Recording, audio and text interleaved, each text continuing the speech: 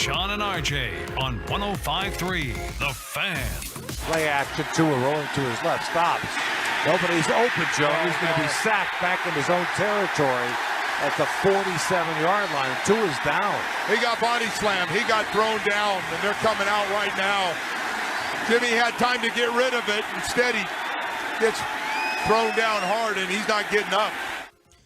Dolphins radio at the call. Good morning, Metroplex. It's the Friday edition of Sean and RJ on your home of America's team. Mike McCarthy live at 6:30 this morning. We have around the NFL craziness with people getting blasted left and right. We're going to pick the game. We got a crosstalk with DC, Bobby Belt, Nick Eatman. We're absolutely loaded. We got barbecue tonight with myself, Corey Majors, and Bobby Belt at Terry Black's Dallas location.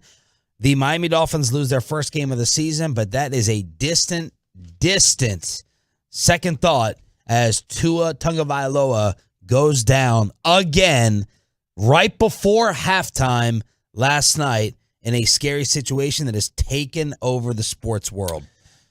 Man, this is why people don't want their kids playing football, and that's I can't even I must have watched that video 1,000 times. I don't know why. They showed it to you 1,000 times. Yeah, they did. Then I sought it out on Twitter's, and I was like, man, I all the air just got sucked out of you for watching the rest of that football game. The shot of the hands, the shot of the fingers in the hands, frightening. Yeah, that was frightening. Yeah, it's we may look back, years and see that video as if the league changes things or go to those skull caps, that they wear during training camp. They were called. I can't remember the name of them, but Guardian caps. If we see the players actually wear those during games, it'll be this video will be the one that reminds everybody as to why. And now the question. Well, I guess first and foremost, the most important thing to tell you, Tua felt movement in his extremities, set to be released from the hospital last night and travel with the team. So that is fantastic news. I don't think anyone that's using our own common sense over the past 2 weeks would ever think that these things, recovery-wise, would happen.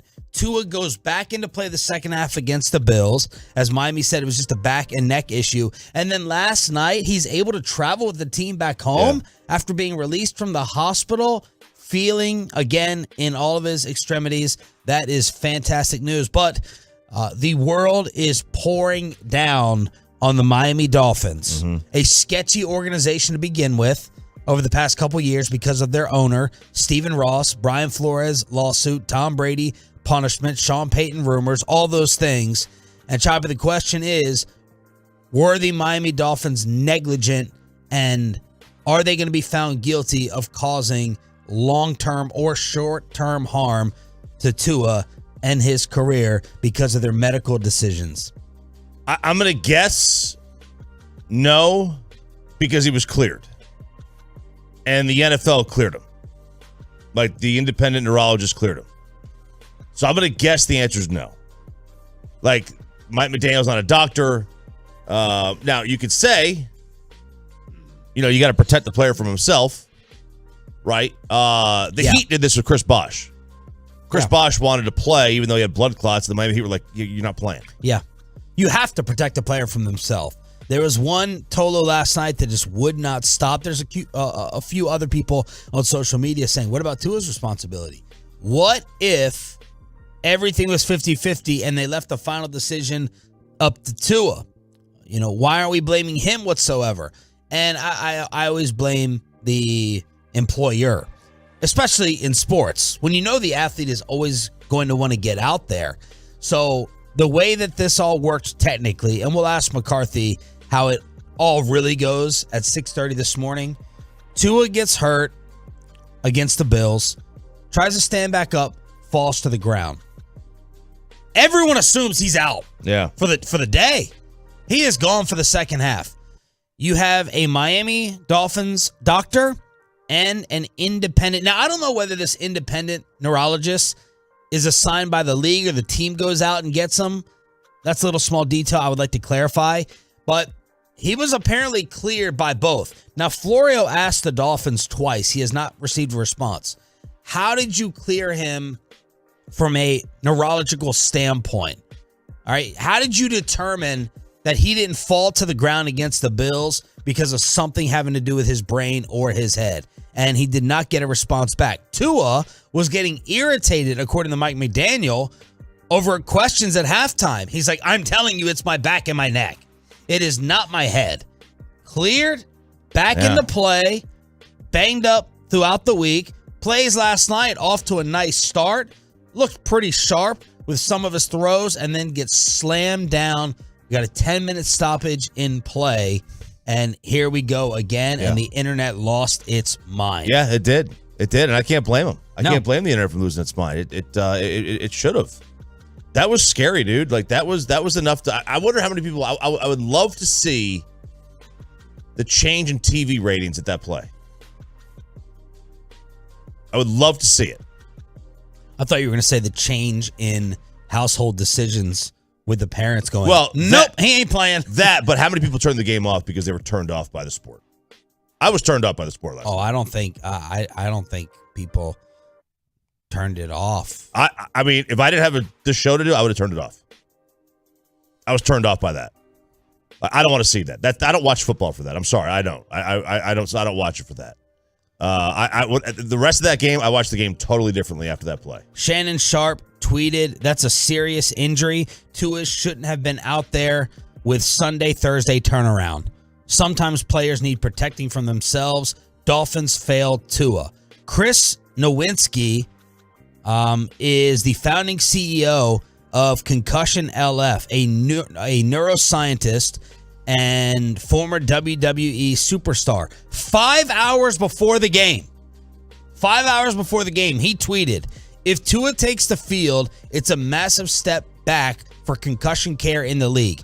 If he has a second concussion that destroys his season or career, everyone involved will be sued and should lose their jobs, coaches included. We all saw it, even if they must know this isn't right. So, The question now goes to our trust within the NFL and the independent physician on clearing guys. Yeah. I would like to think that Mike McDaniel, who I personally love so much because of his personality and the opposite way he looks at things, I would like to think that Mike McDaniel would not just sacrifice Tua and say, hey, y'all ever seen that movie, Varsity Blues? Get him out there.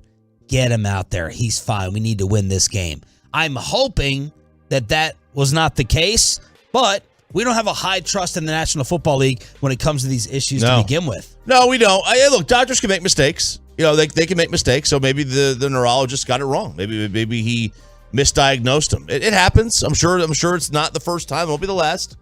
It was one of those things that was scary enough to watch last week, and then doing it 5 days later. I mean, people on Twitter doctors say that could kill you. 2 possible brain injuries 4 days apart. There was a syndrome that was trending last night. Yeah, I can't remember what it was called. It was not finesse. Second something. It was second something syndrome. I was having doctors text me what to look out for. Here's Mike McDaniel after the game and the Tua injury. That was an emotional moment.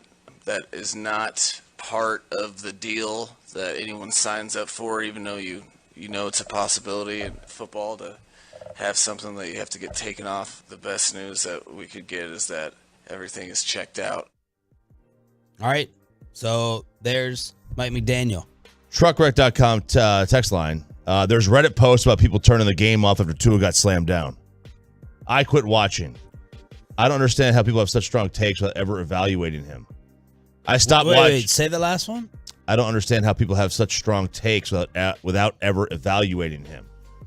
Oh, like we didn't evaluate Tua on the sideline. We can't really have strong. Okay, we can't really have a take about it. We're not a doctor. The answer to that, and that's true. We're not a doctor, but the answer to that is, 10 times out of 10, when you see a player wobble and fall to the ground, they're kept out because of a concussion. Briefly, at least, yeah. What I would really like to see. And what I think the Dolphins, I'm not sure if they put this out over the past few days because we have to cover up all medical information. It's, the CIA and the NFL. I would have liked to seen a medical explanation for how the back and the neck could have caused him to be woozy like that and fall down. You know what I mean? Yeah. I would like for a physician to say, here's a medical explanation on a back injury that can cause your legs to give out. We've all had, right, that pinched nerve. Yeah. Where you're walking and all of a sudden, your leg gives out on you. I never saw that over the course of the past week. I would just like to see it because it would justify the Dolphins' position much more. It would. It would make a lot more sense. Like, here's a neck/back issue that can cause what we saw against Buffalo. Yeah, it really can. But 10 times out of 10, y'all, when we see this, the player's concussed or he's being evaluated for a concussion and he doesn't come back in for the second half of the game. No, you're right. I mean, the Dolphins were evaluating him for a concussion, as they should. Yep. But again, 2 different people cleared him. Sure, and I think that's smart enough, too. You might need 3. Who knows? My wife started crying. I stopped watching after that hit. His fingers and what I know medically was enough for me not to want to continue to watch it. Wow. Unbelievable. They said spinal shock. That's one of the things it could be. Spinal shock is another one. This is scary, dude. Like, this is... I don't know. I mean, I wonder how many people watch the game just differently. Like, just stopped caring about the outcome and just, like our entertainment level. Like, what is our threshold? What is our threshold? And everyone's different because UFC fans are far different threshold for brutality than golf fans. Yeah. UFC is too brutal for me. It's too brutal for me too. And like this was terrible, man. It's just almost too brutal for me. 877-881-1053, truckwreck.com text line. We go from bad to worse. A former Cowboy that we covered lost his life in a rock climbing incident. Myles Garrett being exposed for recklessness out on the roads before this accident. And the voice of the NBA, his house burned down. A Friday edition of Sean and RJ as we cover the death of a former Cowboy next. Coming up in the next G-Bag Nation, it's a football.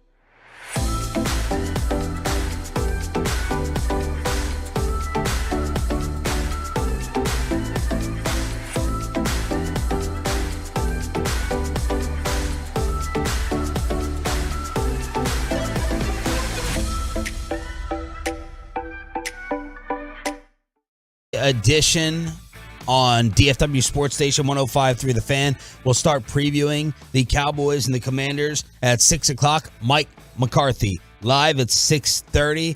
We'll discuss the Tua situation throughout the entire show. Bengals getting the 27-15 win over Miami. Bobby Bell and Nick Eatman will join, and we got a Terry Black's barbecue party tonight to start off your weekend with myself, Corey Majors, and Bobby Bell, 7 until ... Got the babysitter for a few more extra hours, so we shall see where that goes. Awful news to bring you.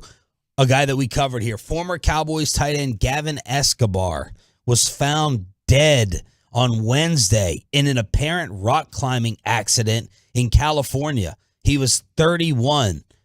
The coroner office identified Escobar along with another climber, 33-year-old Chelsea Walsh. Firefighters found them dead after an accident involving 2 people was reported around noon on Wednesday in the San Bernardino National Forest.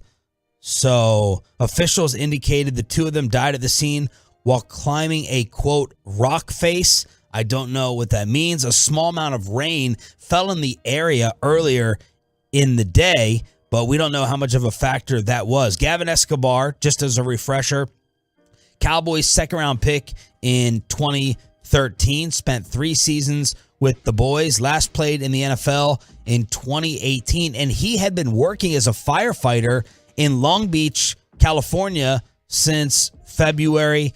He leaves behind a wife and 2 young children. Awful. Terrible. Awful, devastating story. Yeah, no, when I first saw it, I was like, wait a second, that can't be, this is a fake. This is Gavin Escobar, like he's a fireman? Like, there's no way. It's a different guy. He's not a fireman now. And then, like, the rock, I was like, oh, dude. And it's just. You know anything about rock climbing? Not really. I mean, I've gone to Summit Climbing Gym a few times. You know, you wonder what happened because they have, like, Sarah's neighbor is a big rock climber, so he was kind of, you know, cluing us in. They have, like, some of these, and it depends on every place, it's different, but it was like, you know, you climb these, you scale these rocks, and they have these little hooks already drilled in and stuff. Yeah. You know, and you go where people have already gone. Unless you're like this super experienced, what was it? Free Solo was the Netflix special, Free Solo, where the guy was like just climbing this really difficult spot. It was like an hour episode for him to get up there. But you know, sometimes those things, they break off. I mean, I don't know. I don't know much about it, but that's scary. That's one of those things. It's like you're literally going to a place that, like, you know, something bad could really happen. Like, that's the adrenaline rush. Like, is it supervised? I don't know. Oh, no, you just go. You just go. You just go. You know, I mean, I'm sure there are places that are supervised, but there are some where it's just like, no, man, you find a place you want to scale, you know, go on up there. Awful news. Gavin Escobar has passed away after a rock climbing accident at the age of 31. The voice of the NBA, by all accounts, a great, great dude, Mike Breen. His Long Island home burned down, destroyed in a massive fire, according to TMZ. When firefighters arrived on the scene Sunday morning at 4:03, you're sitting here seeing the pictures of this. The whole thing is engulfed in flames. It's gone, including life possessions. Fortunately, though, most important thing, nobody was in the home and nobody was hurt. No, thank God. Another scary thing. I mean, yesterday there was a 4-hour stretch between Mike Breen and then Gavin Escobar and then Tua. Yeah. Now, obviously, much different levels of tragedy and harm. But there was a 4-hour stretch where it was like, dude, what is going on? Like, scary, tragic, and then scary again. And you sit there talking about a conversation in your own home when Tua gets hurt about your child playing football. These types of things make you think like, oh, what if one wire gets out of whack in your attic? Yeah. What if an HVAC, an AC, an electrical issue just sparks something? Yeah. And this could happen. And it could happen while you're asleep. Could. And, especially, if you have, I have no idea. I have no idea how old Mike Breen's home was. Older home could have an older home, older wiring. Yeah. You know, and that's certainly possible to happen. Like something little thing sparks, or you get an animal up there chewing through some wiring, and all of a sudden, next thing you know, there's it's exposed, and now you get a spark, and it hits the wrong, hits another wire, and all of a sudden, everybody in the house is running for safety. We getting the driving record for Myles Garrett exposed a little bit after his scary Porsche incident. Yeah, we are. Myles Garrett. This was Florio posted this. He has 6 other speeding tickets in Cleveland, including 2 on back-to-back days of him going over 100 miles an hour.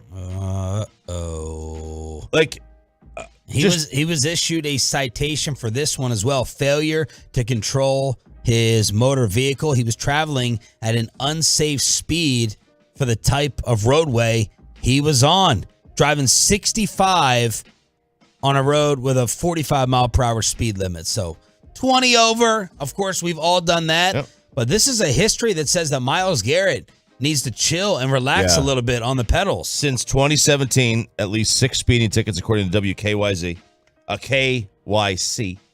On September 24th of last year, almost a year to the day, he was stopped driving 120. The very next day, he was ticketed again for going 105. The next day? The next day. This man's a menace. Now, look, I'm not going to sit here and especially after your road rage this morning. I know. I'm not going to sit here I've gone 100 miles an hour in the last 3 days. I'm not going to sit here and try to, judge Myles Garrett.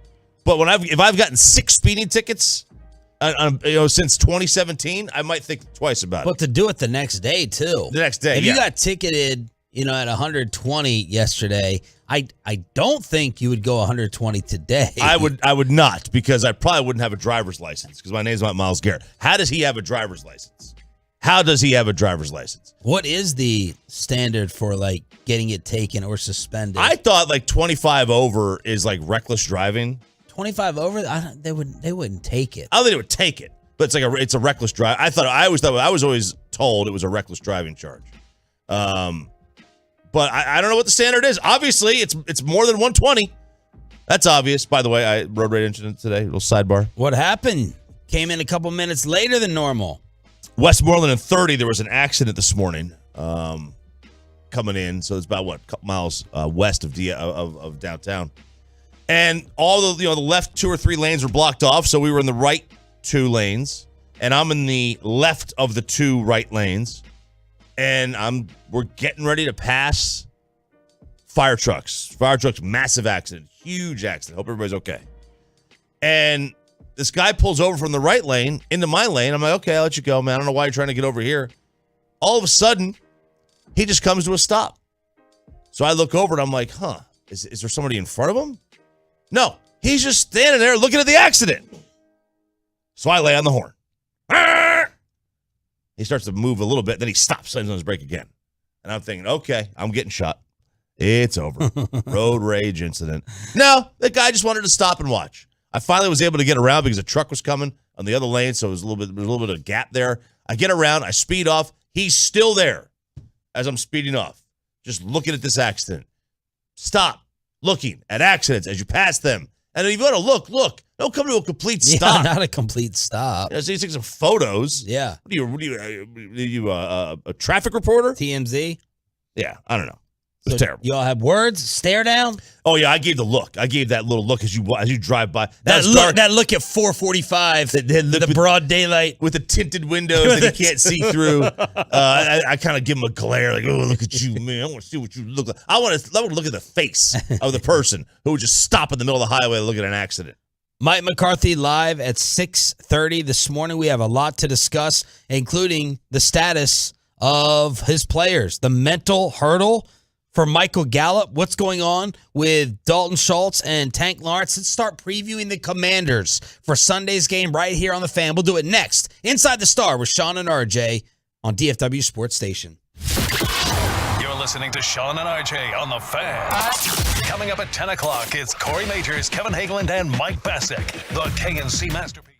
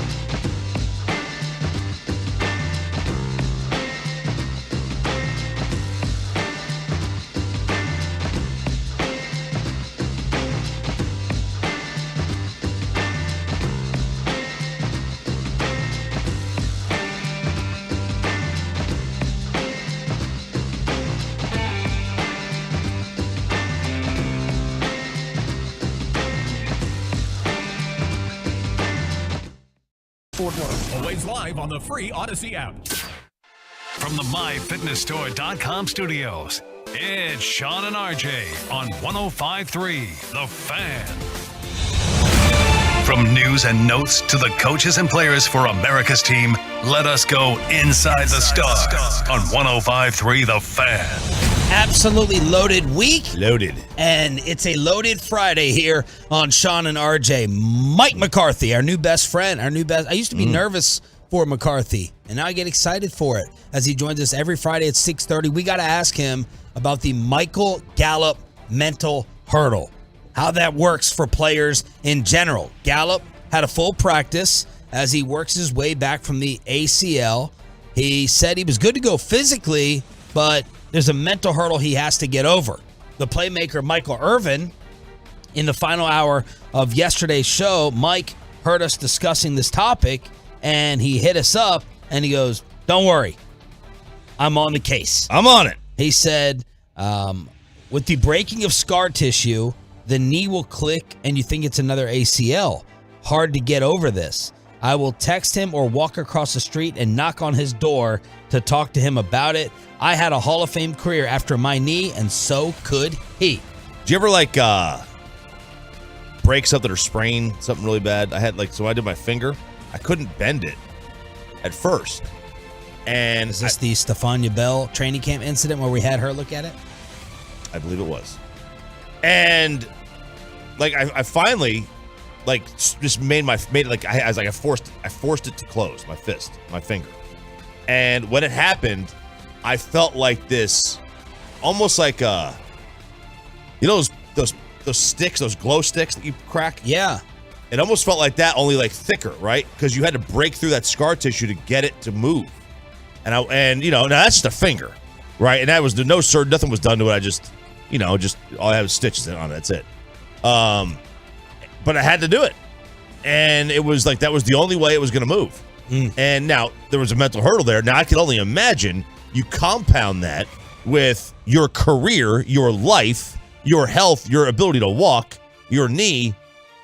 And I can see how scary that is. Demarcus Lawrence was limited with his foot injury. Jaron Kearse, knee. Connor McGovern, ankle. And Dalton Schultz, knee, also were limited. So we'll try to get the updates from Coach McCarthy coming up in just a few minutes. Let's start looking at the Washington Commanders. 3-point underdogs heading into Sunday's game in Arlington. They have struggled to protect Carson Wentz. Allowed 15 sacks in just 3 games, including 9 last week against the Eagles. I don't believe this is the team to go up against when you can't protect the quarterback. The Cowboys have a very elite pass rush right now to 3 games. And look at our offensive line compared to others, as terrified as we were at the start of the season. Absolutely. Bengals, worse. Tampa Bay, bad. And now you have the Commanders, awful. Yeah, and all those teams basically have our retreads. Or, the Bengals do at least. But this offensive line is performing better. And the defensive line, you win in the trenches. I know it's a quarterback game. But if you win in the trenches, that's not quite a great equalizer, but it definitely helps. So they've allowed 15 sacks. We lead the league with 13 sacks. That does not look like a good matchup on paper for the Commanders. Overall, he's taken 17 sacks in his career against the Cowboys. And then offensively, they've struggled. They put up 14 points in week 1 against Jacksonville. They have been shut out in each of the last 2 weeks in the first half. They also have a minus 19-point differential through 3 games. They've been outgained in total yardage by just under 50 yards. Yet despite that, they rank number 7 in the league on third down conversions at over 47%. Terry McLaurin, Scary Terry, he got the monster extension. He got paid that fat deal in the offseason. He has just 12 catches for over 230 yards, 1 touchdown. Is that good? That's not good. Not good. The Cowboys, if I remember correctly, they've done a pretty good job of containing him over the year. They have. DallasCowboys.com points out they've allowed an average of almost 57 yards per game and just 2 touchdowns in 5 games. But If you play fantasy football, you know that the rookie, Jahan Dotson from Penn State, has been a baller. They also have Curtis Samuel that they picked up in the offseason as well. They're still without Chase Young, ACL tear, right? They have allowed an average of 27 points a game so far. That's 28th in the league. They have just 8 sacks, with Deron Payne leading the way with 3. So this rebuilt Washington defense with all these Alabama players, they stink. They stunk last year. They stink now. Almost like as if being from Alabama doesn't mean you're going to be a great player in the NFL. Oftentimes, which one would you marry yourself to more? Alabama players to acquire on your team or Belichick assistants? Oh, I would marry myself to Alabama players being on my team more. Josh McDaniels proving that one yet again. Yeah, Josh McDaniels, Charlie Weiss, Romeo Crennel. I mean, the best one is Bill O'Brien. Because we don't really consider Vrabel, right? Because he did not coach under him. I don't think he ever coached under him. He certainly isn't a disciple in terms of like a coordinator. Oh, Matt Patricia, there was another one. I mean, the list of failed Patriot coaches. It's almost as if that whole thing was run by Tom Brady. Cooper Rush has completed nearly 63% of his throws in the last 2 games and has yet to throw an interception in 75 passing attempts. We know he got pretty lucky against the Bengals, but he was clean. He was absolutely clean against the Giants. They ran for 176 yards against the Giants. But the Cowboys are converting just under 29% of their third down attempts. That's 27th in the league. But on fourth down, good. 4 of 7 on fourth down tries. A money player that they've been going to, of course, in the clutch is Noah Brown. Tony Pollard broke out last week, 105 yards on just 13 carries. Zeke had 73 and a touchdown. Commanders' run defense has allowed 129 a game. Cowboys have averaged right at 118 yards. Look, there's just nothing on paper here that says that the Commanders should win this game. Oh, nothing. I think that's the scariest threat for the game, is there's nothing that says they should win the game. No, to me, the scariest thing is when you were throwing out there Carson Wentz and Cooper Rush as the quarterbacks, the scary thing is that either one of them could play like Carson Wentz or Cooper Rush. And the difference is that Carson Wentz probably has that, look, he was drafted second for a reason. Who's got the quarterback advantage in the game? I mean, based on this season alone, it's Cooper Rush and the Cowboys. But that doesn't mean that Carson Wentz can't go have a game. Yeah. Because he does have, if someone's going to make special plays in the game, it's probably going to be Wentz. Yeah, exactly. When you have 2 quarterbacks that are not great, variance really comes into play, and literally anything can happen. Carson Wentz, let's be fair, even though I'm not a huge fan, he has second overall pick ability somewhere in him. If he has one of those games where it just clicks, his ability, his overall talent level is just higher than Cooper Rush's. His decision making may not be. And that's the great, tug of war that you have when you're evaluating quarterbacks. You can have all the arm strength you want. Bill Parcells, you can make all the throws, big arm, yada yada yada. Give me a guy with great decision making at quarterback any day of the week. Chad Pennington had a hell of a career. He couldn't throw the ball 11 yards. What are y'all's thoughts on the Tua situation from last night? Should the Miami Dolphins be in trouble for 2 possible brain injuries in 4 days as the Dolphins lose their first game? The story that has taken over the NFL and the sports world. Your thoughts on Tua getting hurt again, then Mike McCarthy, next on The Fan. We're in this together. We're proud.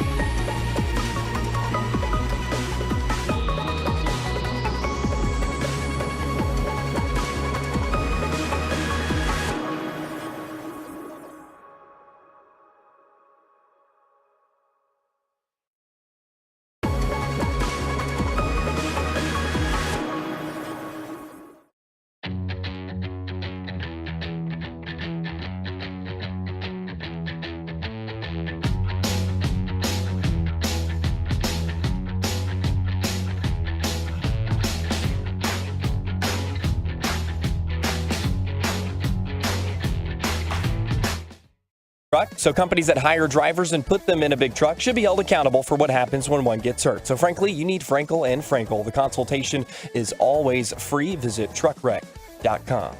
He throws it deep down the sideline, and it is caught. T. Higgins breaks the tackle. He's at the 10, the 5, touchdown! Bengals! Xavier Howard in coverage.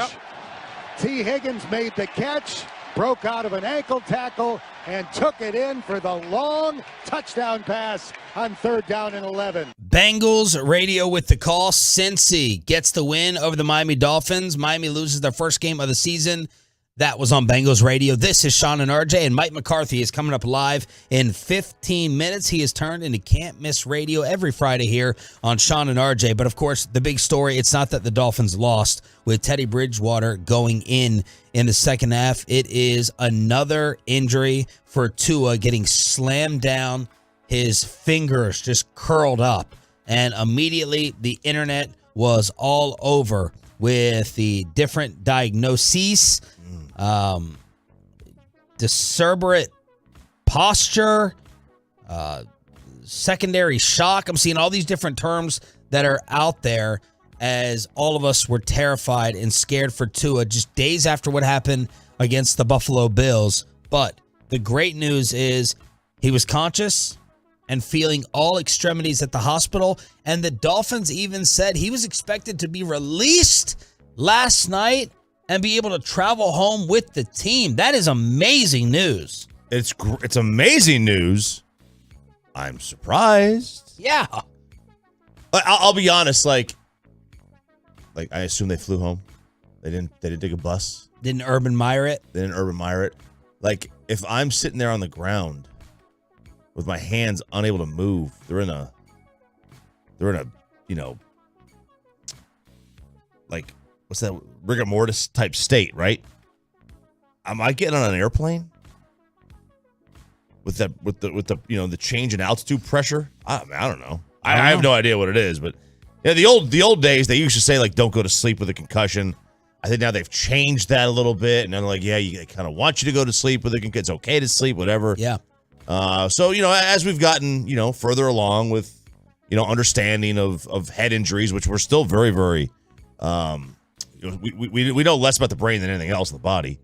So it's good to know these things, but man, it was still I was stunned when I saw that. So the big question is, how is Tua doing? It sounds like okay, like at this time, the initial tests sound okay. I still don't know if that means we can evaluate what his brain is like. But then the second question is going to be, how negligent are the Miami Dolphins? How much trouble should they be in with the NFL and NFLPA's investigation of the Bills incident? Not even really started. I texted Mike Florio this morning and I said, was this concluded? Because some Tolos brought up the question, if it's not concluded, should he be playing 4 days later? Right? Because if they find somehow, some way, if they find that what Miami did in evaluating him at halftime has holes in it, and it wasn't comprehensive and legit, then putting him out there last night, I mean, I don't even know if I have a serious enough word for it. It's not fireable. It is, I mean, people were talking about death after a second head injury like that in that short amount. Fatal. Yeah, you get 2 head injuries in 5 days. Concussions, head injuries. I mean, that could end your career, could end your life. You could never walk again. A lot of things could happen. So I guess it doesn't make sense, right, to say, okay, if the investigation is not completed, should he be out there? We know how long the NFL's process can be. You know, let's just say it takes 3 or 4 weeks. Is that really fair for the Miami Dolphins to have to sit their quarterback? But what if the independent physician who examined him halftime against the Bills and the Miami Dolphins doctor got it wrong, or they were forced or pressured into doing something? I know it sounds very Playmakers-esque, you know, the ESPN show that got canceled because the NFL was too sensitive to it, but we all have a general belief that the league doesn't really care as much as they should about these issues and injuries. Right. We do have that belief, and we do have we have history that shows that. I mean, it carries over to pills, right? You can't you can't smoke marijuana, but go ahead, take these pills. Take these pain pills. Hey, you go in there and you go to the guy. He's going to cook you up a good little cocktail. Make the pain go away. Take a Toradol shot. You'll be on cloud 9. You know, just give it all to them. You know, but that's part of the league. You know, there's only 16 of these games, or 17 now, and you know your ability to be available is, we've always said that, best ability is availability. And that's what these guys live on. They live on playing. And they understand the risk. Tua knows the risk. You know, he wanted to go back in that game last week too. Yeah. He knows the risk. He wanted to play this week. So it's not just on the Dolphins. Now, it is their responsibility to make sure that they protect the player and put the player in the best chance to succeed. And at the end of the day, I don't think they did. You know, I don't think they put him in the best chance to succeed. So there were a couple of regretful tweets last night sent after Tua went down. The first one from Wade Phillips. What is Wade doing? He tweeted, very poor decision and ability to avoid the rush.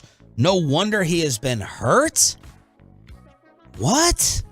What are you doing, Wade? I thought Wade was like nice guy, happy-go-lucky, lovable figure on social media, and to tweet something that insensitive, cold, and stupid, he later deleted it and said, I hope he is okay. Never want to see anyone hurt. So I thought that was the most tone-deaf tweet of the night from a public figure that I saw. And then Shannon Sharp tweeted, wonder if Tua and the Dolphins call this a back injury. Can't wait to hear the diagnosis.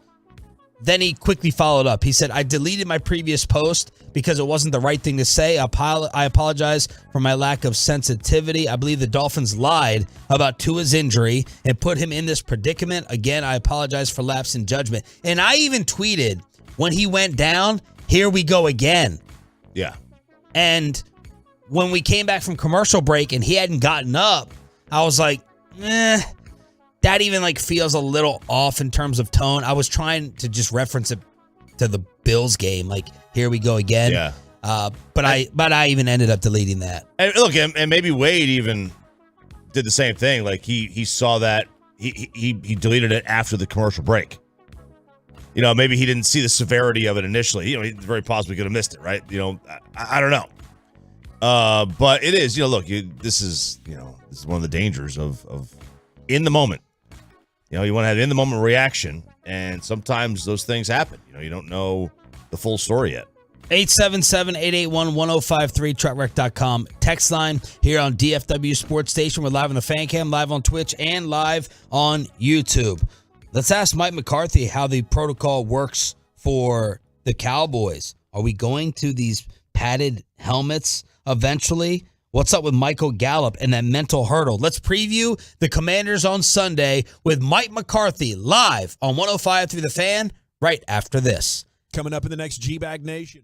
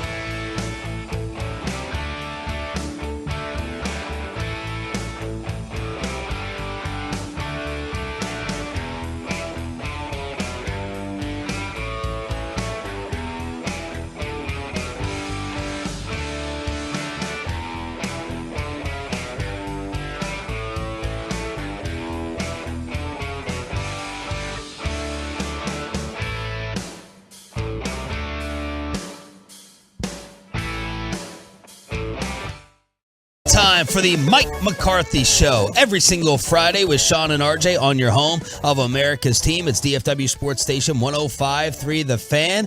Good morning, Coach. How are you? Good morning, Sean. How you doing today?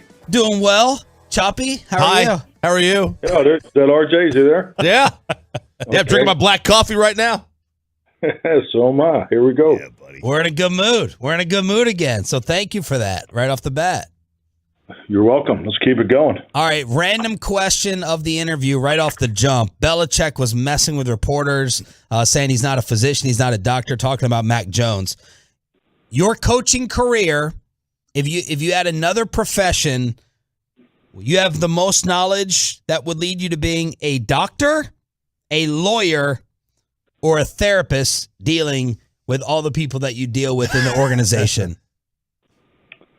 Well, I think really for any NFL head coach, for as much time as you spend with the medical staff, I think all the stuff to get your medical degrees to sleep at the Holiday Inn for a night and probably push you across the line there. But I would probably say a therapist, because I just think you're able to be involved in your experience with so many individuals in their both interpersonal and professional life. I think it's only natural that you have a high level of experience that you could probably help. But I would not say that. You got to respect the education component in all those professions. That is obviously why people that do that are held in very high regard. But when you're at home, right, and one of the kids, that's a twisted ankle, that's 2 to 4. That's a that's a hammy, that's a quad. I mean, you can just diagnose it just like that, right? Yeah, just start with ice and stem, and then we'll work our way to heat, and then just tape it up and go, right? Yes, Coach. You don't have to tell us. We haven't heard any lately, but the motivational tactics. Did you pull anything out of the hat over these past few weeks when many just ended your season, when Dak went down, and you've showed the way that you've responded with the resiliency with Cooper Rush at quarterback and others? Did you pull any McCarthy tricks out of the bag for motivation? No. I would say no. I think the biggest thing is, you have your chance through your off season to come together and see what you really have, and you work towards. Everybody's working towards the same goal. But really, coming out of training camp, we felt that we had a lot of depth, and there's going to be challenges along the way. We obviously saw a bunch of them in week one with the injuries that we had. We had a big slate of injuries, and I think our team has just really done an excellent job of just staying on course and understanding that these storms of an NFL season, they're there. It's not a matter of if, it's just a matter of when and how many. Yeah. And and we've been able to take that approach the last 2 weeks, and more importantly, what I liked as the head coach is from week 2 to week 3 we definitely improved, and we're going to have to improve again this week, because these division games are always rough and tough, and usually come down to into the late in the fourth quarter. So that's what we're preparing for. What have you seen from the Commanders in your scouting? Well, I tell you, I think just like anything,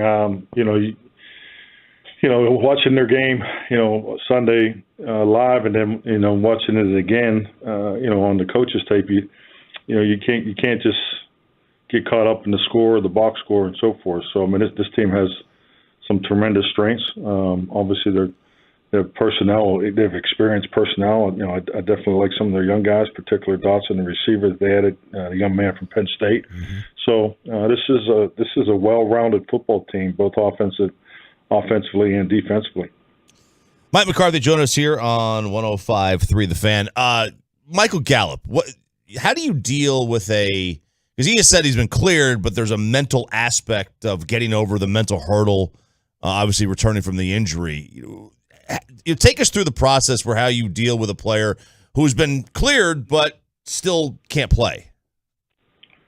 Well, in my mind, he hasn't been cleared, because I think like anything, every player goes through it coming off an injury, and that's why it's important to understand the need for and wants of a timeline, but physically, mentally, emotionally, these men go through a lot in their preparation to be prepared to play one game. And obviously Michael's situation, coming off of a season-ending injury, he has to make sure that he's ready in all three areas. So I think it's just really a matter of totally completing his rehab. And so physically is one thing, but the emotional and the mental is definitely part of it. So I thought it was good to get out yesterday and get some full speed live action for him. And he looked good, and hopefully he comes in here today and he's continued to respond with the treatment and so forth. But I personally look at it it's a normal process. I just think maybe the detail in the timeline and the why he wasn't quite ready has just been available to the public. But he's, when they're totally ready in all three quadrants, then not quadrants, in all three areas. That would be four. Thank you. Thank you for the correction on live radio. But we'll get that math degree back from you. Yeah, no doubt. I'm definitely not a doctor now. So I just think this is a normal process. All right, Coach, let me ask my one of many dumb football questions of the morning. Turpin looks like one's about to break. It just feels like it's going to happen. So if you're looking for a deep threat with Gallup being unavailable in the past few games, how do you view Turpin as a receiver, and why not just put him out there and go run 4, 5, 9 routes, go fly, whatever you want to call it? Is his size a detriment in doing that, even though it looks like he's just got lethal speed as a threat anytime he touches it?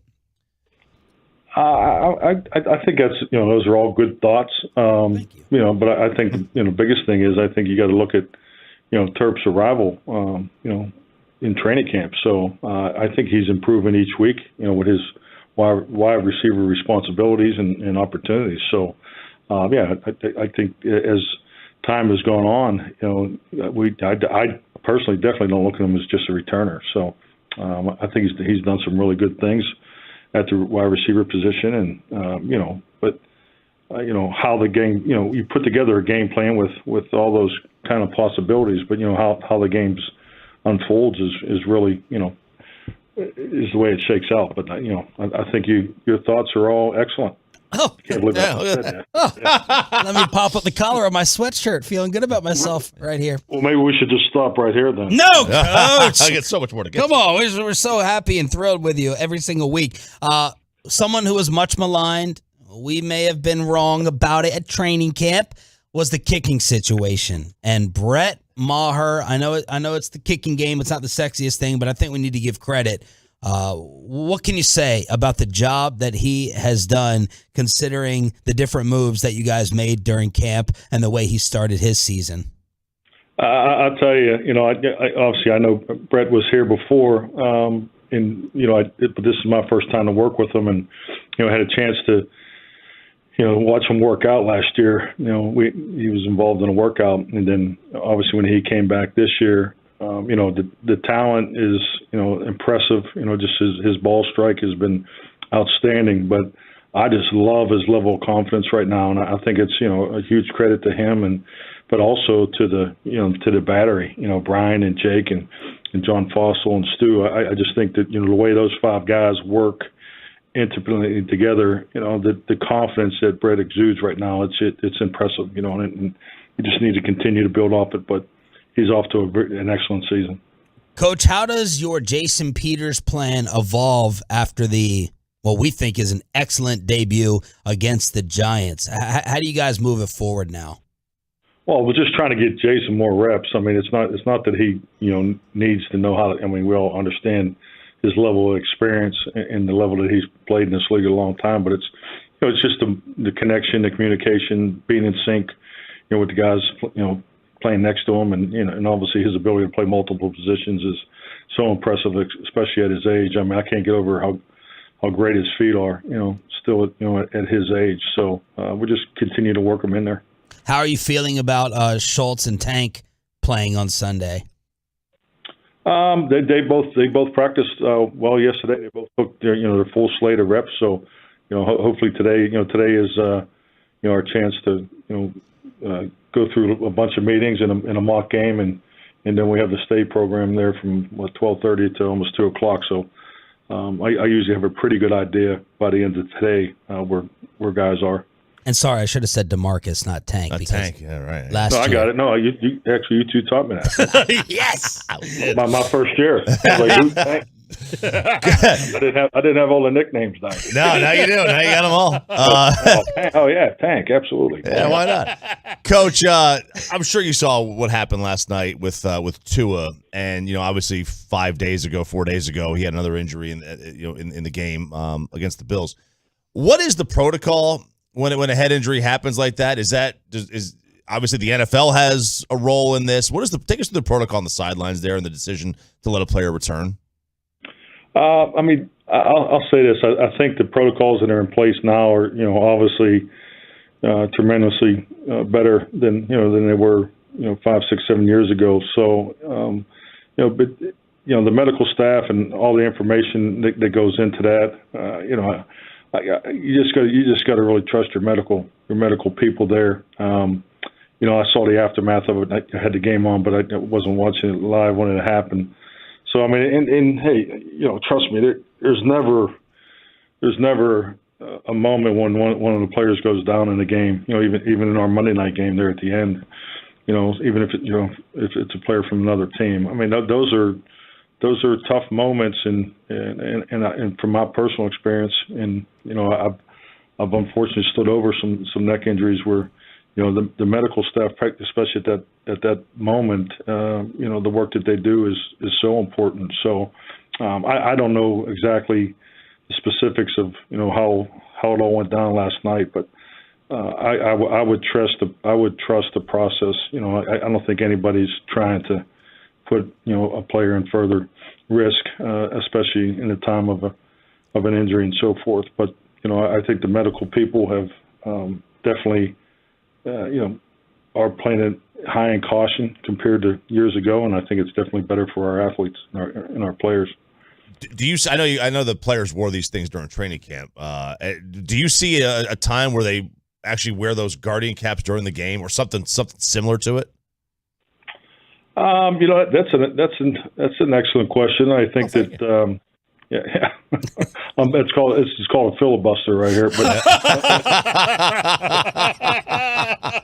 no, I think just like anything that the league tries, there's always the research development phase you go through. I think the fact that we wore them in training camp, and I'm sure at some point that the data will be evaluated and see how it goes forward. So it's just like anything in professional sports, no different in our game. Changes, sometimes take a little time, as far as equipment and roles and so forth. But I can honestly say, just in my time as a head coach, the league is so much safer, and the game of football is a lot safer than it was, 10, 15, 20 years ago. Coach, last one, and this may sound crazy asking a football coach, but did you have serious discussions in your household about your kids playing football at any point? I wouldn't say they were serious. Both boys played, and but the only discussion we ever really had was just to make sure that they were in good equipment, and we definitely made sure they were in good helmets, and they played in really good programs. I think that's probably the biggest focus for me personally. They're very fortunate to their grade school and their high school that they had coaches, but they were good teachers. They were taught the fundamentals the right way, and then they got to grow up around the game some too. So have that experience. But I think it's just it's like a lot of things. Is just safety is really learning the fundamentals and the techniques properly, and making sure that the program and the coaching that they're involved with is not putting them in extra harm's way. Coach, thank you for delivering Friday Gold as always, and for the filibuster compliments. We appreciate it, and good luck on Sunday, sir. Thank you, gentlemen. You guys have a great weekend. You too. Mike McCarthy, delivering the gold every Friday via the Diamond Factory hotline here on Sean and RJ. It's DFW Sports Station 105.3 The Fan. Truckwreck.com text line is open at 877-881-1053. All right, we got a lot of around the NFL to finish out this hour with. Did you hear LaShawn McCoy? LaShawn McCoy has been going off. Oh yeah, he's he's the next one. Like, I guess the question is, you can think about it while you hear the latest audio. Are you believing him? Like, is he bringing it, or is he just kind of trying to get some attention? Man, that's the one thing, because it's like, what network is he on? FS1. FS1. They love to just have people who just, I guess ESPN, they all do now. Everyone does. But this is the same thing for effect. This is with that Brandon Marshall podcast, and they were talking about Kyler Murray. Here it is from LaShawn Shady McCoy. You know how we talk about Kyler Murray? It's like he's streaming. Should he be studying, doing that? That's who Ayton is. He's trash. Ayton, no, but Ayton played his role. You're like Ayton. No, I'm saying your example, and I'm saying that the player you use is trash. Kyler Murray? Trash. Wow. Overhyped, overrated. Trash? He played like a high school player. Runs around. I think he's overhyped. Runs backwards. He does a circle, the ballerina circle, then goes left, goes right, turns all the way around again, then looks for a wide receiver. He's trash. That's not how you play quarterback. So Mahomes can do. He ain't Mahomes. And let me tell you about Mahomes real quick. Majority of Mahomes' passes are timing, right? Third step hit, boom, ball's out. Fifth step, boom, ball's out. Now, sometimes he goes off script because we all can do that. So I'm running to the left sometimes, I'm running to the right sometimes, but then I might stop and cut back. I go off script. Not every pass. Every pass is holding the ball. Let's make a miracle. Just watch the guy. Every game he's played, watch him play. It's really embarrassing, to be honest. Like, who's coaching this kid? Now, when they say, we want to sign you a big contract for $100 million, but you got to watch certain film. Now that makes sense. I see why. Because he ain't reading no coverages. When a quarterback, look, to all you listeners out there, when a quarterback is running around like that all day, all night, all game, that's because he's not reading any coverages. That's facts. And you know that, Brandon Marshall, the beast. Wow. This is fascinating to me. Yeah, and like, that's something that you get from like a player, right? Like the layperson wouldn't recognize that as soon as a quarterback drops back, if they're running around a lot, it's because he can't read the defense. Right. You know who else ran around a lot? I don't know who you're talking about. This isn't an insult for you, I don't believe. Because that was the book on Dak, like 2017. No. God, this whole... it was. Like that he would leave the pocket too early. Right, that was the book on him. He would leave the pocket. I'm not saying I'm not saying he can't read a defense. No. I'm just saying, early on in his career, the book on him was like he would leave a pocket too early. I think his athleticism, like the way he runs around, is like grossly overrated by a lot of people. Even back in the day, he could go and run, but I'm not saying athletically. I was talking about Vic.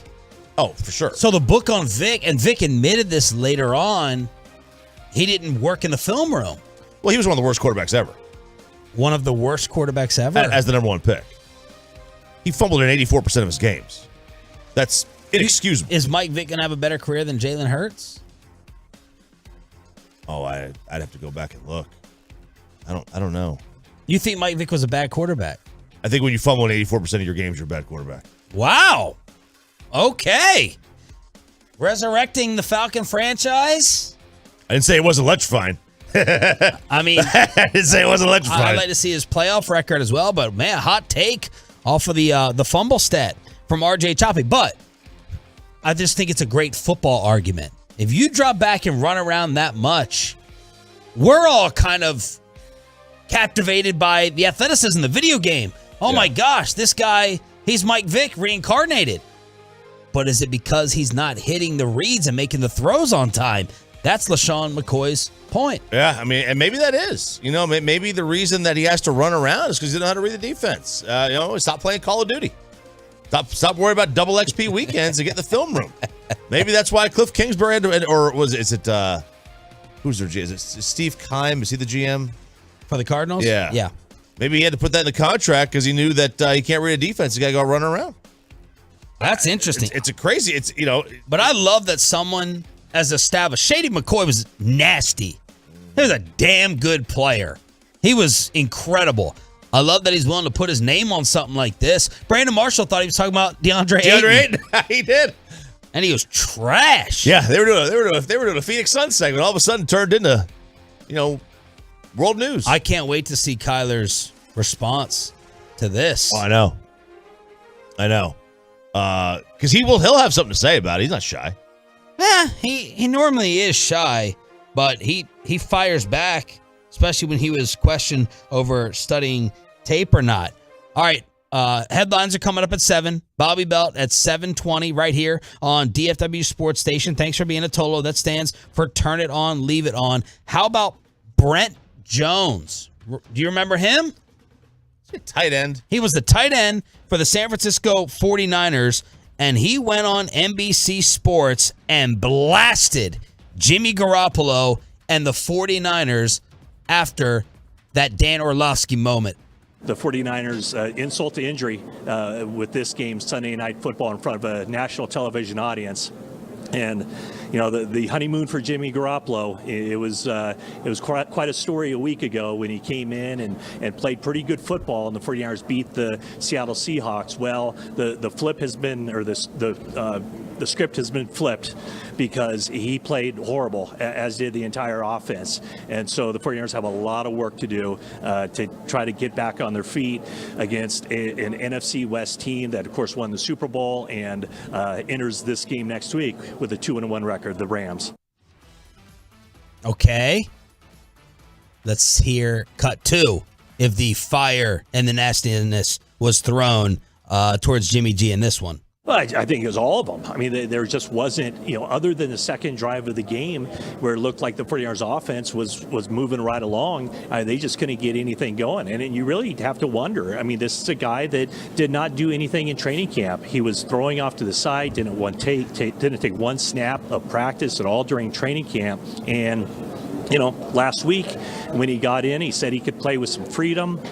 He said that he kind of felt unencumbered out there, but you just wonder if all that time that he missed by just sitting on the sideline and not practicing, not going to meetings, not doing anything during training camp, you wonder if that had some impact on this game tonight when he steps in. He only had 1 week of practice, really, with the 49ers offense, and it showed. It looked like an offense that was completely discombobulated. Cut it off. That's not the audio I was looking for. You think he struggled by not playing in the preseason? Of course he did. He was blasting him for smiling after stepping out of the end zone, saying he was horrible. I don't do this very often. What the heck? You're a pro player and quarterback. You know where the back of the end zone is. That was so outrageous. He's throwing a pick 6. I'm rooting for a safety. So Brent Jones going after Jimmy G. And did you see the Kyle Shanahan, the internet conspiracy theory that Garoppolo was running over to the sideline and he told Shanahan, all your plays suck, man. I didn't see that. You didn't see that? No. There's slow-mo. So the lip readers, and then the media had to have the guts to ask this in San Francisco. They asked Kyle Shanahan. He goes, I don't know the clip you're talking about. I'm not a very good lip reader, but I probably won't watch it. First off, to me, the clip is a joke, so I can't believe we're talking about it. So Kyle Shanahan bristled back. Bristled. I love that word. Bristled after Garoppolo went to the sidelines and apparently said, all your plays suck, man. When everyone thinks that Shanahan makes Garoppolo and not vice versa. So that's the San Francisco controversy after they lost that ugly game to the Broncos. That's great because it looks like plays suck, man. That's what you can make out of it. Now, what the first couple of words were or what the rest of the sentence was is I don't know. But he definitely says, and I can read lips. Plays suck, man. That's a fact. That was said. All right, we'll give you an update on the Tua situation, the full NFL schedule and college for the weekend. We getting a pitch clock change again in Major League Baseball, and a former Cowboy whose career, it ended not just too long ago. His life, unfortunately, recently ended after the news that came out last night. Headlines on a Football Friday with Sean and RJ next. But first, let me get you on over to that brand new job.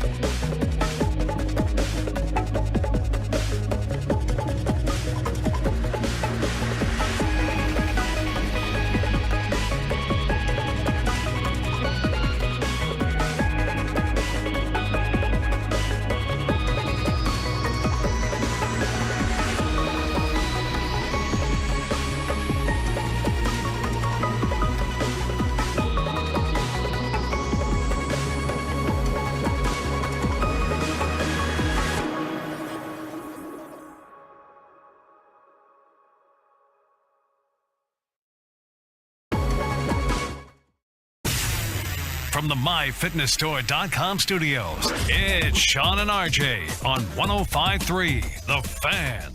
Play action, Tua rolling to his left, stops. Nobody's open, Joe. He's going to be sacked back in his own territory at the 47-yard line. Tua's down. He got body slammed. He got thrown down, and they're coming out right now.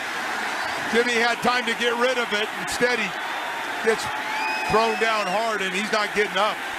That was the call last night as the entire sports world stopped. Countless NFL players tweeting their prayers and well wishes for Tua Tagovailoa, who went down again right before halftime. It's a clean play. He was slammed down, and he laid motionless on the field for about 10 minutes. A scary sight with his hands and fingers curling up. He was taken off the field on a stretcher. He suffered head and neck injuries. Taken to the hospital, but the great news is had feeling in his body, conscious, and the team says he flew back to Miami. Stunned. Out of the hospital, flew back to Miami. Yeah, stunned. Either we have really overreacted to these two issues over the past 2 weeks, or the Miami Dolphins have found a different way of practicing medicine compared to what we're all used to in all of our years watching sports. Yeah, it's I can't believe that he, first of all, what happened, and second of all, that he flew back. Like, I can't believe that he flew back, but you know, this was one of the most scary things that you can see. You know, you see gruesome stuff. Leg injuries, Dak at his foot. Was it Alan Hearns? Was that the one? The leg? The leg was backwards. I mean, you see that, right? Man, when you saw him unable to move his extremities, it hit you different. Were you with the kids? No, I was with Sarah. I could not believe it, and it was scary. I couldn't stop watching it. They couldn't stop showing it, and I couldn't stop watching it. I sought it out on Twitter. JJ Watt tweeted, please stop showing the replays over and over again. Does it give you any second thoughts? About my kids playing? Yeah. No, I mean, if they look, I'll let them do what they want to do. If they want to play, they can play. I'm not going to encourage it, but I wasn't going to encourage it before. But if they want to play, my oldest one, he plays middle school football. I don't think he wants to play in high school. He likes baseball too much. I don't think he wants to play. He's kind of said that he doesn't really want to play, but aren't they in different seasons? Back when we were playing, baseball was spring and football was baseball's after. I mean, he's playing baseball right now. They have fall ball. So so that the high school team is a different season, but your club team, your select team, doesn't really have a season. It's just kind of like, you can. If you want to, you can play all year. So if Janice saw this, would she have any different feeling about them playing? I don't think so.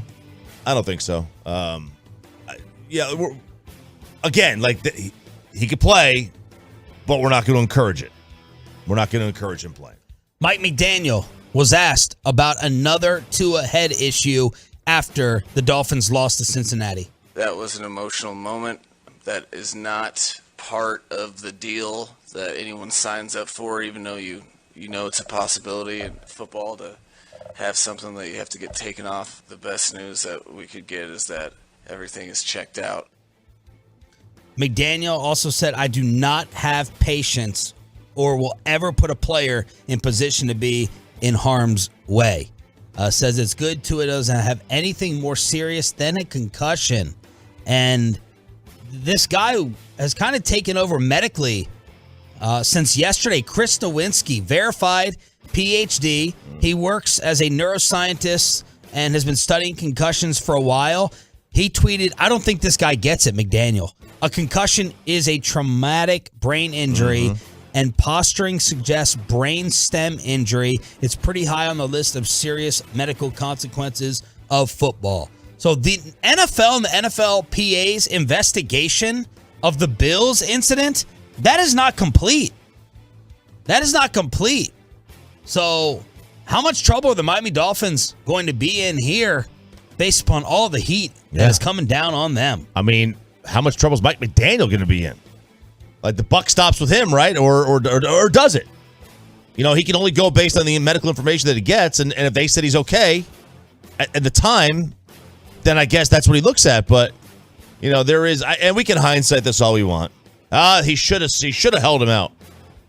I mean, that's the right thing to do. Look, the reality, though. The biggest crime that would have been committed is if the Dolphins and the independent physician after the Bills game, at halftime, or after the game before this one last night, they knew that something was off, and they're like, nah, winning football games is more important. He'll be fine.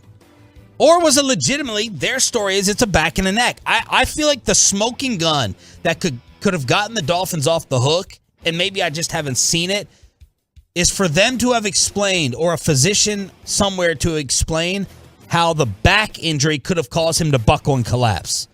I'm not totally ruling that out. Spinal, I mean, right? Right. I mean, anything to do with the spine, who knows? Who knows how it reacts? Yeah, but I haven't seen an explanation. If I was the Dolphins, I would have pushed that and wanted that out there badly, because everyone's just rolling their eyes thinking it's BS. And Tua was getting irritated saying, it is my neck and it is my back. It's not my head. I was not concussed. But and what onus is on the NFL and their independent medical examiner?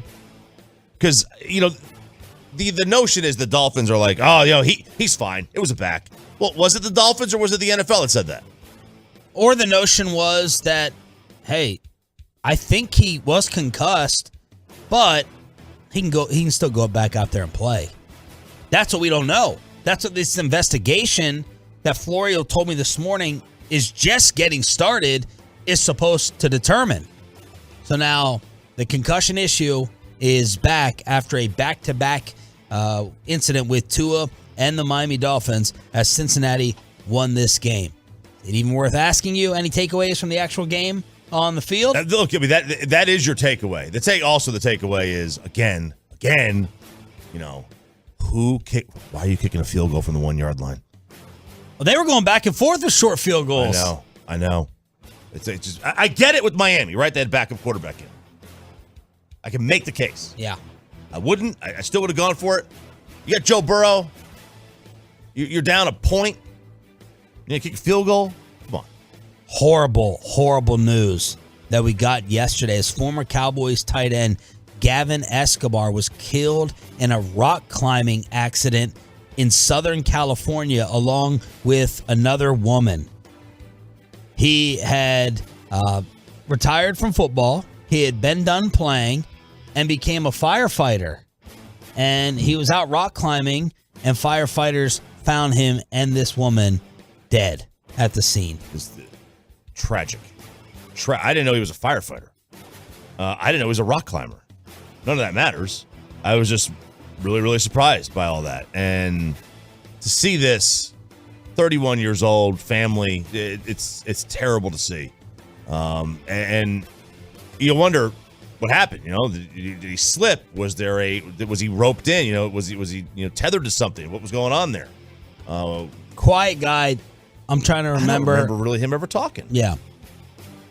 I don't remember him ever talking. Spent 4 years here, 3 years at San Diego State, then went to Baltimore for a year, and he last spent time with the Dolphins in 2018. Rest in peace, Gavin Escobar, leaving behind a wife and kids. Awful tragedy. I'm sure Jerry Jones will be emotional today with the KMC Masterpiece at 10:30 this morning. We'll ask Nick Eatman about his memories of Gavin as well at 9:20 right here on 105.3 The Fan. All right, NFL schedule that you need to know about for this weekend. Of course, you had the game last night. 8:30 a.m. Vikings Saints in London. Jameis is trying to play. It'll be Andy Dalton if Winston is not able to go. So the Vikings and the Saints, 8:30 a.m. That's like a perfect 8:30 a.m. game because I do not care one bit right now about watching the Saints. No. That's not a game I got to barrel through the hangover for. Noon games. Browns at Falcons. Commanders, Cowboys on this radio station. Cowboys are favored by 3. The over-under is 41.5. We'll pick this game at 8 o'clock. Seahawks, Lions, Titans, Colts, Bears, Giants, Jacksonville, Philly, Eagles favored by 6.5. Let's see if the Jags are for real. Jets, Steelers, Zach Wilson is scheduled to make his debut. Bills, Ravens, Baltimore. That's fun. Buffalo's favored by 3. Chargers, Texans, and then 3 o'clock games. Cardinals at the Panthers, Patriots at Packers, Broncos at Raiders, Sunday Night Football. They're playing this game in Tampa. They're keeping it there. They're keeping it there. Chiefs at Bucks. Yeah, they're keeping it there. I was surprised. I thought they were going to make a decision and move it away, but I guess the Storm's going to move in and move out and not directly hit Tampa. So that's great news. It's great news they get to keep it there because this is a big game for, obviously the game is secondary. But, you want to be able to have a game at your home place, if your stadium, if you can. And then, the mayor of Tampa is embroiled in this now controversy that she's given preferential treatment to the Bucks. I don't know what the issue is. I just saw scrolling through Twitter that there was some controversy going on down there. But it's great news that Tampa did not get hit as hard as they expected. Has it passed the catastrophic stage? What's the update? Oh, I thought it went down to Category 1 yesterday, which is supposed to be really, that's really low. And I think it has passed the catastrophic stage. So no more videos of Jim Cantori getting almost hit by a piece of wood or something. What's the college football schedule? All right. So last week was a really good slate. This week, we've got Alabama, Arkansas. Number 2 versus number 20. That's the CBS game at 2:30. Big one in Waco. Number 9, Oklahoma State, taking on number 16, Baylor. That's a really good one. OU is in town. They're taking on TCU in Fort Worth. They are ranked number 18. Number 17, A&M, is at Mississippi State. 4th ranked Michigan at Iowa. Number 7, Kentucky at number 14, Ole Miss. That should be a good one. So it actually is a pretty decent slate. NC State's ranked number 10 in the nation. They are at number 5, Clemson. And then Sam Daddy. Sexy Sammy. Sam Hartman, number 22, Wake, at number 23, Florida State. And tonight, 7 o'clock, I may be there earlier. I'll definitely be there later. Terry Black's Barbecue Fan Hang, 3025 Main Street in Dallas. The Terry Black's location in Dallas. Don't go to Austin. It's myself, Corey Majors, and Bobby Bell. Tonight, 7 o'clock. Till I have to be home for the babysitter, and I scheduled her late. 877-881-1053, truckwreck.com text line to hit us up here on Sean and RJ. Thank you for being a Tolo. Bobby Belt will be partying with me tonight. Let's get an update on Michael Gallup. How about what Mike McCarthy told us about Michael Gallup? That was a little bit of news this morning. Demarcus Lawrence, J-Ron Kearse, and Dalton Schultz. Let's get the official pick against the Commanders from Bobby Belt on Sean and RJ right after this.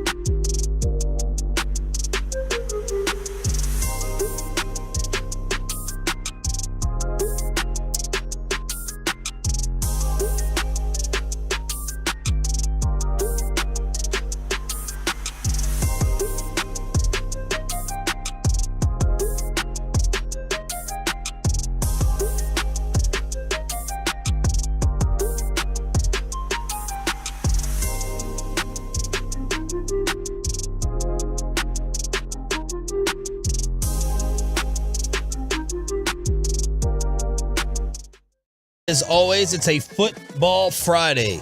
Man, things get busier during the NFL season. My wife is like, oh, why are you in such a good mood? Why are you cooking during the week? I'm like, football. It's easier. Got topics. Got storylines everywhere. Yeah. I can go out on a Friday night a little bit earlier than normal. Terry Black's this evening. It's going to be the Dallas location on Main Street with myself, Bobby Belt, and Corey Majors on your home of America's team. Thank you for being a total. That stands for Turn It On, Leave It On. Bobby Belt on the Diamond Factory hotline. I don't even know where to start. Do we start with Tua? Do we start with Gallup? So I guess we'll start with the Cowboys. Mike McCarthy, an hour ago, we said, how do you deal with Michael Gallup, this mental hurdle, when he's medically cleared? And McCarthy clarified and said, I don't consider him medically cleared. So where do you think we stand on Gallup, Tank, Curse, Schultz, and why are you chuckling? Because he's medically cleared. We've all been told. I think it's funny. I love it. Mike McCarthy is always going to, give some cover fire, I think, to his guys. Right? Yeah. Like, when Zach Martin didn't want to play left tackle or right tackle, he called switching guys up fantasy football nonsense. Yeah. Like shifting guys around on the offensive line. And then now we've got him literally just rotating guards in the middle of the game. Yeah. And so. But I think it's good that he covers for him. I do too. Like I don't want to make it sound like a bad thing. I'm just saying, like, I think he covers for his guys. He'll stretch the truth a little bit. He's medically cleared. He can play football. And you can't say somebody, well, I don't want to say he's medically cleared. Well, he's a full participant at practice 2 weeks in a row. He's medically cleared. And he's told us that he was medically cleared, and it was literally just left down to the mental hurdle aspect of it. So that's good, and I'm sure that's why players like him and respect him and feel like they've got, that he's got their back. And so that's a positive. Some of the other injuries, Dalton Schultz, I believe he's going this week. So Dalton Schultz should be ready to go. J-Ron Curse is getting closer. I would still be, I think he's still probably a week away or so. I don't know that he's going to be ready to go. And then Demarcus Lawrence, everything I hear, it sounds like he's trending towards playing, but he sounded odd on G-Bag yesterday, when they asked him, he said, God willing. And it's like, okay, well, that doesn't sound like the most optimistic in the world, but I would still feel more likely than not that Demarcus Lawrence should be able to go this weekend. Is this a game where you think they would view it as, we got some cushion here. We can get away with a little bit more in resting some players against the Commanders? Man, I hope not, because, I mean, they've got really talented personnel. We've talked about that the quarterback is inconsistent, and we all know the highs and lows of Carson Wentz, that, it's like what Jamar Chase said about Trayvon Diggs. When he's on, he's on. When he's off, he's really off. And that's Carson Wentz. And, the offensive line has trouble protecting him. And so I see those aspects of it, and that's a large reason why they're 1-2. But man, they've got really talented players at the skill positions. They've got really talented defensive linemen. Jamin Davis, the linebacker, he's really good. He's kind of been a Micah Parsons light for them. And was a top pick for them just last year. And so I wouldn't want to sleep on them at all. I think this is a more talented football team than the Giants, and the Giants, kept things close with you. And so I would hope that they're not overlooking this. Ezekiel Elliott talked yesterday, said that, they're not overlooking anybody, that they're focused on, Washington and taking care of business. Cooper Rush talked about how talented their defensive front is, their front seven, and that, he's not taking anything for granted. So they're saying all the right things. But yeah, it's the first time in Cooper Rush's career that he started a game and they're favored. And so is he the better quarterback? Good question. He's the more consistent quarterback. He's not the more talented one, but he's more consistent. So in that sense, yeah, probably he's better. So you're more worried about this game than the Giants one, even though it's in Arlington versus on the road. Yeah, I mean, I think that they're close. I think the Giants and Washington are close, but there's better skill with Washington. I think the Giants quarterback is better. I think the Giants generally block better, which is nuts to think about after you saw how easily Dallas was able to get pressure on Daniel Jones. But I mean, Carson Wentz almost got sacked double-digit times last week. And so they let up a lot of pressure, and they're really banged up. Their two tackles, Sam Cosmi and Charles Leno, they've both been on the injury report this week. Sam Cosmi was full participant yesterday, but, I mean, he's still banged up. And they've had injuries along that offensive line consistently all year. They're going to be starting a new center this week. Zach Martin's brother, Nick Martin, will be starting at center. And, so they're in a bit of a tough spot with their personnel. But the defensive front, the receivers, the running backs, my gosh, we've seen over the years how the Cowboys can struggle at times with backs and tight ends who are really, dynamic and can catch the ball. And that's definitely Washington's backs. J.D. McKissick and Antonio Gibson are really, really talented. Bobby Belt, Cowboys Insider on the Diamond Factory Hotline. RJ guessed the poll results that Bobby asked yesterday. Which Cowboys division rival do you dislike the most? Give me the order from the Tolos. Division rival, do you? It's Philadelphia, because it's always whoever is the best team going right now. Okay. 20 years we've been doing this, and it's always it was the Giants at one point. Then it was the Eagles. Now and it was the Giants again. Now it's the Eagles. Okay. I'll go Philly, Giants, whatever they call themselves, Commanders. 7,000 votes. Oh man, 90.7% voted Philly. That's better than one of those Quinnipiac polls that you get 7,000 people. You get like 1,500 with them. 5.1% said Washington. 4.2% said the Giants. It has to be Philly just because of the talent right now. Nobody, the Giants and the Commanders aren't a rival because there's no fear of losing. Were you surprised by any of these results, Bobby? I mean, I anticipated it'd probably be, 80% or something like that. I guess I'm surprised by how overwhelming it is with Philly, but like a lot of the feedback there is like, it's less about the team and more about people just hate those fans. Huh. And so for me, I think Chop's right. Like generally it's whoever is the best at that moment. The only exception there I'll give is that the Giants in Washington were better than Philly during the Buddy Ryan days, and people hated Philly more, I think, during that time. Cowboys fans did. And so, in that sense, that's the only window where a worse team has been more hated. But for me, I mean, me growing up, it was the Giants. I despised them because they were just obnoxious, and they always did that stupid Jim Jones sack celebration ballin' where they'd take jump shots every time they'd sack somebody. And it just drove me up a wall, and I know everybody hates the Patriots, but it drove me nuts watching them beat the undefeated Patriots and have Eli get 2 Super Bowl rings. So for me, it was always the Giants, and so I guess I'm a little surprised the Giants would be dead last, but I guess I'd be interested how much of that 5.1% is, over 45 years old or something that is just holding on to old school distaste for Washington. What's your pick for Sunday?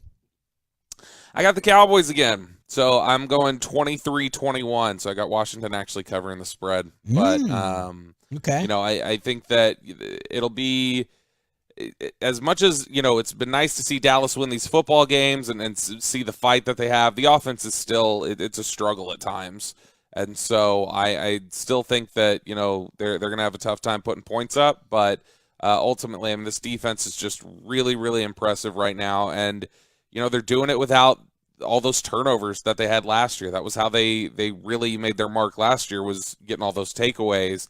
And, man, it makes you wonder if they're able to get the takeaways rolling, if they're able to start getting the ball back a little bit, just how much more dominant can they be? Because right now, without getting those sort of turnovers, they're really tough to score on. Micah fully recovered from the congestion or sickness from last week? Again, we love talking about Mike McCarthy giving covering fire. I liked that he told Chop, allergies. That's a good way to say it, allergies. Then Mike is like, I had the flu. That's what Mike told everybody yesterday, was that he had the flu, which makes more sense. I don't think you're walking into MetLife Stadium with but look, I was going to tell you this tonight just privately, but I'm just going to say it publicly. See, this is why you catch heat for McCarthy hate, because your tone is so sarcastic. It's a positive. But your tone on it needs to be more positive. Instead, So that's why you get the rap, and that's why you're like sounding sarcastic for thinking he's doing a smart thing in defending his players. But that little chuckle, you start off with that little chuckle, and that's what starts the ball rolling. Oh yeah, he's cleared. He's medically cleared. He's cleared. Because it's that's the chuckle is not at him covering for his players. The chuckle is at calling it allergies. It's like Monty Python, 'Tis But a Scratch. Yeah. Like, no, he had the flu. He walked in with a gallon of Pedialyte into MetLife Stadium. The guy was clearly not just dealing with ragweed, and so there's no flu anymore. Yeah, there is not. That's what I've heard. I think that it's funny to me, the description that he gave of it. It's not a laugh at him defending his players, or even sarcasm at defending his players. And Sean, I can't help my voice. It's the one God gave me. No. I'm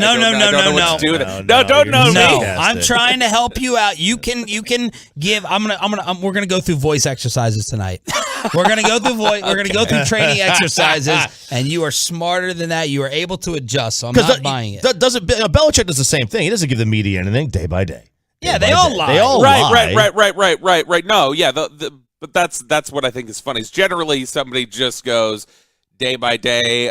Brian Daboll says similar things. He says day to day. He will joke with the New York media. They'll be like, "Where's the guy at?" And he's like, "What am I going to say?" And they go day to day. He goes, "Yeah, day to day." Like, that's just what he does. So I just think it's funny that it's not just day to day. It's more like suggests like, oh yeah, allergies. Like, it's creating other things. It just makes me laugh. I'm not being sarcastic about it. I think it's funny. I think it's funny that he comes up with these terms that he said, or like when he tells Clarence Hill when Tyler Smith misses practice during training camp, like, "Hey, we asked you about if anybody was missing, and you said nobody was going to miss." And he's like, "Oh, did you mean like Tyler? Oh, sorry, I guess I left my injury sheet back in my office." Yeah. Like, it's funny. He's doing it like with a wink. I genuinely just think it's funny. So no sarcasm, Sean. Positivity. Is Micah good from the flu? Yes.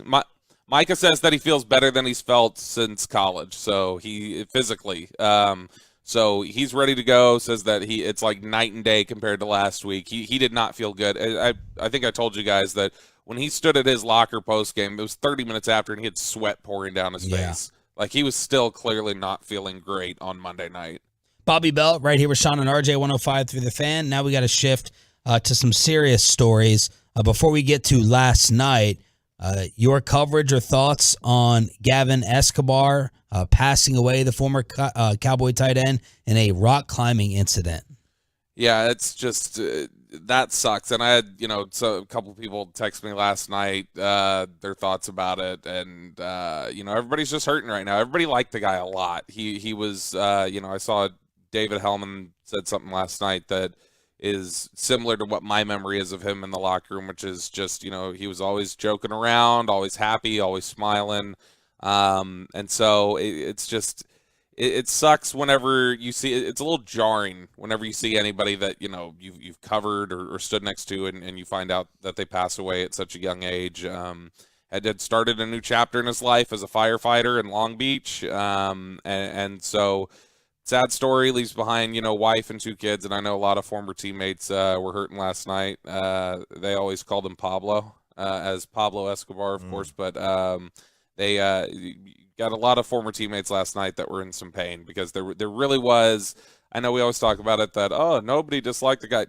Genuinely nobody disliked that guy. Like he was, and he had overcome a lot in his life. He had overcome testicular cancer while he was at San Diego State. And so just he was always a fighter, and just sad news for sure. Your thoughts on the Tua story and injury situation from last night? Boy, that was one of the more, I guess, disturbing shots I've ever seen on a football field. Yeah, just the way his hand, his arms shot up and his hands got in that position, the neurological reaction. Look, this is something that generates a lot of controversy, even if you don't have a concussion. It's just the 4-day turnaround to Thursday Night Football. There have been a lot of people that have pushed back against that about, hey, if the NFL wants to take concussion seriously, they need to get rid of Thursday Night Football. Including Richard Sherman, I believe. Yeah, who was, it's weird. He was very quiet last night. Very weird. On Thursday Night Football coverage. That's funny how that works. See, that was sarcasm, Sean. But no, it's something that back spasms was always, I think everybody felt like that was a lie. And you could tell that there was something wrong with him, and to put him back out there in a 3-4 day turnaround was incredibly reckless. And so you don't believe, even though they know how dangerous this would look, and how much heightened awareness we've had over this issue, you don't think that the Dolphins and the independent neurologists maybe did their best work in clearing him for the second half against Buffalo? There's no way. You don't think there's any way it could have been a back or neck issue? I really don't. No, I mean, like we saw the way he looked last night. Does that look like it was back or neck? I mean, it was. It was scary. I mean, it's a scary clip to watch. Oh my God! And I mean, he's. You just hope that there's no long-term ramifications from that. Like, I mean, it's. Yeah. I had somebody once in NFL circles tell me about team doctors, and they were like, "It's a really tough place. Yeah. It's a tough job to have because you have these code of ethics and this medical responsibility, but at the end of the day, you're also an employee of the team and have to look out for their interests, and their interests are getting their football players on the field, and so it can be a really difficult job to have for a doctor, and so I'm sure that was part of what was going on this week. Yeah, they may. I don't know what they're going to do, but I mean, honestly, they should just take team doctors out of it altogether. Like every doctor should be NFL, league run. When you deal with head injuries. Yeah, that's probably not a bad idea. My biggest hope at this point is just. I'd be in favor. I mean, obviously, we got to find out the details of everything that's going on. How could it? But I mean, it seems pretty obvious at this point, right? Like, you just got to shut him down for right now. Just shut him down and figure out where he's at health-wise. I don't know. I mean, I thought it was pretty obvious he wasn't going to play in the second half against the Bills. Yeah. Well, that's what I'm saying. It's obvious, not necessarily as to what they'll do, but I mean, it's obvious as what they should do, right? Yeah. Like that they should probably shut him down and finish this investigation before he goes back out there and plays again. I mean, like I said, that was, I think, disturbing is the best word to use for that video. It is, but I'll tell you this. I mean, if this happened on Sunday at noon, it gets lost. Yeah. Yeah, there's a whole crush of other games going on, and well, the Bills one didn't get lost. I mean, it kind of got lost enough that 4 days later he was able to step back out there and nobody's thinking anything of it. I think it's been a topic in a story. It's been a topic in a story, yes, but not like today. Well, yeah. No, if today happened on Sunday at noon, it's not the topic in the story that it is today. Well, no, it might not be a 10 out of 10, but I think it's a 8.5 out of 10 since he was down on the field for 10 minutes. Yeah. And stretch it off. Oh, it's a big deal, yeah. It's a big deal. But you have 15 other games to talk about too, including your own. Bobby, last thing. You've been on the barbecue tour, and you will be there tonight at Terry Black's with myself and Corey Majors. Do you consider yourself a barbecue expert yet? And what are your first one or two go-tos with the orders? I consider myself a barbecue fan. I wouldn't consider myself an expert. Like I don't think I have the I don't think I have the particulars down the way somebody like you would, or other people who are big barbecue aficionados. But I'm a fan of it, and so I typically am going with brisket. And I know it gets me killed around Texas, but like I do believe barbecue sauce goes on brisket, and so I add barbecue sauce. So brisket with barbecue sauce. Ribs are always a good one to go for. Okay. And then macaroni, potato salad. That's kind of the go-to for me. Thank you, Bobby Belt. Prepare for tonight and our training exercises over beers. You're appreciated. I love you all, and I cannot wait for my broadcasting lessons from the broadcasting guys. Watch from the pro. From the pro, it's going to happen tonight. Do, re, mi, fa, sol, la, ti, do. Cut him off, Joey. Bobby Belt on the Diamond Factory Hotline here on Sean and RJ. What have the Tolos been saying about the Tua story throughout the morning? Well, early on, because I had mentioned I wonder how many people turned off the game. Yeah. And a lot of people said they turned it off, and there was a Reddit thread about them that on this Reddit thread talking about turning the game off. That it turned them off so much as viewers that they couldn't stomach it. Somebody said that his wife started crying watching that. It is the last in America, at least, because there's rugby, but it is the last kind of throwback to gladiator days. MMA is that you're right. But you get the point. Like MMA is too gruesome for me. I can't get into it. Yeah. I started seeing blood splattered everywhere. It's like, am I watching this or am I watching Hostel? What am I doing here? Mm-hmm. By the way, disgusting movie. I lasted 10 minutes in that. So this is like it really turned me off. I mean, it really did. Like I was completely turned off by what I saw last night, and it completely changed how I watched the rest of the game. I didn't watch the rest of the game as a football fan. I just watched it it really sucked the way you had to view it. And what are they saying about blame? A lot of them are saying. Bobby right there sounded like he felt like, look, we just need to say it. I think we're all dancing around it a little bit. Did the Miami Dolphins lie? Did they either misdiagnose, the information wasn't there for them to figure out if his brain was damaged against Buffalo, or did they lie and cover it up with a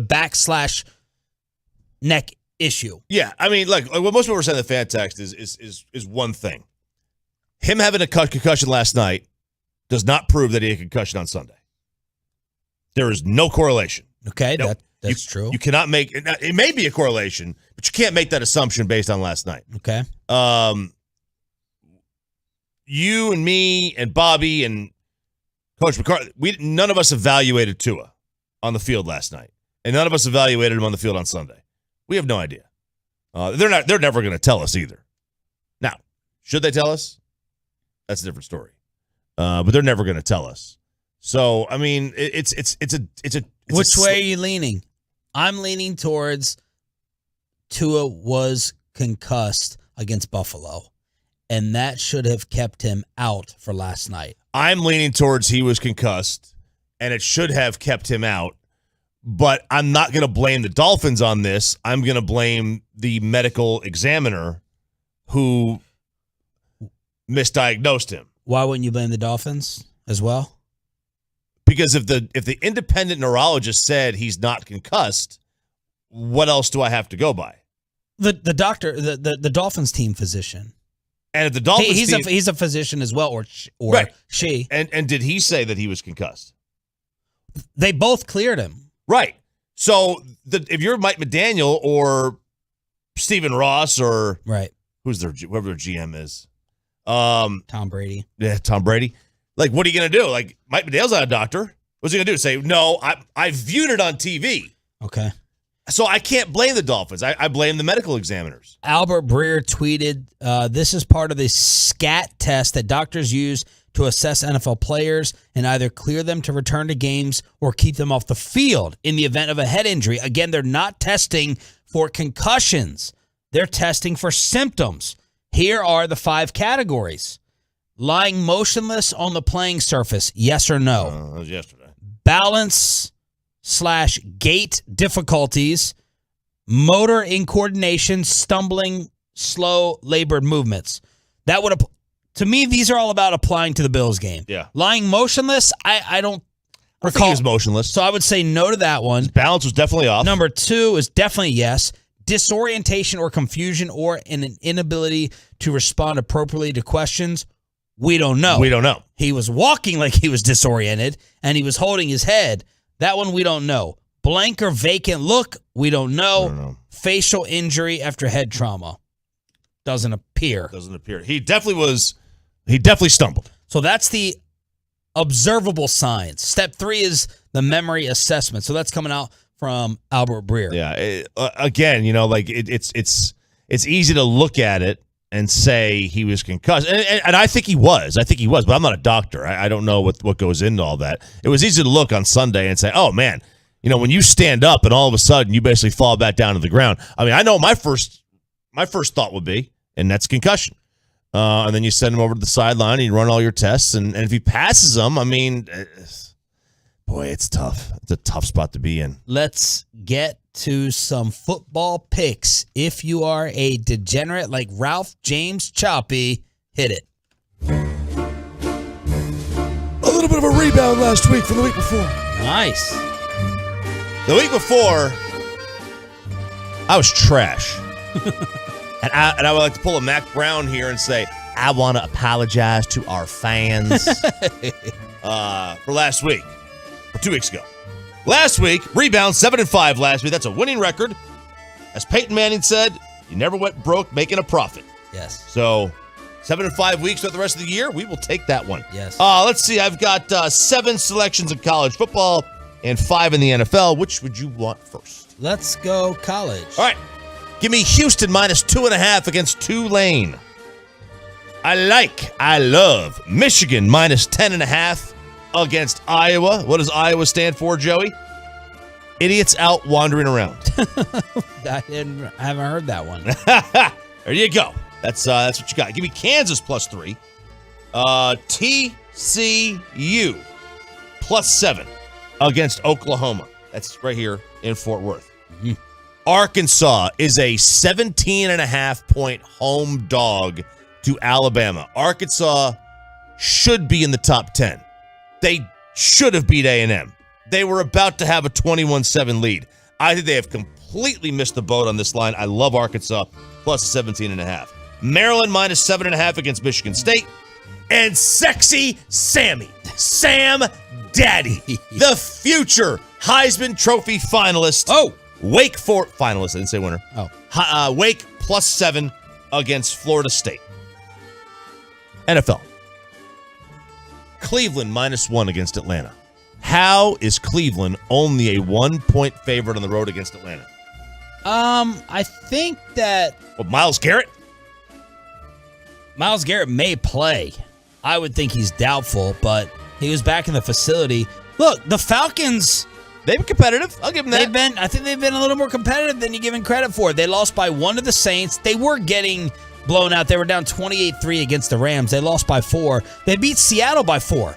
Their point difference, 9 points has decided their 3 games this season. I know. That's close. They're playing competitive football, man. They really are. But I still like Cleveland. Yep, I like Cleveland too. I like Detroit minus 4 against Seattle. It's a home game. Dude, they have scored in 11 straight quarters. Oh. Jacksonville. I like that. Plus 6.5 at Philly. Oh, you're riding with your Jags. Not only am I riding with my Jags, I might take the Jags money line on this one. I'm going to have to go back and look at it. Straight up. I might.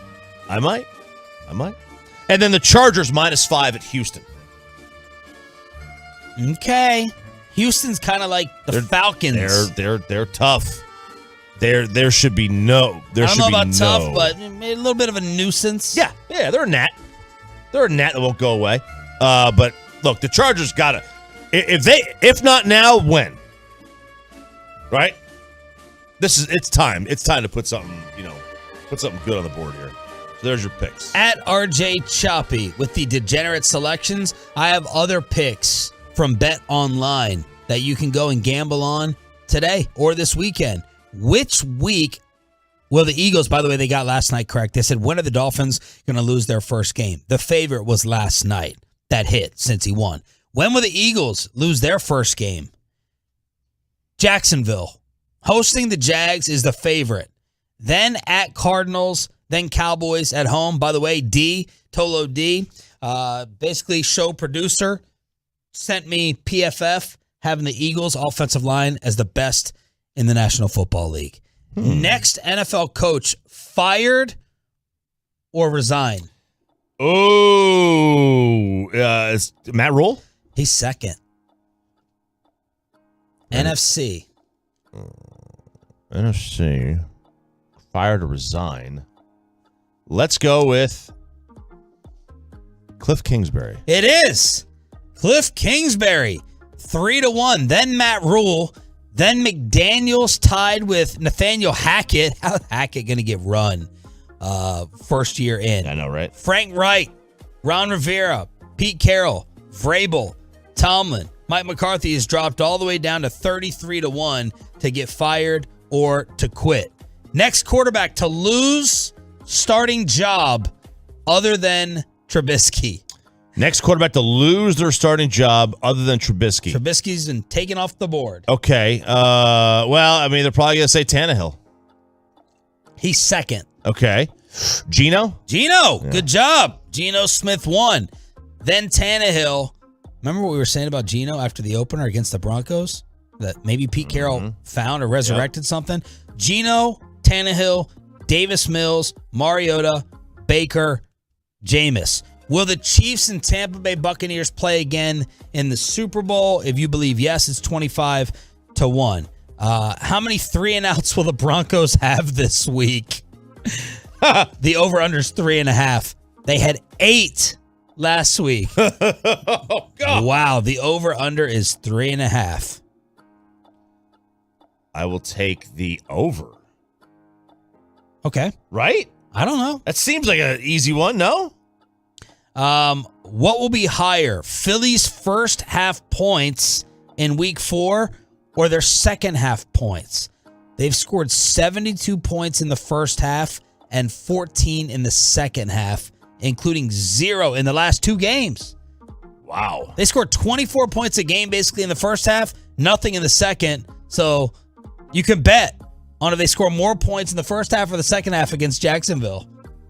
That is a weird stat that they don't do anything in the second half. I don't think I've seen that a team have such a great disparity. We've seen the Cowboys used to do that, right? Under Jason, they would have they would score they would always score the opening drive, and then they would go silent in the second quarter. What will happen in the Bills' next game decided by 8 points or less? They've lost their last 6 decided by 8 or less. The Bills? Yes. You know, that is so Bill Barnwell does this stat, right, every year. Well, which team will have a better year the next year based on their win-loss record in one-score games. The Bills had a really bad record in one-score games last year, like you just pointed out. That should have flipped. It doesn't usually carry over year to year. This is very odd that it would. Will the Cardinals score a point? I love these because it lets you know the trends in the league. It gives you more storylines heading into the weekend. Will the Cardinals score a point in the first quarter in week 4? They've been outscored in the first quarter of the season, 31-0.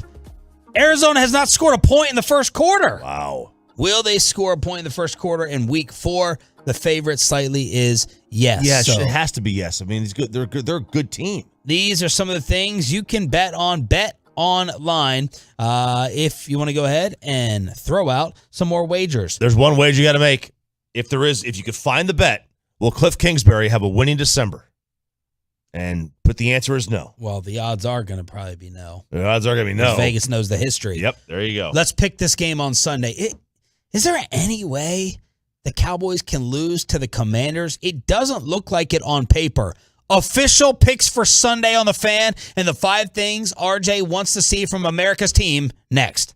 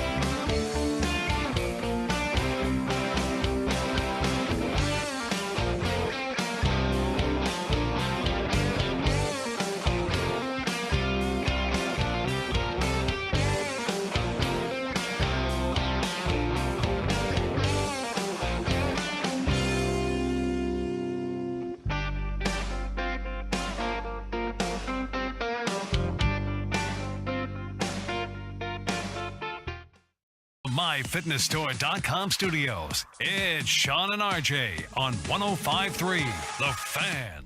8 o'clock hour on a football Friday. Hopefully you've been able to join us today throughout the week. Got a Tolo winning Cowboys tickets the other day for the Commanders game on Sunday, and it's now time to pick this thing with a 9 a.m. pregame, kickoff at noon. Do we like the noon kickoff? I know I don't like the primetime games for our schedule. We like it better at noon or at 3? For our schedule? Just your own personal enjoyment and schedule, whatever is entailed. Honestly, I prefer it at night with my kids' schedule during baseball season. Otherwise, man, give me a noon game. You know, give me a noon game. After the game's over, if I wanted to go to dinner that night, or cook, whatever. I think the noon game, just get it over with. If they're going to lose, I prefer the afternoon. If they're going to win, give me the early one. Then I can just truly enjoy the afternoon and the Sunday night game. But we get the A-team from Fox. Yeah. You've been getting ratings, by the way? Yeah, okay, so I did not get the Cowboys rating. There's something going on with the rating system right now. I don't know, nerdy stuff. But oh, really? I know, right? Shocking. But I do have both college and pro from this past week. All right, let's go pro. So you don't have the Cowboy one? No. I even asked everything. I had nothing. I'd like to start, if you have it, Bucks-Packers. Yep. Because I'm kind of connecting this to the Fox number 1 team, and I want to see what type of Buck Aikman drop-off there is. Green Bay, Tampa, 13.3. Peaked at 15.8. That's pretty good. That was the high for the day. The announcers don't matter. Yeah, I mean... Kevin Burkhardt, Greg Olson. Burkhardt's fine. It's a good announcer. Aaron Andrews. It's going to be about the game, as we said in the offseason. The next highest was Denver-San Fran, the night game, Sunday Night Football, 12.5 with a 13.2 peak. Sunday Night Football.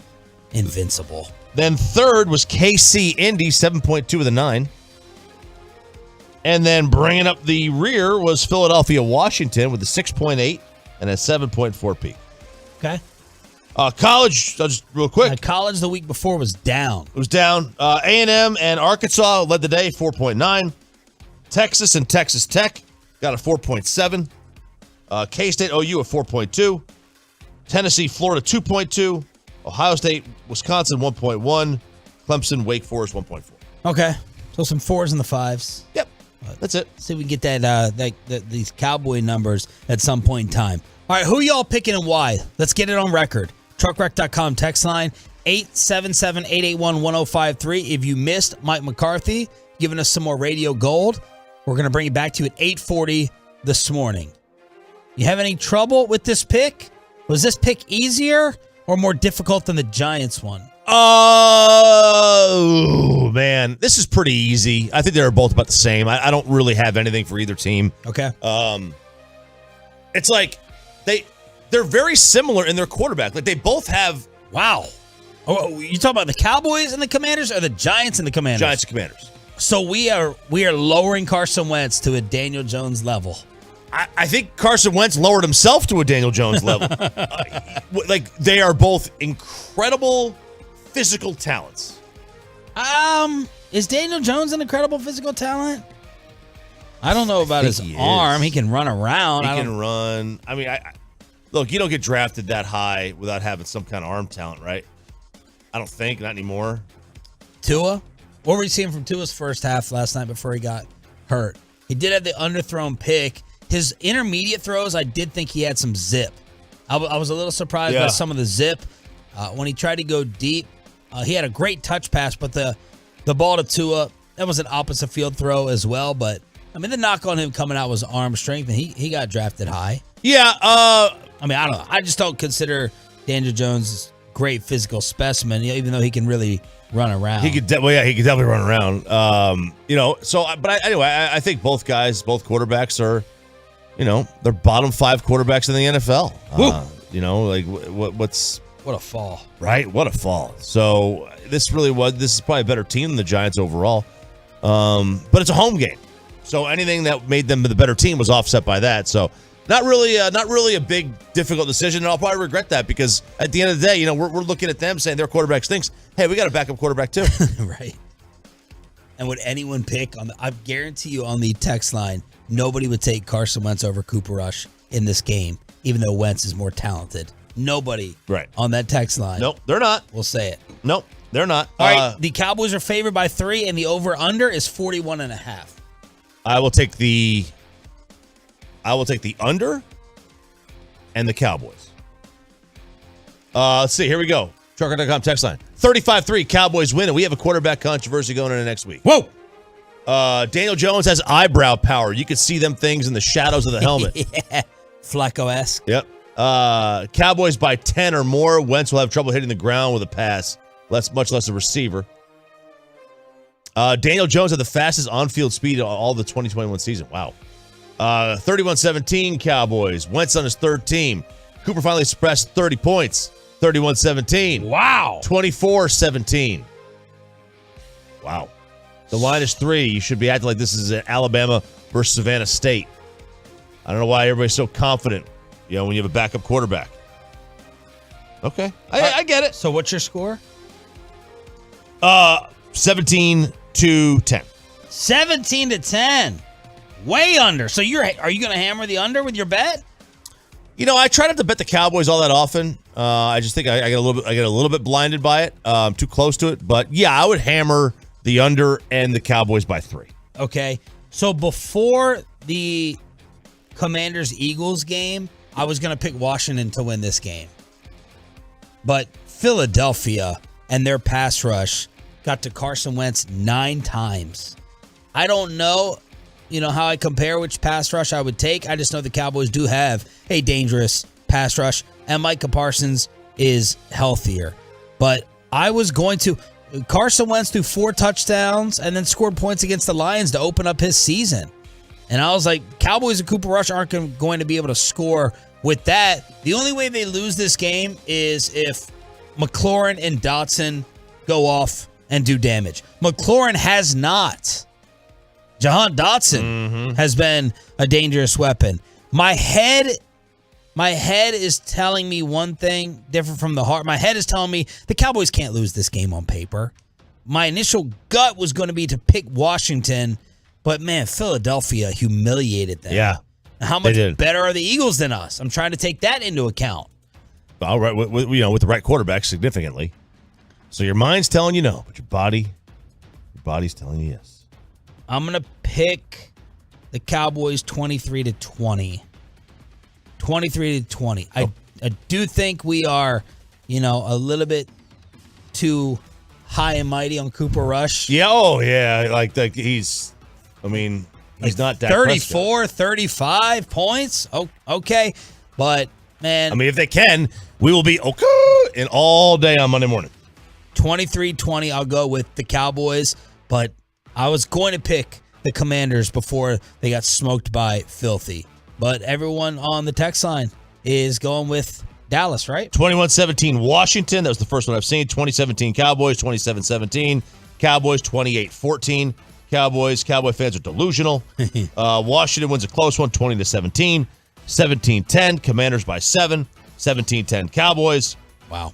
Cowboys win because Cooper's wife is smoking hot. Another one. Carson Wentz can hear footsteps in a snake pit.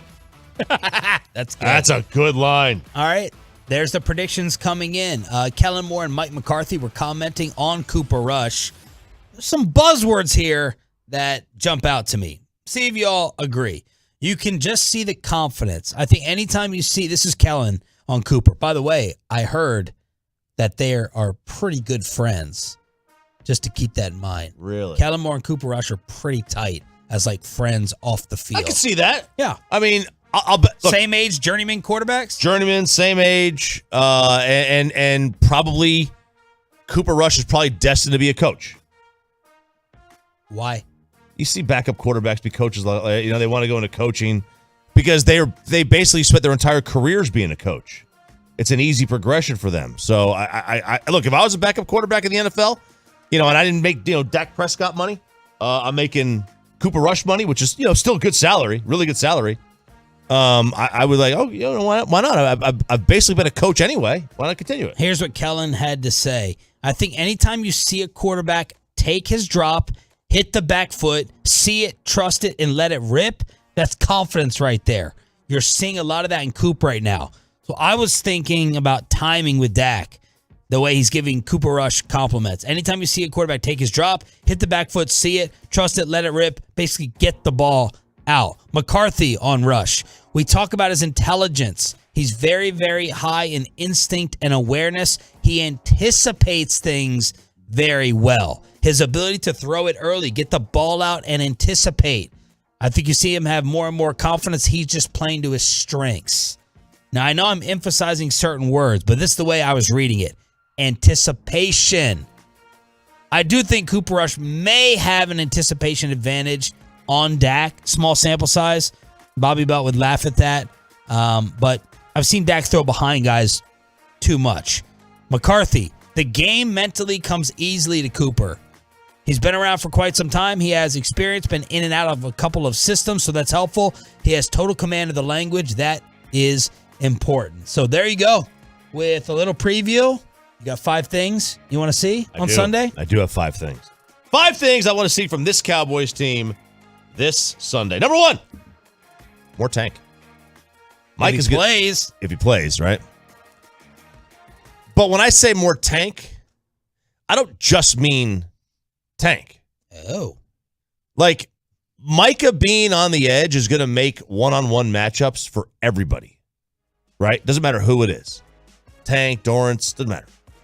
When he is healthy, he will be able to get back to being the guy that got a $90 million contract because of Micah Parsons. That's the reason.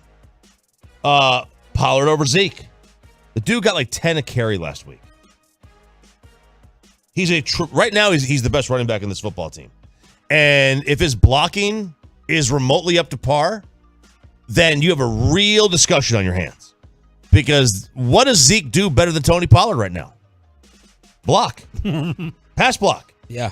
And maybe on 3rd and 2 if we're running yet. Maybe. And I'm only running it to the inside. Yeah, and I'll tell you, in today's NFL, with the way the running backs are, and they're all interchangeable parts for the most part, if you can block, that's one of the best advantages that you can have. If you have an elite blocking running back, and the Cowboys do with Zeke.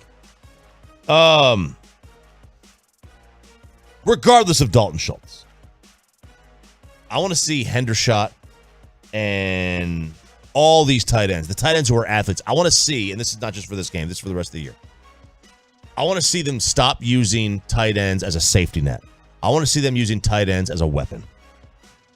Cooper did, with last week, Hendershot, Ferguson downfield, a little bit better, a little bit more athletic than Schultz. I want to see that. Next thing, no mental mistakes from CD. That TD that he dropped, that was a mental error. You can't do that in a big game versus a big team. You do that against Tampa in the playoffs, you're not going to recover from that one. You can recover against the Giants. No more mental mistakes from him. And then Cooper Rush, 4 straight, and make Jerry's wish come true of a quarterback controversy. And that's going to happen. Not that I want that. I'm just saying I want Jerry's wish to come true for him. Keep the play action coming and keep taking those downfield throws. That has set him apart from the other backups that they've had over the years, from Castle to Whedon to Kellen Moore. His ability to throw and his desire to throw downfield separated him. Jerry live at 10:30 this morning with KMC to also react to the Gavin Escobar news. And I'm sure they're going to ask him about Tua and Thursday Night Football. Why Amazon is getting killed during the Tua story. Next on The Fan. Let's get you over to QC Connects. If you have joint pain, knees, hips, back, shoulders, elbows, ankles, and you've been dealing with that chronic pain for a while,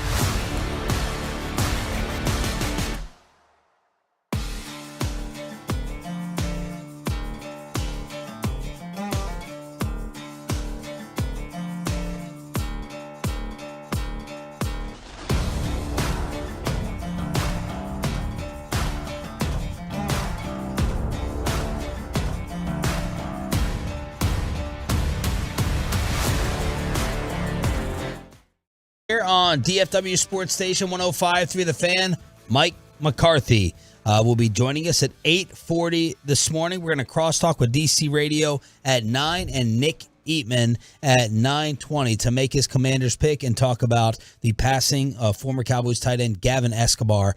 Of course, the biggest story in sports is Tua and what happened last night. Amazon's getting crushed for their coverage of this. From Richard Sherman to everyone on set who, and I have an issue with Al Michaels and Kirk Herbstreit. Al Michaels and Herbstreit so afraid, and again, this is the easy way out, but Herbstreit doesn't want to touch any type of controversy. Collinsworth would run away from this stuff a lot of times as well. But I don't think they dove into the questions from last week that were connected to Tua's injury. Herbstreit doesn't want to say anything. That way you can't get in trouble. Well, in my opinion, your job is to delve into it. You should say what we're all thinking. That's part of your job. Al brought it up. He said it's going to open up a hornet's nest. I was waiting for Herbstreit to give a little bit of an opinion. It did not happen. Richard Sherman, as Mike Florio points out, was very outspoken as a player about Thursday Night Football. Oh, yeah. Now, he was one of the most vocal critics, saying it was dangerous for players to play with so little time off between games. And then yesterday, now look, when you go to in my opinion, when you go to halftime minutes after Tua is carted off, I can give you a break for just having a reaction of, this is horrible to see. We're praying for him. You never want to see it, and you hope that he's going to be okay. I can give you, I didn't hear the post game, but some were getting on that set, Fitzpatrick, Tony Gonzalez, and Sherman, for not diving into the issue a little bit more. Correct. Like, okay, Richard, now you're getting a check from Amazon. Now you want to be quiet? My issue with Richard Sherman during halftime, he was like lecturing fans for needing to recognize how these guys lay it on the line, you know? And my personal reaction may sound cold. I'm like, give me an effing break.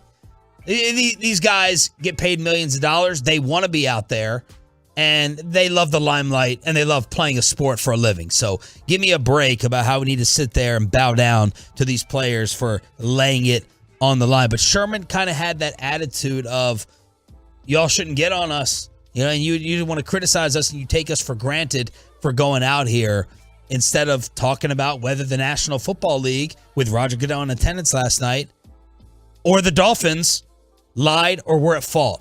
I didn't hear those issues covered, but I did not hear the post game. I went to sleep.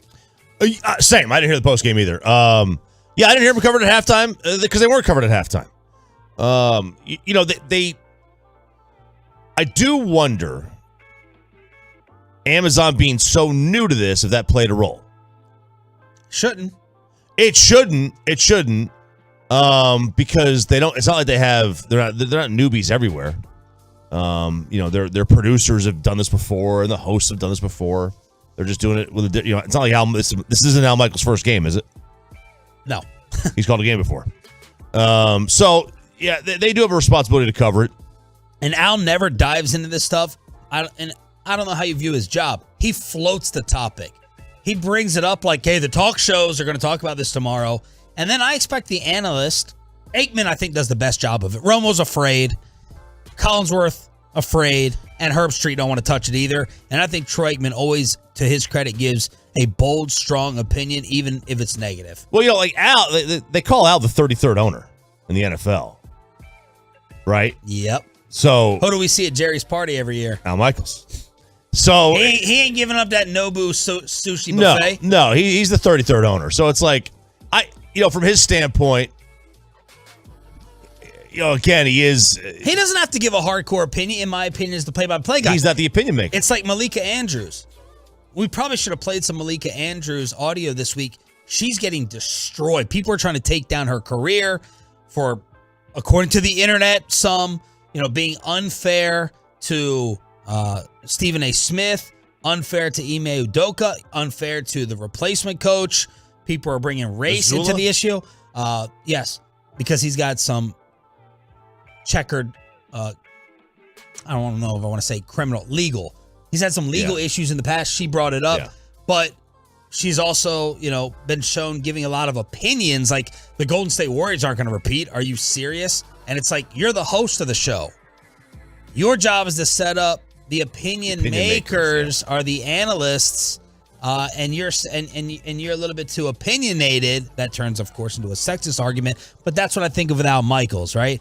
Al or Joe Buck going to usually bring up the opinion and set it up for the analyst, who is the one to comment. Yeah, and now you have you get on that set, and I mean, look, there's some brains on that set, man. You got a Harvard grad, you got a Stanford grad, and Fitzpatrick and Richard Sherman. I mean, they aren't dummies. All right, these guys know exactly what's going on. And I could give them a pass for not wanting to dive into it because it happened so soon, because they didn't want to go and speak out of turn. They don't know that. I mean, obviously it's easy to see what he had, but again, maybe with the medical aspect, they didn't want to go there. But they didn't even bring up. They barely brought up. I don't remember them bringing it up at all last week that he went in concussion protocol. Rob Ninkovich brought it up. There's a lot of current players blasting the Dolphins, saying he never should have been out there. RG3, Darius Slay, others saying protect yourself because this league ain't going to protect you. Rob Ninkovich on ESPN, the former Patriot, gave his thoughts this morning. My decision to walk away from the game at 32 was based on head trauma. And, when I watched this last night, I was disgusted. In the NFL and the Dolphins, they should be sick to their stomachs with the protocols in place that have failed Tua. They failed the player.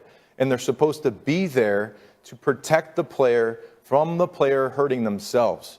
Because the player, whatever you say, the player wants to be on the field. They want to play. That's their livelihood. They've been doing that their whole life. They're trying to provide and do things for their family so they can play a game that they love. If you see someone go down, and it's common sense. It's common sense. And I played a long time. You played a long time. When you see someone get knocked out, and you see someone go down, you're like, he's out. You know it instantly. When I saw Tua on Sunday go down, I said, well, that's not his back. What are you talking about? For a player to go down, when you get knocked out, you don't know what happened. I've been knocked out. You get up, you're like, whoa, what happened? I'm okay. I'm okay. I can go. I can play. It's up to someone else, a medical expert or someone that witnesses that, to say, no. You just got knocked out. You don't know what happened. You might say it's your back, but we know, we saw it. So the NFL has to do a better job in knowing what to do if they see someone get injured the way that he got injured. It wasn't his back. You don't sit up, shake your head to get the cobwebs out, stand up, do it again, start to run and stumble on yourself if you have a back injury. Good clip. Rob Ninkovich. Here are the headlines. Amazon Prime halftime show bizarrely didn't mention NFLPA's investigation into Dolphins over Tua protocol. Tua suffers apparent concussion. NFL world questioning how did he clear concussion protocols. Fans crushed the NFL and Dolphins for allowing Tua to play 4 days after possible concussion. These are the headlines. Yeah, and there's a lot of fairness there. Now, I don't know the inner workings of what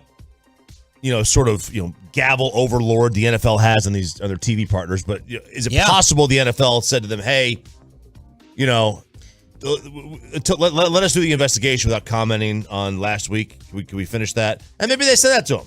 I mean, there's people who have gotten in trouble. I think Bill Simmons got in a lot of trouble with ESPN for criticizing a partnership they had, with a league. I want to say it was the NFL. Oh, ESPN is notorious for playing to that. Placating the partner, not going as hard as they should. Look, ESPN, the coverage that they give to, who do they cover? They cover the NFL and the NBA. Why? And college football. Why? Because that's where their money is. You don't think if they gave $2 billion a year to Major League Baseball versus the NBA, that they would still give the NBA the same amount of coverage? There's no chance. It would be Major League Baseball to get the second most coverage. That's the way they are. They've been like that for, since, 20 years now, 30 years now. So there's no surprise there that they're going to protect their partnership. And I bet you Amazon is going to fall in line with the same thing. And, now maybe is CBS and NBC different because they're hard-hitting news networks, right? Are they different? I don't know. Probably not. But, ESPN and Amazon, they're going to have they're going to operate like this. So there we are. That's all the fallout from the frightening Tua vision, video and pictures, those hands, those fingers curled up last night. Let's ask Mike McCarthy about the Cowboys protocols. Are we eventually going to be playing in these shell helmets? What's going on with Michael Gallup? Is there a mental hurdle? I thought you were going to say, are we going to be playing in the Shell Houston Open? You are a golfer. Good Lord. No, You are. Let's get a live update from Mike McCarthy. Mike McCarthy joins Sean and RJ for his usual Friday Gold next. But first,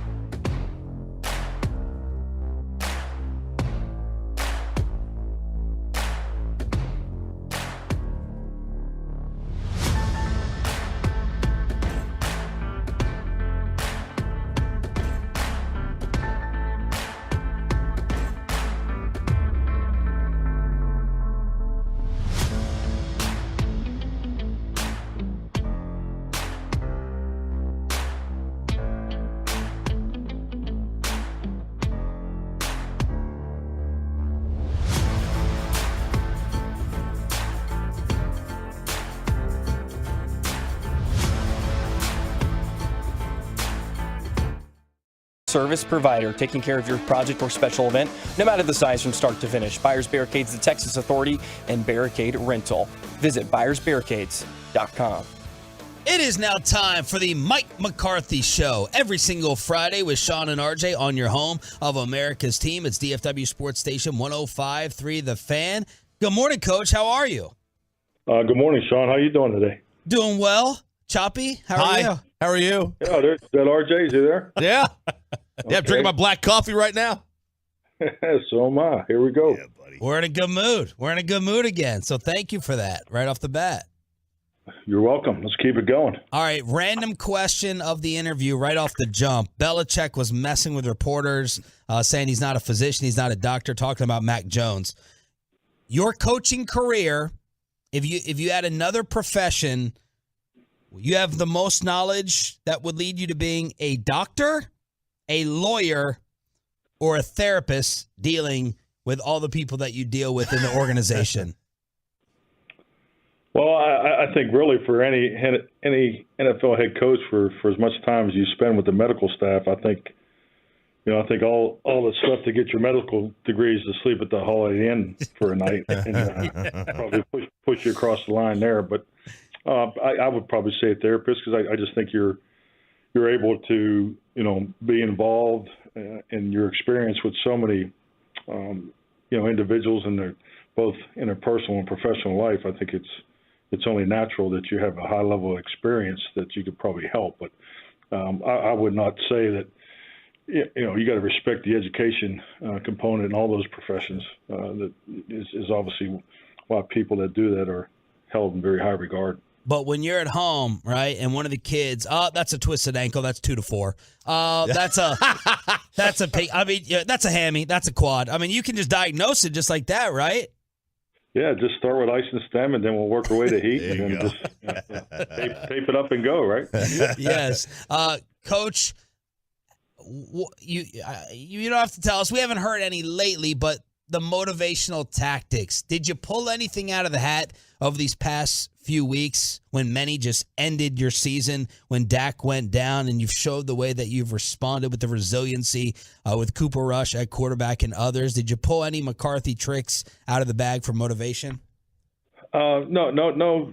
I would say no. I think the biggest thing is, you have your chance through your off season to, come together and see what you really have, and you work towards. Everybody's working towards the same goal. But really, coming out of training camp, we felt that we had a lot of depth, and there's going to be challenges along the way. We obviously saw a bunch of them in week one with the injuries that we had. We had a big slate of injuries, and I think our team has just really done an excellent job of just staying on course and understanding that these storms of an NFL season, they're there. It's not a matter of it's not a matter of if, it's just a matter of when and how many. Yeah. And and we've been able to take that approach the last 2 weeks, and more importantly, what I liked as the head coach is from week 2 to week 3 we definitely improved, and we're going to have to improve again this week, because these division games are always rough and tough, and usually come down to into the late in the fourth quarter. So that's what we're preparing for. What have you seen from the Commanders in your scouting? Well, I tell you, I think just like anything,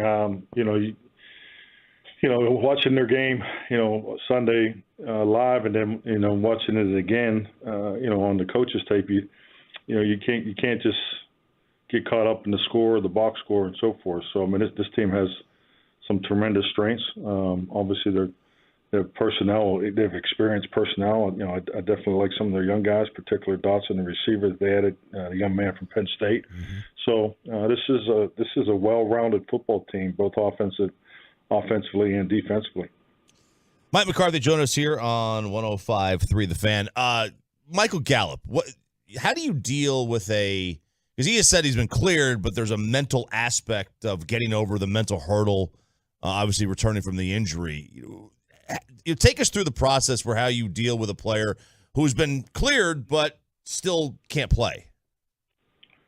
Well, in my mind, he hasn't been cleared, because I think like anything, every player goes through it coming off an injury, and that's why it's important to understand the need for in wants of a timeline, but physically, mentally, emotionally, it is these men go through a lot in their preparation to be prepared to play one game, and obviously Michael's situation, coming off of a season-ending injury, he has to make sure that he's ready in all three areas. So I think it's just really a matter of totally completing his rehab, and so physically is one thing, but the emotional and the mental is definitely part of it. So I thought it was good to get out yesterday and get some full speed live action for him, and he looked good, and hopefully he comes in here today and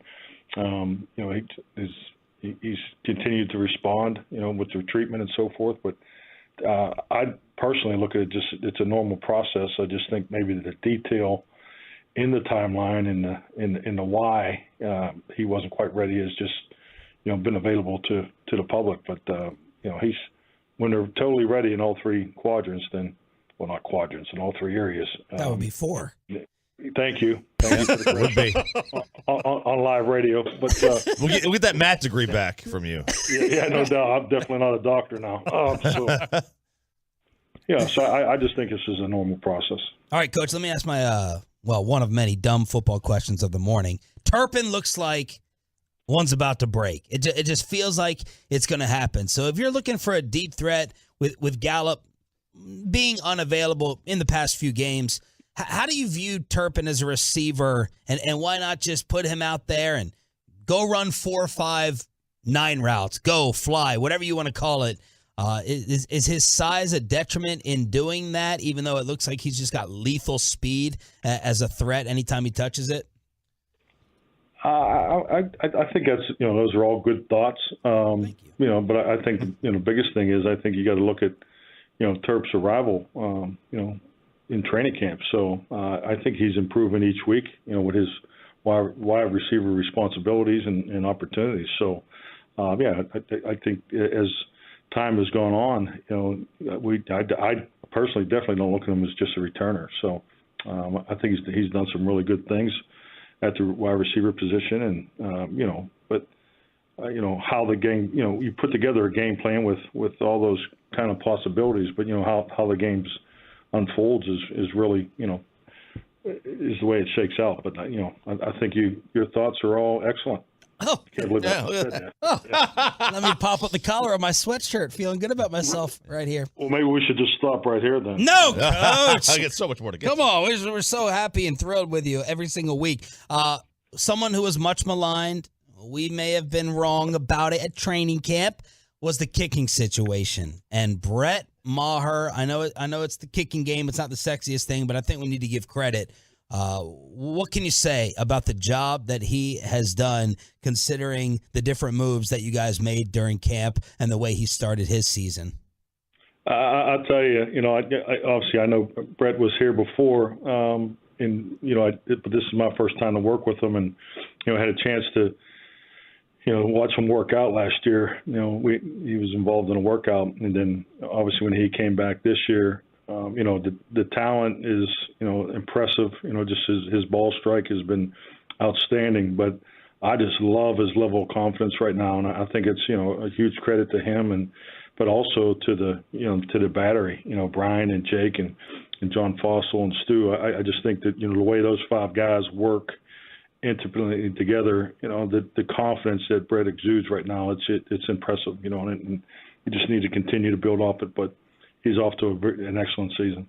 Coach, how does your Jason Peters plan evolve after what we think is an excellent debut against the Giants? How do you guys move it forward now?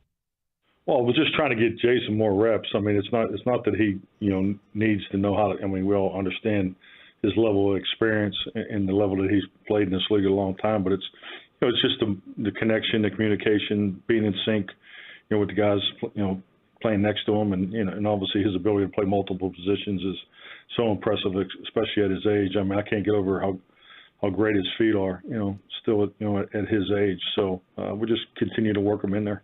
How are you feeling about Schultz and Tank playing on Sunday? They both practiced well yesterday. They both took their full slate of reps. So hopefully today, today is our chance to go through a bunch of meetings in a mock game, and then we have the state program there from 12:30 to almost 2 o'clock. So I usually have a pretty good idea by the end of today where guys are. And sorry, I should have said Demarcus, not Tank. Tank, yeah, right. No, I got it. No, you two taught me that. Yes, my first year. I was like, who's Tank?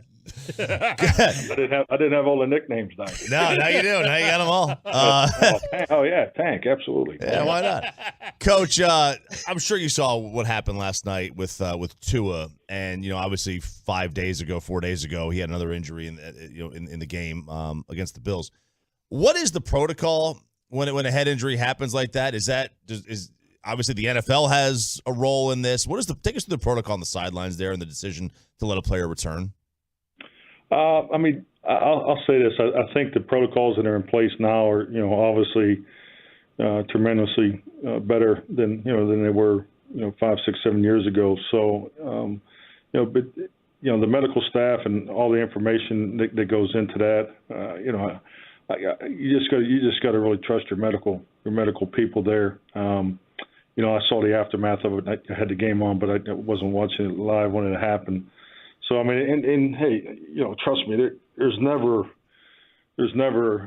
a moment when one of the players goes down in the game. Even in our Monday night game there at the end, even if if it's a player from another team.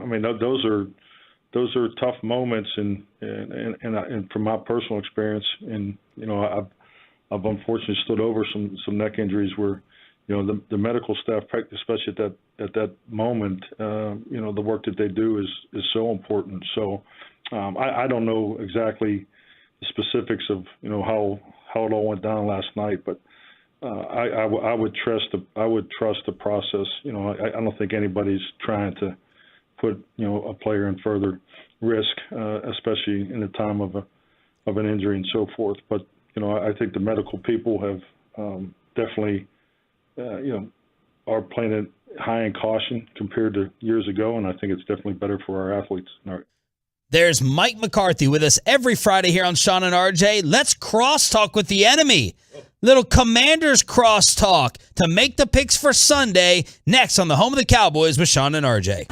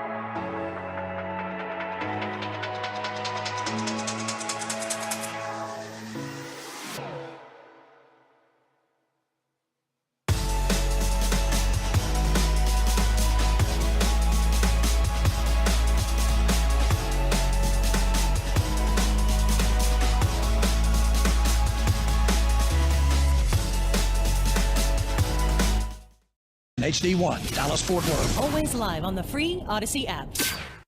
From the MyFitnessStore.com studios, it's Sean and RJ on 105.3 The Fan. Final hour fist pump time on the Fan Cam, Twitch, and YouTube. Nick Eatman, DallasCowboys.com is set to join us at 9:20. We're going to talk about the passing, the tragedy with the passing of Gavin Escobar in this rock climbing accident. We're about to crosstalk with Medhurst and Russell. My guy Chris Russell has been covering the Washington football team forever from the team 980 in D.C. We will wait to get the go-ahead to preview the game on Sunday, where, RJ, we both picked the Cowboys in a close one. You got a really low score. Low score. I took 17-10. 17-10 Cowboys. Dallas week, Cowboys, Commanders. You know, Sean, obviously, from up here, many of you know his voice, know his name. Up here, grew up a Redskins fan. So can't from say here, that. Oh, what? Did I just say the wrong thing? Are you allowed to say the R word around there? Yes, of course I am. Hello, Sean. Oh, what's up? Sean and RJ with Chris Russell right here on 105.3 The Fan. What's been the Dallas buildup this week? We had Theismann on yesterday. Yeah, but, I heard that. Of course, you know, it feels a little bit different from when I grew up around it. Right. All right. So here's the deal. Pete and I did this thing, and Pete's flying to Denver right now, so I'm flying solo because he got to do Navy football tomorrow. We did this thing, and we asked out of the chute, is Dallas Week dead? Because around here they call it Dallas Week. Right. I don't think they call it Washington Week down there. Okay, because the Cowboys almost view the Commanders, Walruses, Walnuts, Washington football team, Redskins like a nuisance, like a gnat. Okay, so around here we still call it Dallas Week for whatever. And I said Dallas Week is dead, or it's on life support. And what I meant by that is it's still a rivalry, right? It's still a division game. So, of course, it means something. But it's nowhere near what it used to mean because the two teams, both of them, throw up all over themselves in any chance they get in the postseason, one. And two, they haven't had simultaneous regular season success, with the exception of the 1 year I can remember in 2012 when they battled for the division crown in Week 17, Game 16, Sunday Night Football at the end of December, and the then Redskins won that game with RG3 and Alfred Morris and what have you, and won the division crown. That was the 1 year that they've had simultaneous regular season success. So to me, I think this whole Dallas Week nonsense is on life support, if not dead. So we put up a poll question yesterday, 7,300 votes on Twitter in terms of who the Cowboys rivalry is considered to be. 91% voted Philly. Yeah. 5%, I'm surprised it wasn't the Giants second. 5% Washington, 4% the Giants. But it's all Philly right now. I mean, that makes sense to me from a Philly perspective and a 91% perspective. I thought you were going to say Washington didn't even get a vote. Yeah, right. Or a percentage. Because, again, the whatever you want to call them, Washington, let's just simplify it, is so inconsequential in the minds, at least from my perspective, in the minds of the Cowboys and Cowboys Nation and Cowboys fans. Why would you care about anything that Washington is doing? I know they beat them twice, meaning Washington, in 2020. That was with Ben freaking DiNucci and the fourth-string quarterback, for crying out loud. I know Andy Dalton played on Thanksgiving. I got it. I'm not trying to totally dismiss it. But again, the point of the matter is, to me, you guys have issues that you're dealing with coming off of a short week, 2-1, Cooper Rush, getting some guys back, all that. We'll get into that. Washington around here, forget the Cowboys, forget Dallas Week, forget the stupid black uniforms. Figure out how to get some offense in the first half, for crying out loud. What is worse, the front office or the poop pipes at the stadium? We have a theory, by the way, Chris. RJ has a theory that Snyder is allowing. He's doing it on purpose to get a new stadium. He's trying to sabotage the stadium to get a new one. To get a new one. That's not a bad. It's not a bad theory, is it? Wait, what does your buddy Jerry think about that? Ooh, we didn't ask Jerry. Jerry will be on today at 10:30, but he always defends Snyder. Well, I know, because they're best friends. Yeah. And speaking of which, so. Before we get into the rest of the game, guys, this has been my mantra forever. Okay, I wanted to write at one point an authorized biography about Dan Snyder because I worked for the man for 5 years, right? And he treated me fine. Okay, but I wanted Jerry to do the foreword, and I got word that he would do it, right? Because I found out that long ago that they were like best friends. Yeah. And this is what I think, like for every Commanders fan, for every media person, NFL person, whatever, that is like angry at Dan, frustrated with Dan, whatever, until Jerry drops his defense and his patronage, if you will, of Dan, his defense of Dan, the Dan defense, until Jerry walks away and turns his back on him, Dan ain't going nowhere, in my opinion. Right. Yeah, I think if you could pick any owner and get rid of them and judge the parade that would be thrown in the city, like Sarver and the Sons, that reaction... Nothing. Nothing. Right. Snyder is the number one seed. Right. But Chris, let's talk about where you guys are. But you guys agree until Jerry turns his back on Dan, Dan's not going anywhere, which may be a good thing for the Cowboys, right? Yeah, and also none of these owners want all their S exposed, right? Exactly. Right? So they don't want to start turning on each other, and then it's like, oh, okay, we'll go ahead and blow your spot up. Absolutely. All right, the feeling towards the team, does it feel like it's same old Washington after the Week 1 win against Jacksonville? And where are things with Carson Wentz as the future quarterback? Yeah, I mean, there was some optimism, of course, after that Week 1 win. I'll tell you guys, I don't know how much of that game you guys got to see. They should have lost that game. The Commanders should be 0-3. Wentz was great early in that game and great late in that game and horrible in between. I mean, there was a 26-play stretch where they got 89 total net yards, 3 turnovers, and a sack, and a couple of penalties. And one of the turnovers wasn't on him, but 2 were, and they were horrific, okay? And in the first half against Detroit Week 2, he was absolutely dreadful. So was the offensive line. So was the game plan. So was the defense. Last week against the Eagles, he was dreadful all the way throughout with the exception of one throw. A 45-yard dart down the sideline to Terry McLaurin, but absolutely dreadful throughout. Got sacked 9 times. It should have been 11 or 12, quite honestly. It wasn't, but it was 9, plenty. And right now, this Commanders team, guys, clearly their defense has issues, but I got to say, like, everyone was in love with their offense after the first 2 weeks, which I thought was a misnomer. Because, again, I kept pointing out, bad first half in Detroit, 0 points. They were down 22-0, 5-3 and out, sack, safety, whatever. And the Jacksonville stretch that I just mentioned. And now everybody found out, oh, wait a second. This is what that lunatic was talking about. Now, so until Carson Wentz, the Scott Turner, North Turner's son, who's the offensive coordinator and play caller, until the Commanders, who seem to have an aversion to targeting Terry McLaurin in the first half, until they figure it out and figure out how to move the football sustainably and stay on the field and run the ball better and get their targets involved early and often and put pressure on a defense in the first half, until I see it with my eyes, I can't worry about how the Dallas Cowboys aren't going to win this game. They are going to win this game unless the Cowboys crap in their pants. What's Wentz do well? He throws the deep ball really well. I mentioned a 45-yard strike to Terry McLaurin down the sideline last week. That was the one good throw he made all game. The one good throw he made all game. Everything else is an absolute show, is the best way I could put it, to be nice. I mean, short game, he's not good at. He's never been good at it. This was part of my objection to getting him. In the NFL, you guys know this, right? Whether it's Dak, whether it's Cooper Rush, whether it's Jerry at quarterback, right? You have to be able to be good in the short and the quick passing game. Carson Wentz not good in that area. He has a cannon. He has a howitzer. And if you can get Terry McLaurin or Jahan Dotson, the rookie from Penn State, mid-first round pick, against Trayvon Diggs on a double move or on a vertical route, maybe he can light up the scoreboard at AT&T on Sunday. But until I see, again, him be proficient in terms of getting the ball out of his hands, which he isn't, and he hasn't been for years, until I see him being better in the short passing game, guys, I have zero faith. And this is not an overreaction to last week, because I was the idiot that screamed before they made the trade. The one person I did not want to see in Washington, D.C. as quarterback was Carson Wentz. Ooh, what a glowing endorsement. Russell and Medhurst from the team 980 in D.C. We're cross-talking right here on Sean and RJ 105.3 The Fan, your home of America's team. What should we be worried about? Wait. I got to jump in here.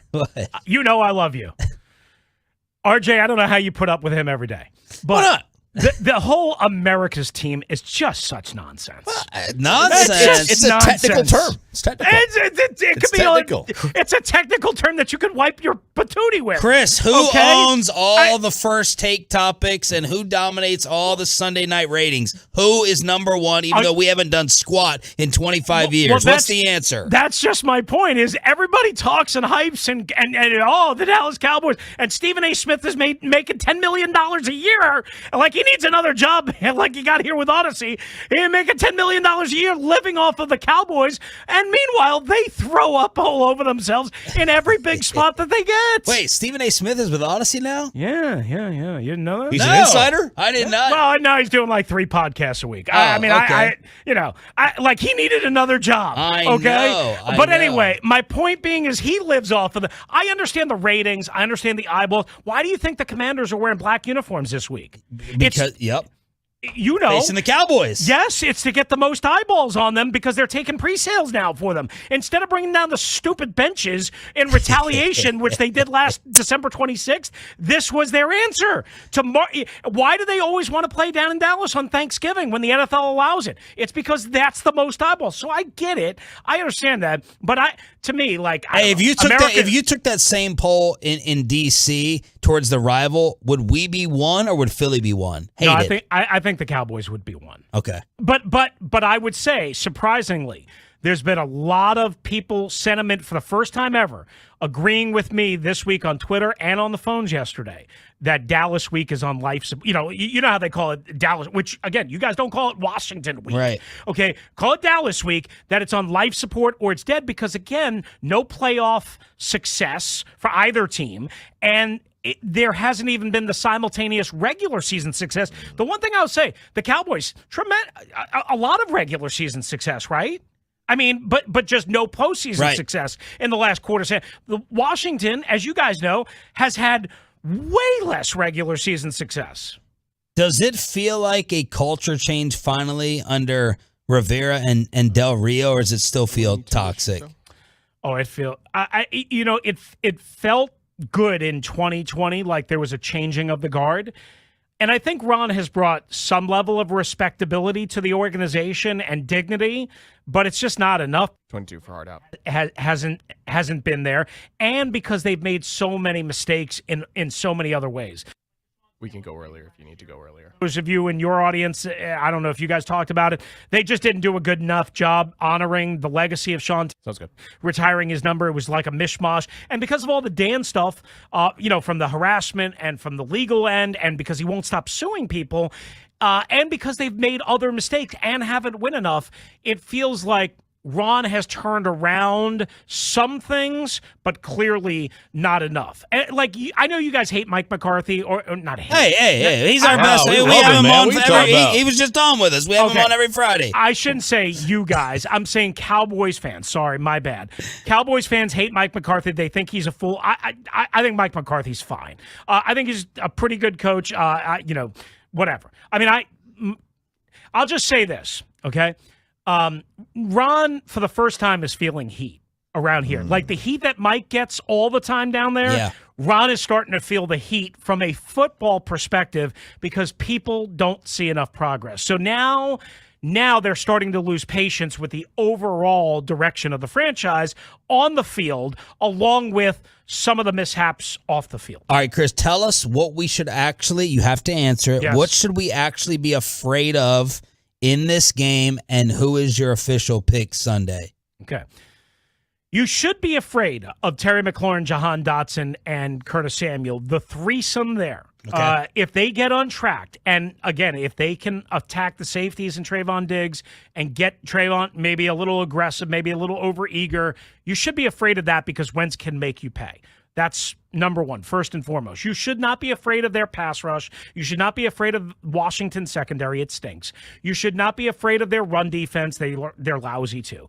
You should not be afraid of their offensive line or special teams. All of it stinks. Outside of the howitzer that Wentz has, if he's given time, and if he gets rid of the ball to one of those three guys, specifically McLaurin and or Jahan Dotson. That's number one.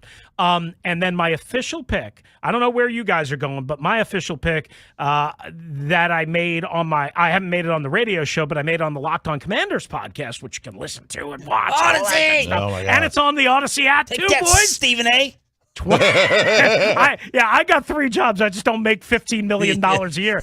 It's 21-13 Cowboys. So I think the Cowboys cover the number and win the game outright. I don't think it's a blowout by any means. I would be stunned if it's like 35-13 or something like that. I mean, stunned might be strong, but I think the Cowboys win the game by a touchdown, maybe a little more. We went low-scoring, Cowboys win. Before the Eagles game that you all played, I was going to pick the Commanders because I didn't think that, Cooper Rush and the offense could score, but that Eagles game just, there's nothing on paper, I don't think, that says that the Cowboys should lose, except Wentz is the more talented quarterback. If someone is going to make more QB plays, it should be Wentz, but it's just so scary. His decision making is terrible. We went Cowboys. I don't know how much time we have left, but I worry, and you guys can tell me, I worry about all the other like B parts or C parts of the Cowboys hurting the Commanders in this game than, say, CeeDee Lamb or Micah.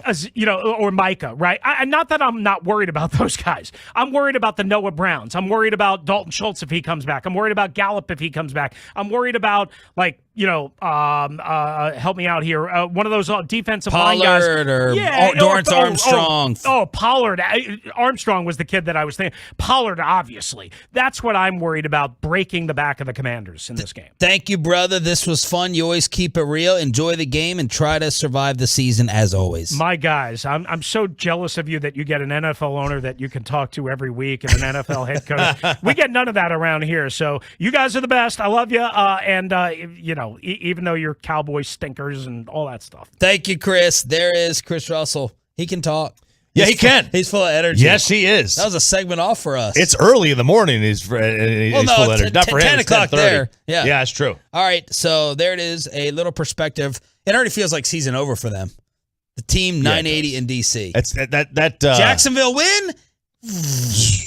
Right downhill. It sucks to be. We thought the season was over to week 1. I know. Let's figure out if Tank, Gallup, and Schultz are playing, and let's talk about the life of Gavin Escobar after the tragedy that came out yesterday with Nick Eatman. DallasCowboys.com after this. Text away your thoughts to the guys right now on thetruckwreck.com.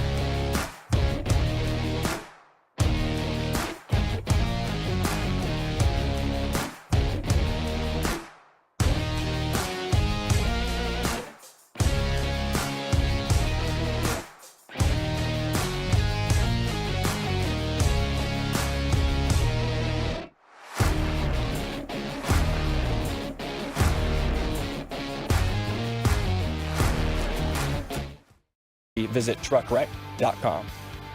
All right, we're going to crosstalk with the KMC Masterpiece at 9:40 this morning. It's Sean and RJ on DFW Sports Station 105.3 The Fan. Nick Eatman is joining us, brought to you by Ford. Built for Texas, built for you.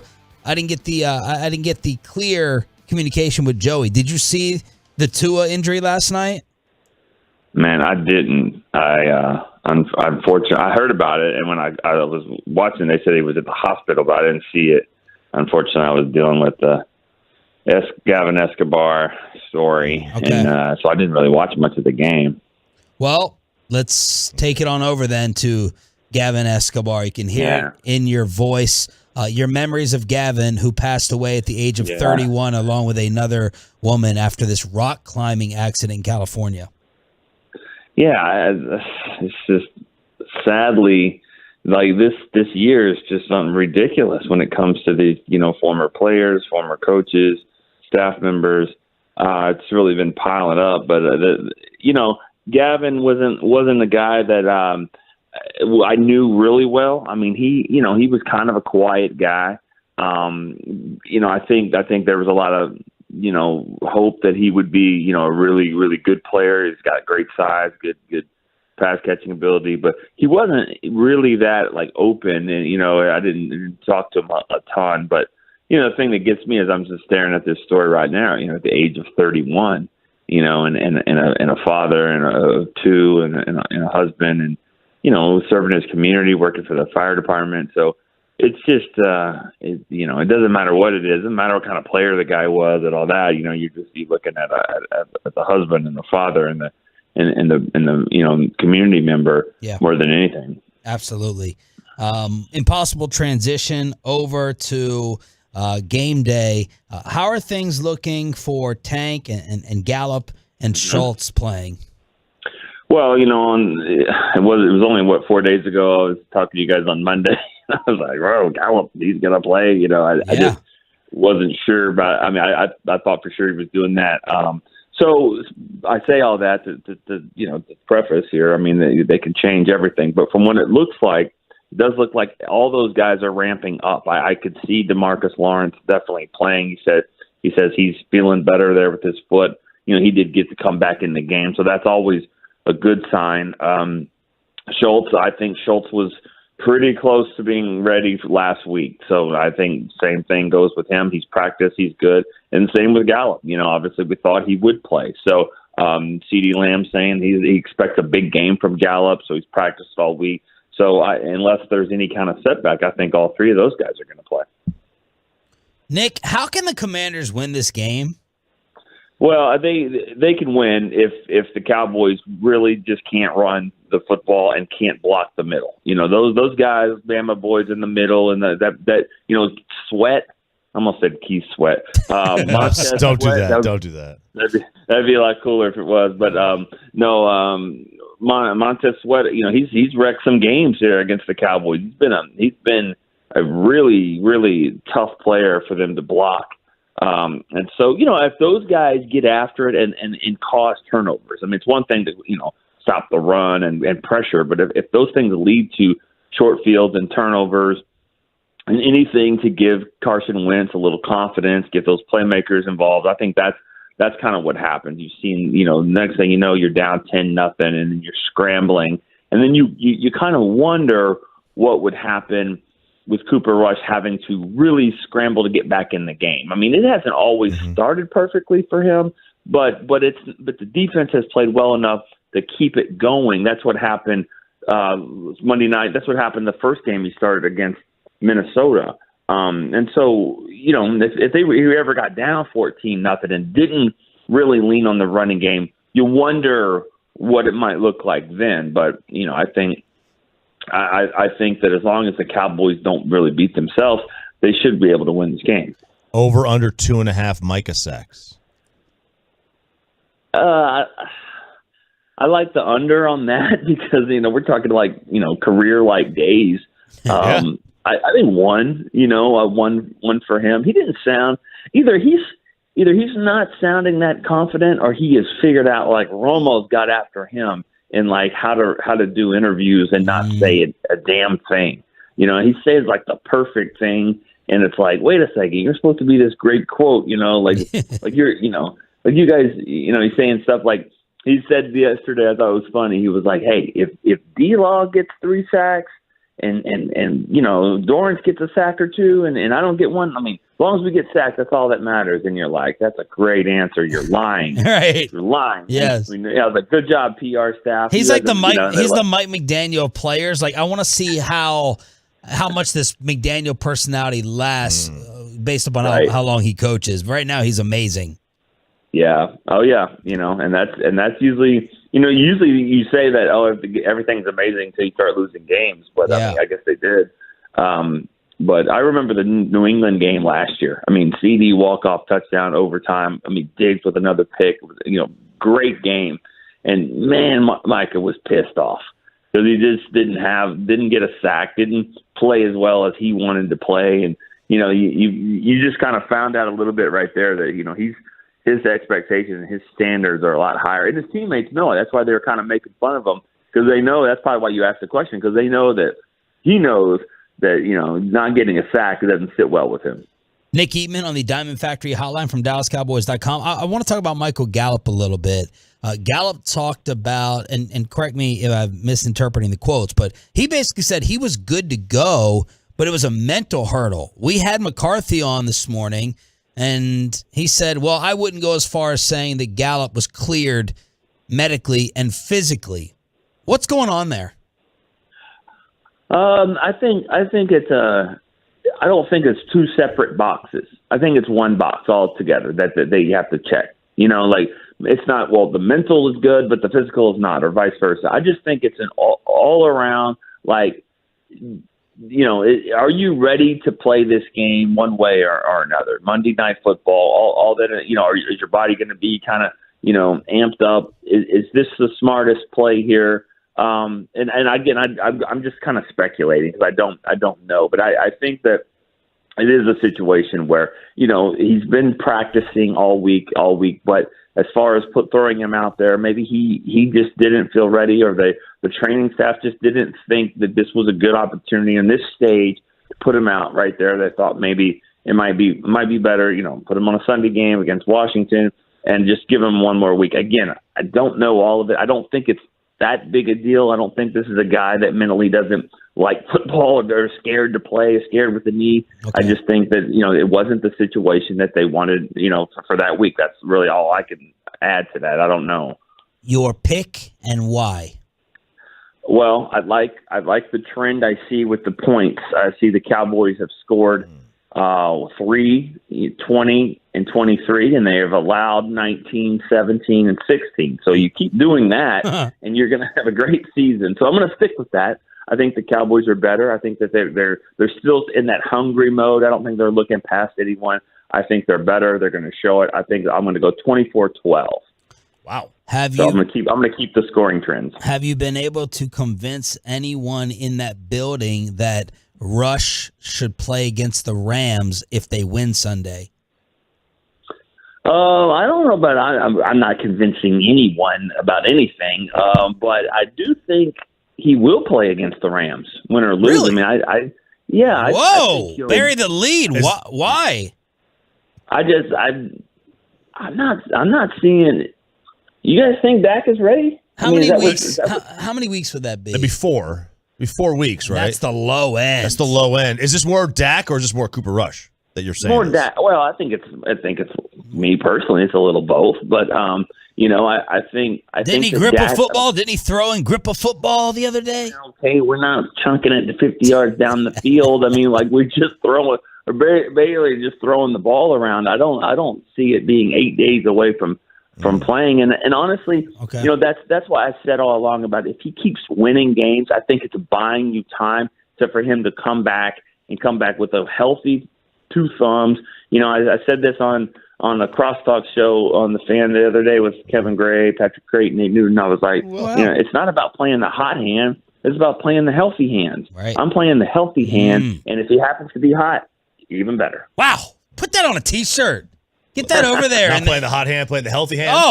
Get that. I love playing with my healthy hand. Get the. Okay. Nick. I knew Choppy's always going to mess it up. Nick Even delivering the goods as always every Monday, Wednesday, and Friday. Enjoy the game. Thank you for the time, brother. Have a good weekend. All right, guys. Talk to you Monday. Nick Even brought to you by Ford. Built for Texas. Built for you.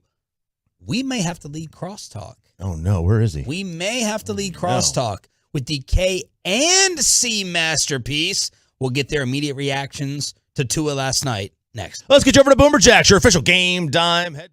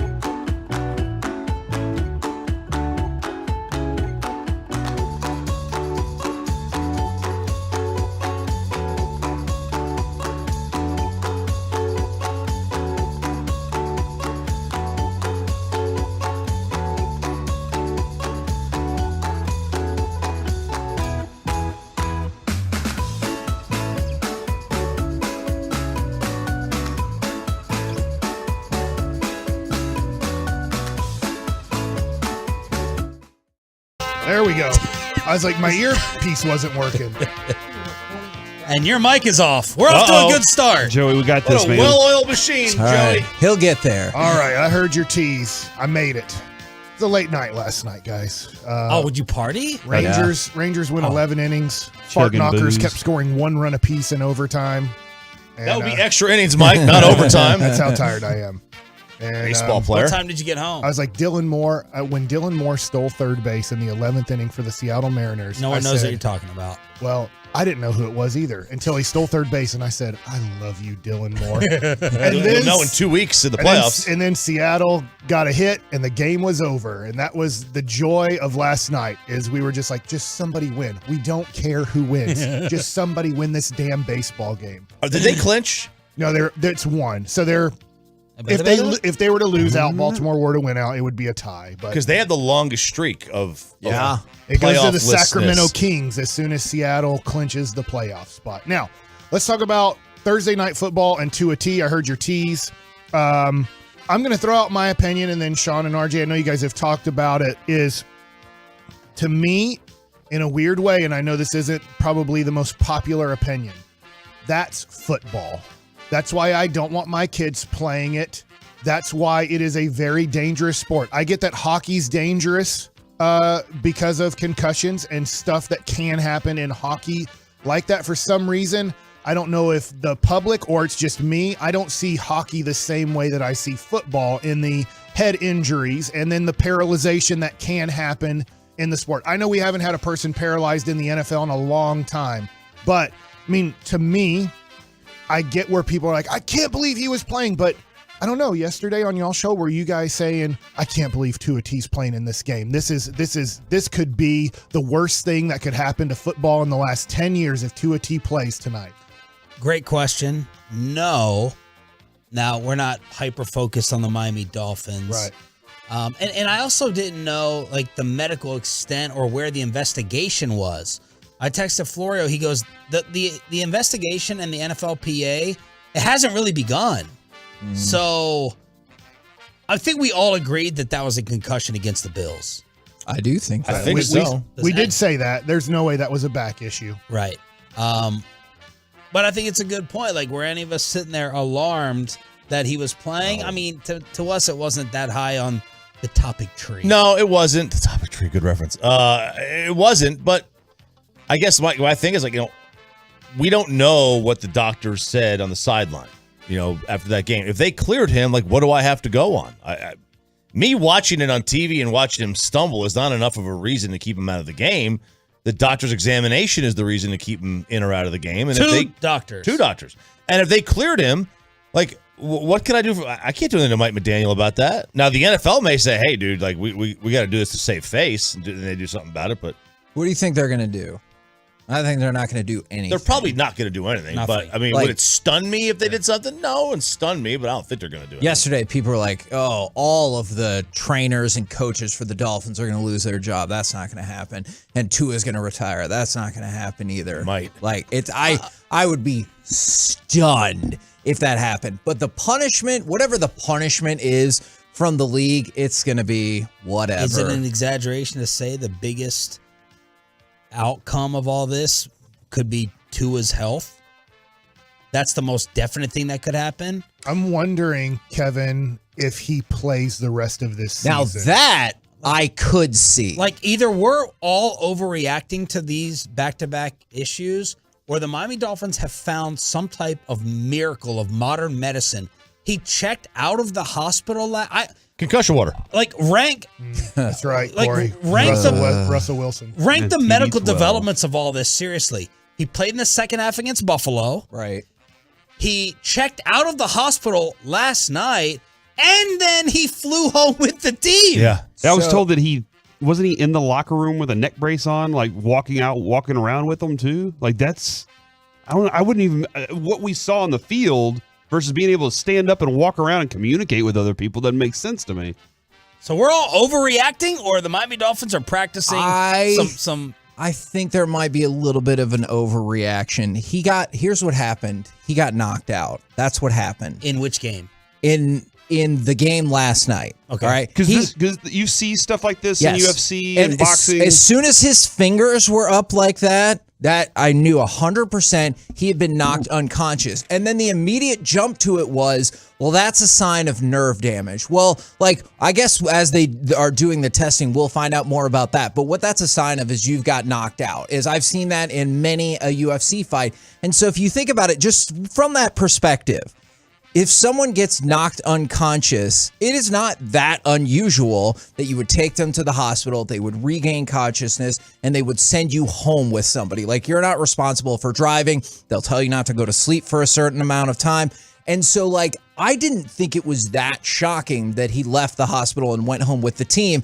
Now, I don't anticipate seeing him, to Mike's point, on the football field anytime soon. And then I guess, how often did this happen? What's that? I do. Maybe not in the next 2 weeks. Maybe 3. And but he'll play this year, and he has too much to prove. He has too many outside things that are the reason that he has to step foot on the field and say, I am this quarterback. I'm not injury prone. I'm not this. I'm not that. I can throw the foot. I can win with this team. I don't think it'll be his choice this time. I don't think. But how often has this happened 25 years ago? Right? How often what just happened? Troy, seven of them, right? Yeah, I mean, and Troy played in the Super Bowl. And then they come back and play, right? Yeah, it's I guess tough. the question is passing the neurological examination. I do agree with Corey that once he passes that, and I think it's going to take some time. I think they're going to put him through such tough testing that it's going to be 2 to 4 weeks before he has an opportunity to play on the field. But I agree with Corey. Tua has to look at this. Didn't we look at this as this is Tua's last chance? They did everything to put something around him, and Miami feels like they're in a win-now situation. And if Tua has a bad year or gets hurt again, they have to look at, hey, what's in the marketplace to try to get the most out of what we've... Isn't that why he played last night? Yes. Like, 100%. and that's what I think, too, is he played last night because there's this notion around him that either he wasn't good enough or he's too injury prone. Well, now it looks like he's good enough, and if he starts missing games, that just feeds right into the narrative. It is hard to break narratives. I'm not saying it's fair. I don't, because it's only been 3 games, and he's hurt again. No, he's not hurt. I'm sorry. Concussion's not injuries. Okay. It's not an injury. Okay. That's a head injury. It's not a brain injury? It is. Yeah, it's but not it an injury. is. But it is. But it's not a brittle injury. It's not a hamstring. I didn't say, I didn't say he's brittle. He missed time before because people thought he was brittle. He missed time because he didn't have a hip. It doesn't matter why you miss time. Yes, it does. If you are unavailable. Dak's not injury prone. Okay, yes, he is. No, he's not. Yes, he is. No, he's not. Yes, he No, he's is. not. No, Okay, he's really? not. Did he miss time 2 years ago? Yes. Did he miss time last year? Yes. Did he miss time this year? Yes. You're too binary. You're being binary. Yeah. I've heard all of your You're being binary. Okay, oh fine. I'm being binary. Let me go ahead and jump ahead and give you your argument. Let me guess what your argument is. Well, these aren't systematic injuries. They happen to different body parts, and they're not guaranteed to happen again. That doesn't make you injury prone. That's a stupid argument. That's not what I was going to say at all. If you miss time every single year, you're injury prone. All right, go ahead, RJ. Go ahead. Tell me the guy who doesn't think winning a Super Bowl matters. Tell me about injuries. Miles Austin was injury prone, right? Because he had muscular injuries. Okay. When you break a bone, name me the player who wouldn't have broken his ankle on that play that Dak broke his ankle. Okay. Every single one of them. So your argument is anybody would have broken their ankle. We're all what about injury last prone. year? What about this year? This year with the hand, everybody would have broken their thumb. Okay, sure. They would have. I mean, so there's no NFL games this weekend because everybody is injured. No, wait, that's not the case. That is exactly what you're saying, RJ. No, I'm that is not. exactly what you're saying. Not. You're like, everybody would have got hurt with this, so that doesn't count. When you fine. get an you know injury what, RJ? like that, you're right. where everybody would have broke their ankle on that play, you're right. then I don't consider that it's something unique to you. You're 100% right. The shoulder. Yeah. That's an injury that would make him injury prone if he hurts it again. No, but the you're right. ankle, I'm sorry, the ankle is not like when he broke that ankle, Everyone would have broke their ankle on that tackle. You're right. So 2 years ago, when he hurt his ankle, that would have happened to everybody. And last year, when he hurt his calf, that would have happened to everybody. No. And this year, when he hurt his hand, that would have happened to every single. Well, guess what that means, RJ? That means that you've missed time in 3 straight years. And I hate to break it to you, that means you're injury prone. No, it doesn't. Yes, it does. If you miss a show every single week for a different reason, you're not reliable. It doesn't matter what the reason is. Hang on a second. What if 10 family members die versus you being sick for 10 straight weeks on and off? There's a difference, right? That's why you missed the show. If Corey Seager, you're not reliable. That's what the notion is going to be on you. I'm not saying it's fair. Reliability is when you get injured on something that nobody else would get injured on. Like if Corey Seager gets hit in the hand and breaks his hand, I mean, people do that all the time. No, that is the dumbest thing I've ever heard. That is so dumb. And you said exactly the argument I predicted because you're like, everybody would have got hurt with that. It doesn't matter why you got hurt. It's fair. You could say it's unfair. But guess what? If you miss time in 3 straight years, you're unreliable. KP had all kinds of different injuries. And guess what? He couldn't play because he was unreliable. KP was unreliable because he's soft. That's why. Yeah. Why? He wouldn't play. Why? Because you say he's soft? No.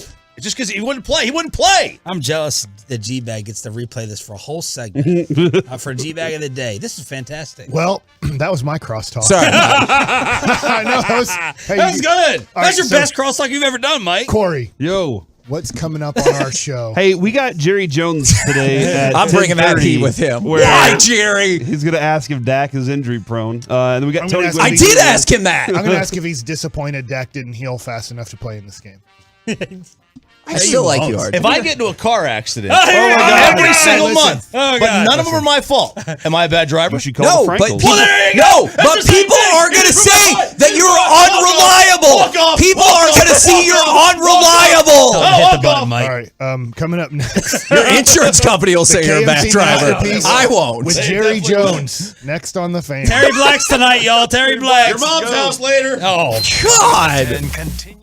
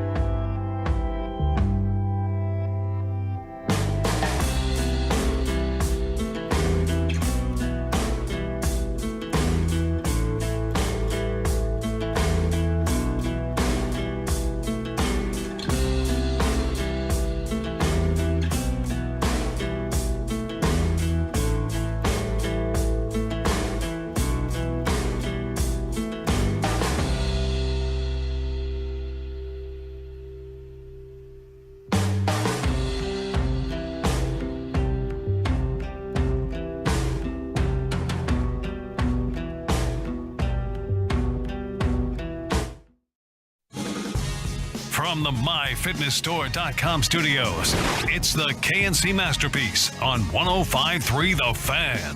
KNC Masterpiece right here on 105.3 The Fan. Are you calmed down yet? Where Are you okay? I am very calm. It's a shout out Friday, and I wanted to take the opportunity to give the first shout out to RJ. We agreed to disagree, and then Corey said, I don't agree to that, and tried to stir it up again. What happened, Corey, Mike?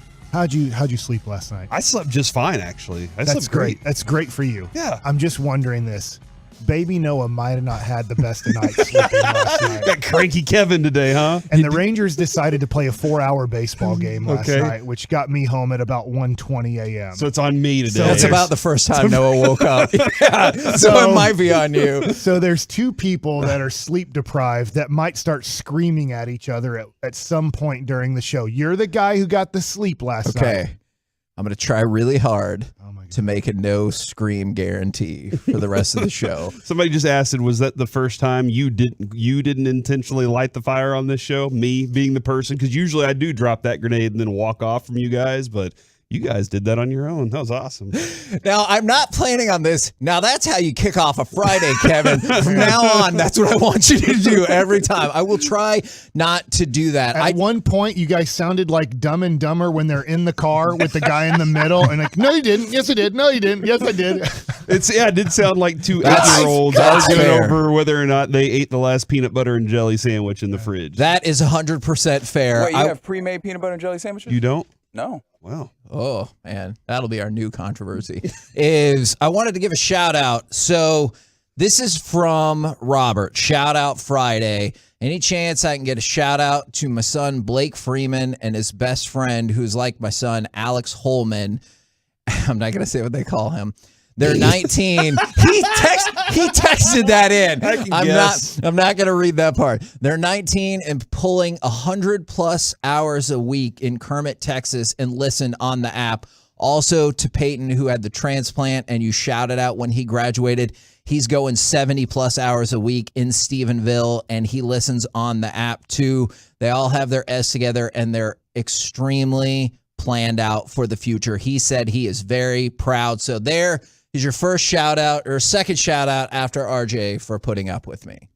I do want to add that I think both of you were wrong. That Fair. Everybody is injury prone. Oh. There are always name a player that played a career that never got injured. Well, until this week, it was Jonathan Taylor, right? He'd never even missed a day of Never even practice. missed a practice but until you know this what? week. That might feed into it. So my question. Dirk was pretty good at playing most of the games, but to your point, he did get injured later in his career. Mm-hmm. Now, I want to start things off with my question for y'all is, where the heck is Terry McLaurin gone? And can the Cowboys keep him hidden? So if you look at his overall numbers, they're solid for him. Just in general, they're pretty good. But right now, he's on pace for 68 catches. That would be the lowest since his rookie season. He's on pace for 119 targets. That would be the lowest since his rookie season. He's on pace for catching 57% of the passes to him. That would be the lowest of his career. And I get that you might say, well, they have Carson Wentz. That's what I was going to say. Okay, and I do get that, but it's not like the Commanders have had an onslaught of awesome quarterbacks even before that. They also didn't have Jahan Dotson as another option, or Samuel. So that I will say that those two things have factored into it a little bit. But I think he's just further proof that no matter how good of a receiver you are, bad quarterback play is going to limit you. I think that Carson Wentz, I was listening to the Washington guy come on from their radio station with Sean and RJ, and he was pretty much saying, which I agree with, watching Carson Wentz play for the Eagles. I watched him play just a few times when he was on the Colts last year, but he is not good at getting rid of the ball quickly to a guy who at times Mclaurin, and I know you're a big fan of him, Corey, so you can back me up on this if I think I'm right on this. He's really good at just kind of making those quick dart moves. Yeah. I think of, he's Cole Beasley, but better than Cole Beasley. And he gets separation 3 to 5 yards off the line. And when you're not a very good quarterback, let's say a backup quarterback, and Cooper Rush has done a great job, but Cooper Rush will be like, I see him get rid of it because I don't want to hold on to the ball for a big play here and make a big mistake. And so I think Mclaren now is going to suffer because Carson Wentz, for some reason, loves holding on to the football and he wants to see everything develop to give him all these options. And I think that does hurt McLaurin's game. And it's not just a one-game phenomenon because it's early in the year, but I wanted to point out the progression of this. So check it out. In week 1 against Jacksonville, in the first half, McLaurin had 1 catch. In the game against Detroit, McLaurin's first catch came on the first drive of the second half.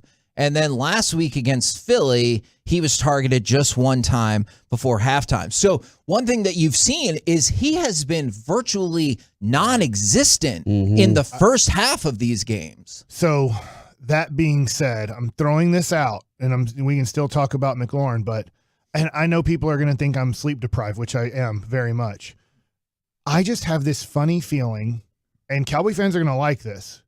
I'm going to pick 31-0. And I know that sounds stupid. You think they're going to stomp them out? I think that Washington is going to be so demoralized, and maybe Washington, I think there's a good chance that Carson Wentz is pulled from this game, that he's taken out of this game, that we get to the fourth quarter and Washington goes, look, we're down by 30 points and we have no chance with this guy. Let's just see what it looks like with the backup, or let's stop. Carson Wentz has already been sacked 5+ times. He's already turned the ball over twice. I think the Cowboys are going to get a defensive touchdown, if not 2. I think Carson Wentz is going to throw at least 1 interception and fumble the ball where the Cowboys recover it 1 time. I don't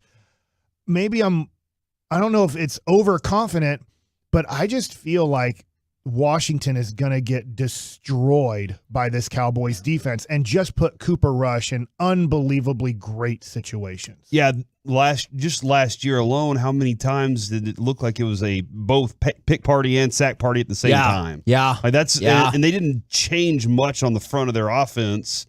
And the Cowboys just exploited them defensively. Now, they had Randy Gregory last year. I feel like the waves that they have been sending so far this year, and I was going to ask Jerry about, hey, man, y'all been able to get to the quarterback with 4 this year, more frequently than I've seen in the past for a while. Why? Is it talent? What is it the reason that y'all are able to do that?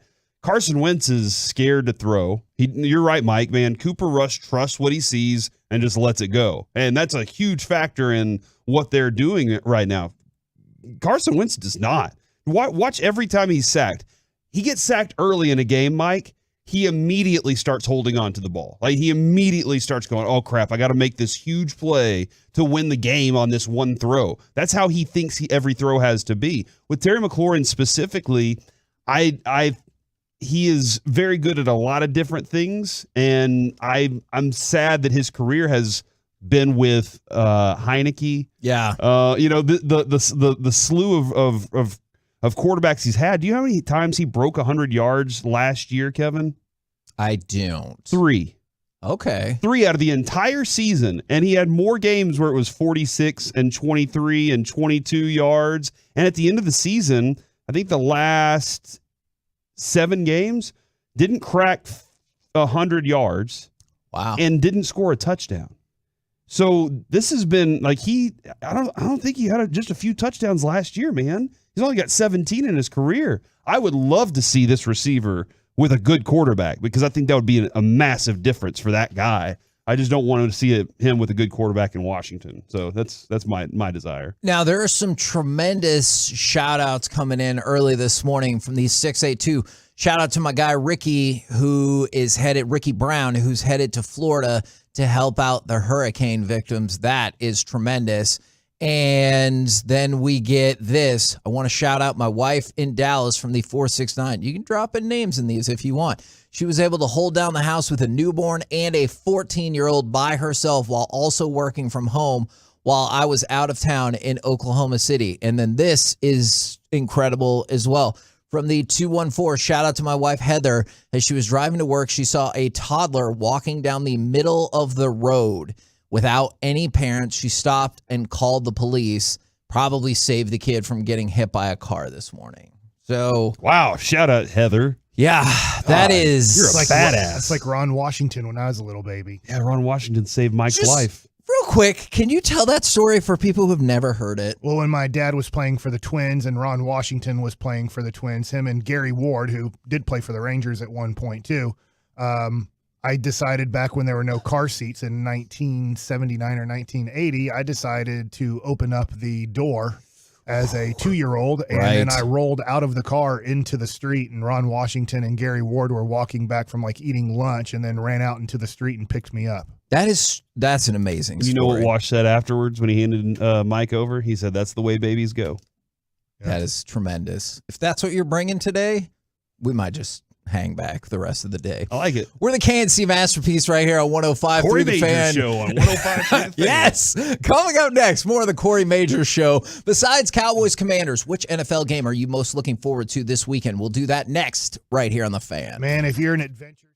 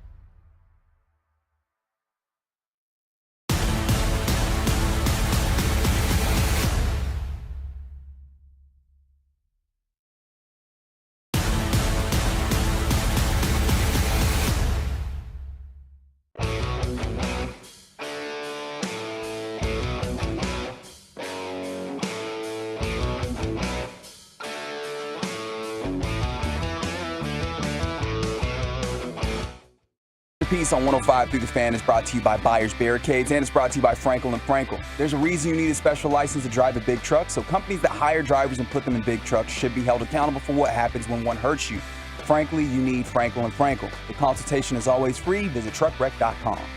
KNC Masterpiece back here on 105.3 The Fan. Besides Cowboys Commanders, which NFL game are you most looking forward to this weekend for the Lions? Quick note, Amon-Ra St. Brown has been ruled out for Sunday's game versus Seattle. Also, side question, how much are you looking forward to seeing Corey, Bobby, Sean tonight, 7 and 9 at Terry Black's? That could all be mixed into the NFL question. I appreciate you, Kevin, kind of propping me and Sean and Bobby up as celebrities here. How excited are the Tolos to see us? Good effing thing. RJ's not going to be there. How excited are we to see the Tolos? And you're right about that. That would be a crazy I'm just kidding. mess. I'm kidding. I think it's really fun. Like, for what? The better part of 2 years, we have been up in the studio or at home and kind of like pushed away or only on Zoom. And so it's been really cool that like some people have been able to come up in studio, and we, just did the spot at the Eagles Nest and like to hang out with people again. We beat coronavirus. But even still, Mike, thank you. I did have a Tolo as I was walking out at the Eagles Nest the other day, stop me. And he was like, hey man, I just texted my buddy and I said I was coming up here and I was going to ask you guys a question. And he said, man, I don't think you should talk to those guys. They're really busy. Hey, this is why we're going to be out. All right. This is exactly why we're out. Come say hi. Come talk. Yeah, come chat it up, for man. sure. And Sean, Sean, he gets enough drinks in him. He'll start buying things for everybody. So get Sean really nice and hammered. That's always good and fun too. It's always fun to watch that guy. I don't think you have to try very hard for that. Man, come on. All right. So we're excited for that. What's the game that stands out to you on the NFL schedule? Because there are three that immediately come to mind, although I will admit one of them might at least partially be because of Mike. I am. Knew it. I've been this for a while. I'm the biggest Jaguars fan at this station. Thank you. And I cannot wait to see Jacksonville knock the Eagles off and give the Cowboys some more room to work with. I think we would all agree with that. Like, I most certainly would like Jacksonville to defeat Philadelphia. So that one I definitely am completely Mike in on Jacksonville, and I want to see if Peterson gets his opportunity to get back at Philadelphia. This is Trevor Lawrence's continued rise to show, oh, hey, I'm not that bust that everybody keeps saying that Mike says I am not. Yeah, I am. I think that sentence made sense. Obviously, that game interests me tremendously. I do. It's tough when the game is at noon during the Cowboy game, which means you're just going to get, at least for me, I'm just going to get highlights when they break into the Cowboys game of what's happening in that game. But I think the easy choice is Bills-Ravens. Yeah. Just because Josh Allen and Lamar Jackson are two real MVP candidates, unlike Jalen Hurts, who's just getting hyped for no reason. So I think that game, both 2-1, at Baltimore. Baltimore's a 3-point dog at home, so at least Vegas sees they're still buying in Buffalo, as a pretty big favorite here. So for me, besides obviously Jacksonville defeating the Eagles and showing that Jalen Hurts is a fraud, I will go with Bills-Ravens. All right, I think Bills-Ravens makes a lot of sense. The one for me, I think, is Chiefs-Bucks. And this is even money now, and it looked like it was going to probably get moved to Minnesota, but then I know obviously the NFL said yesterday that they're not planning on moving the game. Is everything chill over there now in Tampa? No, I wouldn't say that, but they don't expect it to impact their ability to do the game, although they do still have Minnesota good to go as their contingency plan because, weather can do what it wants sometimes against whatever the models say. But as of now, it's set to still be in Florida. And so I think that's a really interesting game because we're talking about two potential Super Bowl contenders, much like Bills and Ravens. I used to be a very affluent, I don't know if that's the right word, Googler. Like I would Google and I was very good at it. And now I'm starting to maybe the word you're looking for. Yeah, or avid. Avid. Good. I used to be good at it. And you said you speak multiple language? Yeah. Fluent. Yeah, I was fluent in Google. But now I'll type in things like, how's the hurricane doing? And I'm getting worse at my Google searches, but it looks like that it's still existing there. So that's going on. By the way, somebody did text in and said, Lawrence is still a bust. He will beat the Eagles, but he will be out of the league in 2 to 3 years guaranteed. All right. I'm going to go ahead and address the last part of that. There is no way in hell that Trevor Lawrence will be out of the league in 2 to 3 years because he was the number 1 overall pick. If you don't think he's going to be good, that's fine. People don't think Baker Mayfield is particularly great. Guess what? As soon as a team could snap him up because he didn't want to be there anymore, they did, and they made him their starter immediately. He's been in the league for 5 years. Blake Griffin has agreed to a 2-year fully guaranteed deal with the Boston Celtics. Yeah, what perfect timing there, because he was the number 1 pick in the NBA like 16 million years ago. He's still around. Like, that's the thing. If you don't think Trevor Lawrence is good or is ever going to be good, that's a totally different discussion that I think people can have. I can guarantee you he will not be out of the league in 2 to 3 years unless some sort of horrific, debilitating, cannot ever play football again injury happens to him. He will not be out just because of poor play. I had one more game.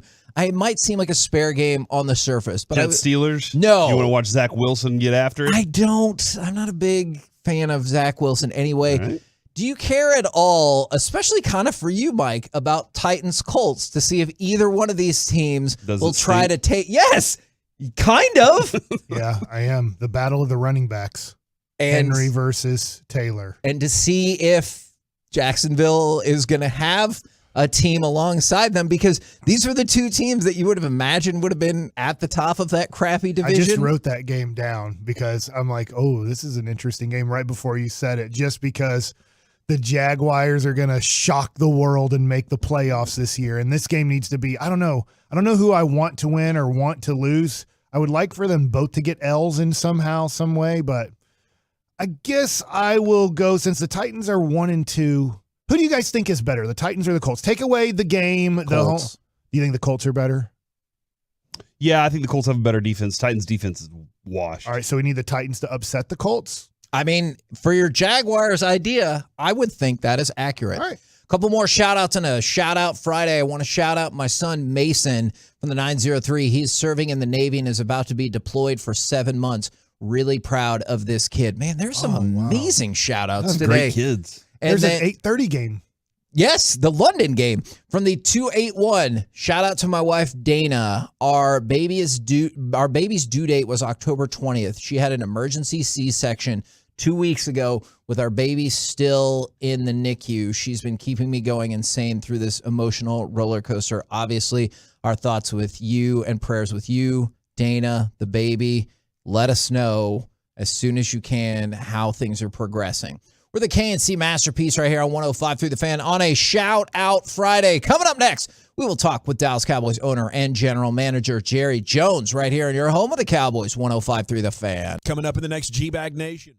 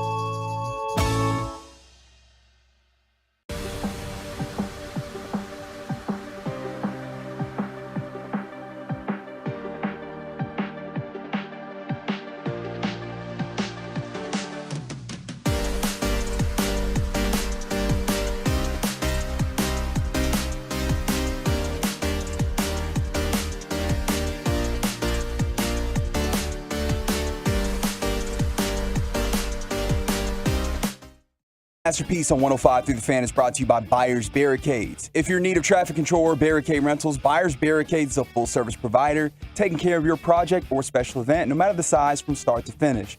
The Texas Authority and Barricade Rental is buyersbarricades.com. K&C Masterpiece back here on 105 through the Fan on a shout-out Friday right now, brought to you by Ford, built for Texas, built for you. It is the owner and general manager of the Dallas Cowboys, Jerry Jones. Good morning, sir. Let's go. All right, I wanted to give you a little bit of space and see if you could tell us anything or wanted to share any stories about Gavin Escobar as we heard of the unfortunately tragic passing last night. Oh, it's just tragic, and I personally enjoyed my time that he was with the Cowboys, the occasions that we had to say hello and visit, and that's just tragic. And he obviously was doing things and living a life that he enjoyed doing, and to be engaged in the kind of activities that he wanted to be. I'm thankful for that much, and but it's just so sad, so young. Jerry, on what this Cowboys team is currently doing, you're getting to the quarterback with like 4 defensive linemen more often than I think I've seen in quite some time. Why do you suppose that is? Is it coaching, just adding more talent to that line? What do you think it is that's getting you the opportunities to get there with just 4? Well, I think you've named it. I think the scheme, certainly the execution of the scheme has everything to do with coaching.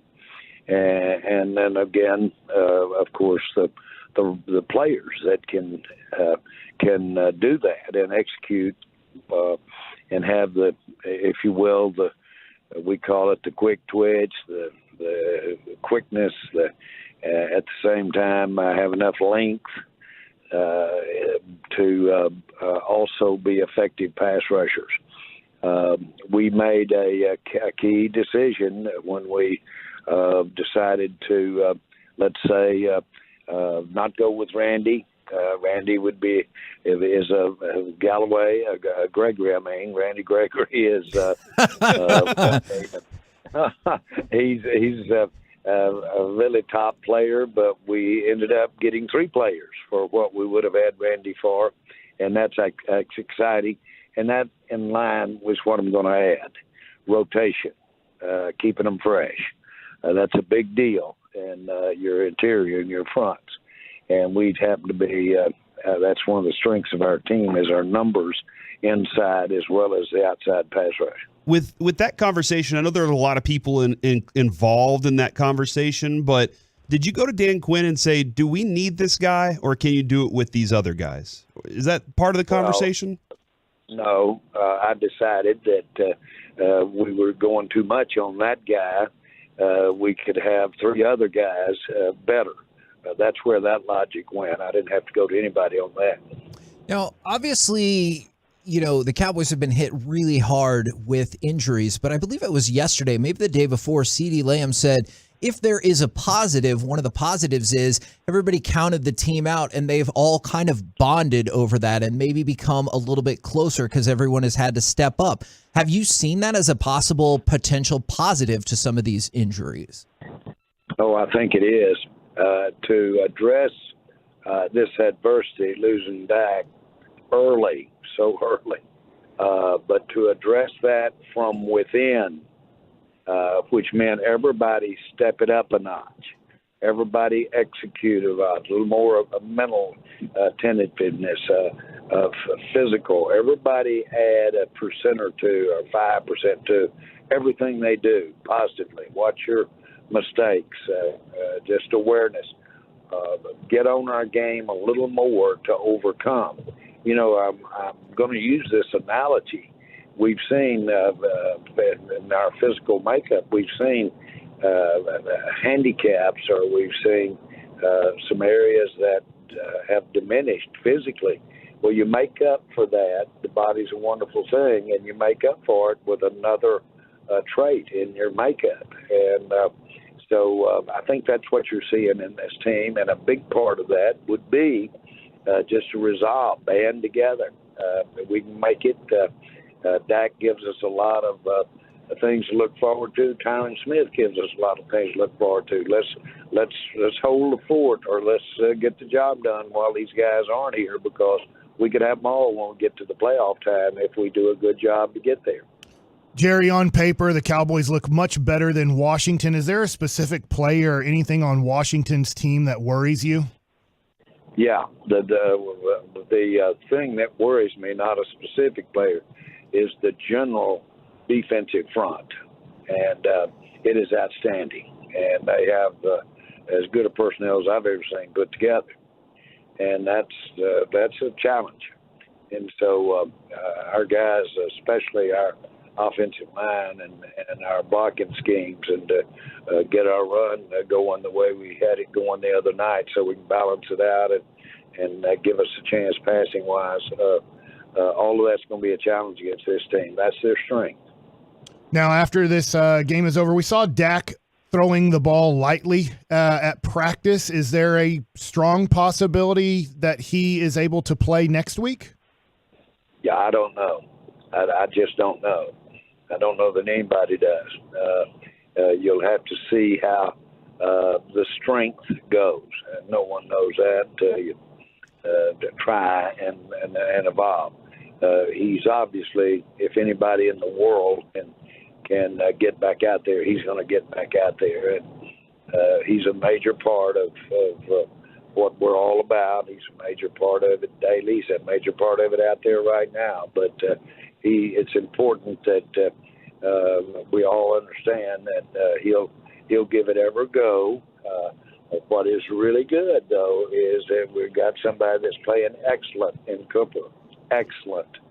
And he's doing a super job at the position. And so, boy, that gives us a little leeway here.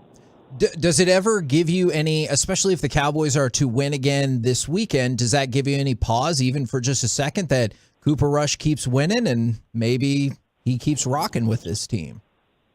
No. All it does is tell me that we're in great shape at the quarterback position. And that's important. And you can't be in great shape unless you've got somebody that can, you've got good backup situations.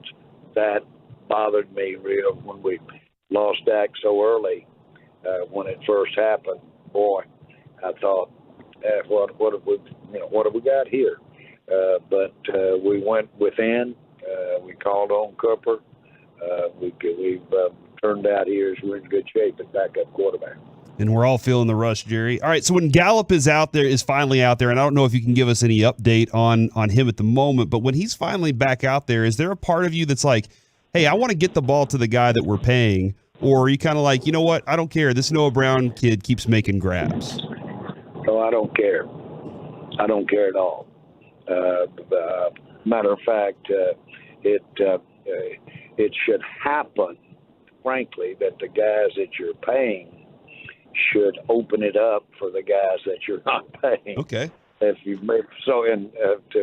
we're in that vernacular and in that area, paying or not paying, and that's as it should be. Now those guys you've got to be excellent. You've got to run your routes perfectly so that at the right distance and can make your cuts at the right time so that you can clear it out for the other guy. We hadn't been getting that much in the past. We're getting it now. Now, a couple of the guys you are paying missed last week in Dalton Schultz and Michael Gallup. What are the status updates on Schultz, Gallup, and maybe even Connor McGovern? I'm as I sit here. We've got more to go here this week, but as I sit here, I think they'll play. All three of them? Well, I didn't know what you said, but two. Oh, Schultz, Gallup, and McGovern. I'm not for sure about as sure feel as good about McGovern. We'll see where that goes. Okay, good news to hear. Sorry, I just heard two. I wasn't listening. Well, sometimes we work with Mike. I get it. It happens sometimes. Now, Jerry, I think we all saw what happened last night with Tua, and there's a lot of concern and discussion going on with that today. And we all saw what happened. Guys, yes, sir. Back with you. Okay. Last night we disconnected from me. Well, we're all good to have you back here, Jerry.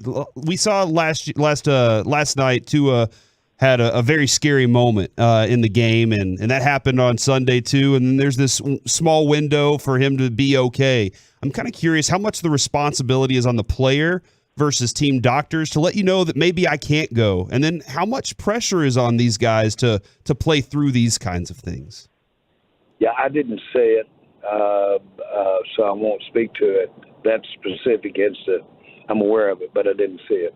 But the premier, I've never been as acute as it is right now as on the player safety, and especially in the area of concussion. And there's no equivocation.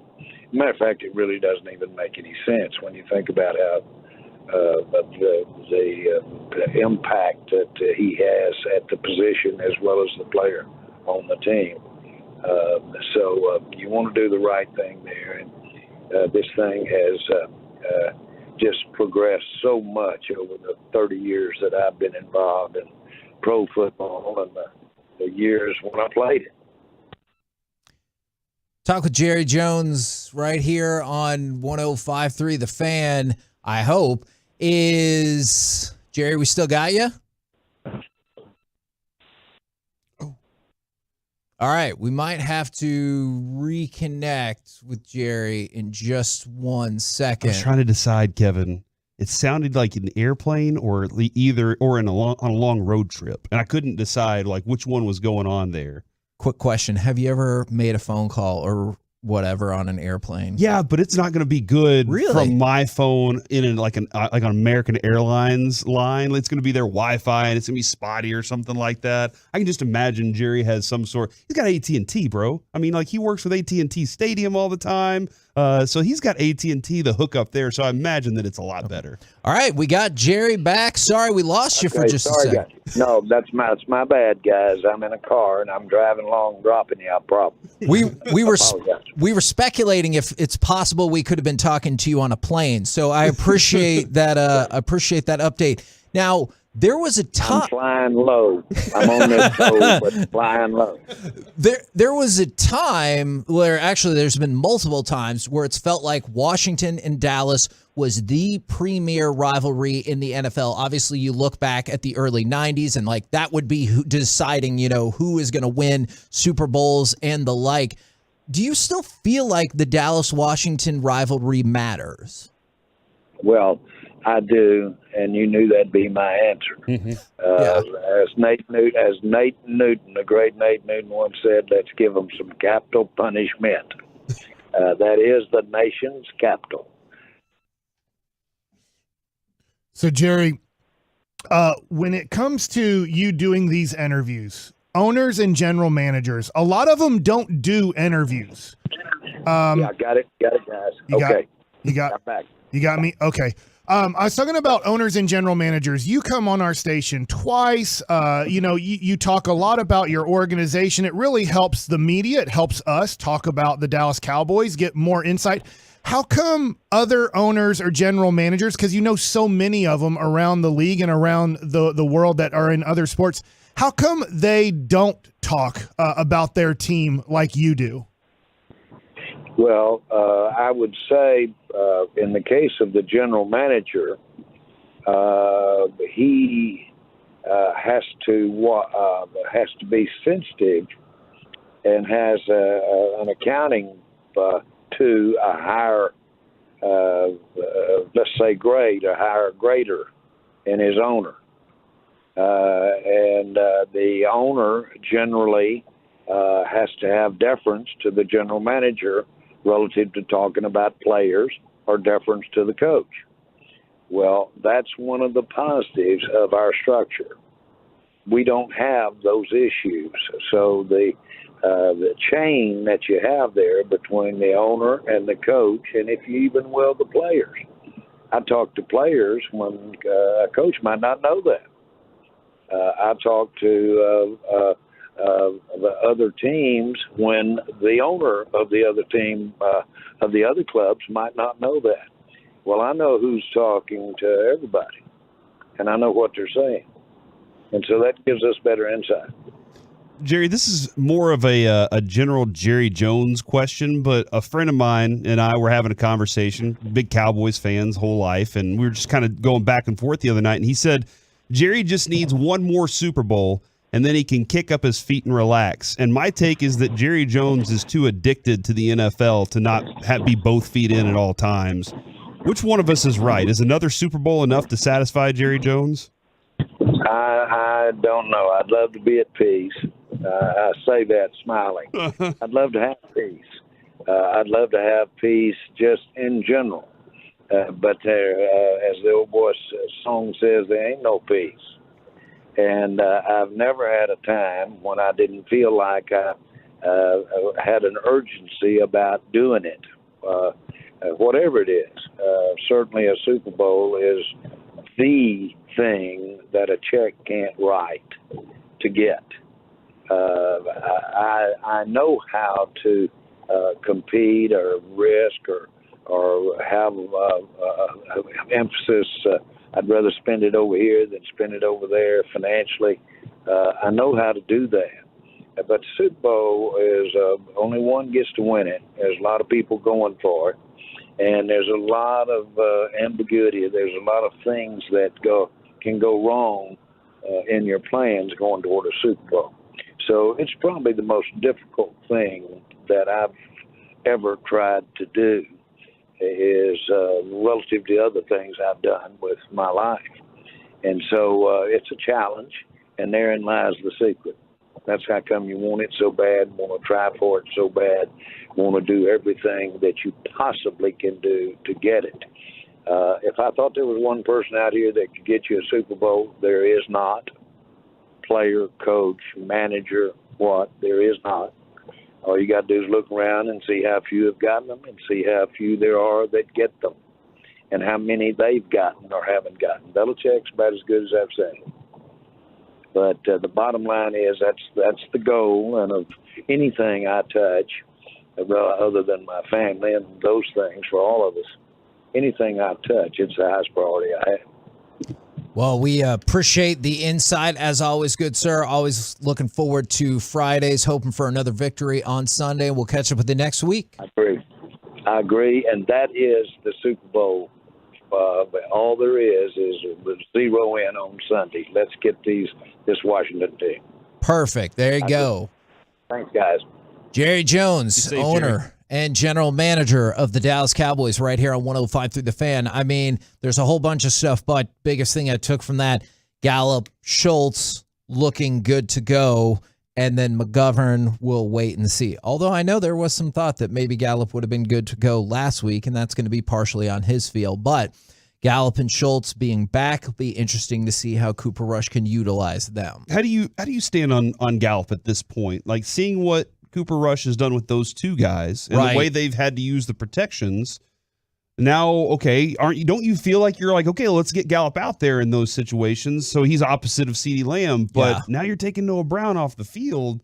I don't necessarily want to do that with the connection that he and Cooper have at the moment. Yeah, I think I would be curious to see if they would run more 3 wide and obviously less than 2 tight end, which we really like the Ferguson combination at the 2 tight end. But clearly that's going to be out the window anyway if Schultz is going. Did you want to ask him about that nickname? We forgot to ask Jerry about the Ferguson name because Reggie's so against it, and we needed Jerry to say, you know what, I approve of that one. Dad, get him back on the line, and we're going to ask Jerry. You get him on the line. Well, Reggie, come on, man. Just reach out. I'll email him. I'll text him real quick. I'll see if I can get this great. worked out. That would be fantastic. But, you know, I know he was kind of saying it for real, kind of saying it in jest, but even Cooper Rush wins this week. Whenever Dak's ready to go, obviously, he's going to take right back over. Do you think there'll ever come a time that, you know how we talk about in the 90s how we didn't have cell phones?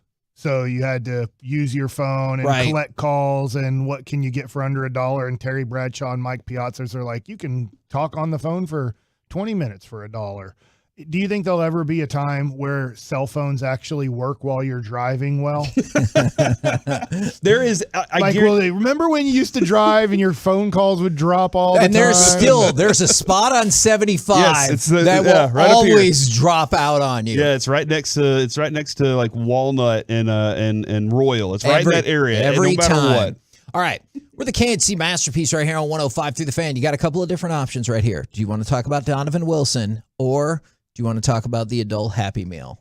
I mean, who's from A&M? Man, I don't think we have enough time to talk about the adult Happy Meal. Yeah, let's just do Donovan. We need to use that one a little later in the show, I think. 'Cause I think that needs extensive research. Okay, because I'm very excited about the adult Happy Meal, and I think other people will be as well. So, position power rankings. You watch. Position power rankings this year per Next Gen Stats. Safety position. Number 1, Derwin James. Not surprising. We like Derwin James. He's pretty good. Number 2 on the list, Donovan Wilson. So let's go. I was pretty stoked about that. The way that Dan Quinn was using him last week, too. Yeah. And Reggie, I know you watched the All-22 on this. He had him lined up in so many different places and attacking and then laying back. It's like he had a really good.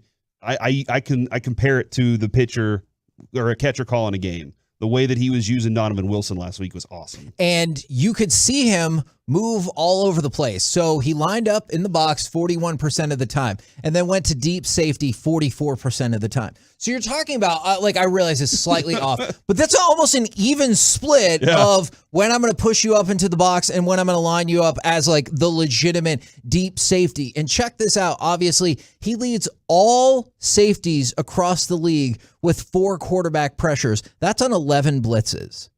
So 11 blitzes? So he is getting quarterback pressure 37% of the time when he's coming off the blitz. I realize it's really early and there's not a lot of numbers, so that can sway quickly, but that's pretty damn impressive. Yeah, and I'm very interested to see, how Dan Quinn continues to add these little blitz elements as they are getting pressure with 4. That is a good thing. Yeah. But these blitz elements that he adds to it, when will other quarterbacks pick up on it and say, okay, we can attack these things? Because right now it's fresh, and there are a lot of quarterbacks that are too dumb to figure out what they're doing. Daniel Jones is not a good enough quarterback to recognize what the Cowboys are bringing. I don't think the offensive front for the Washington Commanders is good enough, especially with Wentz back there, to say, oh, we got Dan Quinn figured out here. And Jared said something about competition at positions. It's just Javon Holland, Minka Fitzpatrick, Xavier Woods, they're all in this top 10, and they're all behind Donovan Wilson early in the season. We don't need Jaron Kearse back. Definitely not. What I'm saying is I like the idea that if and when Connor McGovern comes back, people aren't automatically like, well, you have to put him at left guard. They're like, well, I kind of like Jason Peters right there. And clearly Jaron Kearse will have a spot on this team. And I'm not saying that those two can't play together. You've seen that before. But I like the idea of people coming back and you're like, we're going to have to bump out a player that we thought was pretty solid. It's just like when they were cutting players at the deadline. The Cowboys didn't cut as many defensive players as they normally would because you're like, well, there's too many good ones and they'll get picked up. That's a good sign for the team. Kind of like the topics we had here. Lots of people are mad that we bumped the adult Happy Meal. Hey, we'll have to get to I it might later. have voted for that. But at some point today, we will talk about the adult Happy Meal. And if you're wondering, does it come with a toy? Yes. Yes, it does. Coming up next, though, we will... I was hoping we could avoid that, but I should have known better. Coming up next. Why is my Happy Meal vibrating? We will talk with our Dallas Cowboys insider, Mickey Spagnola. He'll give us the buzz on the Cowboys next right here on The Fan. Stop it. Coming up on The Fan.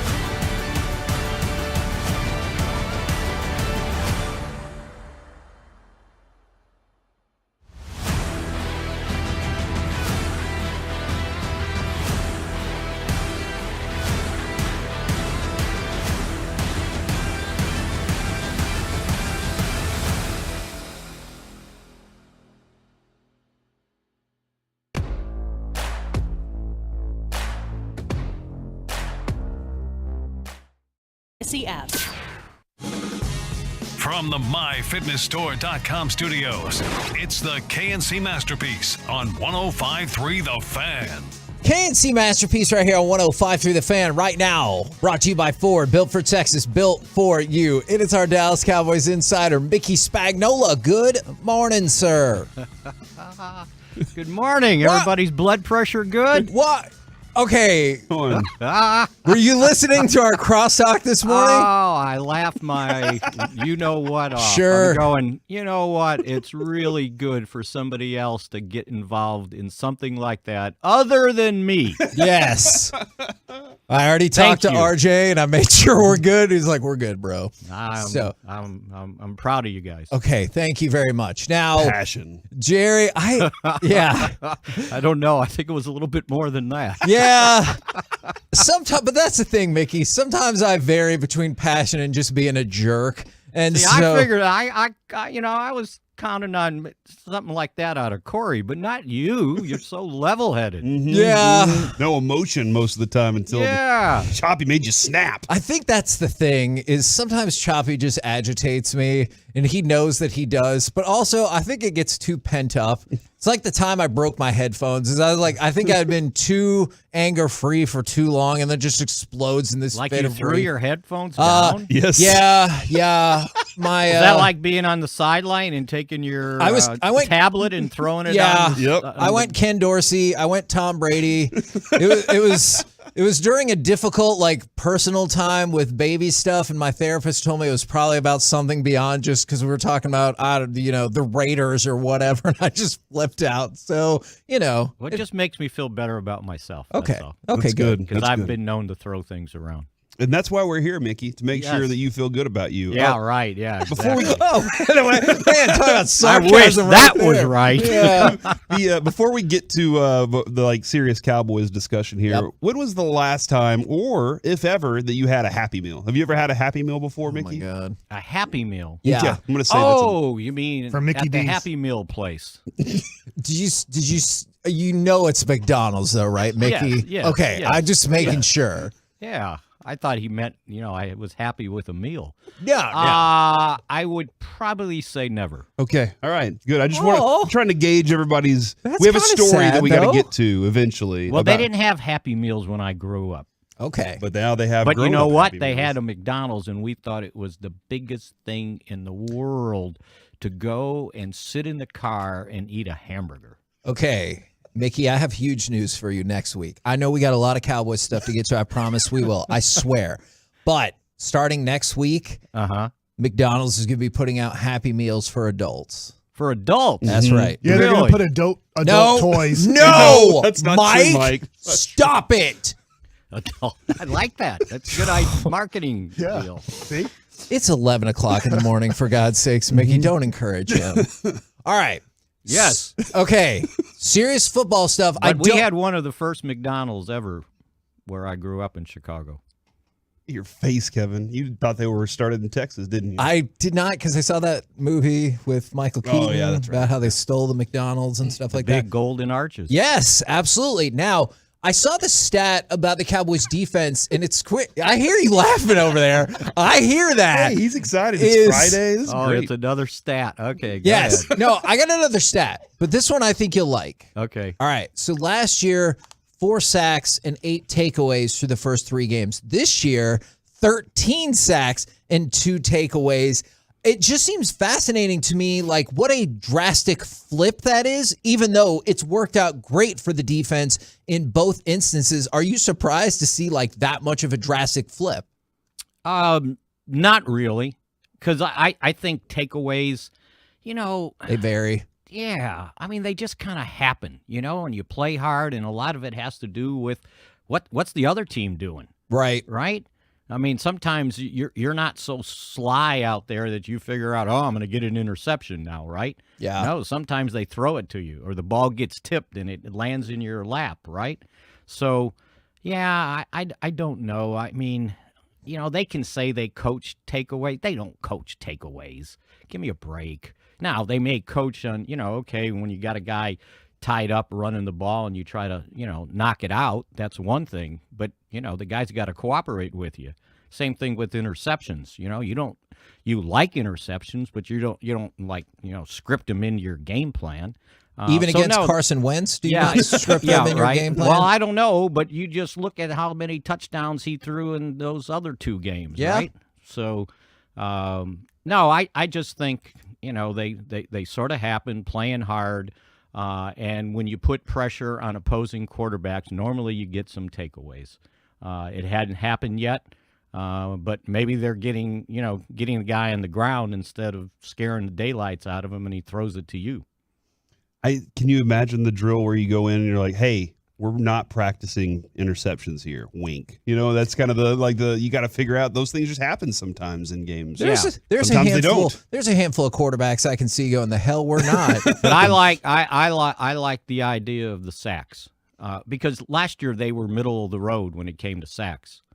I think if you're getting the other quarterback on the ground, you're doing your job. It's almost like a turnover. So do you think then, because I feel like we all kind of think it's fairly sustainable then, like if turnovers have more variance to them, sacks might be more kind of like regimented in terms of how when you're going to get them. Do you think this sack percentage or their pressure percentage is sustainable for the year? Yes, I do. I think the talent and how they are coordinating the defense, I think that does make a difference. Now, you can't allow the quarterback to run for 79 yards just because you're hunting sacks and you're forgetting about your lane discipline, right? Yeah. And I'm sure that'll be something they're going to be working on. Because it's almost like, okay, 6 of one here, but they're getting, the half dozen of the other over here. I'm getting sacked, but I'm also running the daylights out of you. So there's a trade-off there. But I like the sacks. I think if you go look at where the Cowboys, when they were ranked high in defense, meaning yards per game, they probably had a high number of sacks. I'm really curious then, what was your takeaway about, we went into the Giants game and said they're 1 for 2 in terms of being effective at stopping the rush. Right. Outside of Barkley's one big run, they really kept him contained. Did you view that as a game where they stopped the run, or do you like, hey, Daniel Jones was still running, he still counts, and think it was that great? No, I think it's a game they stopped the run. Okay. Because those runs that he gets are planned, right? Daniel Jones runs, it wasn't like they were calling quarterback draws or for him to run. Like Philadelphia would do with Hurts, right? They'll call quarterback draw or quarterback run and keep, right? I just think that's something they have to be more cognizant of. You can't just, pin your ears back and just rush all out crazy to get to the quarterback, and the guys on the outside are not staying in their lanes, or the guys on the inside are running out and they're not pushing the pocket the way they're supposed to be. That's concerning. You can't do that. But again, if you're getting sacks, I guarantee you, you're playing well defensively. Hey, earlier, Kevin, correct me if I'm wrong here. Jerry said, as I sit here right now, I think Schultz and Gallup are playing. Correct. How much does Mike McCarthy want to change this offense, or Kellen Moore want to change this offense when they add those guys back in? What do you mean change it? I'm just like, they're doing a lot of 2 tight end stuff. I thought that they were going to do a lot of 2 tight end to start with. Okay, then is Michael Gallup with Noah's place? Well, with Schultz back out there. I mean, you played 2 tight end last week with 2 rookies, right? Mm-hmm. So if you get a veteran guy back out there, I would think you continue kind of the same thought. I mean, look at McCarthy's career. I mean, I know he's had great quarterbacks at Green Bay, but he liked playing 2 tight ends or a tight end and a fullback. It's a little bit old school, if that's okay these days. Does that mean less Noah Brown then, or potentially less Noah Brown? No, because I think you're still using your 3 wide receivers, right? I look at Gallup as the third. Okay. Oh. At this point. Okay. Well, That they're makes not going to sense. send him out there for 50 snaps on Sunday if indeed he plays, right? I mean, and that makes sense. I just wasn't sure because everybody thought he was going to be good to go last week, and then he wasn't. So I wasn't sure if he's like further advanced in the process. If that's a thing. No, I think I think Mike kind of did a good job this morning of spelling it out. It's Yeah, not just okay. physical. Yeah. There's some mental and emotional components too, returning from a torn ACL. I don't know if you guys have ever had surgery on an injury. No, just on my nose. But it's on your mind when you go back out there. Right. And I don't know, Mike, if he had surgery on something during his back. career. That was after, right, Mike? But it was after, right? Not when you were playing? The only surgery I had when I played is I had bad plantar fasciitis and heel spurs. So Right. just had kind of feet surgery. So if you talk to I'm going to give you an example, and this is me, right? Non-professional athlete, of course. Sure. So I tore my Achilles 2 years ago, right? I told you guys that story. Yep, you did. And it was about a year and a half later, and it was the first time I went back to play tennis. And I was doing just a drill, right? And they hit the ball over my head. And I started running for it, right? And I said to myself, what are you doing? You don't need to chase that down. I didn't trust my foot. Yeah. And then the more it went along and the more I played, I forgot about it because the foot was fine. But in my mind, it was like, oh, I don't want to do that again, right? Yeah. And so these guys playing at a higher level in a contact sport, I'm sure you got to get over the mental process of coming back and saying, okay, yeah, I'm fine. But you kind of want to test it, right? And I don't think he was there yet. And somebody asked him later, well, he was cleared to play. He goes, well, it wasn't cleared in my mind. So there's a lot of components into getting back from a surgery like that. Now, I know we got to get to the prediction in just a minute, but I also wanted to, pick your brain a little bit, get your thoughts on, we heard the unfortunate news last night of Gavin Escobar dying. Yeah. Your, whatever interactions or stories or anything you wanted to share about him, we'd love to hear it. Well, when people remember somebody like that, it was a second-round pick, and they were like, well, you know what, he wasn't that good. He wasn't good tight end. Well, but he was a decent guy, 31 years old. And I think this probably kind of says everything about him. This morning I was talking to Jason Garrett about Cooper Rush. And before we finished, he said, yeah, he goes, but on a side note, the Escobar thing, he said, just tearing me up, because he had him, right? The Cowboys drafted him. Yeah. And he said he was such a good kid. And the thing that stood out, what he said was, he said maybe didn't achieve what we all wanted athletically, but that shouldn't take away from him being such a good guy.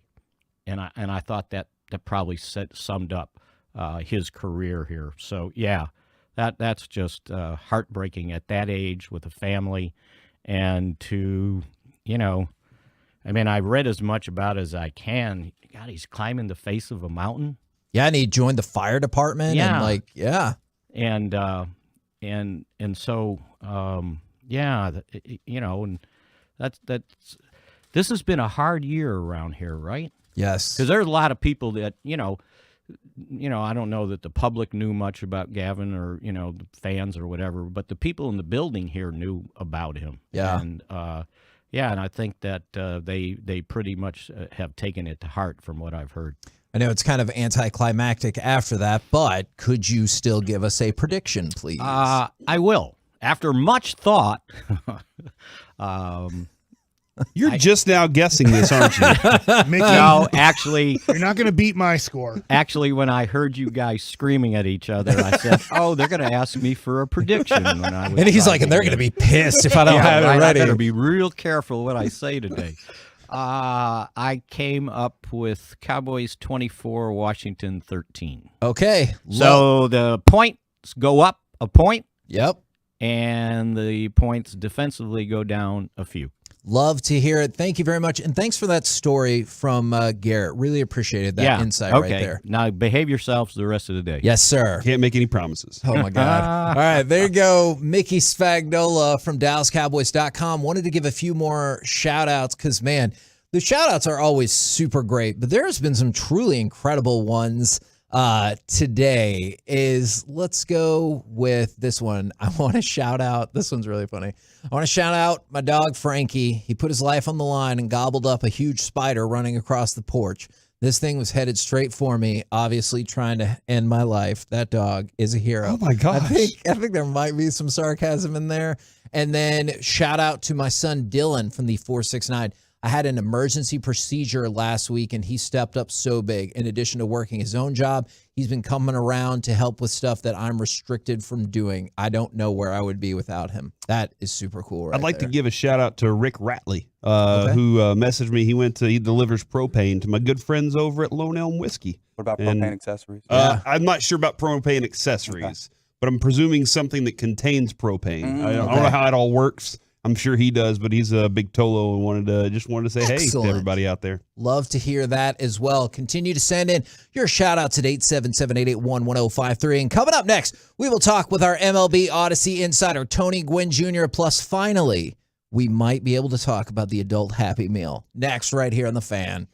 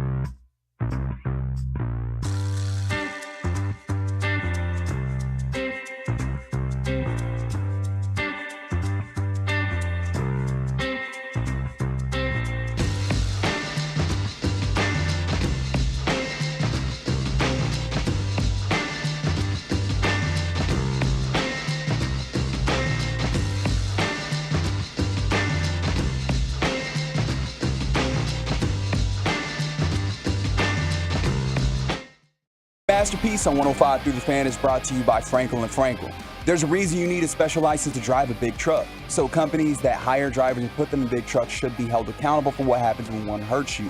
Frankly, you need Frankel & Frankel. The consultation is always free. Visit truckwreck.com. KNC Masterpiece right here on 105 Through the Fan. Going to talk with Tony Gwynn Jr. in just a second, but wanted to get a couple more shout-outs out there from the 682. Can I get a shout-out from my wife, Courtney? Our anniversary is on Sunday, and I want to shout her out for being a great wife and mother and always taking care of us. Happy anniversary. He says that he loves you. Shout-out from the 469 to this person's wife for her raise at work, 80,000 K plus. Finally got him a sugar mama. And shout out to Corey for, I'll just speak for myself, going to the best darn barbecue place in the universe tonight. I'm very excited to go see all the Tolos. It's less about y'all seeing me and y'all seeing Sean and Bobby and whoever else shows up. Sure. More about me getting to see y'all. So please show up tonight. Okay. And come say hi. You know, like I'll walk around and I'll shake some hands.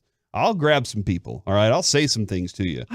But I am not. What I of don't. those- What I don't want is for people to be like, I'm sitting idly over here, and I didn't get a chance to talk to my super radio hero Sean or Bobby Belt, my favorite Cowboys insider, or Corey, that guy. You know, I don't want people to be like, I didn't get to do what I wanted to do tonight. Well, come on over and say hi at Terry Black's night. Unfortunately, it looks like we're not going to be able to connect with Tony Gwynn Jr. right now. So it might be time to perfectly segue into McDonald's.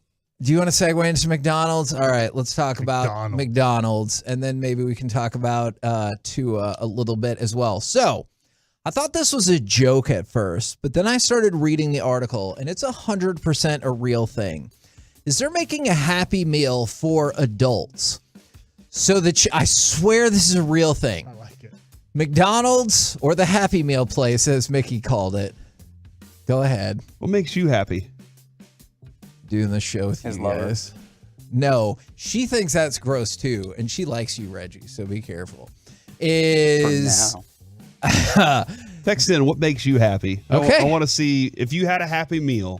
What do you want to be included? Lord, we're not going to be able to read any of Said these Happy on the Meal. air.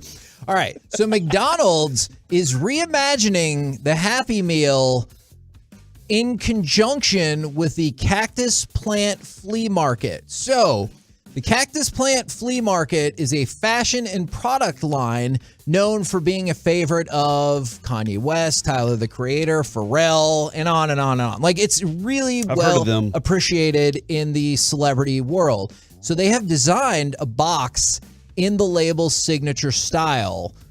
And it's going to be like just like the Happy Meal box, but they've designed it. And at first I was like, oh, it's just the box? Weak. Well, guess what?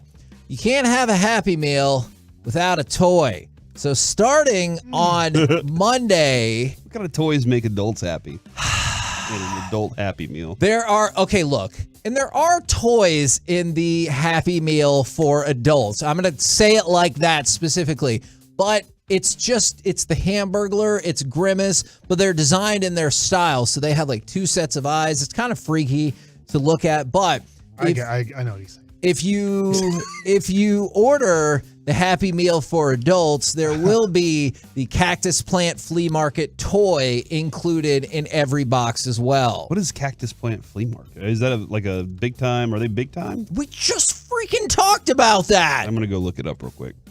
Will you go get a Happy Meal for adults? Do you ever order a Happy Meal that was for you anyway, is my additional question. No. Okay. But if they're going to be giving out adult toys. No. Are you saying adults can't play with toys? They can. So just wouldn't that be an fear- adult toy at that point? Or is that just a toy? Just your It's just a definition toy. of adult toys. Can we just say it's just a toy? What if I'm not going to let the kids play with that toy? Kevin, what toy do you want to be in your Happy Meal? Let's just be really general, and then I'll get more The specific. Hamburglar one looks pretty cool. And what is your favorite adult toy? Xbox. Oh yeah, PlayStation is a really good one for me. Don't let him. Are you okay over here, Kevin? Come on, man. You seem like you can't come up with a good answer on this one. I don't know how to answer that question. I don't play video games. Now, you know what? The GameCube. All right, that's my GameCube was answer. solid.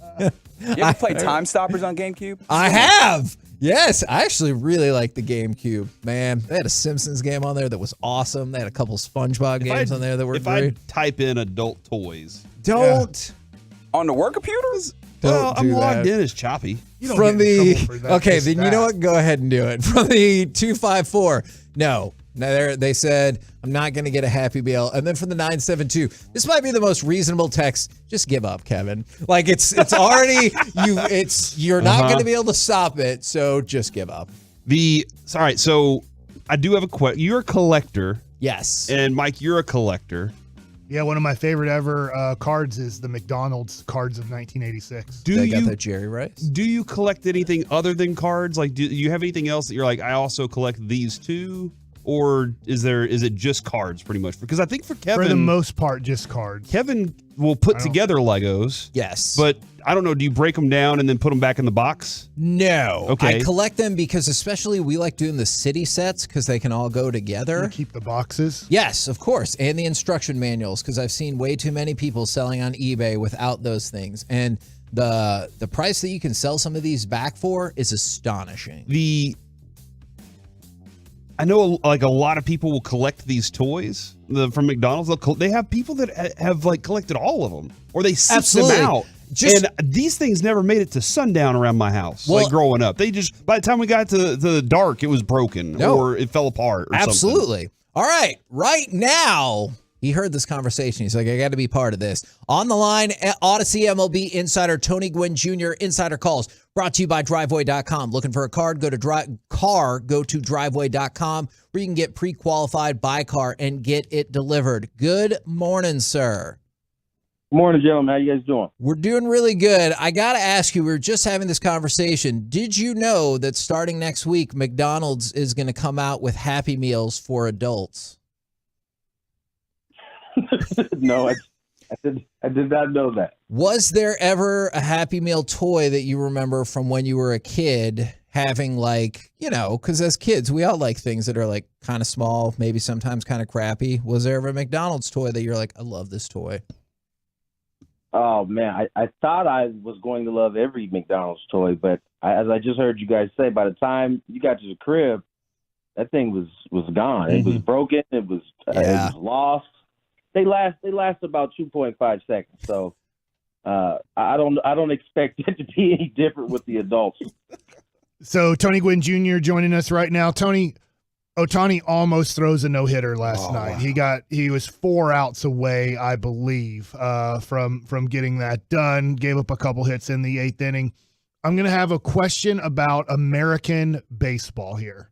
So Ohtani comes from Japan. He's able to do both without really anybody saying you're just a hitter or you're just a pitcher. And there's a lot of kids at 16 to 18 years old in high school that are great at both. They're a great pitcher. They're a great hitter. One that comes to mind who's in the major leagues right now is Hunter Green, the pitcher for the Cincinnati Reds. Do you think there'll ever come a time where you can develop a hitter and a pitcher in minor league baseball? That is a really good question. I think now there's going to be attempts at it. I think you're going to see teams try to bring guys on that can do both. But it's really, really hard to find somebody talented enough to do both at that high of a level. Ohtani's special. There's just no other way of getting around it.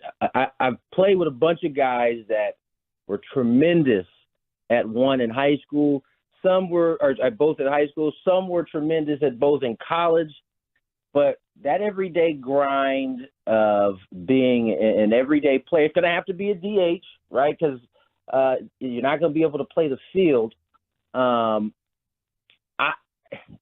There'll be some attempts, but I don't think this is going to be a trend that we see often just because, it's just not that easy to do. I mean, listen, Ohtani has been able to stay healthy these last 2 years. That's the other thing that comes into play, right? The type of money that, you're going to have to give a guy who can do both is going to be required that you're on the field a lot. Now, Ohtani's been able to conquer that the last 2 years. He's still got a lot of baseball ahead of him. We'll see how it plays out and how long he can keep it up. But I certainly think there'll be attempts at it moving forward, especially here in the States. Now, we're talking Tony Gwynn Jr. right here on The Fan. A couple days ago, Aaron Judge hits number 61. We're all hoping, waiting to see where he goes from here. And Roger Maris Jr. said that Major League Baseball should do the right thing and acknowledge him as the actual single-season home run champion. I'm curious your general thoughts on that. And there's no way that baseball would actually do that, right? Yeah, I think the ship has sailed on that one. They had the opportunity. I mean, if Major League Baseball wanted to, they could have put asterisks on Barry's and Sammy and Mark, but they decided not to. And so I don't think now you can go back and change that at this point. And so the records, regardless of how people may feel about how the records were broken prior to Judge, they still are the numbers that they have. And there's no asterisks on there. So I don't personally think you can go back and now change your mind on that. Tony, real quick, I have just this trivia for you. From 1992 to 2007, Barry Bonds, 1992 to 2007, ages 27 to 42. How many times did Barry Bonds have an OPS of under 1? From 92 to 07? Yeah, from ages 27 to 42, how many times did Barry Bonds have an OPS of under 1 point something? I think only like 3 times. Only once, and it was 999 when he was 41 years old. Golly. So he had an OPS. One year he had an OPS of 1422. Hey, you know what was remarkable? I was just having this conversation the other day. What was remarkable about Barry was that he was literally seeing one pitch, maybe a game, and he did not miss it. It either was a homer or it was a double. Most of the time it was a homer. And that's, I just don't think people can understand like how difficult it is to get your pitch once a game and not miss it. And that's after seeing, several pitches that aren't close to being strikes and you just taking them. That guy was on another planet. He really was. His last year, when everybody thought he was kind of getting done, when you go back and look, his on-base percentage, his last year at 42 years old was .480. Wow. Yeah, man. I was very fortunate enough to share a field with Barry and Albert. In my opinion, the two best that I've ever had a chance to see on the field and share a field with. And there really isn't much that separates them except for that last point I made except for that last point I made about Barry. I mean, even Pujols got a few more pitches to hit than Barry did.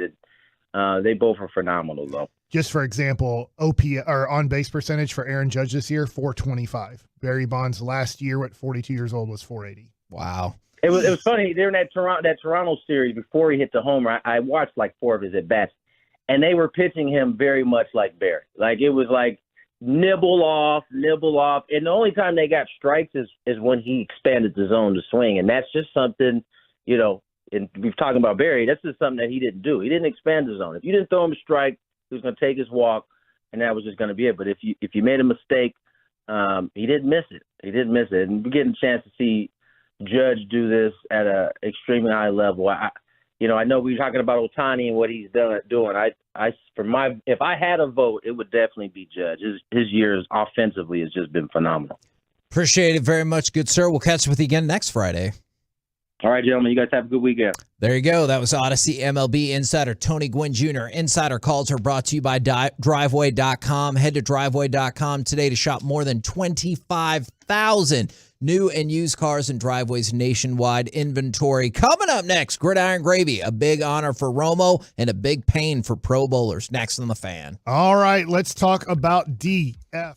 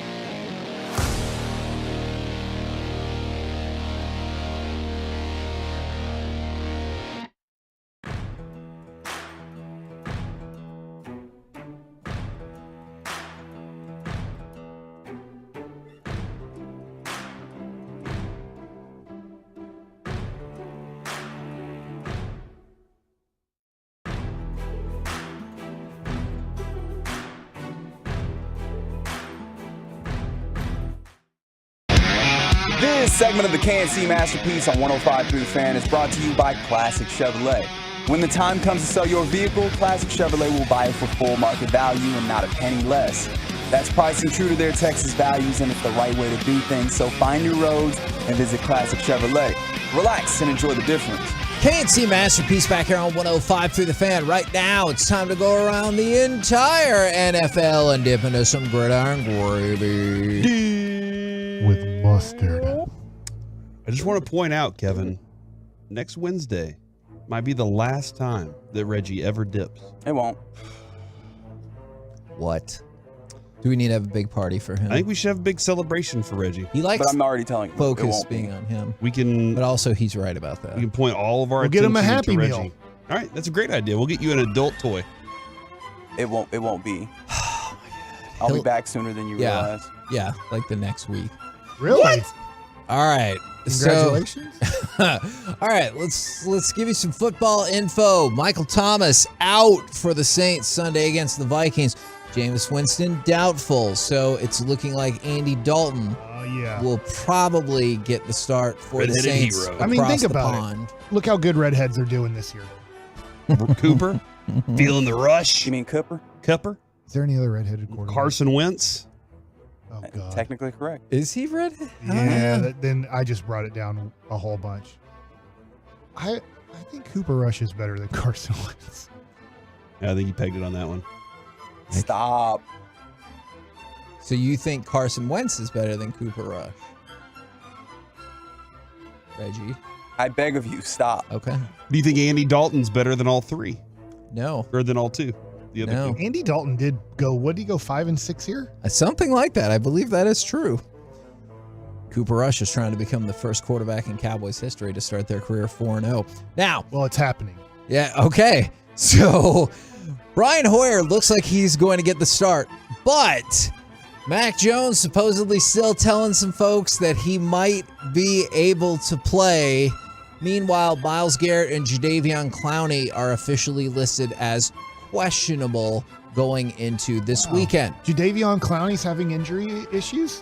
Don't worry. It's not soft tissue, so he's not injury prone. Who would have ever known that Jadeveon Clowney would have an injury problem? Remember when that guy was healthy that week? Yes. Remember the guy that said that he would be a bust? That was you. You said that.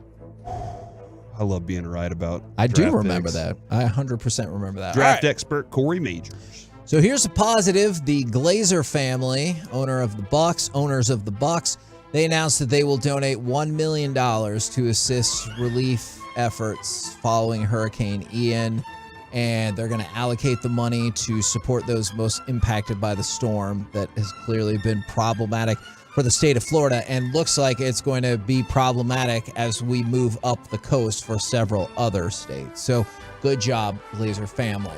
Let's go from that to Tony Romo. I've heard of him. Cool news for Tony Romo. Did you know that they're going to dedicate a new high school field in his hometown at Burlington High School to celebrate Tony Romo? In Wisconsin? That is correct. That's awesome. I will tell you, when you said that, and this is where my brain is today, I thought, man, I used to love going on dates in high school to Tony Roma's. The rib place? Yes, the ribs and the loaf of onion. Like they would just take the onions and then fry them all up and then bring a whole thing of fried onions in like a loaf to you. And then you dip it in the Tony Roma's barbecue sauce. And I just thought that was the greatest. I'm going to be very honest. I've never been to Tony Roma's. I don't even know if they're around anymore. I thought it was an Italian food restaurant. Y'all are talking about ribs. Yeah. I missed out. I never went there. Is Tony Roma's? They might have had other stuff, but I just remember it. Yeah, Tony for the Roma's ribs. was the ribs, like the ribs place. Yeah. And then the onion loaf. Do they have any around? Mike, do you want to go?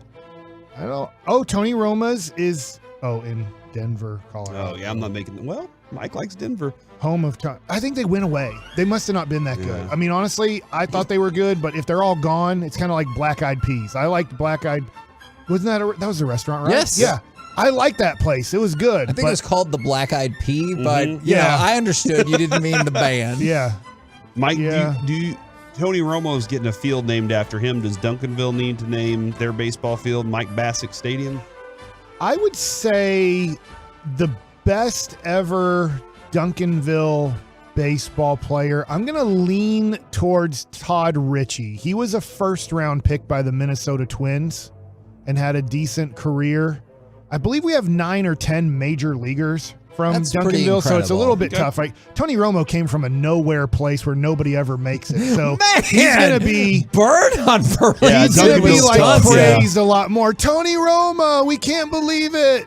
You made ribs and you made the NFL, and nobody ever good ever comes from here. You can buy Tony Romo's ribs from Walmart and like prepackaged and everything really? and just heat them up. Oh, There you go. I was not aware of that. Your face, Kevin. So the high school athletics director said Tony had a unique way of making a positive impact for Burlington and beyond. He played golf, tennis, and basketball there, where he still owns the all-time scoring record. However, he was also all Racine County in football. So congratulations. Pretty cool for Tony Romo. Congrats, and there are no Tony Romas within 200 miles of our location. So it's Sorry over. about that, guys. Let's talk about the Pro Bowl. There's a pretty big loophole in this. Players are supposedly, quote unquote, required to attend. However, that's assuming they're healthy. So I feel like you'll have all kinds of players who don't want to participate in the Pro Bowl saying, yeah, I got to go get this surgery. I got to get this cleaned up. I got to get whatever. They're required to attend. That's right. If you get A selected. game that doesn't exist. Yeah, well, the festivities, Oh, the okay. weekend. So here's how it's going to go. There's going to be a skills competition and a game day of events. The game day of events will include 3 hours of flag football and then dodgeball, thread the needle, accuracy tests, and things like that for other quarterback drills. So they're looking to have a whole lot of fun. Each Pro Bowl team will consist of 44 players. Members of the winning team will receive $84,000. Members of the losing team will receive $42,000. So really incentivizing many of these millionaires to really go out there and give it their all. But that was the big takeaways. Everyone's like, oh, they said you have to be there. And I was like, unless you have a medical exemption, which everyone's going to be like, oh, yeah, I can't. I hurt my ankle. Dude, it's or I very have difficult to wrist get a note surgery." from the doctor, bro. Yeah. Supposedly there's a Tony Romo's in Germany. And you said We Germany's lost a Mike, better dude. place to live We lost than the him for the United day. States. All right. Keep searching on that. Tell me what other countries Dominican Tony Romo's Republic. in later. El All right. Salvador. USA Today has an article out that said these are the 5 teams that can win the Super Bowl. Cowboys. Cowboys. They're not on the list. I don't want to hear it. Yeah. Okay. Screw that list. Okay. I bet I can guess. Okay. Let's hear it. We'll go back and forth, Corey. All right. Kansas City. Kansas City is on the list. Thank you. Buffalo. Bills. is on the list. Those are good choices. Thank you. Philadelphia.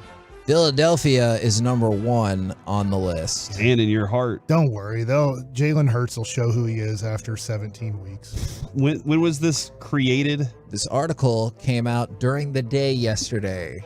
Miami. Miami is on the list. That's changed. All right, so I'm going to guess Well, here. I'll and give you a replacement team then. I will let you All right. guys choose after you get the 5th one. Here's what I'm going to guess because he's in 74 Super Bowls so far. I'm going to guess Tampa Bay, but I feel like this is the one where I'm scared of.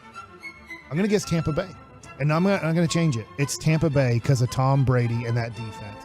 Mike, what if I told you Okay, 30 for 30. All right, I got you. that it is an NFC team, But it's not them. and it is a team that has Bay? Do you Green want Bay. to stick with you? I I didn't do. say Oh, that. crap. I do you wanna want to stick. stick with Here's your the deal. answer? All right, I'm Green going to Bay. go off of you. Aaron Rodgers craps the bed in the playoffs. Yeah.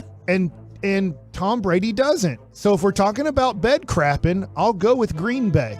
If we're What? talking about Super Bowl crapping, You heard him. I'll go with Tony Romo. I'll go with What? Tom Brady. What is happening? All right, he's going to go with Tampa Bay. You're going to go I'm going Green to go Bay? with Green Bay. USA Today did in fact say Green Bay because I don't know if they're unfamiliar with Aaron Rodgers' history crapping. in the playoffs of bed crapping. So But you gave us an option to now, throw the now other you give team me in. okay. Dolphins, they're out. All right. Who is your replacement team that you put into the mix? Cowboys. They're Why going to win wouldn't you? 31-0 this week. Okay. And then they're going to be elevated. All right. And then we're going to have a quarterback controversy.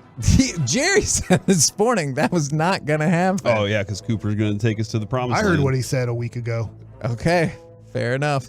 We're the KNC masterpiece right here on 105.3 The Fan. It's the best. Just move I on. love this show. Coming up next, I love this show so Tony much. Roma's in Japan. If you're ever in Japan or Malaysia. I love this whole station, Kevin. Like, I just everything about it. There's humor. I do too. Guy I do talk. too. There's sports. It's just it makes me smile. I've every said day. it You want again. another shrimp on the Barbie? There's You Tony can go to Roma's. Australia and Tony Roma's. Coming up next, Cowboys win because Cowboys lose because 877-881-1053 and probably more country Tony Roma talk next on The Fan.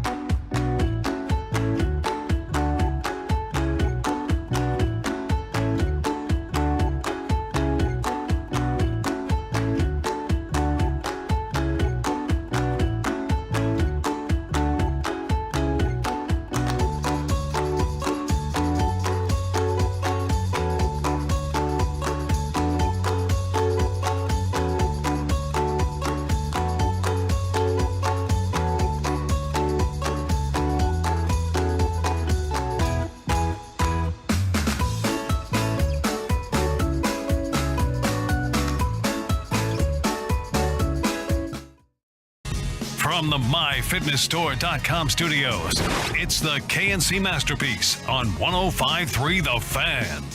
KNC Masterpiece right here on 105.3 The Fan. Cowboys win because, Cowboys lose because. 877-881-1053. Give us your answers for both of those questions. Or if you want to just choose one of them, that is fine as well. Cowboys lose, Kevin, because I'm not suggesting they're going to lose, but because they didn't take this game seriously enough. I don't know if you noticed, Kevin, but Washington last week was more competitive in the first half than people give it credit for. No, they weren't, Mike McCarthy. And I saw you guys post that and me rolling my eyes. I was like, that's fine. That game, like, here's the thing, though. This is one of those, like, moments where Bill Parcells would start hanging up mouse traps and cheese and stuff all over the locker room because you got 2 wins in a row with your backup quarterback, and you're feeling pretty good about yourself. What else are you willing to give now this week that leads you into, you know what, I'm going to be better, even better this week, rather than taking a step back and being like, all right, we're good now. Like, that's where the Cowboys always get into this situation that I feel like, okay, we got the media off our backs now, we got the fans off our backs, everybody's happy. Let's just go do our, let's go up there and it's Washington. It's going to be nothing, and I know it's here, but let's just go out there and it's no big deal. And so that's where I think the Cowboys, if they get, I don't think that this team, that Washington is good enough to beat the Cowboys. I don't think they have the talent. I don't think they have the coaching. I don't think they have the organization to beat this Cowboys team at this moment. But if the Cowboys don't put their effort into it appropriately, that's how they lose this game. I could go through and try and find some detail that Washington is really good at this and they're going to beat the Cowboys at this. But I think it's more about the mentality of the way the Cowboys approach this game. If they approach it like it's Washington, it's no big deal. I think it's going to be a suffering in the first half, and they're going to have a wake-up call at halftime. From the 214, Cowboys win because Washington is mentally broken. From another 214, Cowboys win because Dak is not playing. Dang. Yikes. Dang. Mike, where do you fall on that? Cowboys win because everybody says I'm an optimist, and I feel like I want to go with Cowboys win because first instead of Cowboys lose because. I like it. Cowboys win because their defense is arguably the best in the NFL. There's other great defenses. So like Tampa to start the year. Tampa is right in the category of are they the best defense in the NFL? I think the Cowboys are there too. And so the Cowboys just create turnovers and sacks and 3-and-outs, and they just suffocate Washington's offense. And Washington getting a first down is like getting a touchdown. By the time we get midway through the second quarter, I don't know if Washington's going to have more than 2 first downs. Okay? Oh, wow. That's Cowboys win because the defense suffocates Washington's I love that offense. That sounds slow and painful for them as well. All right. Like that? You like slow and painful, Kevin? For defeating sports enemies, sometimes I do. Cowboys lose because? What kind of question is that, Kevin? I mean, what kind of person are you? It's not the first time we've done this segment. I want to change my answer to that answer right there, Mike. That was a good answer. They're playing the Washington Commanders football team Red Guys. Okay? Oh, my God. They're not going to lose. Okay. It's impossible to lose to Washington. Impossible? Impossible. You name me a team that's lost to Washington this year. Didn't Jacksonville lose to Washington? Shut your mouth right now. Okay? Right. How the hell did Jacksonville lose that game? They should be undefeated. Makes 0 sense. Carson Wentz is pathetic. Okay. Here, can I throw my Cowboys win out there? Real quick. Go ahead, Mike. I'm going to ask you this question, Ask Corey. me. Is Carson Wentz better than Daniel Jones? And if he is, what is he better at? I do think he has a better arm than Daniel Jones. All right. They both have arms. Yeah, they both do have arms. If you ask what he's better at, I think he throws a better ball. All right. When it comes to in between the ears, they're equal. They both have Daniel problems. Jones a little bit of a Carson Wentz is ruined, right? Like 2018 it feels ruined like him. it. I think Daniel Jones is ruined too. I don't think he's ever been taught appropriately how to read what he sees in front of him and trust it. Yeah. And that's a big problem they have. My Cowboys win because Give it. Cowboys running game is a monster on Sunday. Tony Pollard and Ezekiel Elliott, maybe he doesn't break off another 27-yarder. But I think that he and Tony Pollard, that combination, do you think it's runs wild. Split 175 evenly? yards, same kind of situation. 175 yards with the same kind of moment. Okay. And if it's any better than that, it's because Tony Pollard actually snaps a couple of them. All right, I feel like I'd be pretty stoked. How are you feeling right now, dude? This. You excited? I mean, I'm very excited. I am sad because some person. Oh, here we go from the 817 texted in. Cowboys will lose because Kevin and RJ argued. Well, I certainly hope that does not happen. Do we need to play that argument right now? Do we Do we have that? I don't know if that is. Reggie said he doesn't have it yet. Okay, from the 806, maybe at some point. I don't know if I want to hear that again before 2:30. Cowboys, but yes, I'm aware that could happen. Cowboys win because they get after Wentz and pressure him all day long. Cowboys lose because Rush turns into a pumpkin and turns it over a couple of times. And you keep kind of waiting for the other shoe to drop. You know, I found something specifically for you, Mike, because we talked about down the stretch. You said, like, Dak couldn't have played any better down the stretch. And we kind of argued about then Cooper Rush in the fourth quarter. Okay. Right. There's nothing like Cooper Rush played great at 13-6. Yes. Then he played great. To your point, all right, why has Cooper Rush been successful in his first 3 starts? Here are his fourth quarters in those games. 23 of 34 for 249 yards, 2 touchdowns, no interceptions, and a passer rating of 108.6. So when the pressure is on, he either does, moves the ball himself or helps move the offense down the field. So he has played very well, especially for a backup in the fourth quarter. Now, my Cowboys win because the defense feasts on a turnover-prone quarterback. You clearly see a theme here. Carson Wentz, and that's the thing that I thought was ridiculous. I hope he's just saying this to the media, and internally he's like, I'm definitely worried. Ron Rivera said he's not worried about Carson Wentz and said he'll bounce right back. He should be worried.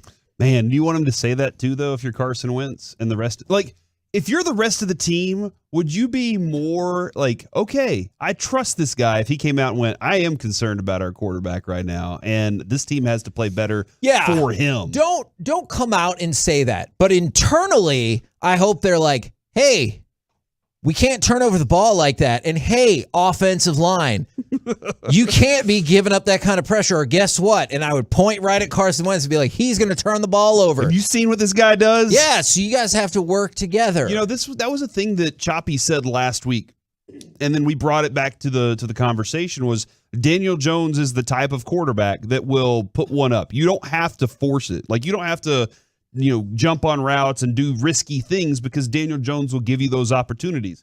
Lo and behold, at the end of the game, because Diggs did have a moment where he tried, right? He tried to jump a route, and I thought it was going to be a pick six. I have no clue how he missed it. Yeah. Like, I still, to this day, I have no clue how it went, like he missed that shot. But then he gets it at the end of the game. They didn't push it. They didn't try to intercept every pass. We've seen games where the secondary is hunting. We've seen those moments where the secondary is like, we're going to get so many balls in the air today. And Sunday might be that kind of day for the Cowboys. But I don't think that with Carson Wentz that they have to push that either, because at some point it's going to happen either way. I think less interceptions, though, more forced fumbles is what I anticipate out of this game. I would anticipate your defensive line, your defensive front that y'all are talking about, make something happen behind the line of scrimmage. And because that's the way the segment goes, I did Cowboys lose because what are you doing? Good Carson Wentz plays the whole game. He gets Mclaren involved early, and When was the last time that happened? And Porzingis is playing 82 games. I had to come up with something. And Mclaren, Curtis Samuel, or even Jahan Dotson attack Anthony Brown effectively. Because we talked about that last week, he has given up a high number of completions. Now, he hasn't gotten perpetually torched or anything like that, but those are the only ways I could see them kind of breaking through. But I feel good about this game as well, and I see that a lot of people do. And then somebody threw this bomb into the conversation, which 100% I disagree with this from the 609. One thing for sure, Carson is way better than Dak, and it's not even close. Well, I mean, That is 2017. Yeah, that's absurd. Like, it's horrible. If you were to say Carson Wentz was better than Dak, I hope you would say it's by the razor thinnest of margins. But I don't feel that way at all. I think Dak is absolutely better than Carson Wentz. Is this like Captain America where he got frozen in 2017 Yeah. and just woke up today? And I'd be willing to bet just about every team in the league, if not every team, will tell you that Dak is better. This is the last time Carson Wentz starts as a starting quarterback in the NFL. He finally runs out of chances. Or at after least as he a ended- planned starter, right? Like, Yeah. he'll stick around somewhere and maybe Right, get he'll an be a injury backup. start. Right, Yeah. but I mean, this is it. Dude, you need to watch this guy play football. It ain't good. I don't know. I don't know how he lost his confidence so much. I mean, it's kind of a question to kind of psychologists and therapists and stuff. How can you, at the highest level of a profession, the very highest level, Carson Wentz was arguably the best quarterback in the NFL in 2017. He hurt his knee. He didn't hurt his head. He didn't hurt his arm. And his knee recovered. Like, it completely recovered for the most part. And then he went to being just a bad quarterback, not like average. He went from top 5 quarterback in the NFL in 2017, arguably the best in that one season until he hurt his knee against Pittsburgh, to now we rank him as arguably one of the 5 worst starting quarterbacks in the NFL. Jesse, the Bengals guy, texted in and said, I'm going to laugh so hard Monday when you guys have to talk about how the Cowboys lost this game. Look, we already beat the Bengals, Jesse. Like, we appreciate the fact that you're a Bengals fan. Once your team gets above 500, come back at me. Oh, crap. Who do they play next week? It better be a tough That's just good old-fashioned you ribbon could just right get back there. with me next week. Good I mean, the Cowboys could lose. It's the NFL. Anything happens. You can have letdown weeks. You can just have horrible games. And I know the Cowboys can kill themselves in ways of penalties, and it just seems like they're very conservative with the ball right now in a good way. They're not going to turn it over. And as long as the Cowboys don't give Carson Wentz short fields, I just don't know against this defense how they drive the ball 70 yards. And to your point about the defense, we talked about this last week, how they were setting marks. The Cowboys have held all 3 of their opponents to 19 points or less. That's the first time Dallas has done that since 1974 to start off the season. Are you going to pick a bigger score than 31-0? I am not. I would love for that score to happen. I think This I is might going to be our Falcons game from last year. I think I also might be kind of lingering around the more general Mickey 24-13 area, but I would love for it to be 31-0. Corey, where are you at this? What's the total here that we got right now? Mike says, I'm going to try. I don't know that question. Look on Mike's face. Mike is saying 31-0. What again? And I'm saying 24-13. The over-under is 41.5. All right, then I'll say get off this Tony Roma's page. 41.5-0, if that's possible. Okay, since unders have been cashing, don't you want to say 41-0? Yeah, 41-0. I will say 26-10. How about that? Okay, so we still hit the under, and that's an emphatic because the victory. Cowboys, like Cooper Rush, has yet to prove that he can go out there and put up a bunch of points yet. Once he does, then I'll be like, okay, here we go. But so far, they're very conservative with a lot of things, and I think that the defense is good enough to maybe they let up one run to Antonio Gibson that just breaks off, and they have an extra field goal. But I don't think it's much more than that. It was the defensive players that's tried to punch each other out for Washington on the sidelines. I think this week it will be the offensive line starts trying to punch each other out for not blocking and then blaming the other person for not helping. Okay, fine. And then my ridiculous prediction is the NFL calls a halt to the game in the second half, and they're like, the Cowboys are going to win. Also, we need to talk to Daniel Snyder. We couldn't get him for certain things, and they just swoop in. And they're like, we're just stopping this right here and right now. We're the KNC Masterpiece right here on 105.3 The Fan. Coming up next, we go into the lunch rush as part of the Expressway, and we start it with Forgiveness Friday, 877-881-1053. Do you need to ask somebody for forgiveness? Do they need to ask you for forgiveness? Or are they Lonzo Ball's doctor? All of that next right here on The Fan. Listen. Stream The Fan 24/7 all day, every day.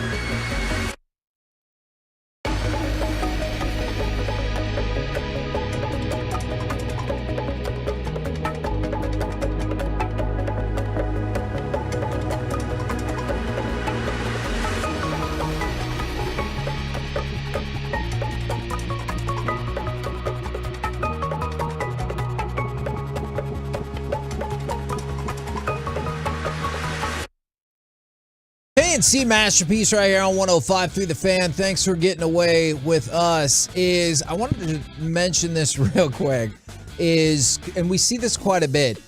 Our text line hasn't changed. It's still 877-881-1053. I know you're not getting the response texts anymore, and that has some people worried that their texts aren't coming through, but your texts are still coming through. It's still the same number and everything like that. And then shout out requests, and I know this will mean a lot to you guys because we got the chance to sit down with him, is K Twizzle.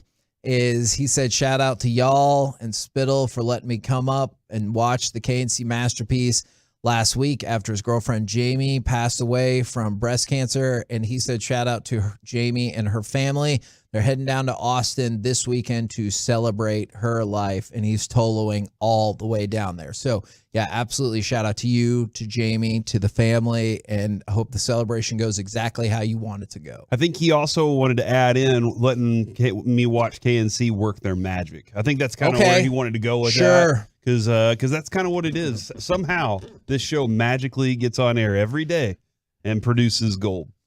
Wow. I love hearing that. Mike. All right. Pure gold as always. Now, thank you so much. All right. Now, how about some Forgiveness Friday? 877-881-1053. Does somebody need to ask you for forgiveness? Do you need to ask them for forgiveness? I'm going to start in the sports sphere real quick. Does Fire need to ask for forgiveness? Because Fire burned down Mike Breen's house. Not cool, Fire. The NBA guy? Yes. Well, Fire is a positive and a negative. It's just a matter of how you use it. I see that.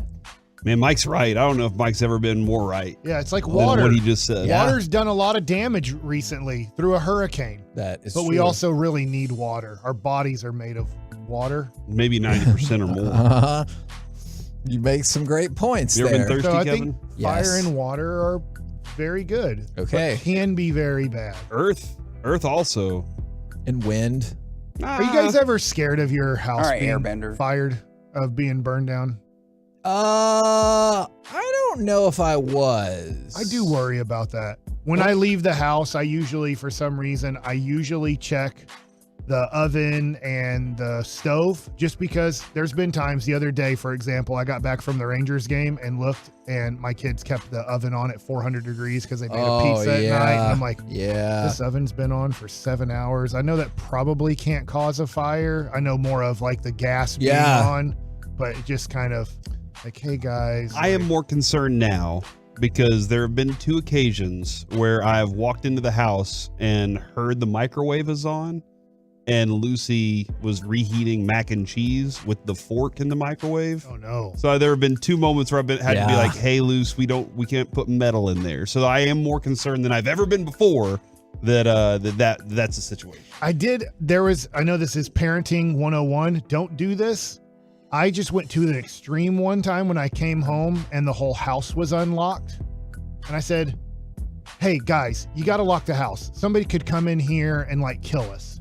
And I probably shouldn't have said that because now my son's kind of scared of like making sure the door's locked. But it was really an extreme that I was like, please lock the house. You didn't consider putting on a ski mask and breaking into your own house one night and and tying them up and being like, see, this could have been if the house. Kevin, would that or would that not be effective? Yeah. It would. I Rate would the effect. absolutely never, ever. I would check the window locks. I would never go lock have a yourself problem in the with attic, that. maybe. You might scar your child, but I mean, Feels very The house Arrested will develop Development-esque. Have you ever Safety's a said priority. something to your kid that's been too extreme to make a point? Probably. I don't have an immediate example, but I have no doubt that if Brandon was here, he'd probably be like, Now you're grounded forever. Yeah. Dang it, forever's a long time. Does they don't know that. Does Greg Popovich need forgiveness for people were talking about if you would bet on his team to win, and he said, "Yeah, I wouldn't do that. It's probably not going to happen." The championship? Yeah. Okay, I thought like a game. And I know we all know that, but it's still just weird to hear. And I know Greg Popovich will just say whatever, but he's like, it's still weird to hear a coach go, "Yeah, it's probably not going to happen." I do like the honesty. He I knows do they're too. rebuilding. They're trying to get the first overall pick. They know David Robinson / Tim Duncan got them a dynasty. Yeah. It's the only nobody's going to go play in San Antonio. And we he- struggle with getting people to go to Dallas. And he was prepared because he said, I probably shouldn't say this, but I'll say it anyway. What the hell? Nobody here should go to Vegas on the thought of betting us to win the championship. I know someone's going to say, gosh, Debbie Downer, but it's probably not going to He's happen. a lifer now because I'm not saying he lied, but remember when he kind of said, when Tim Duncan retires, I'm retiring too. And Tim Duncan has been retired for a long time now, and he's Sometimes- not leaving. He's in a rebuilding situation. They're 4 years away from Sometimes- possibly being good at basketball again. Sometimes he's disingenuous with the way he portrays situations. All right. All right. politics. You just really had to Yes, get that I off your didn't chest. say I didn't say it was about politics. Keep your political crap out of this show. Does Lonzo? I didn't say anything about politics. Who are you voting for? Who did you vote for? Do Lonzo Ball's doctors have to ask for forgiveness? Because even the doctors have said they are quote unquote a bit surprised because Lonzo Ball said he can't run or jump after another surgery. Is that good? No, It's it's big not. ball- You're not big- after surgery. You're supposed to take some time to No, yourself. no. Like fair, very fair. Give Important yourself some PSA. time, Dak. It's been enough time since the surgery, his second one, by the way, that he should be able to do those things. How And do you now know? it You're looks not a like doctor. that's what the doctor said. Oh, okay. That's why All right. they're surprised. And so he said they're probably going to need a third surgery. That feels bad. So in the ESPN article I did the other day, I concentrated on the Western Conference. In the Eastern Conference, they don't have the Bulls making the playoffs. I mean, Lonzo Ball was a huge. That team had a lot of struggles They were- after he left. They had a losing record after he left, and when he was there, I think they were. I playing think in really the well. article it said they were 28-10.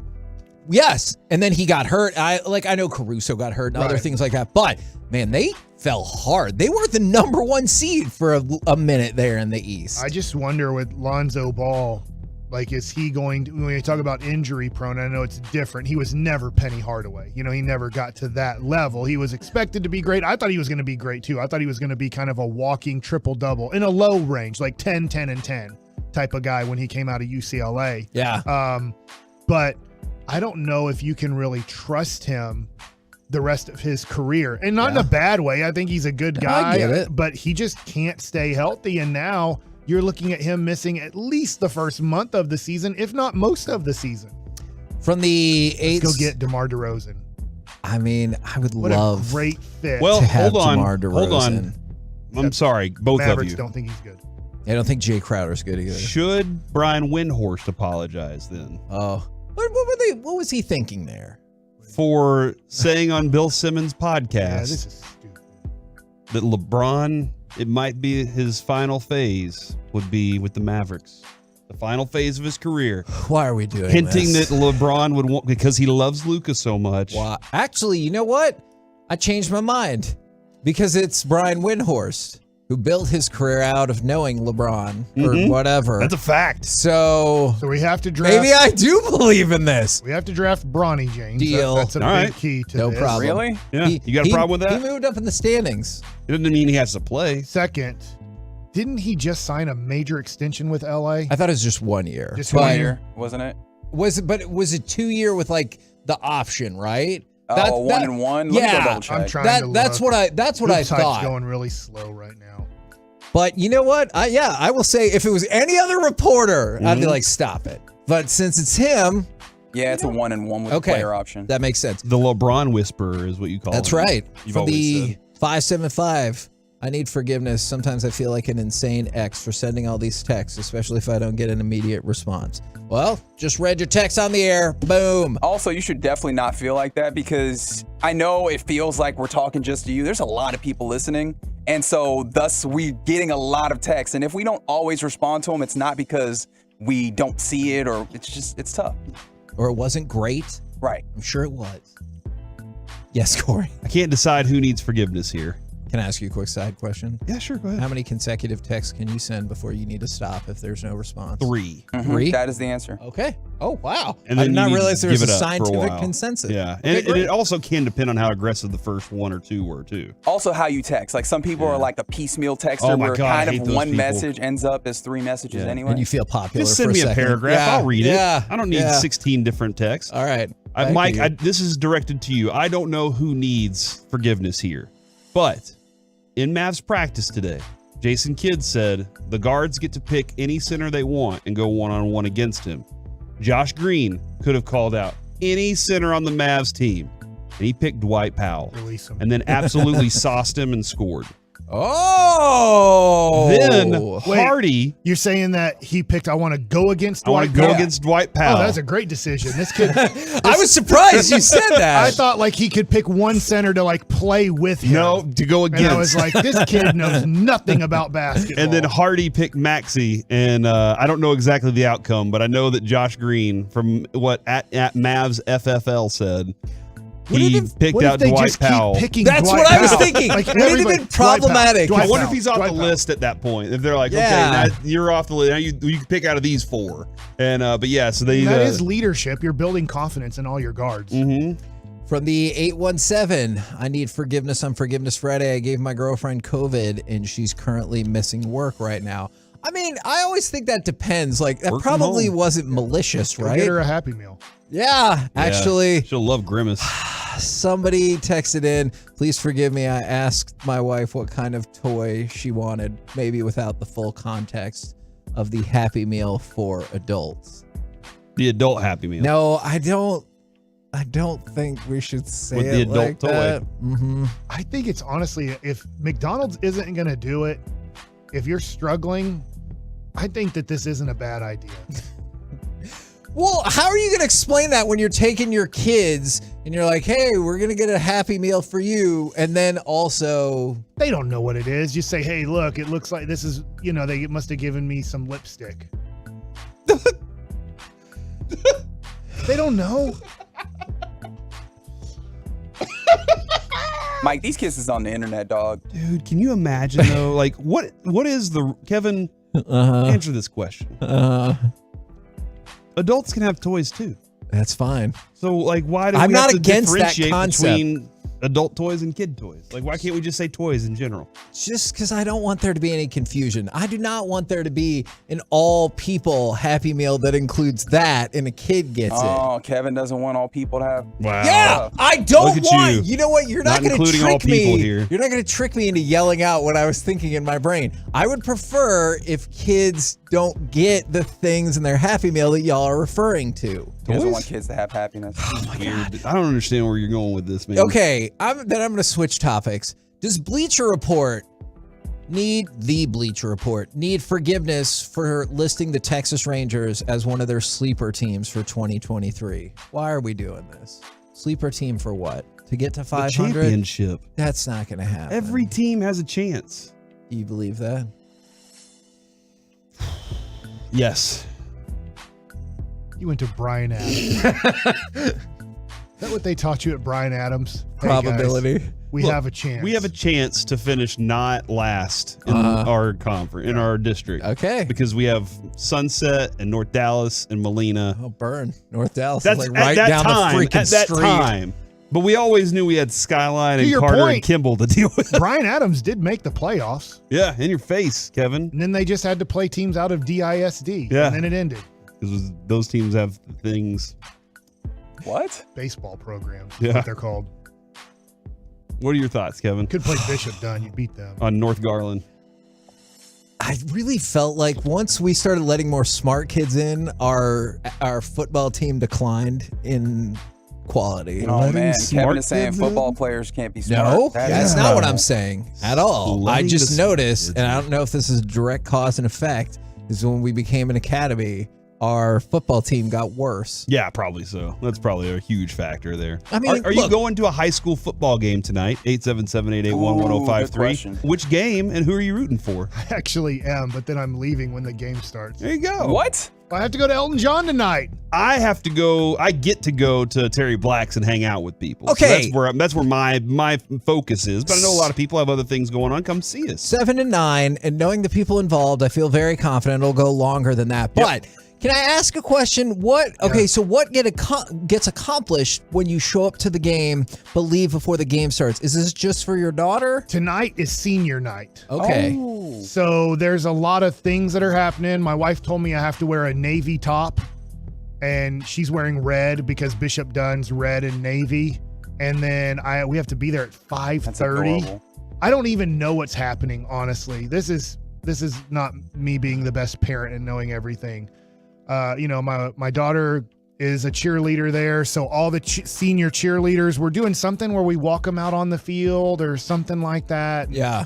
But then the game, I don't know what time the game starts at, but like 7 or 7:30 is what time the kickoff will be. It just matters how quick they start the game. But the Elton John concert's at 8 o'clock. So let's just say there wasn't senior night. It was just a normal. We wouldn't go. Yeah. We wouldn't be going. But because of that, we're going to go to the I say go to the football game. We're not going to go to the football game. I get it. We're going to do everything. So we're there for Mary Grace. But then once we can leave, we're leaving as fast as we can to get out to Arlington. We're the KNC Masterpiece right here on 105.3 The Fan. Going to get to Mike Likes It in just 1 second. But I wanted to go ahead and fire off, in case you were not invested in Bengals Dolphins and didn't catch up with like what seems like a really big story, not just last night, but potentially going forward. Let's go ahead and fire off cut number 7 in the injury to Tua. Play action, Tua rolling to his left, stops.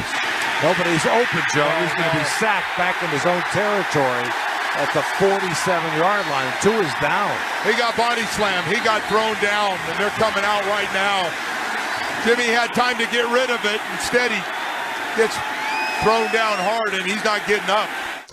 And I was watching this with my son and one of his friends, and they thought at first he had broken like a couple of his fingers because, his fingers were kind of like curled up a little bit. And I immediately, I'm sure a lot of people did, I immediately said, and I texted you guys, he's unconscious, is because that is what you see. Sometimes it's with the toes in UFC fighters, but like that kind of curling, that means that person is unconscious. And he got like flung to the ground. I didn't think it was, just for the record, I didn't think it was a dirty play or anything like that. He just pulled him down, and just the force on the spin, it was really intense. And you could tell he was unconscious, and they stopped the game for, I think, 10 minutes, and everybody was standing and watching. And then immediately the discussion came out about the Dolphins and what the hell they were doing with all of this.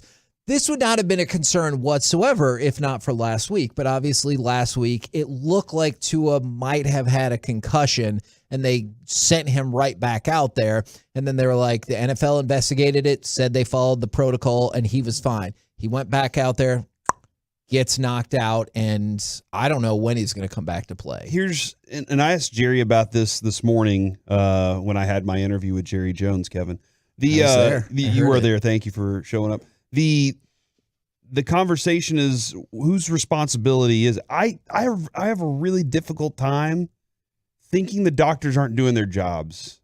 I really do, and it because they have so many responsibilities with all of these things. Now, I do understand there is a pressure to, hey, this guy really needs to be out there for us to keep this thing rolling. Yeah, because that was the question I was going to ask is, if you're saying they're doing their jobs, what do you define their jobs as, and who do you think they're responsible to? Yeah. Because I think that is a question that has to be asked if we're talking about this. If I'm really being honest, then I don't agree with what Jerry said this morning. I agree that the NFL has worked on their protocols and they have tried to get better. But if we're all being honest, their responsibility, the head coach and the GM, their responsibility is to win. I'm not saying the doctors. The doctors, their responsibility, you know it just as well as I do, to a certain extent, is to still get those players out there on the field. And also, as we talk about the doctors, I know it's easy to just say the doctors as this amorphous term. Yeah. The NFL supposedly, if you choose to believe it, has like independent arbiters when it comes to head trauma.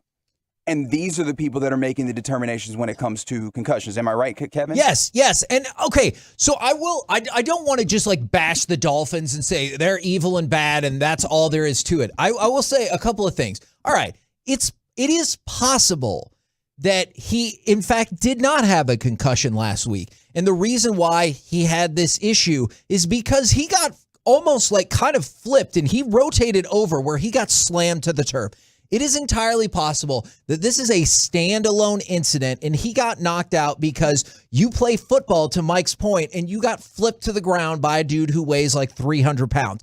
That is definitely possible. It's just when you look at what happened Sunday, it looks really bad in conjunction with, hey, it looked like his leg gave out and not because of his back injury, and then he's back out there 4 days later. There's no way to prove to you, though, otherwise. You're right. No, absolutely. Like they can say, here's every test we ran him through, and he passed all of these tests.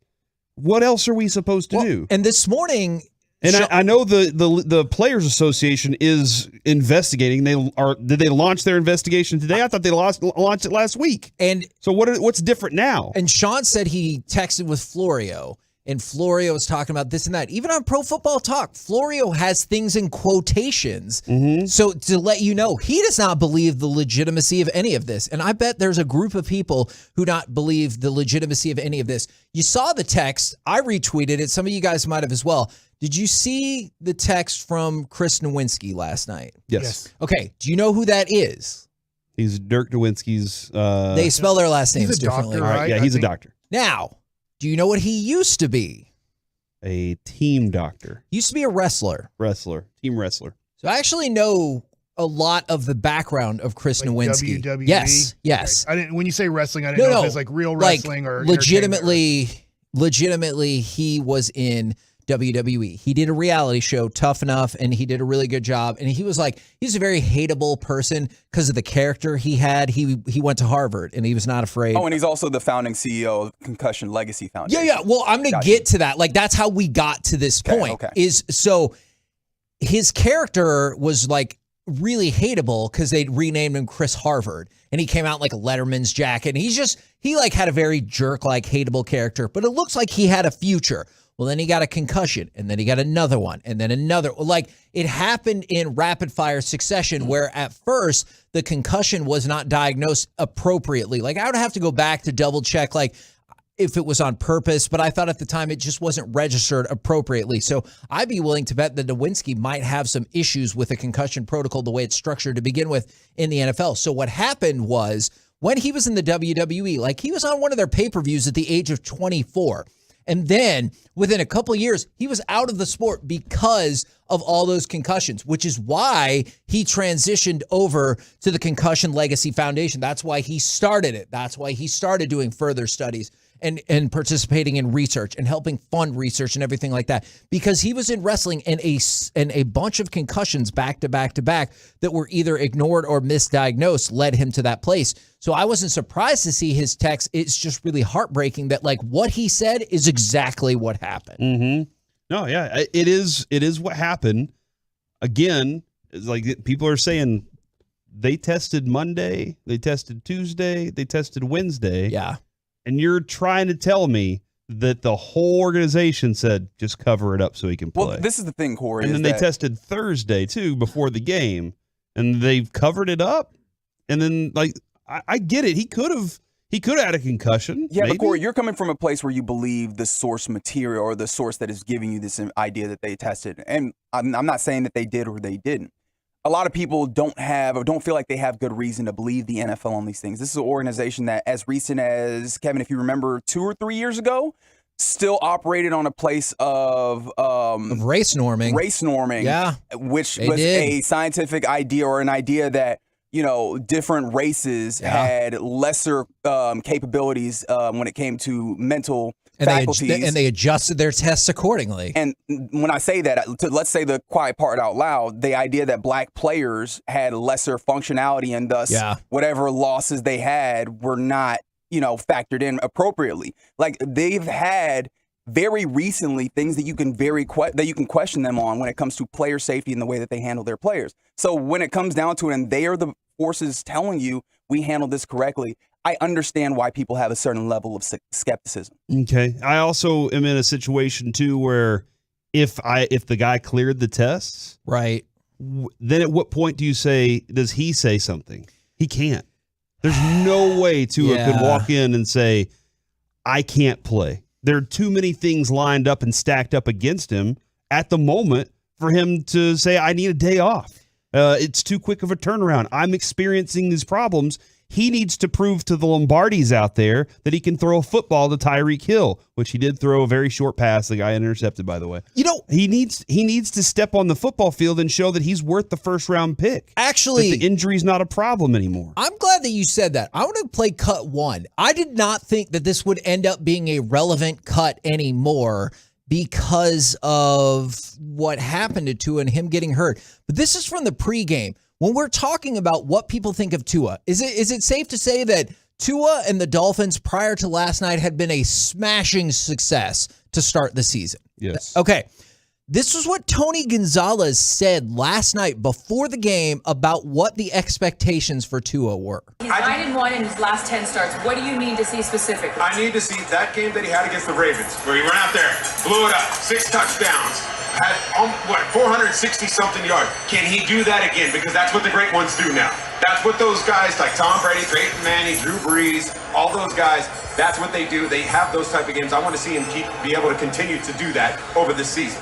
So to Corey's point about you have to prove it, Tony Gonzalez said he needs to go back out there and again throw for 469 yards and 6 touchdowns because that's what the great ones do. So to your point, that might have been why he thought he needed to go back out there. And I have really complicated feelings about all of this because Reggie is 100% right about we're not that far removed from the race norming of the NFL. And he did pass the concussion test that the NFL have in place. But the race norming brings into question how legitimate are these tests. I also bring into question, at what point is Tua because last week, Michael Gallup said, I know I got cleared, but it just didn't feel right like I was ready. At what point did Tua need to say, I hear what you're saying, but guys, I'm not ready to go. But on the flip side, is he really going to miss another game when people think that he might be injury prone, not to dive back into that argument, and he sees the potential to get paid? There are a lot of aspects to this that they suck because at the end of the day, he's hurt.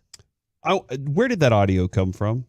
Oh, that was somebody recording their TV. So okay, I thought it was Kevin recording his TV, and I could totally see baby Noah over there, squeezing a toy. Or can he squeeze yet? Is he at the point where he can squeeze anything? Your finger? He can rip your face and squeeze your finger. But yeah, all right. So, and the other thing too, somebody said, why does Tua have to do that? Gallup just said I can't go.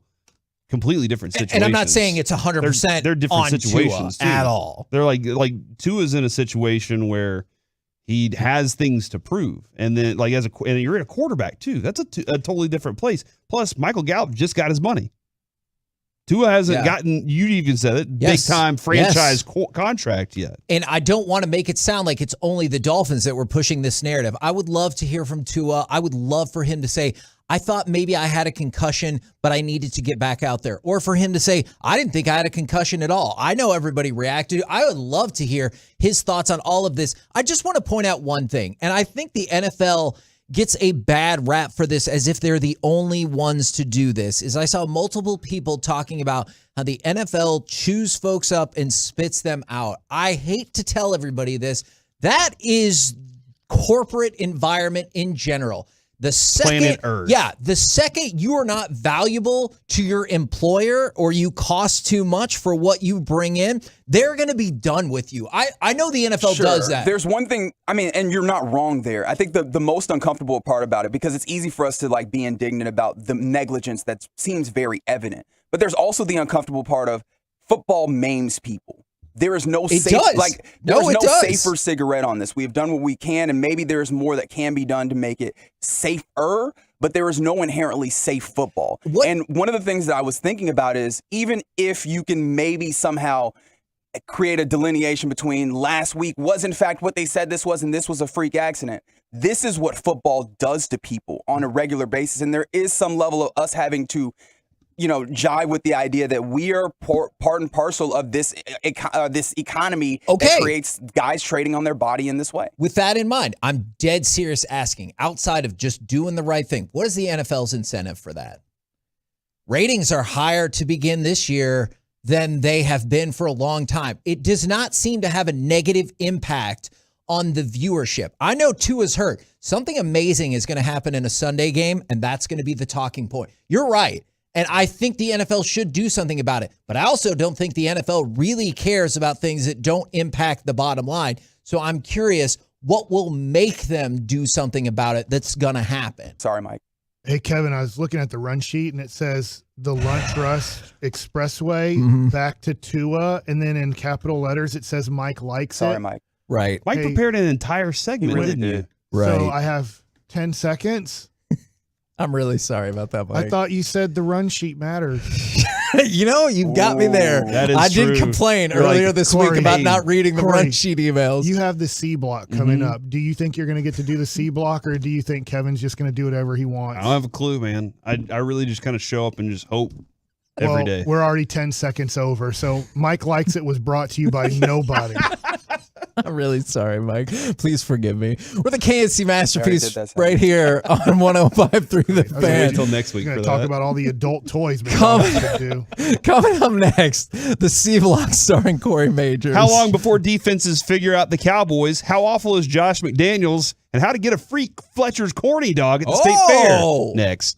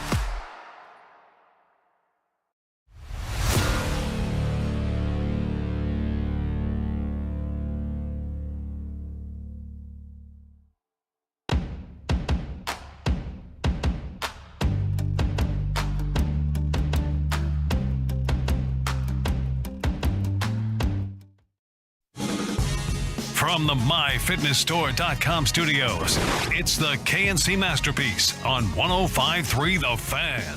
KNC Masterpiece right here on 105.3 The Fan, asking the questions that matter. Have you ever seen a movie with Martin Lawrence where he went back in time to medieval England? 877. Black Knight.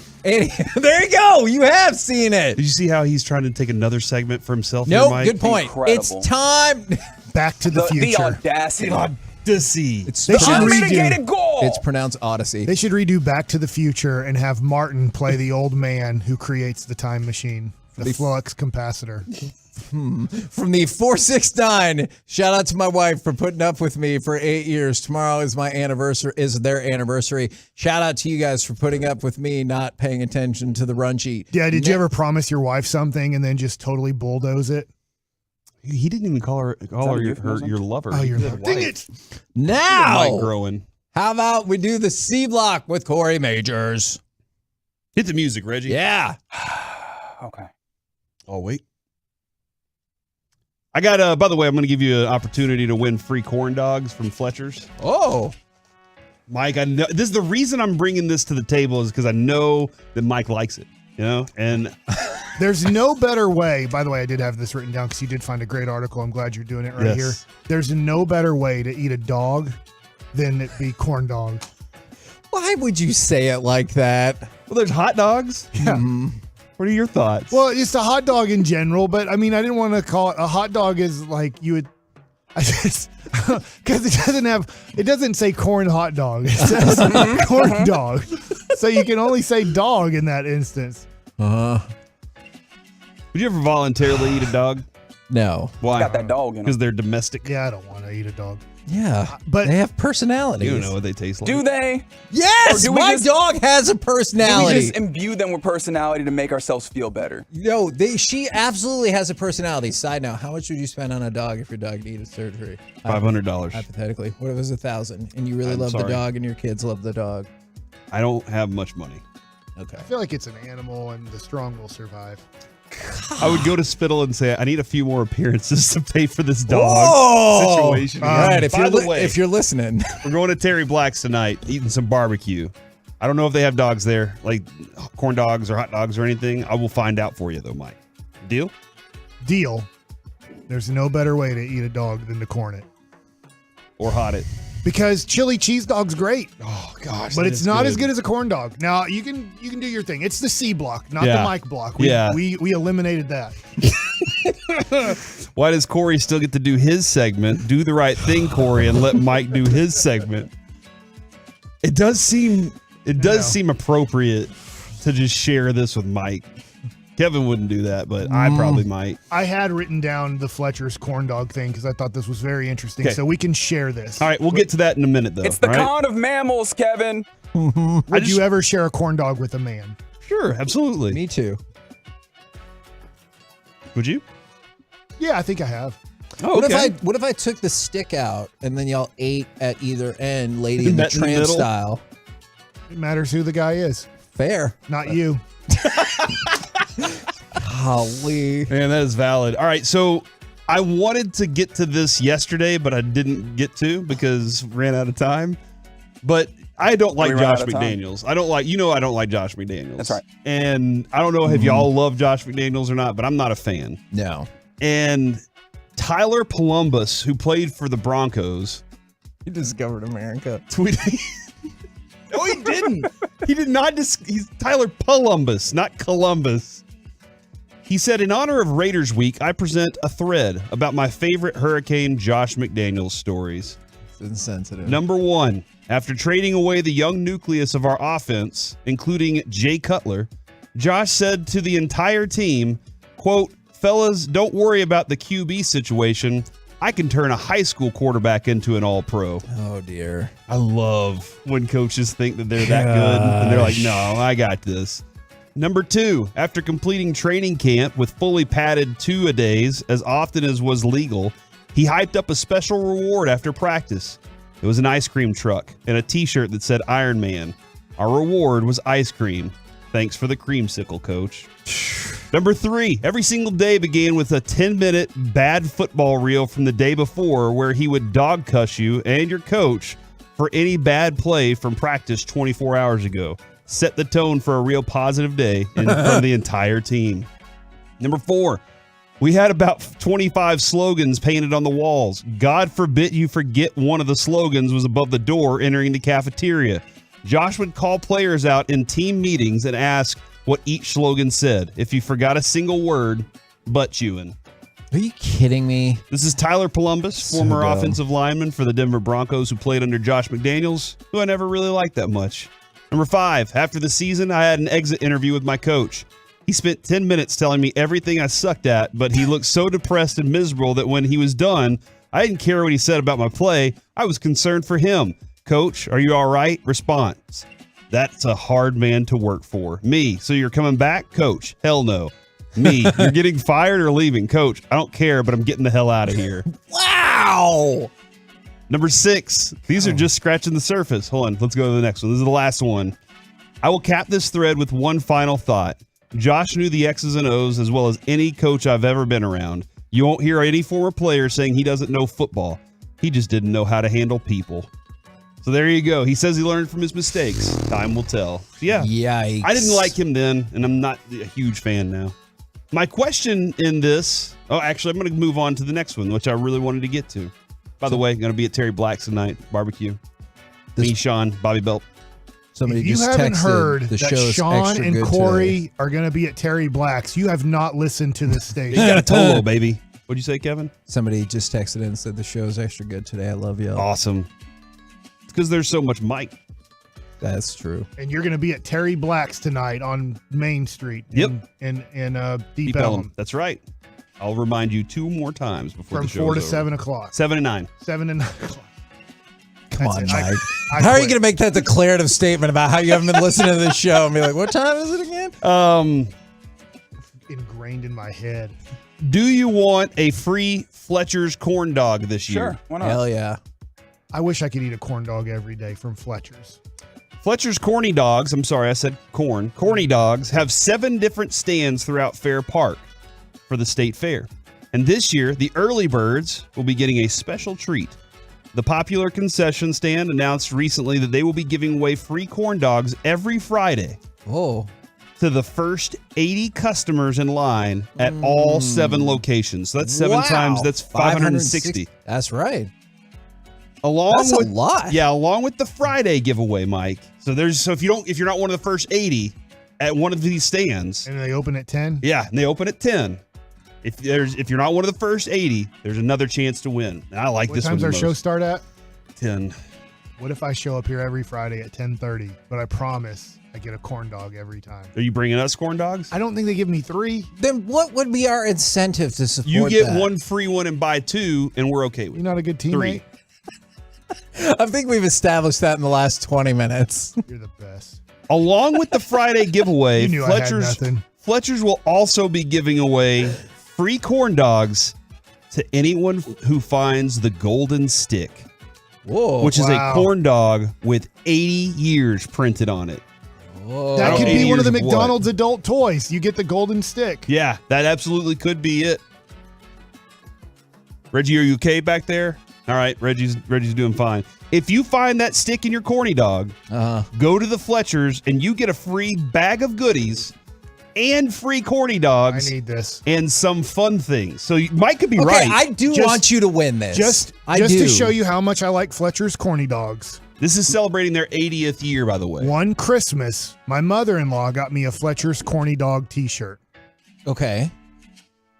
That would show you're a pretty big corny dog fan from Fletcher's. I thought you were going to say, and then that was your favorite shirt. And Well, I want you to win this. Mike, I do want you to win It was this. too big. She got the wrong size. She thought I was fatter than I was.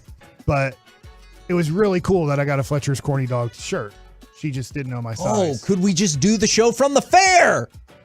Why? I've been begging for this. Why show. do we not do that? Every don't year. know. We should be set up at the state fair every year, doing our show live, right next to a Fletcher's corny dog stand, just saying, "Hey, can we get one? We're one of the first 80 people here.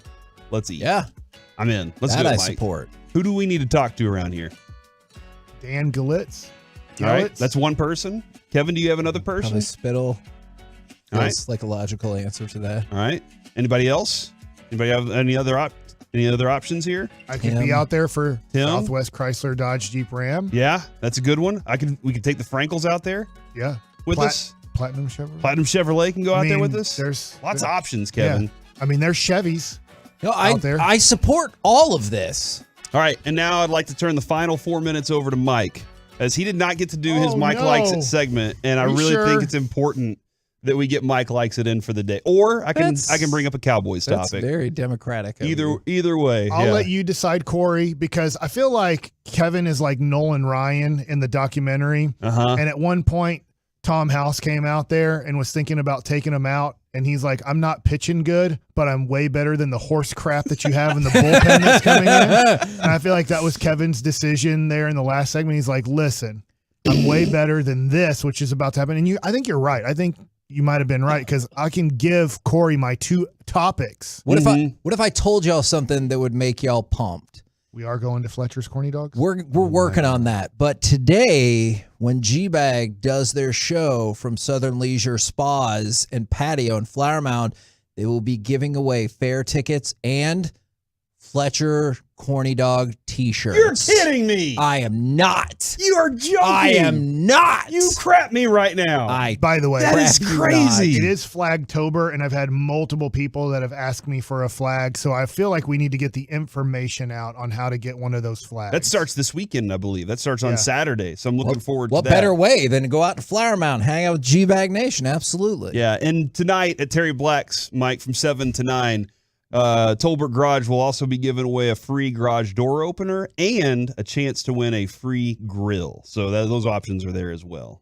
Mike, do you want to go now to your thought, or you want me to ask my question? Ask your question, because you only have 2 minutes. When will defenses figure out Carson Wentz and what Kellen Moore's doing? Say that again? When will defenses figure out, not Carson Wentz, Cooper Rush and Kellen Moore? When are they going to figure out what those two guys are doing? Because it's not difficult. It's like not complex. Yeah, but the good thing about it is I think by the time you would really see that sink in, I don't think he's going to be starting anymore. You know, like I still Interesting. think... So then do you think the Cowboys change their offense that much for Dak then? I kind of do. Like, as much as we like the idea of you take more of the consistent 2 tight end sets, I think you're going to see more of a shift to the 3 and 4 wideouts. I think you're going to see less 2 tight end, 2 running back personnel once Dak comes back to potentially open up the offense. I would like to see that stick around a little bit, but I think that Washington is not the team to figure out Cooper Rush. And by the time more tape is out there, you move on to the Rams and you move on to Philly. That's when we think Dak is going to come back. So by the time I really think he would get, maybe brought down to earth more emphatically, I think Dak will be ready to go. Do you agree, Mike?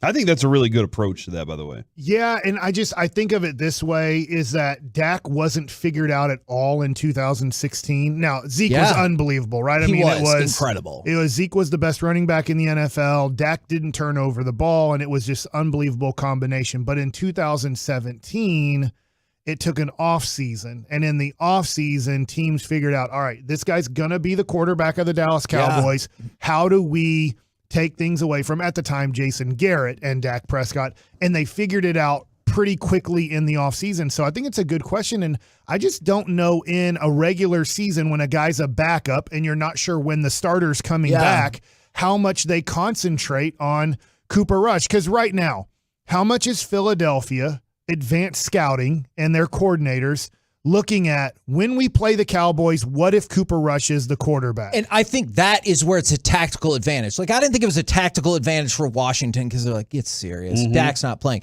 But against Philly, against Los Angeles, I think that is a tactical advantage. You're like, all right, well, what if they switch up their personnel sets and go more back to not necessarily the Tampa game, but more of last year because we have to play Dak versus I do think that game will be a tactical advantage whenever it comes up.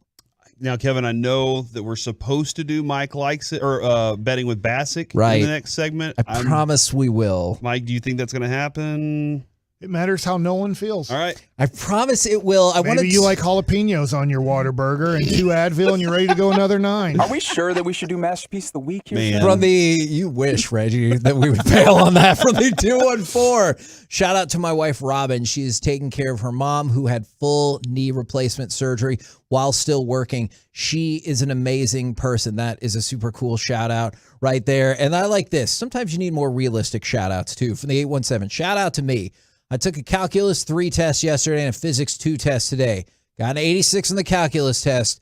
I don't feel too good about the Physics test, but I'm going to keep on keeping on. There you go. I like that. So Keep I doing it. appreciate that. And then shout out to the awesome fan texters who've been rocking with us all day today from the 469. You guys have become the best show on the Fan, and I love listening to you. And from the 469, keep up the great works, fellas. Best show I've heard from y'all all year. Your topics are on point and straight to the topic. You want me to wait till the next segment to do my shout out?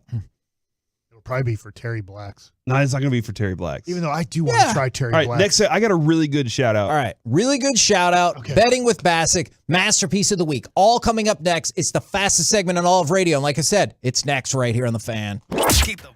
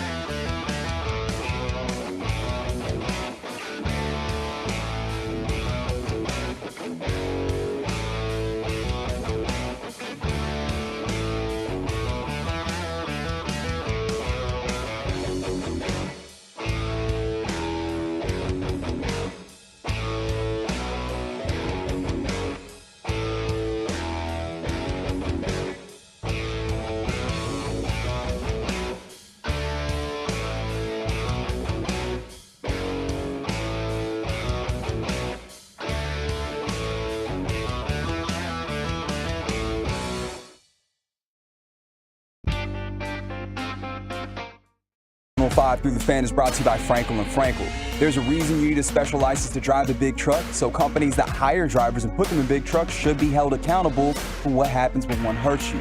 Frankly, you need Frankel and Frankel. The consultation is always free. Visit truckwreck.com. KNC Masterpiece back here on 105.3 The Fan. Got Masterpiece of the Week coming up in just 1 second, but it is also a shout-out Friday from the 903. Shout-out to the Kemp Yellow Jackets. Tonight is their homecoming. And Corey, I know you got a shout-out. I would like to shout out my daughter Lucy, who just finished her first ever week of safety patrol. And I know you guys, last week I was out last Tuesday. I went on a trip and took her up to Cleveland just to get looked at and everything. But over the last 2 weeks, night and day. She's been back on this this trial medication for about a month now, I think. That's so cool. And it is just a night and day experience to see like how different she is as a person and what she's doing.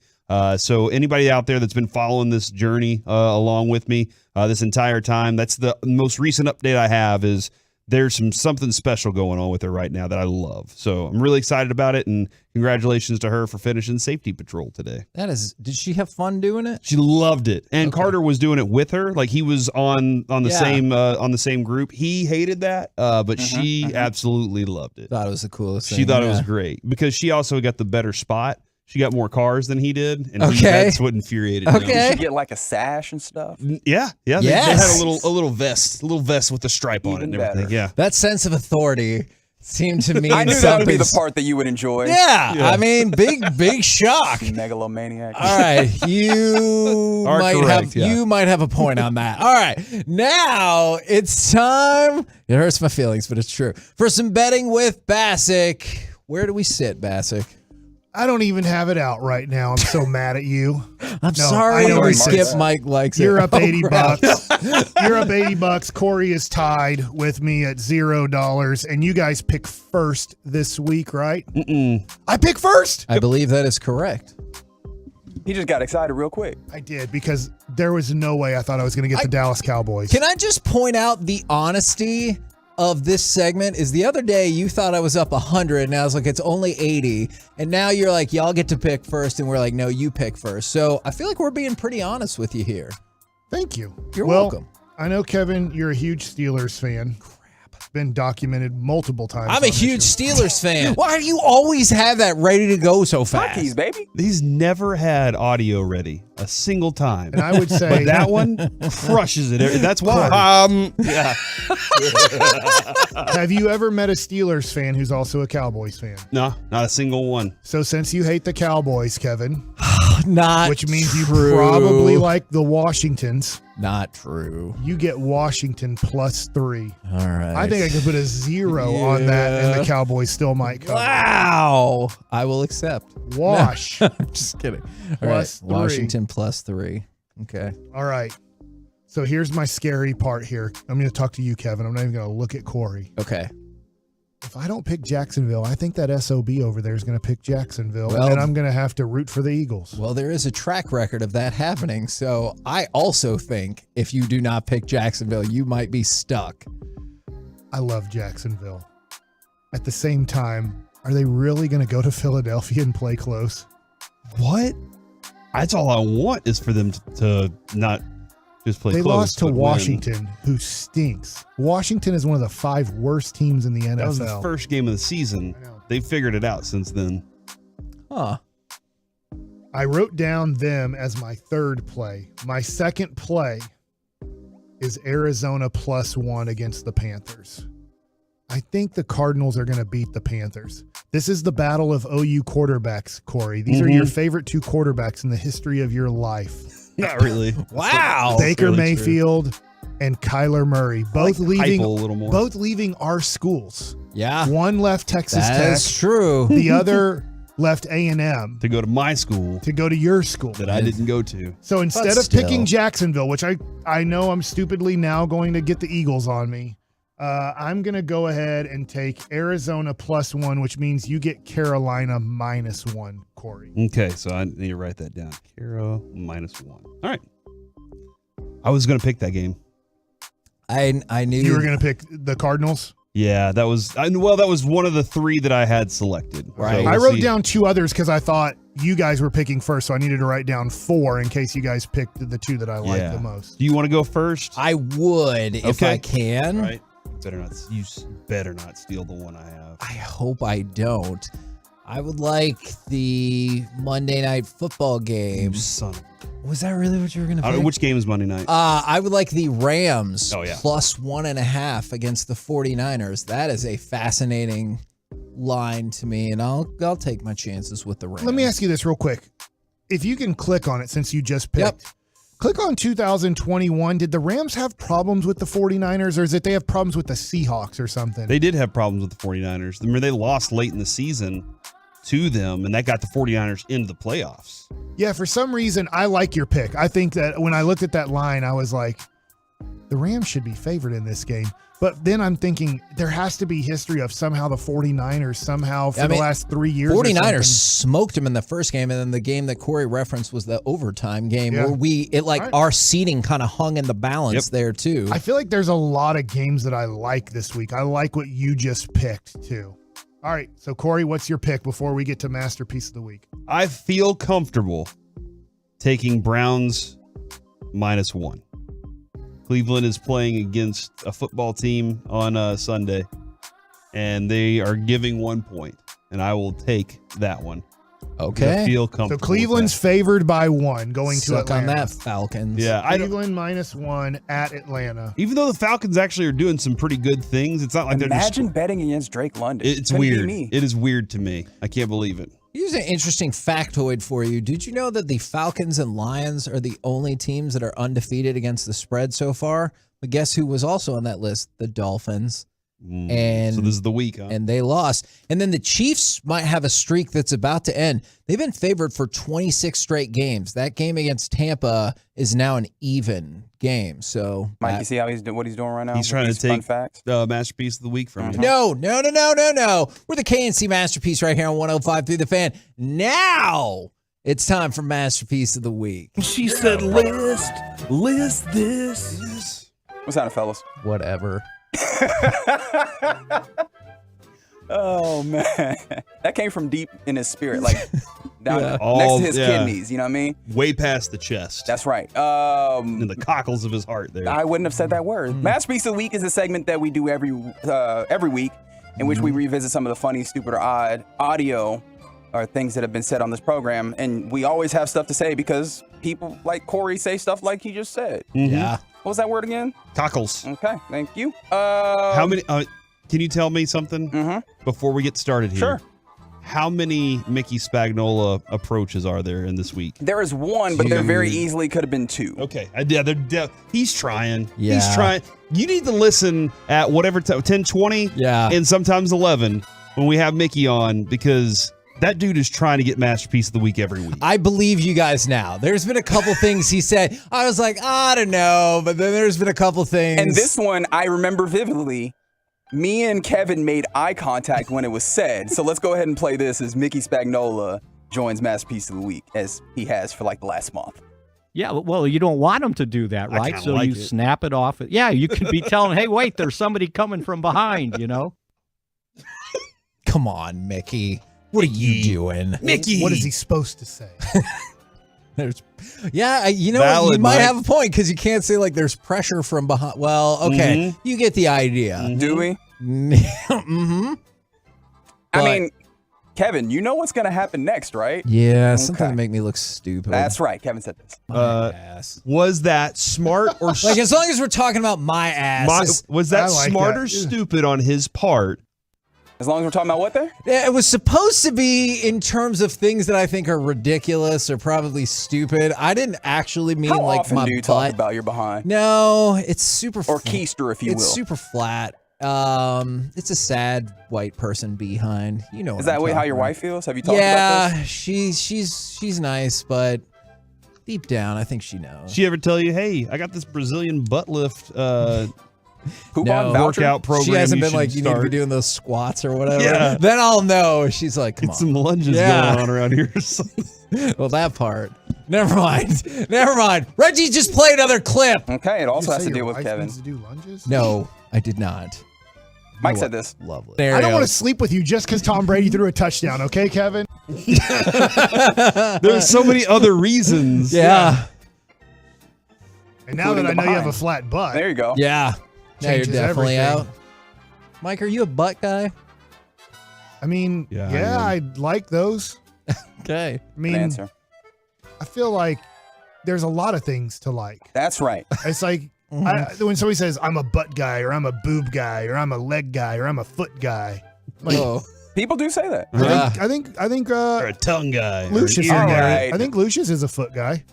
I think that you should be a whole body guy. The whole thing needs to come together. And mind and spirit. Yeah. I don't think he's wrong. No, I get it. I like my wife's shoulders a lot. I think she has sexy shoulders. Huh. What is the That thing? you have to put in time to get to that point, right? Where you're just like, I love these shoulders. What is the thing that she Like, I likes like when about she you wears the tank most? tops. What is is there something that she's like, that's the sexiest thing on Mike's body? Ooh. I don't know. I'll ask. Okay. Wife has told me the hands. So I'm like, all right, cool. I feel like Mike You're a is being pitcher, too, bashful. so yeah. I feel like Mike's being bashful. It He seems got- like he's he had got these answers, conversations with yeah. his wife. He As knows. I think evidenced she by likes this my clip. legs from my Peloton work. Okay. Well, maybe there's stuff that she didn't like. So my wife didn't really appreciate this, but she allowed me to do it when we first got married. Oh my Lord. Wow. How long did it take? What are we talking about? I'm trying to put together what was I? Play that again Is this real a quick. So meatloaf maybe. situation or So my wife didn't really appreciate this, but she allowed me to do it when we first got married. Interesting. Star Wars. That's right. Okay. Oh! I was wondering if he would get there. Yep. It is about putting Star Wars toys up. somebody on the fan text says you have pretty elbows. Really? All right. He seems genuinely pleased. Show your by that elbows off to compliment. the Twolos. Let them see it. He's gonna take it off. Oh weird. my God, he's Yeah. taking off his hoodie. Oh wow.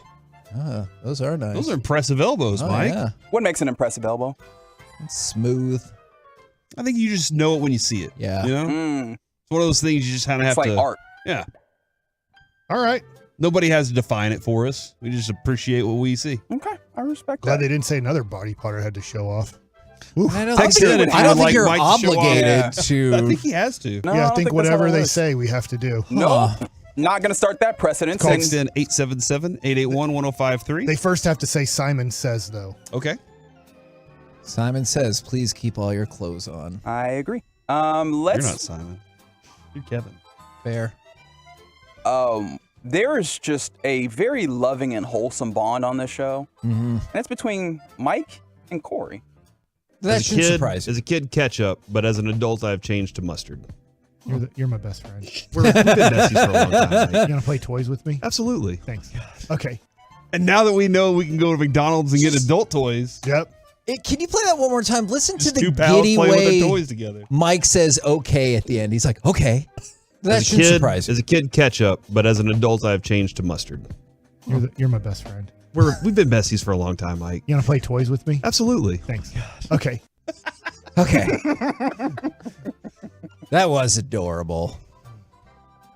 Oh man. And finally, yes, finally. This fan texts. Come on, Mike, y'all. The things you have to show off, Mike. I don't think you actually want to see these things. Anyways, and finally, Kevin said this. Your face isn't plant-based. Ah.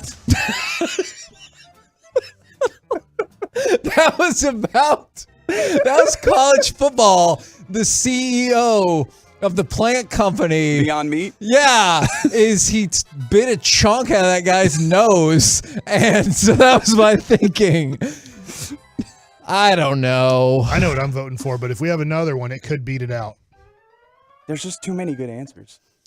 Can somebody vote, please? You have another one? I'm gonna vote. No, that's all. That was funny. I'm gonna vote for Mickey because Mickey's doing work on this show. Yeah, well, you don't want him to do that, I right? kinda So like you it. snap it off. Yeah, you could be telling, hey, wait, there's somebody coming from behind, you know? And it's also because he said snap it off right before that. Like, that's my winner.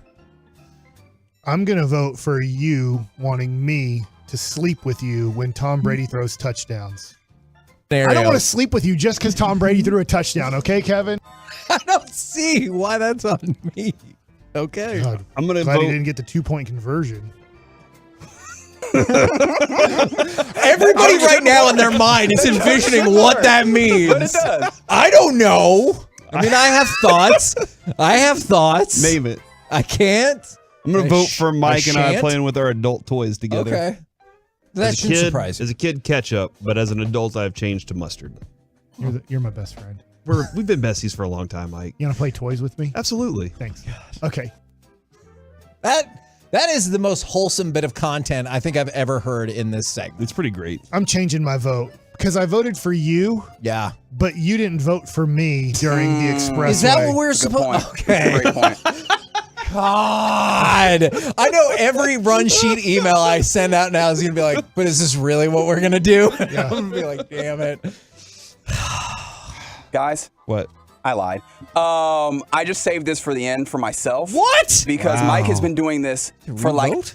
it's not just one piece of audio, although it is, but it harkens to a whole bunch of pieces of audio. You might have heard Mike doing some live spots. This has made me smile. Get 2 months free, October, November, taken care of. 888-507-2344 or dfwsecurity.com.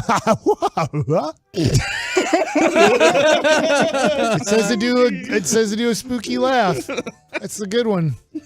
You're putting the effort in. When Sean does it, he's like, or whatever. He just gives up. So Never I give up. appreciate that. Never ever quit, guys. Do we re-vote? Do I still vote for Mickey, or is That's this? how we do I think our Masterpiece. vote is our Masterpiece vote. of the week, ladies and gentlemen. We're the KNC Masterpiece right here on 105 through the Fan. Coming up next, let's chit-chat with those fellas from the G-Bag Nation as they're live in Flower Mound. We'll do that next right here on the Fan.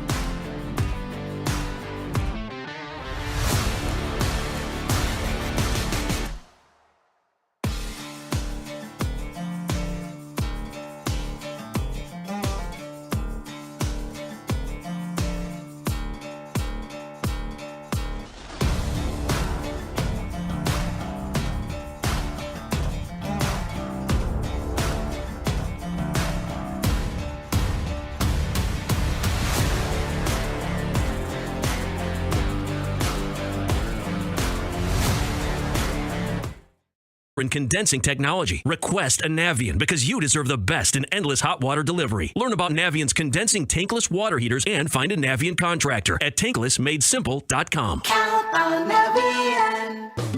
What do you call a group of grown men and women with their faces painted silver and blue who get together every week to share a 3-hour-long ritual of jumping, sinking, and toasting Miller Lite in 10-gallon hats while yelling, "How about them Cowboys?" You call it Miller Time in Dallas. Here's to the Cowboys. Here's to the original light beer. It's Miller Time. Celebrate responsibly. 2021 Miller Brewing Company, Fort Worth, Texas. Progressive presents Don't Do It Yourself. Okay, fixing a water heater. Easy peasy. Oh, yeah? So you know how to secure the skiff joint? Yeah. Detach the steam pump? Takes 2 seconds. And fasten the double to the pressure tube? Yeah, my dad taught me how to do that. Oh, that's interesting, because I made all those things up. Look, we should just bundle our home and auto with Progressive. We could save big, then pay someone to do it for us. That's cool. This double's the wrong size anyway. Save when bundling home and auto with Progressive and use the money to, not do it yourself. Coverage from Progressive Casualty Insurance Company affiliates and third-party insurers. Bundle discount not available in all states or situations. Watch the latest videos from your favorite fan hosts and listen to exclusive podcasts at 1053thefan.com. This segment of the KNC Masterpiece on 105.3 The Fan is brought to you by Classic Chevrolet.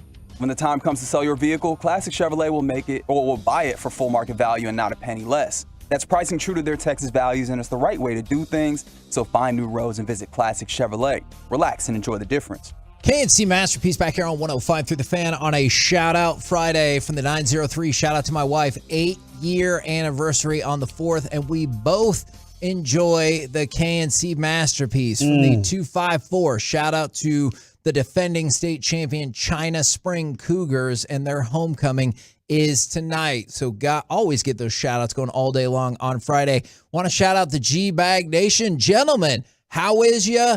And where is you today? Hey, good afternoon, Hagee. We are at Southern Leisure Spa and Patio up here in Flower Mound on Justin Road. And we'll be here for the next 5 hours. It's a great place to come get like grills and green eggs and hot tubs. Now, stuff like that. Yeah, they full line of meat church products over there. I know I'm going home with a few of those shakers, Brian. Absolutely. I was thinking that I was looking for the new one on there. I'm sure those are going to be on the shelves here very shortly. But, yeah, they've got everything you need to do to have some fun cooking in that backyard. D&M Leasing always brings us this fine crosstalk, but I also got to know there's rumblings y'all are giving out fair tickets and perhaps corny dog T-shirts. Mm-hmm. Yeah, we actually have Chef Eric, who is a big-time Tolo. He is the first one here. He's also collected one of our Fletcher shirts. Eric is wearing that on the fan cam right now. You can check that out, and it's the very soft, comfy material. It's not the starchy Yeah, they didn't material. half-ass these tees, boys. Very These are awesome. fire. Yeah. And we have a G-Bag Nation 2022 flag. You can see it on the video stream behind Brian brought us.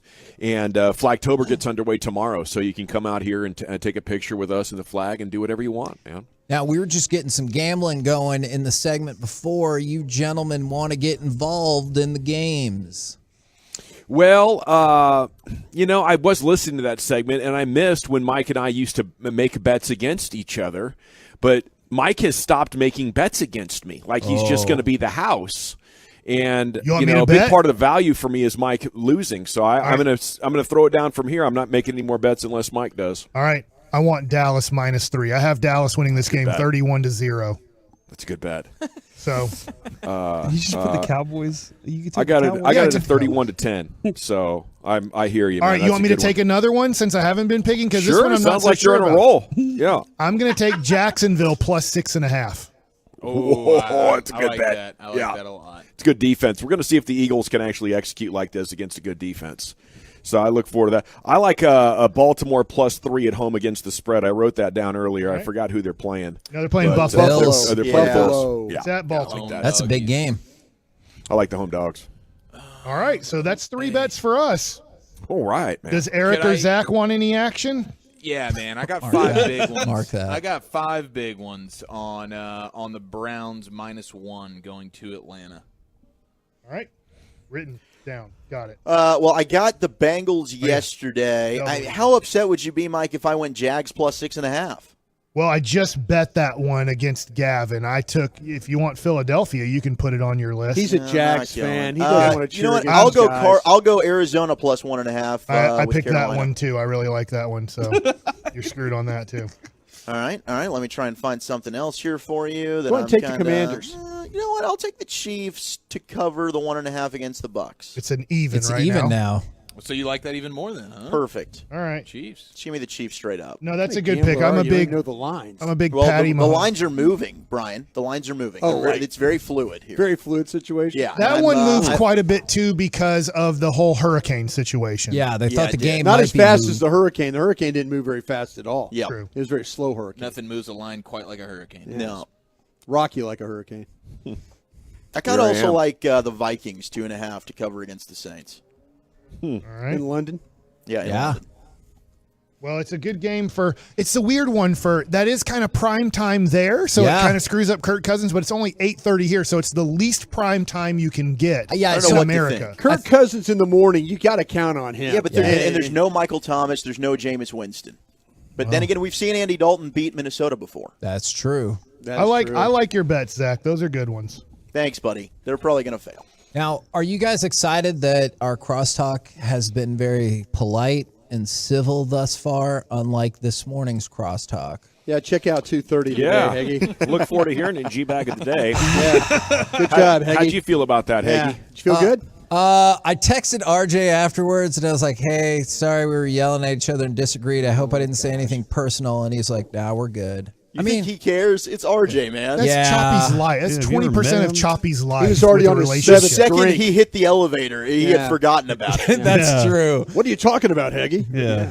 That is probably true. But otherwise, I mean, I wish I hadn't yelled so much, but I definitely still think I'm right, and I hate that opinion that he gave out. Hey, Broadus, do you think that before you go, do you think that Dak is injury prone? I think he's got some issues. Yeah, I do. I mean, it's not just the injuries. Sometimes there's bad luck when it comes to hitting your hand on helmets Dak and haters, things Brian like Broadus. that. No, I think there's things. I mean, there was a time where I thought he was indestructible. You're an idiot. He's not injury prone. I'm not falling for He had this. body armor and all that. I mean, he's gotten in like the point where he's lost weight and stuff like that. But there's a couple of those injuries that you cannot absolutely avoid, though. But pulling calf muscles and things like that kind of that's a little bit of an alarming situation. I know you guys have had him on the show multiple times. I need y'all to reach out to Errol Spence and make sure that this fight doesn't fall apart, because now they're saying there's contract disputes and that he might not fight Terrence Crawford. What? Yeah, might have a little delay on it or something like Yeah. that. I hear you, man. This is concerning. I was really looking forward to that, like maybe more than in any fight since Mike Tyson back in the day. It's a huge fight. What else you guys got coming up on the program today? Pure Gold, as always, thanks for asking. It is a Football Friday, so that means we'll have Stephen Jones coming up. I believe he's going to be on about 3:15.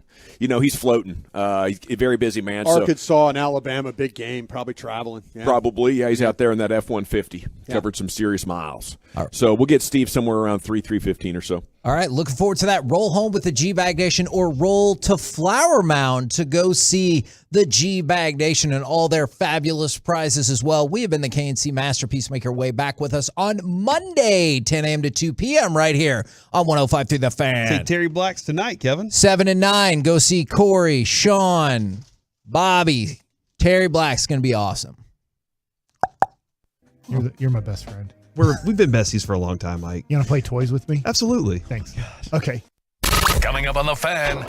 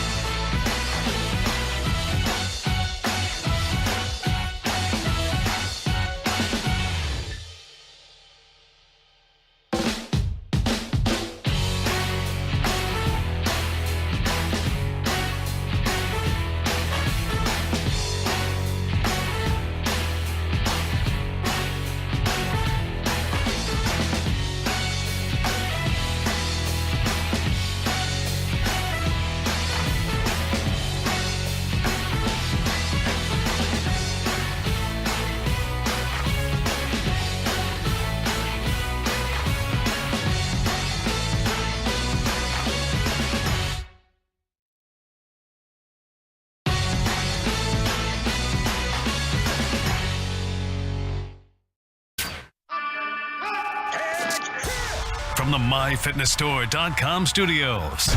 You're rolling with the G-Bag Nation on 105.3 The Fan. It's hour one of the G-Bag Nation here, live on 105.3 The Fan in Flower Mound at Southern Leisure Spas and Patio on Justin Road. And welcome into the show. It is a big football Friday. The four of us are here, plus DJ, original G-Bag Nation founding father. So swing on by and say hi. Of course, you got Lucius Alexander back there in the Pimp Cup at Master Control. Carter Freeman's doing a great job coordinating the video. We're all up here on the Zoom chat. Behind Broadus, you can see the 2022 G-Bag Nation flag in all of its glory. Flagtober gets underway tomorrow, but today is all about Southern Leisure Spas and Patio.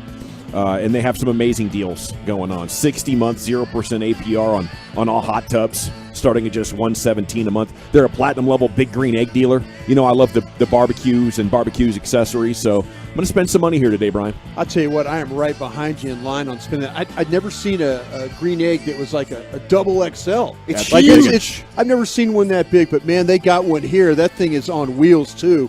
You roll it around, get it to the spot where you need it to, and probably cook up some really good stuff. Probably make 3 or 4 briskets on that bad boy. Man, easily, that is a thing of beauty. I've always wanted that one. Oh gosh. Okay. A huge Friday show though. They are giving away a Kamado Joe here, and you can come and enter to win that. So come on by, say hi. We've already had multiple Tolos stop by and say hi already. We're preparing bet payoffs for the 220. Yeah. As Eric Chiafalo is in the process. He's about to begin making his straw dog. Oh, you brought the Tolo Brew Crew blood glass. Of course. That's my the only man. Way to do it. That's the only way to do it. The only way to straw dog is in the 2022 of course. Brew Crew mug. And what kind of beer you got working there? I'm rocking with that Miller Lite. Oh, I thought so, yeah. Got a 6-pack for my boys as well. Thank you, sir. Retirement, got you one. DJ, thanks, I know you'll probably get some. Not soda approved, but I might have to indulge. I don't think this hot dog wiener soda approved either, Walter. It's certainly not. That you can have some. I got to weigh in tomorrow morning, so I'm not going to do that, but the girth and tonnage on that wiener. Holy moly. Yeah, this is like an official regulation wiener, right, for the straw dog? Oh, yeah, that's good. Yeah, that's that's ballpark standard. Well, I'll tell you what, too. We're talking about food. This morning I had to boil eggs, 2 of them. Yeah. 2 raw ones. 2 raw ones. 2 raw and 2 boiled. We'll see. Yeah. We'll see how this works out for the general. Now I'm going to slam 2 of those off my forehead coming up in the 220, right? Yeah. Okay. Yeah. So I might get a raw egg, or I might get a hard boiled egg on my forehead. Right. I like my chances. You might I consider myself pretty lucky. Did you do some research on how to tell the difference between a raw egg and a hard boiled? No, I don't. There is a way to do it. There's a way to do it. I don't even want. Is there? Well, Brian would know. There is. Krusty knows. There is. No, I want to put on a good show. I don't want to try to work around anything. Yeah, okay. You need to do this. I tell you what, I'm half thinking if the first 2 are hard boiled, I'll just go full Stone Cold Steve Austin and slam do it those anyway. bad boys. Yeah, let's rock. Why not? Okay, so that's coming up at 2:20. It's good karma, by the way, if you do that. It's good karma. Yeah, it's good karma. Okay, mash good all karma. 4. I'm always looking to pick up some good karma. Yeah. Me and Aaron Rodgers. Are we? Are we comfortable? Can I go ahead? Because I got to start wedging out the straw portion of this wiener. Can I just start the straw dog punishment now? Yeah. I think so. And I've been craving a Miller Lite since I woke up this morning, so it'd be nice if you guys wouldn't mind. I think it's going to be a little interesting challenge to bore that out. If you wouldn't mind doing that in front of the webcam, Absolutely, I think people would enjoy watching that process. As for those of you that don't know, midsummer, I believe it was at a Dodgers game, there was a fan who went viral for ordering a hot dog, boring it out with a straw, and then drinking a beer out of that hot dog that had become a straw. So Chiafalo is going to attempt to do that, and you can watch it at 105thefan.com, Twitch, or on the YouTube stream. We do open every Football Friday with predictions, and we want yours at 877-881-1053. I trust the kicker now. So I'm gonna veer away from the crazy scoregami type of stuff. Oh yeah, like 29-16 or whatever. Oh yeah. I'm gonna come down here to 27-9. Ooh. Okay, I got 3 touchdowns, 2 field goals, and the Commanders get into the red zone but settle for 3 different times. I'll tell you what, I like what you're doing there. I took the Cowboys on a 27-20, and I think you're going to get either a pick 6 or a return for a touchdown this week as part of your scoring package. I like 27-20. I like the detail. Love that. It is time. It's any day now. Turpin house call. Yeah. It's certainly it's going to happen here sooner rather than later. I got to stick with picking against the Cowboys in hopes that they win. So my score is 24-13 is what I think it's going to be for the Star, but I'm going to go with the Commanders. In reverse psychology there. So Commanders 24-13. Appreciate that. Chiafalo, how's that dog coming along down there? I'll be honest with you. Juicy. So I'm going it is greasy, and that's part of the punishment, is having to handle the greasy wiener and get this thing all figured out. Yeah. And so it is, it's less than ideal. I will say it's kind of coming through the edges here. I'm worried that the straw is going to have like some side holes where we might get a little bit of leakage on the way up. So a little adversity, I'll have to overcome it. Nothing you need crazy. the dudes from Armageddon to come and help you out with the drilling part of that, right? To kind of make that work. Yeah, it's better than this coffee straw that I got working right now. But thank you, DJ, for being resourceful. Cowboys are winning this football game. Carson Wentz is a disaster. The offensive line's a disaster. Finally got around to watching them yesterday. Yeah. Carson Wentz just he doesn't process anything. He doesn't know what he's seeing, when he's seeing it, how he's seeing it. He gets a lucky play here or there because he does have some semblance of athletic ability, and then he goes back to being the football folly version of himself. So I will go. Give me 26-16 Cowboys by double digits. Absolutely. We're believing. How about you out there at 877-881-1053? I'm really looking forward to this game. Now, Lucius, before we go any further, I do have to let you know we are broadcasting on high alert as a Baltimore Tolo. Right before the show ventured in here, Chef Eric. Yeah. And as soon as I heard the accent, I went on edge just a little bit. But I think my heart rate is returning to normal now. I hope he grabs 2 items. That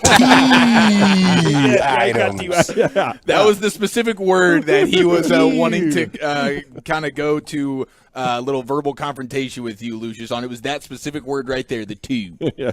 No, Chef Eric is the man, and he dropped off some gourmet chocolates. Like that is his business, and we salute him. Last time he came by, I was about ready to go home and visit my parents, and I brought like these chocolate bars that I just thought, whatever, they're not Hershey's, so I'm really not that interested in that level of chocolate. And my mom, like, dang near had a conniption over how delicious it was. Oh, Gavin, did you have to take a 4th job to pay for these chocolates? Yeah. Okay, Mike McCarthy said today Dak is not going to throw a football today, still dealing with swelling and isn't sure when he's going to throw next. So he did make a couple of short, soft throws yesterday. And now we start to see exactly how big of a challenge it is to come back from, having plates and screws put on your thumb. And 3 or 4 weeks is probably pretty unrealistic. Kind of sound like, too, that Jerry Jones was walking back, not really sure what was happening with there. So all along when we talked about the injury and how it was going to happen or how they were going to take care of it, it was about healing.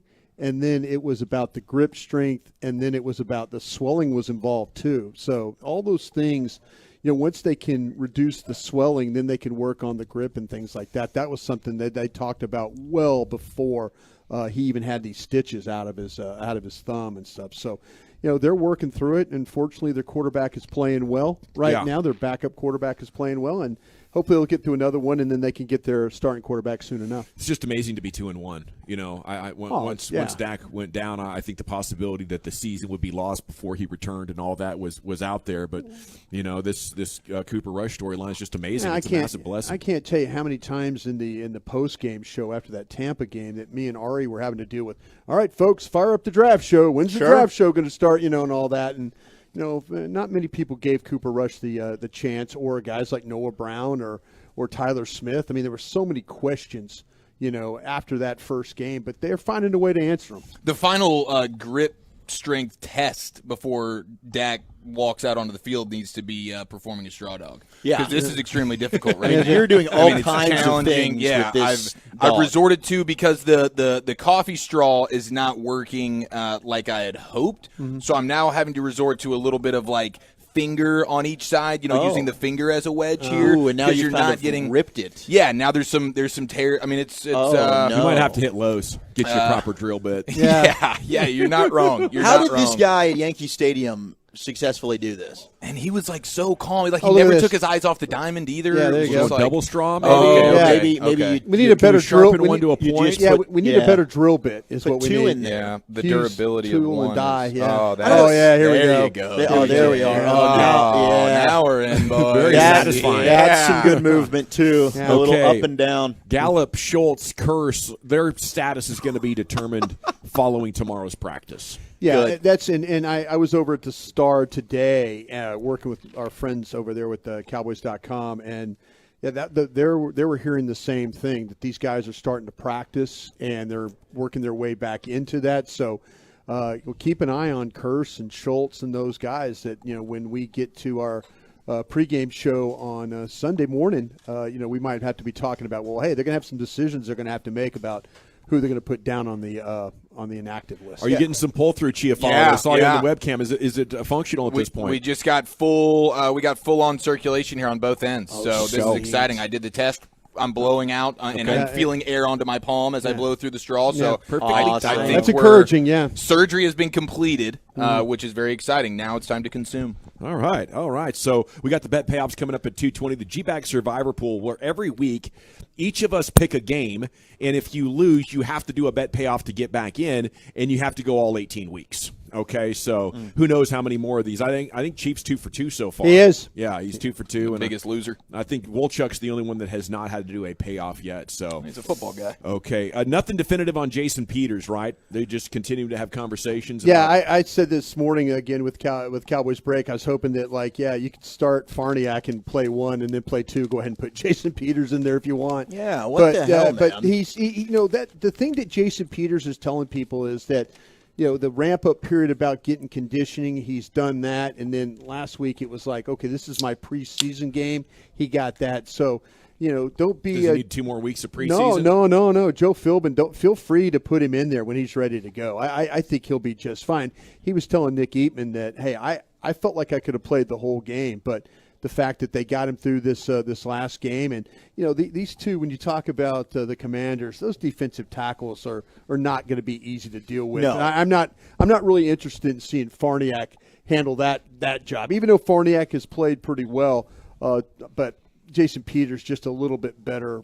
I think a little bit more power inside. And I think that it also speaks volumes just how much better Tyler Smith probably is with having that comfort level of Jason Peters playing next to him. But there's no question their best player is Jonathan Allen inside. Jonathan Allen is the one guy that down in, down out is going to be a troublemaker for Washington, and he can disrupt your offensive game plan, just not only getting pressure up the middle, but also stopping the running game, and you've got to make sure that he's contained inside, and you feel a lot more comfortable having Zach Martin and Jason Peters helping out Tyler Biadasz with that instead of Farniak.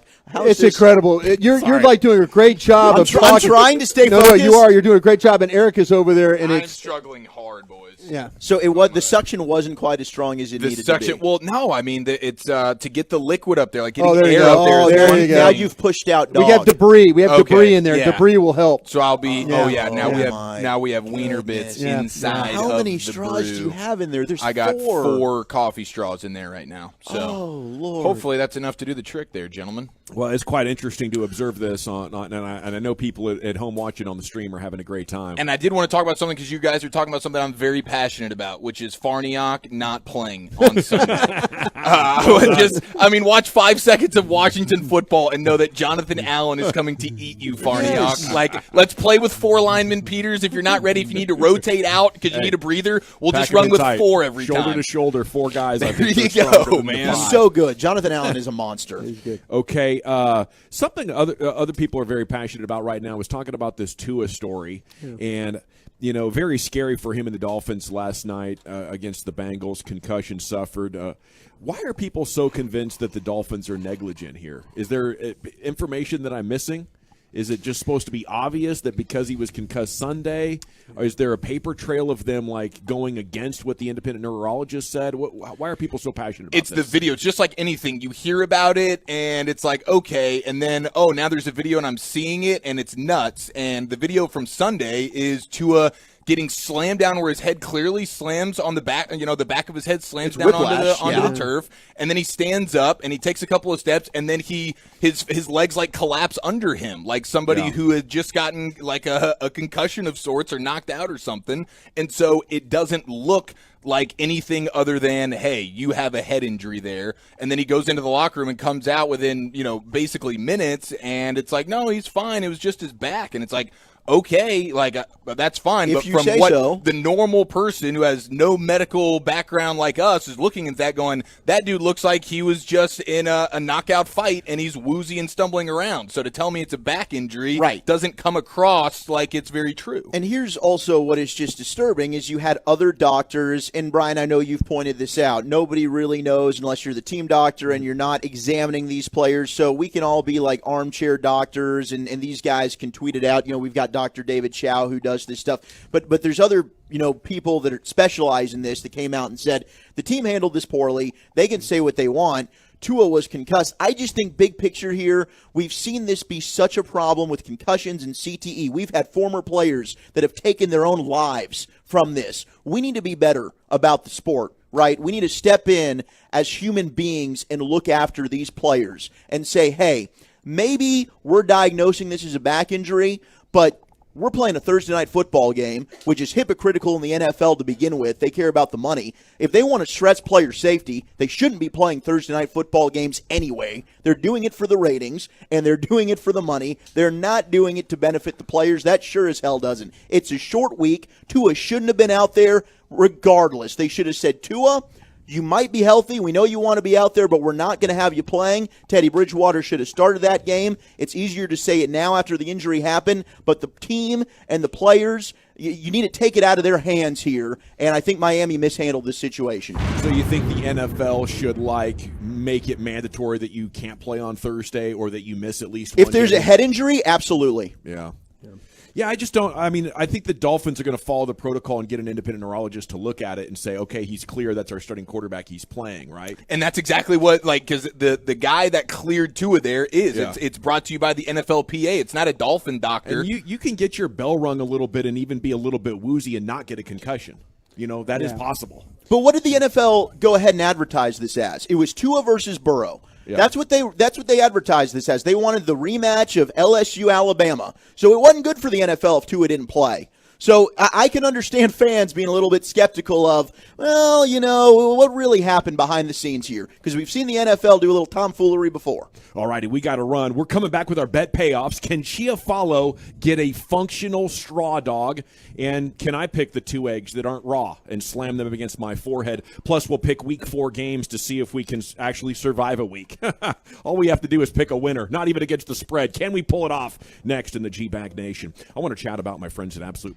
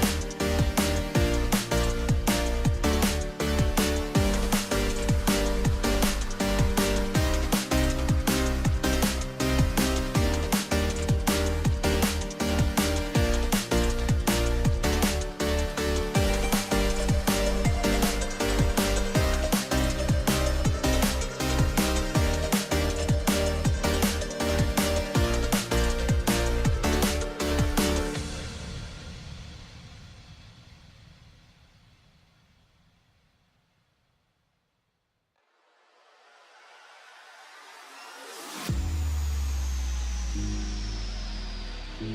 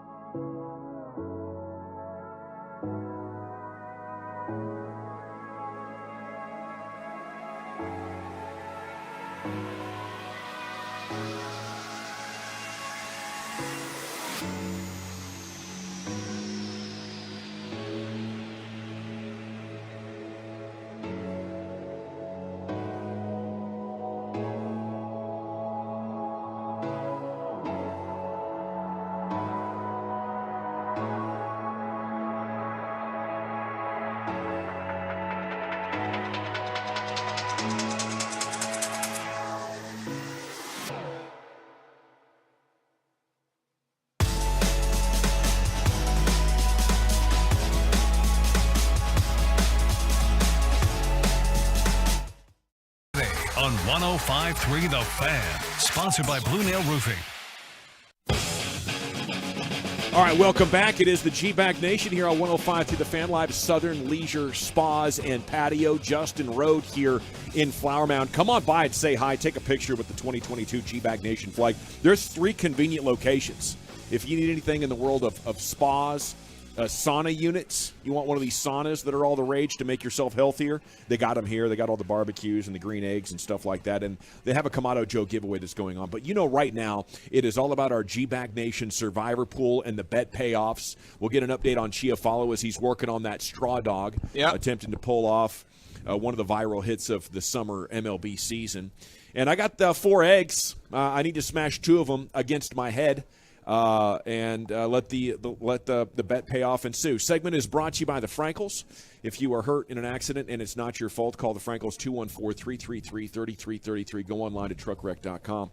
Now, Chief, how's this going? Are we getting beer through the straw? We're getting it seems to be every little sip I get, emphasis on little. It's like somewhere in the neighborhood of 20% beer, 80% wiener juice. Okay. So it's not really a conducive way to efficiently run through beers at this point. I can assure you that. I mean, I'm going to be milking this thing for potentially 5 hours. Well, you can milk anything with a nipple these days. That's true. So we're finding we needed a bigger straw, maybe to just punch the meat out instead of cut through it. Yeah. Right. Because the meat sides are slamming back together when you go to drink. Exactly. Okay. Well, that's tough. Yeah. All right. So, congratulations to Zach Wolchuk for not having to do any bet payoffs. Congratulations to Brian Broaddus for winning this week. Yeah, getting back into it. And drinking the beer out of the shoe last week. Yeah. Last year. So I guess it's just time for me to grab these eggs. Yep. Go ahead. And well. Okay, so this is broadcast excellence, which is the punishment here. I got to be honest with you. I can tell 100% these 2 are hard-boiled, aren't they, Brian? I don't know. These 2 right here are hard-boiled. Okay. I don't know. That's the thing about it. Yeah, it's the eyeball test. You can feel the fluidity of it. See, if you do the shake, that's usually the telltale sign of a raw egg. So I feel like we need to do a proper bet payoff, right? Yeah. So you're tuning in to watch a grown man slam an egg on his forehead right that's raw. Yeah. Correct. Do that. How hard do you think I got to hit? Is this going to hurt? No, it's not going to hurt at all. I think it's not going to hurt at all. Close your eyes. You'll be fine. You're doing this right now? Okay. And anyway, we got and then you got a towel. Bag of the day. Yeah, we got to go. Okay, Don't forget, right. Pain is weakness leaving the body. Awesome. So if it does hurt, you're going to be a better man for it. I pull this mic back a little bit. I don't want to damage the broadcast. All right. Walchuk will do play-by-play. I'm putting in the call right now. This one is not a hard-boiled. I'm pretty good at look. I've eaten a lot of these. On 1, 2, Okay, 3. here we go. Oh, that is not hard-boiled. We got egg yolk all over. Oh, man. Gavin Dawson has got an egg yolk all over himself. We've got it on the pants. We've got a hefty yolk on the left side of the leg. I got a little on me. And I've got a little bit on my arm. I mean, these things were just spewing yolk all over the over the place. I didn't realize they were going to explode like that. Yep, they did. You've got it on the headset. It's I'd like on to apologize there. to our host here. Yeah, we got a towel. We'll wipe everything up. We'll wipe everything. But Brian came prepared with the towel, and you've also got the stuff. I'm good, man. We're good. Hey, all good. Yeah, no problem. Did that hurt at all? All good. Are you okay? No, it didn't hurt. I thought I was going to have to swing the egg pretty hard to get it to break. Yeah. I didn't want any letdown there. So at the I climactic think moment. that these might all be raw. No. Those two are hard boiled. Yeah, these are hard boiled. Okay, you got them right. Yeah. You got him right. Okay. So that's the difference is you can. What a champion! That was legendary, dude. That was you good. are a badass. That was good. You went fast too, sir. Yeah, I wanted to. You pay just that said, off you know properly. what? I'm sorry though for making a mess over here. Yeah, on the wall. we'll No, clean he it up. channeled We'll some sort of like a wrestler. Well, who do you like this week while you're cleaning up? By the way, I like Green Bay quite a bit. Okay, you know, okay, Green Bay. They're getting 9.5 against New England. I haven't taken the Packers yet, so I'll go ahead and ensure myself a victory. I'd like to co-sign that. So, Dawson, we shall ride or die together this week. Okay, so Eric, you got Green Bay as well? Yeah, I'm riding with the Packers because, dear God, man, they're 9.5-point favorites. Okay, so if they lose this week, that means I am officially the problem, and any team I choose for the rest of the season is doomed for an L. Zach? Give me the Jags. Oh, yes. What? Yeah. That's a ballsy pick right You're there. 6.5-point dogs. Yeah, you know what? Doug Peterson guy. I think that this is going to happen. I don't think the Eagles are going 4-0, and I think Jacksonville is going to win this game this week. I like it, Wolchuk. I'm also kind of feeling like I needed to get a payoff in. So yeah, that's true. But true. Give me the Jacks. You're due for one. I'm going to go ride with the man Campbells this week and the Lions against the Seahawks. So that's a good bet right there. Just to Detroit. Just to remind everybody, Gavin's got Green Bay, Eric has Green Bay, Zach has Jacksonville, and I've got Detroit. I looked very, very strongly at that play right there. I got this towel here, Brian. I don't even know if you want to. Nah, man, we'll clean it up. We're good to go. Okay, it is time now for the G Bag of the Day, curated by Lucius Alexander in the Pimp Cup. Sir. Way to go, Dawson. You're a man of your word, bro. Well, hopefully I don't have to do that too many more times. Yeah, hopefully not. Hopefully but I appreciate it, man. And I wanted to go full send. Okay. I didn't want to leave anything to be desired. I ain't mad at that. And shout out to Zach for being able to eyeball eggs. I can eyeball an egg, bro. You know how many eggs I've had to have on soda? So many eggs. Well, the way to tell is you spin them. You could spin them on a table and like a hard-boiled egg. Yeah. Spin, yeah. Okay. And what's that other trick with like if they're rotten? You put them in water or something, see if they float or not? Yep. Okay. I mean, which one is it? It's if you that one. I think it's you put them in water. Yeah, they don't float. Yes. Okay. That's also true. All right, bro. They don't float. I'm going to let you do what you got to do. Obviously, you're busy. I got it, Brian. Our winner is right, Coach. Lucius. Yeah, it's all good. Coach Belichick. They don't float, right? Am I right about that? I think you're right. I think you're right. I just didn't see you. You were bending over doing other things. Oh, we got stuff going on here. We got a lot of things going on. Okay, I was here. basically talking to like the bottom of your belly coming up as your shirt leans Yeah, over. how about what? You're talking to the flag. We had the G-bag flag behind it. Yeah. Okay. Okay, Coach Belichick talking about Mac Jones's status. He basically said, "Damn it, I'm a coach, not a doctor." Yeah. Day by day, it's getting better. See how it goes. Day by day. Does he have a high ankle sprain? Day by day. What do I look like? A doctor? An orthopedic surgeon? I don't know. Talk to the medical experts. What are the medical experts on staff say? Day by day. We'll evaluate him. I mean, what difference does it make to me? What do you think I'm going to read the MRI? That's not my job. So. But it's theirs, and they talk to you about it, right? Yeah, it's day by day. Yeah, I'm a doctor, not a pool man. Yeah. Yeah. The sing-songy way he did the day by day at the start was so condescending too. Yeah, makes me all condescending. He's a step-by-step fan. What is that? Step-by-step, Step-by-step. day by day. Yeah, he's one of those fans. Let's see what else I got for you. Oh, speaking of coaches, let's keep it on coaches here. You guys watch Last Chance U before at all? We have, yes. Sweet, good, all right. There is a community college, JUCO, in Kansas. Used to be a head coach, Jason Brown's school. He retired from that school or resigned or whatever the case was, and I don't know the drama behind he it. got fired. Yeah. He made a Nazi joke. Oh, totally understands why this audio sounds the way it does. Mm-hmm. He was drinking, smoking cigars last night, watching the game like we were, and he has some feelings on the Miami Dolphins, the organization, the staff, and crew. To be real, the whole entire Miami Dolphin organization should be fired. Owner, everybody.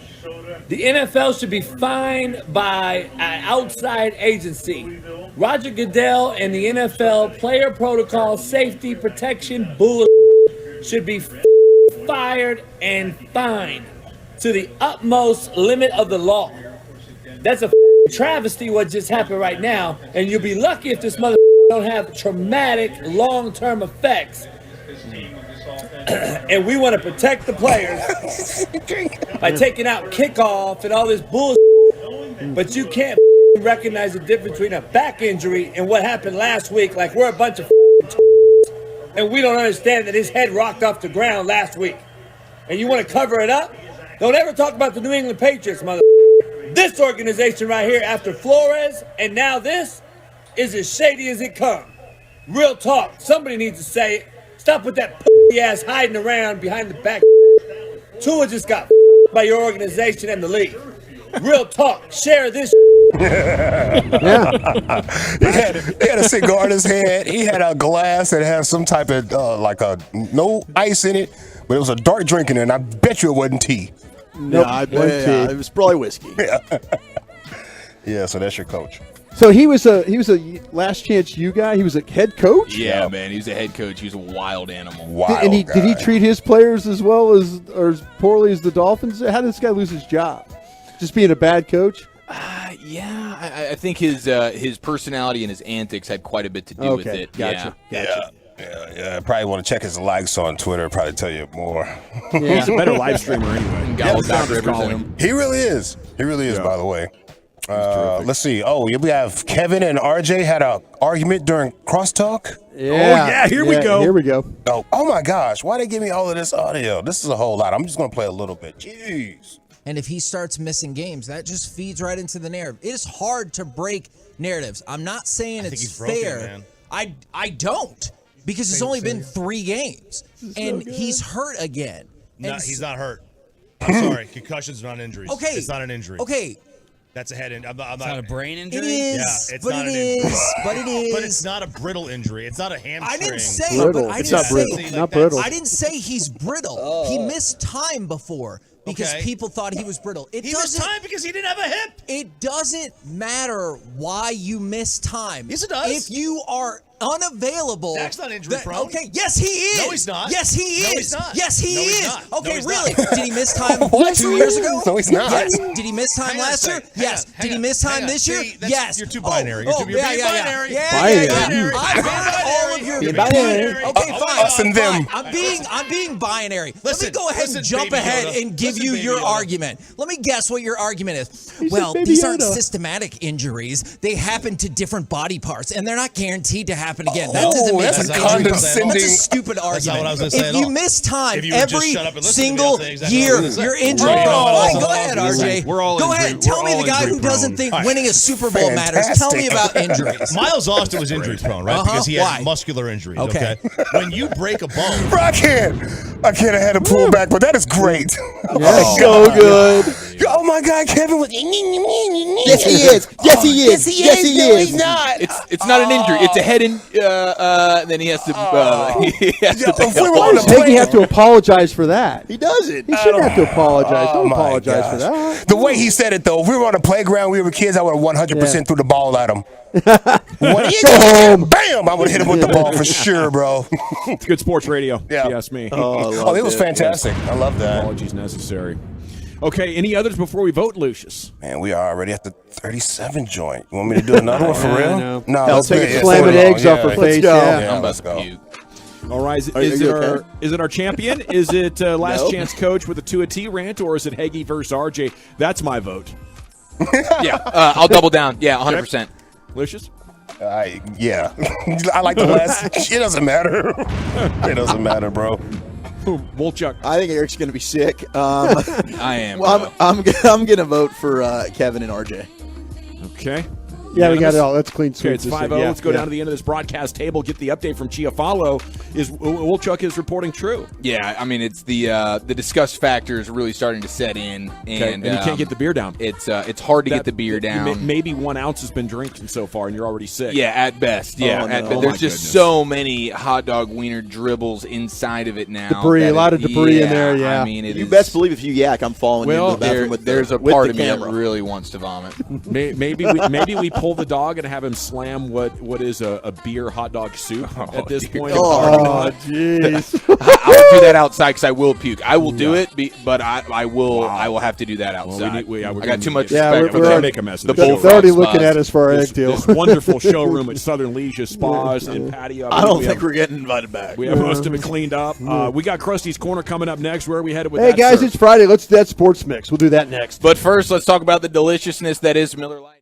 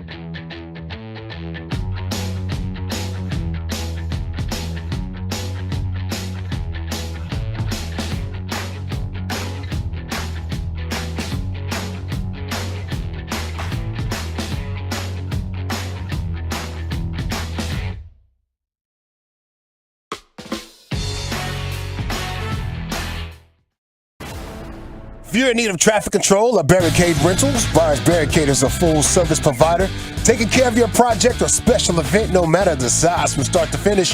It is the Texas Authority in barricade rentals. BriansBarricades.com. Thank you, Lucius. It is time for Krusty's Corner now. We are live at Southern Leisure Spas and Patio. They have some amazing deals for you to take advantage of this weekend. American-made hot tubs from Bullfrog Spas, Marquis Spas, Cal Spas, and Nordic Hot Tubs, up to $4,000 off. They have mail-in rebates from the manufacturer ranging from $200 to $2,500. So if you're thinking you want a spa or, a big green egg or something they in that got category, some beautiful stuff here. I mean, beautiful, yeah. Okay, here he is. Brian brought us with Krusty's Corner. Yeah, thank you very much. I appreciate that. I also want to say real quick, thanks to everybody out there listening to the Love of the Star. We just finished our quarter on that, and we appreciate all the numbers that we were able to get from that. So thank you guys for hanging out with us, and promise to be bigger and better as we get it back on Monday after this Cowboys-Commanders games. All right, we're playing the Sports Mix. Chief, you okay down there to play Sports Mix with me? I'm doing all right. I think what we've decided as a group here, I'm not very fired up about it, but we're going to go ahead and I'm going to just pound this beer here that has had a hot dog sitting in it for now 47 minutes. And it's got a bunch of debris, hot dog wiener debris in there. So I'm going to step outside at some point. If you guys want me to do it during this segment, whenever. No, I need you. I need you now. Okay, that's right. Yeah, we'll do it we'll do it top of the hour. Maybe with Stephen Jones. There you go. How about this one? Yeah, Stephen would love it. You can lead us off here. How about this one? Who's the better quarterback, Cooper Rush or Carson Wentz? Oh, wow. Man, I feel more comfortable with Cooper Rush than I do Carson Wentz. Watching him, I feel like you're watching a guy that's kind of broken and mentally, like the dude cannot process much of anything. And the amount of turnovers, like the amount of negative plays that he's directly involved in, whether they're turnovers or just sacks. He is a massive problem for them right now, and Cooper Rush is nowhere near a problem for the Cowboys offense. So I would take Cooper Rush, no question. Zach? Yeah, I agree. Not turning the football over, and that is the biggest problem for Carson Wentz right now. He is just a turnover machine. He is getting stripped of the football. Interceptions are an issue, and that's one thing Cooper Rush has done a fantastic job of, is just playing within the offense and not turning it over. And for that reason, I think he gives you a better chance to win every Sunday. I'd go with Cooper Rush, as shocking as that is. Yeah, that's Cooper Rush is the answer. Certainly Carson Wentz has more talent, but decision making, the processing, just can't deploy that skill set for Wentz. I had a couple of guys get back to me from the gang of 7. They say you can get a 4th-round pick right now for Cooper Rush if you wanted to trade Cooper Rush. That they felt like that he's, I'm like, well, what happened from training camp? And I'm like, man, all it is you go out and you see a guy play. I agree about Carson Wentz being broken and all that, but no deal. Yeah, I'm just Cooper Rush, maybe a 4th-round pick. If you want to trade I'll think about it once we get to a 1 and a 2. Okay, there you go. Because right now a backup quarterback, especially with Dak being injury prone, is worth a lot. I'm going to talk to Steven about that coming up at the 3 o'clock hour. Like, would you do an extension with Cooper Rush? We haven't had a good backup in a while. I like that a lot. Zach. Yep. Area of the Commanders squad that worries you the most? It is probably their receivers. I think it's their skill players out wide. They have 3 really good ones: Terry McLaurin, Curtis Samuel, and Jahan Dodson. I think those 3 all are great after the catch. They all have tremendous speed. They can beat you. And, the problem is they just don't have a quarterback that can get the ball to them consistently, but they certainly can be very, very explosive. And if for some reason Carson Wentz just has it on Sunday, which I don't think we believe that he will, but if he does somehow channel his inner MVP form, it could be a long afternoon because they certainly do have weapons, and Curtis Samuel can beat you in a variety of ways. Ron Rivera and that offense, they've used him out of the backfield. We've talked about that. He's kind of a gadget guy, Deebo Samuel-esque role. Jahan Dodson's made some fantastic plays. It's receiver. Gavin? Sir, the question was the area. Oh, you had an issue? Yeah. I wasn't paying attention. I was going to ask you the area. I knew you when you looked at it because I was looking down at my clock like, okay, I got to, because I know we got Steven coming up here. No, we're good. Area of the Commander squad that worries you the most? I think that defensive front, if you can shut down the Cowboys' run with 4 or 5 guys and play that clog and cover against Cooper Rush, I think you could still have a sub 10-point game. Yeah, it's the defensive tackles. I think you're on to something. How about you, Chief? Yeah, 100%. I agree. It's their front 7, and it's not so crazy from a pass rush standpoint. It feels like they have to blitz in order to get pressure on you, but they do have some monsters in the middle of that defense. And like Dawson said, if they can find a way to stop the run, you could be in for a bit of a long day. I would go with their receivers or something like that, but their quarterback and their offensive line make their skill positions basically useless. Useless, yeah. Gavin, are you feeling better about Mike McCarthy as a head coach? Yeah. I think they emphasize takeaways. They built a good defense. You need a good defense to win championships. Under Jason Garrett, we ignored it. And now what we're seeing with the adjustment of the game plan, even though he tried to pretend with Brad Sham like he didn't need to help Kellen Moore, Moore needed help. He did need help. Chief, how about you? Yeah, you can't help but feel better about him right now. You're winning with a backup quarterback, and I think Walchuk put it nicely the other day, where just seeing what this McCarthy crew has been able to do over the last couple of years when they do have injuries to guys that can't play, and then still being able to adapt and not have a Chaz Green situation when Tyron Smith goes down, or a defense that completely collapses on itself when Sean Lee's not available. Like when Micah Parsons is off on the sidelines, the defense doesn't just go to one of the worst defenses in the sport. So, yeah, 100% I'm feeling better about what they got going on right now.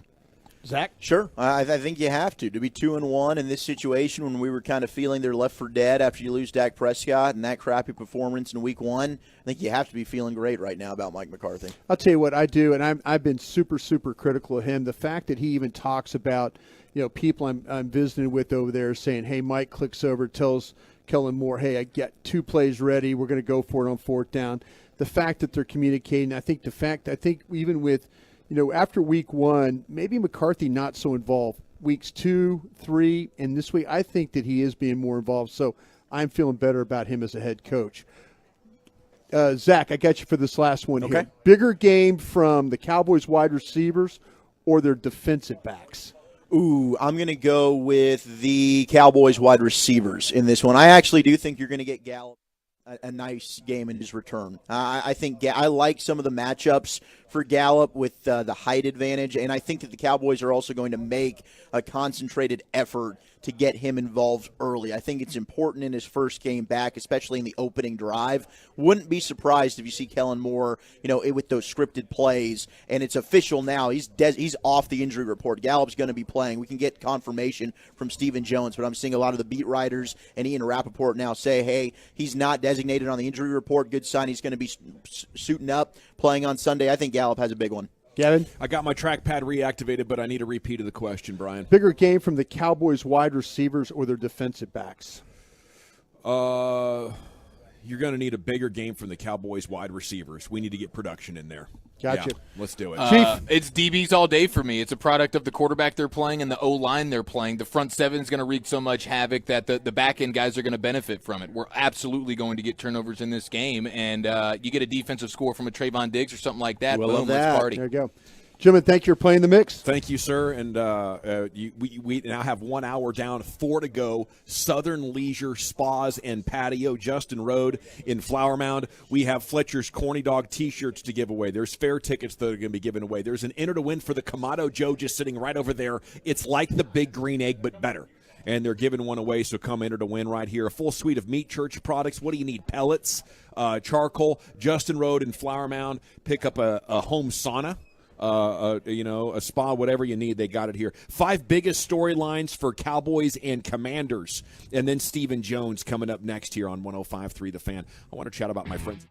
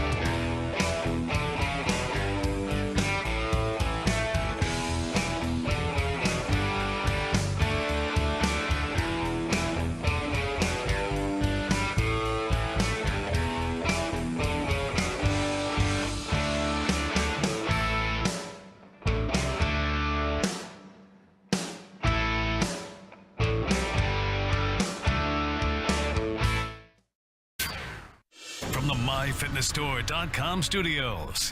You're rolling with the G-Bag Nation on 105.3 The Fan. Welcome to the Nation. It's hour 2 of the G-Bag Nation. We are live on remote in Flower Mound, Southern Leisure Spas and Patio. And we got some good Cowboys content here, the top 5 storylines for Cowboys and Commanders. But we have an alternate storyline where Eric Chiafalo still needs to pay off this bet. He attempted in the 220. Can we get a picture of that disgusting beer soup that's sitting over there? He attempted in the 220 to create a straw dog.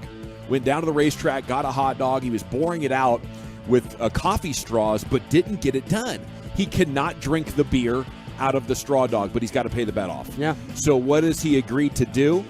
He is going to drink a pretty much room temperature beer that's had a hot dog sitting in it and now has several chunks floating in it. More than several. Okay, give me more than that. It looks like there is thousands of little I don't know. Debris. Hot dog bits. Yeah, hot dog bits. Like just it's now cloudy. It's disgusting. It is. It is absolutely disgusting. It's horrible. Let me get a good picture of that. Can you hand that over to me? Absolutely. I need to send this out for the total G-Bag Nation. I am now. I took off my Fletcher's corn dog T-shirt. That's a nice because T-shirt it's a nice too. T-shirt. That's really nice. I'm throwing back on the T-shirt I arrived in. The Bartonville one. That's a good T-shirt too. It's a great good one. T-shirt. Yeah. And somehow you've already got it dirty. Did you paint on it? I have kids, bro. So like, they who knows draw on what's it? on Crayons? that? Yeah, I think that might be raspberries or something. But Aww, anyways, little Maya. I am. So what's going to happen here is I got the Zoom working on my phone so the Twitch can watch this. I'm going to go out to this sort of grassy area, and then I'm going to attempt to just down this beer here, and I'm kind of getting like gaggy just thinking about it, to be honest. So we can probably watch it on our You can Zoom watch chat? it on Twitch. Yeah, you'll be able to watch it on Zoom or on Twitch or we're whatever. watching, and baby. This is not going to be good. No, it is not, but it is going to be good for the audience, and we appreciate you paying off this Got to bet pay the bets properly. As Yeah. Eric Chiafalo is now exiting the broadcast position, he has picked up the beer hot dog soup glass. And they're moving. You can see on the Twitch they're moving. Yeah, and they're now headed outside. They're moving. They're headed outside thanks to Stephanie, longtime fan sales rep, for being the camera lady and helping facilitate Yeah, I this. can't tell you how many times she's requested Eric take his shirt off for this. Yeah. Yeah, but he decided instead to change shirts. Yeah. Well, no, that was smart to do. Okay, so are you guys watching? Yeah, here we go, Gavin. no, I'll I've give you the play-by-play. There you go, right there. Okay, This so is he's perfect. He's now, so you can watch this 105thefan.com. I just Twitch, really and want to YouTube. see him throw. He is going to hurl. Please don't throw up in the building, though. He's playing in the outside. camera. Okay, yeah. And he's talking like we can hear him. Like we have no idea what he's saying. we can't hear you. He's pretending like we can hear him. He's doing some kind of. He's trying to let people know, hey, I've got this wiener in the beer. I'm about to drink this. It's disgusting. Look at all the bits of kibbled stuff that we have in here. All right, here we go. He needs to just drink this. I'm also trying to post a video right now of the behind the scenes of the straw dog, of Eric explaining the hollowing out process. The problem is, video is so darn big. Carter, it's not can you one bring of up the his audio? There's no way we can bring up the Zoom audio onto the deal, right? Because he's talking an awful lot out there, like he's hosting the show right now. Yeah, he but is. We can't. Oh, now he's showing for the webcam how much hot dog my has gosh, there's accumulated. so much hot dog in now, there. That was good content, Chiafalo. He's still talking like he's hosting a He show. just in needs the, to drink in the this, parking lot. Gavin. Yeah, just drink it. Just drink the son of a Just go gun, tell him to Chiafalo. drink this. That was good content, Chiafalo. Oh, he's still talking like he's No. hosting a show. Yeah. Oh, here we go. I think he's about to chug it. Okay. All right. He's So he's taking the taking the wiener hot dog out out. and he's put it on the ground. Oh, Yeah. What's he doing? Can here? somebody text him and tell him to drink the beer? For the love of God. Here we go. He's we got a drinking it Cowboys now. segment. He's to do. drinking it Okay, now. here we go. Yep. He's trying to get his mind ready. Here we go. He's taking his hat off. He's standing out in the grass. He really So, does not want to drink this. Well, he's put it towards his mouth and Should have backed lost off last twice. week then. There's a lot of hot dog chunks sitting in this beer. And he's been trying to power The thing is, sip it's a it. Miller Lite, and you'd think a guy who loves Miller Lite as much as him, he's going to drink it. Exactly. Your words, not mine. Here he goes. Loose. Oh, here we go. Boom. It's down. He drank it. Oh, now he's throwing up. Yeah. He's trying to keep it down. Oh, yep, there it goes. Oh, it's coming back up. He did keep it down for maybe a half second. Oh, yep, he's in the fetal position. He's okay. He's all right. Yep. Champion! Hands up in victory. Yeah! He'll be returning to the broadcast position. The bet has been paid off, and Chiafalo is now back in the Survivor He's got pool. Green Bay this week, as you do. Perfect, guys. 5 storylines for Cowboys Commanders. Let's get at it, shall we? Yeah, let's do this, Wolchuk. We start with the raging ginger himself, Carson Wentz, former Eagle, coming back as a Commander now. Did you know in 8 career starts, he's 4-4 against the Cowboys with 14 TDs, 4 interceptions. Last start against the boys came in 2020 against, he was a member of the Eagles then against Dak. Much has changed as, I don't think he's going to fare very well this time around. Brian, I mean, do you think that we're going to get something out of the ordinary that we haven't seen from Carson Wentz in the first 3 starts? Is he going to go ahead and put on a miracle performance? Yeah, if that's – oh, wait, what was that all about, man? That's a drop. That was a good drop. Because if you look, because I'm watching the screen right now, and Eric is still out there puking. Yeah, perfect. Oh, is he? Oh, yeah, wow, that's sorry. awesome. Oh, he is throwing up. So, he is throwing up. Yeah, with Carson Wentz, though, with him. Oh, he's running away from the camera. If now. they're in a situation where they have to protect him, though, right? I mean, they can go max. You could just keep everybody in and try and take shots on these Cowboys on the secondary, though. We'll see with Anthony Brown, Diggs. I think you got to think about with how well will Hooker play in this game, because if there's some vertical shots that they max protect, how well will he play out of the center of the field or off these hashes, though? They're going to need to take care of that. I think you brought up a great point earlier in the week about Logan Thomas and who's going to have that responsibility. In games where Washington's had success against Dallas, I think, oh, man, he looks like he is not happy right now. Eric's just walked back in. Eyes are a little bit watery. He gave me that look, just said, brother, I am not okay right now. That's the look of a man who's not sure if he's done vomiting. I'll be honest. It's going to be all right. It appears it got in his in the nasal area as well. Are you okay, buddy? This is going to take a while to recover for Chiafalo. Yeah. Oh, look at that. Right. How are we doing, boys? You're a soldier and a warrior. Hey, man. That was welcome back into the pool. That was disgusting. How many total hurls are we looking at there, Chiafalo? That was. Did you lose your glasses? Well, I don't know if I keep count. It was probably like I would give me. I'll say we round up to one full one. It was a nice halfie, and then there was a couple like you feel the throw, but like it's not actually coming out. You were way out in the grass. That was good too. Yeah, you did it way out. Oh God, you did good, bud. I'm proud of you. Not as easy as you thought it was going to be, right? You picked that straw dog, thinking, "Oh yeah, this is great. I just get to drink a beer out of a hot dog." That's exactly right. That's exactly right. And now we know that shoey's not so bad now. Yeah, I'd rather do the shoey. We've been asking everybody, and they're like, "No, the shoe's way worse." And I'm here to tell you, it's bleeping not okay. I don't. It's funny though. I mean, here you are, a young guy getting all sick after that, and here the old man drinks out of his shoe and doesn't even get sick. Well, you so. know the what does that tell you about my generation? A lot tougher. A lot tougher. My generation. The wussification of America. Now, is that a baby boomer generation, Brian? Where are you? I'm 58 years old. Is that still X? We're a lot tougher. I'm 30 years older than that guy down at the end of that table. I'm just, I don't know if I'd have got sick. I don't know. I'll tell you the bad part now is these burps that I'm getting that are beer and dog burps, and you're used to being at the ballpark and having some form of beer dog burps, but you're not envisioning it in the disgusting way that I'm now having to envision each one of these. Yeah. You know what I mean? Yeah, that is amazing because together those two items, proportioned properly and with the right timing are part of Americana. I'm going to tell you this. Drank pretty good.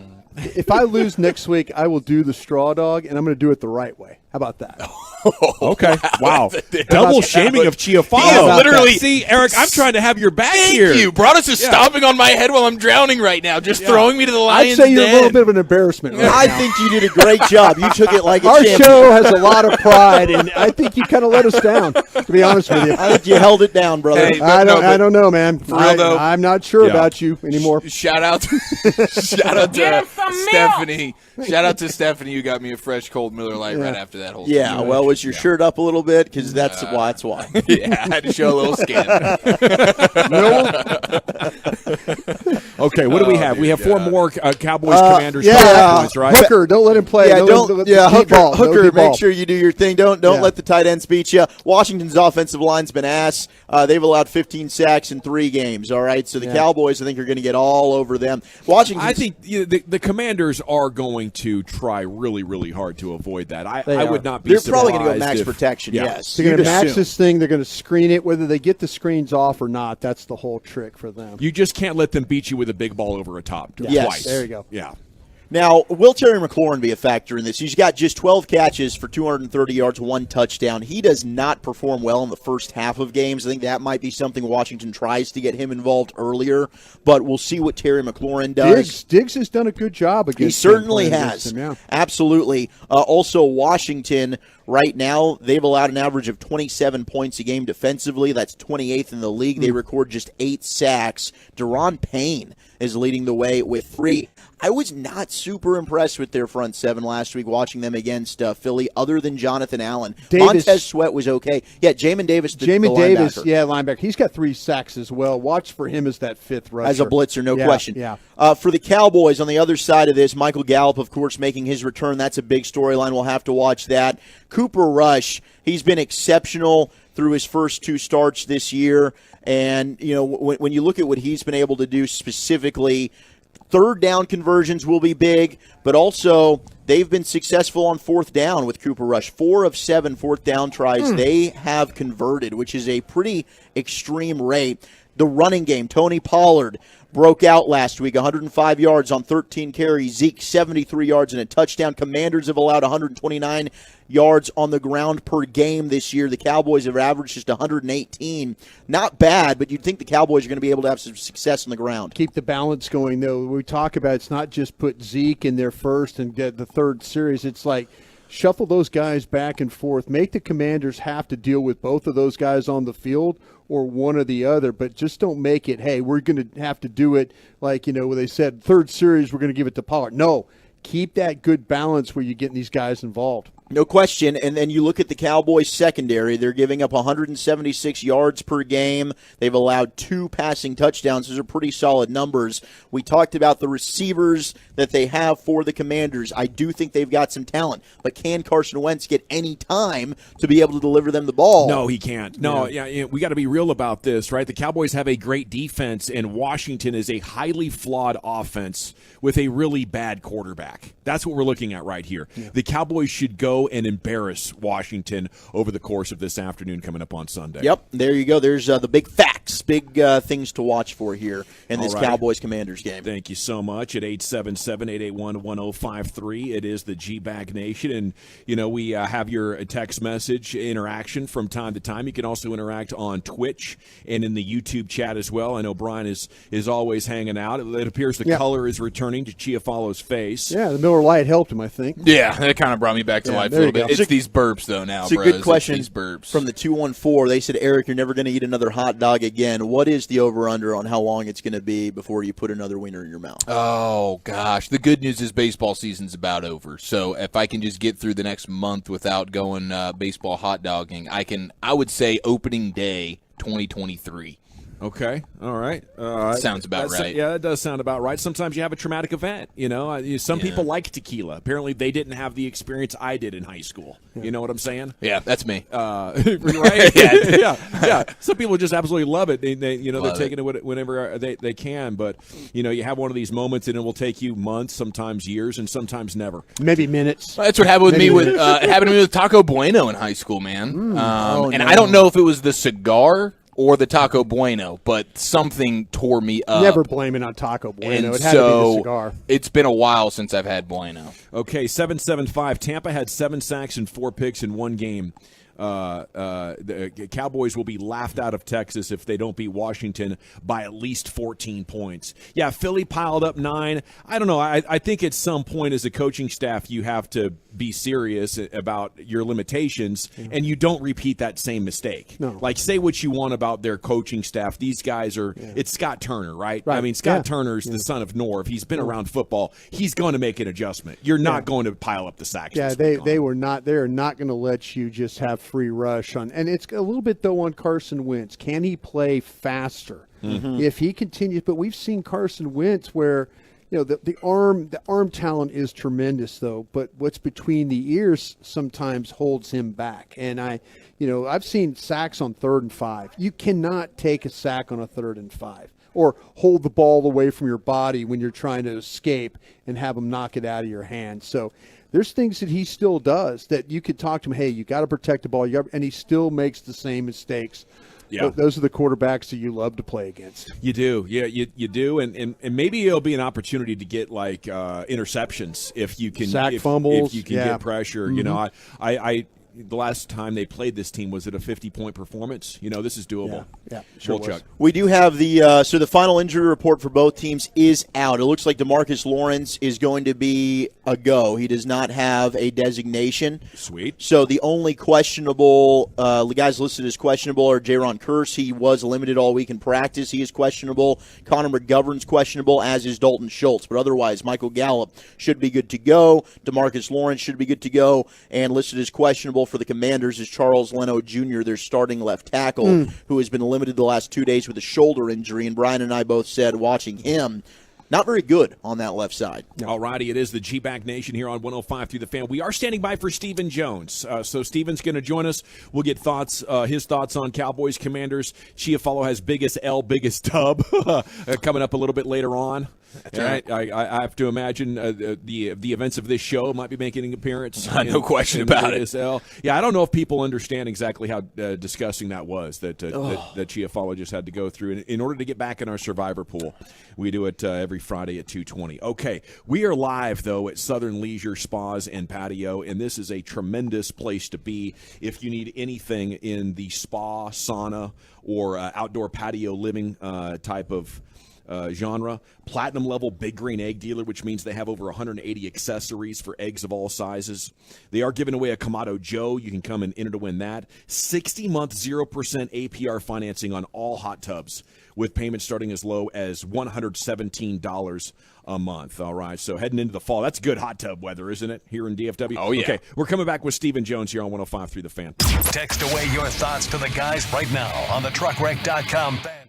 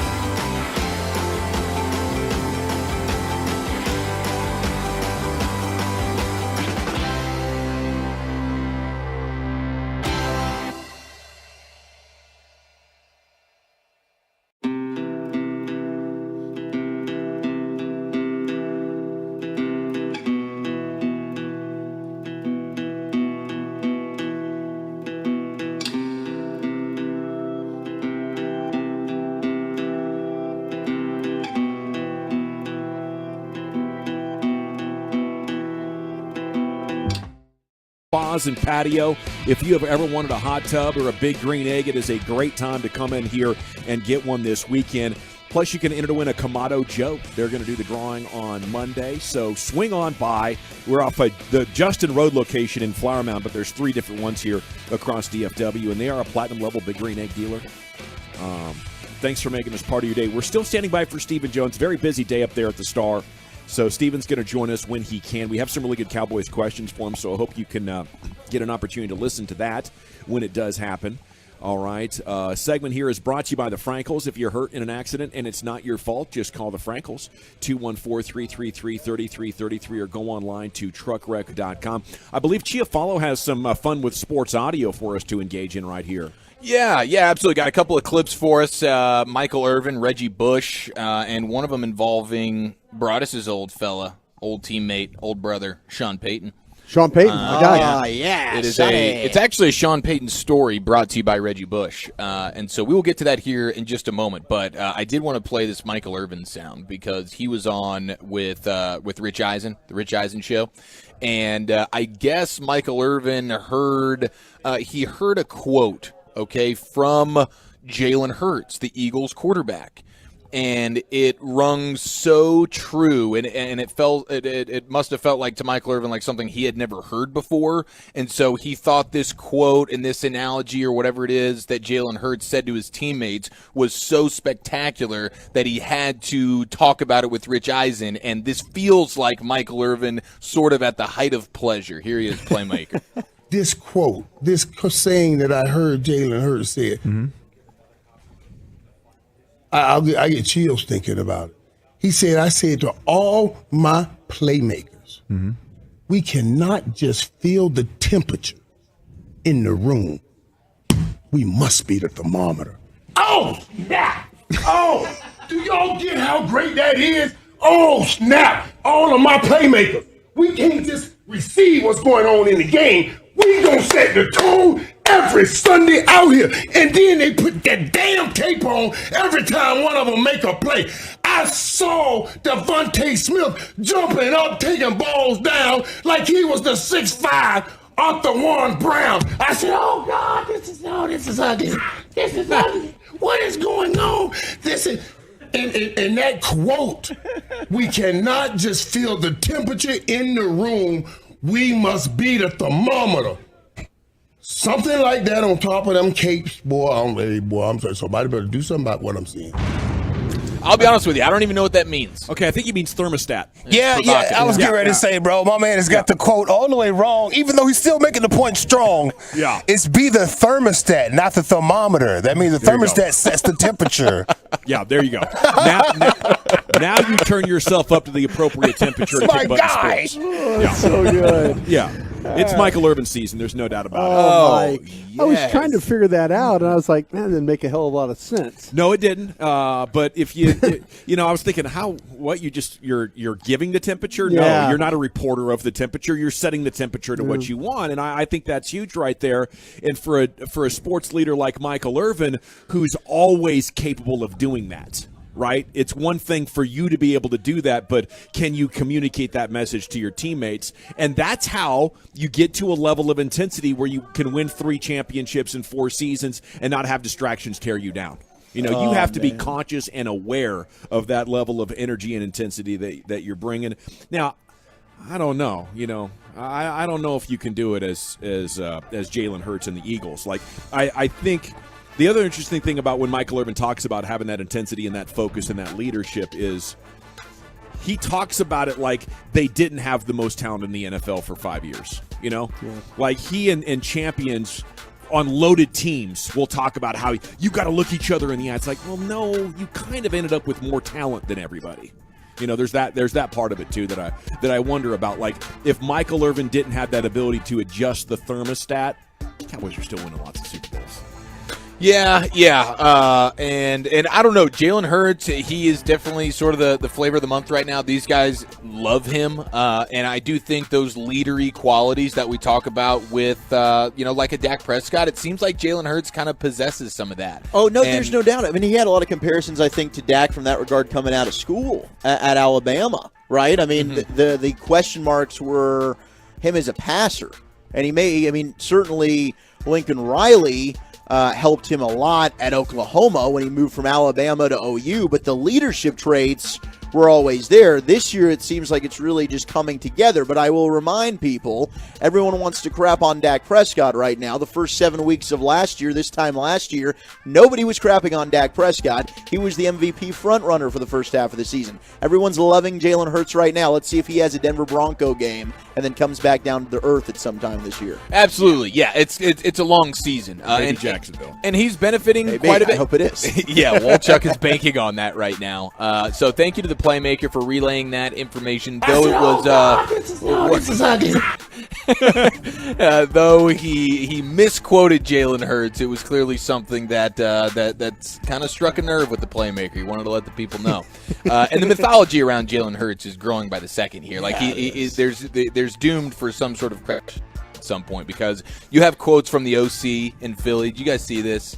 Shane Steichen talking about the work ethic of Jalen Hurts. Okay, maybe it is that. You want to do that one more time? Steichen? Yeah, whatever that was. Shane Steichen. He says, on Friday, we met after practice this past week. This is just an entire quote about the work ethic of Jalen Hurts, and everybody's just like absolutely loving this guy right now. Friday, we meet after practice. This past week, I'm walking through the weight room. 4 o'clock, kind of everyone is gone. He's in there working. Shoot, last week, I don't even remember what time it was, maybe 8 o'clock at night. He came up and he said, "What's up?" I said, "Gonna go home and get some rest." He said, "I'm going to go in the weight room, and I'm getting on the bike." He doesn't stop. And then one more, he doesn't leave the building. Like, this guy is here all day, every day. All he cares about is football. When all you care about is football, you're going to be successful. That's what he does. It's all he thinks about. He never takes days off. I mean, he's always working. No days Everybody's off. just loving this guy right now. I'd work nonstop if I had that skill set, too. No days off. Day by day. No days off. Day by day. That's the Bill Belichick, Jalen Hurts motto right there. Okay, let's talk about Sean Payton. Brought us his guy. I'm ready. Future Cowboys coach Sean Payton. Okay, that's exactly right. We still think that's happening? We have Reggie Bush sitting down with the I Am Athlete I like guys. McCarthy. I've always liked McCarthy. Yeah, Broadus, you've often said that. You're a big McCarthy guy. I'm a huge McCarthy guy. So here's Reggie Bush sitting down with Brandon Marshall, I Am Athlete, talking about draft day and being drafted. And go get a massage, Brian. Lucius has got the fastball working today. Yeah, he does. Here he is, Reggie Bush on Sean Payton. Obviously, the Saints got the second pick, and then the Jets have the third pick. And my agents was like, "We want to go to New York, third pick. Big city, marketing, you know what I'm saying? You're going to make a lot more money." So I was like, kind of sold an idea, like, all right, let's do it. But Sean Payton, so my agent called Sean Payton and was like, "Hey, don't draft us. We're not coming. Don't draft us," right? And Sean's like, this verbatim, "You, I'm drafting Reggie Bush." And I'm the phone up. That sounds like Sean Payton. Yeah, swear to God. So it's bleep you to the agent of Reggie Bush. I'm drafting Reggie Bush. I don't care about what marketing things he wants with the Jets and all that kind of off-the-field stuff. Sean Payton's like, "No, I'm drafting this guy. And if you want to pull an Eli Manning on me, do it." Obviously, that didn't happen. No, it didn't. Yeah, this is called an NFL draft, not to choose which way you want to go, where you want to go, and all that. I bet he regrets that a little bit, though, taking him. Don't you? I mean, Reggie Bush was supposed to take over the league, and he had a nice career, right? Yeah, I'd say I'm trying to remember because that was the 06 draft, and I was trying to remember because I remember calling Sean about it. Who was taken? Who did Mario Williams went? Mario Williams, that's which was a shocker. Good job, man. I tell you what, that's great work with young people. No, the Texans took Mario. I remember talking to Sean, and he was really interested in Mario Williams. He really, really was interested. And I'm like, okay, hey, I'm hearing, man, that the Texans are going to take Mario Williams. He goes, "Well, what are you hearing?" I go, "You're going to have a shot to get Reggie Bush." And he's like, "Yeah, I love Reggie Bush. I want to get Reggie Bush." So, yeah, Sean was thinking that Reggie Bush was going to go ahead of him, but it ended coming his way. So, yeah, I had pretty good intel that deal. And Sean, but he was very excited about the possibilities of draft. He felt like that he could completely changed the direction of what his offense was going to be.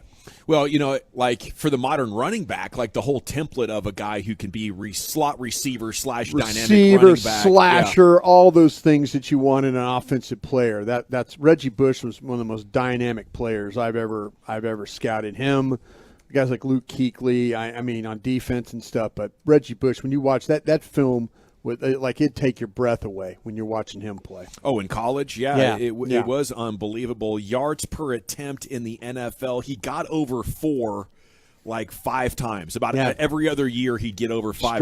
There was a lot of, really underperforming years for him. I was just surprised. I wonder if that whole thing that happened with him at USC with about his Heisman and all that. I mean, there was so many questions about him, and I wonder if that – when he got in the NFL, that wore on him a little bit. I'm not trying to make excuses for the guy, but I think it was those Pac-12 defenses. Yeah, but man, defenses. Every time they handed him the ball, it was like that Barry Sanders hold your breath moments. When you're watching him play. Yeah. Yeah, it was amazing watching him, man, and just hearing that story about Sean Payton is pretty legendary. And like the alpha mentality of Sean Payton, just like, that's what you need. And I don't know if he'll be the Cowboys coach next year or 5 years from now, but I do believe he'll be the Cowboys coach eventually. And I think the longer Jerry goes, the impatience and the end of the tunnel whole thing, I think eventually he'll say, I don't care, Steven or whoever. We need to get there. And Sean Payton will come in and I think be the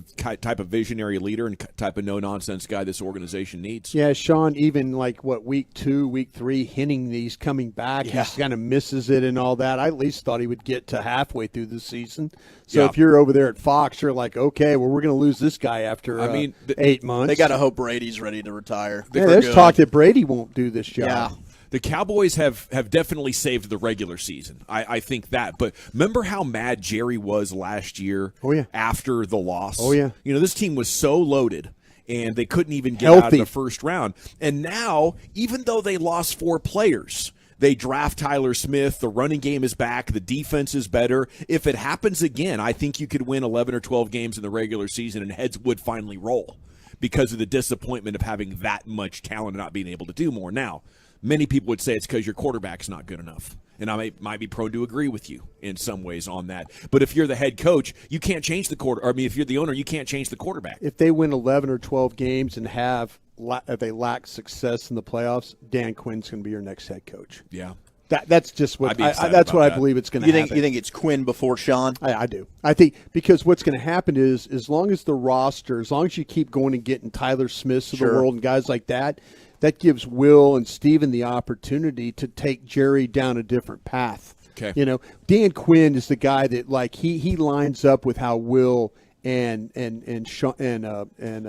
Steven think. Yeah, more so than Sean. Makes sense. Okay, I do believe we're going to get Stephen Jones coming up in about 5 minutes. Yep. Okay, Stephen Jones will join us here. We'll move Biggest L, Biggest Dub a little bit later on in the show as we broadcast live. Southern Leisure Spas and Patio, 60-month 0% APR on all hot tubs. Payments as low as $117 a month.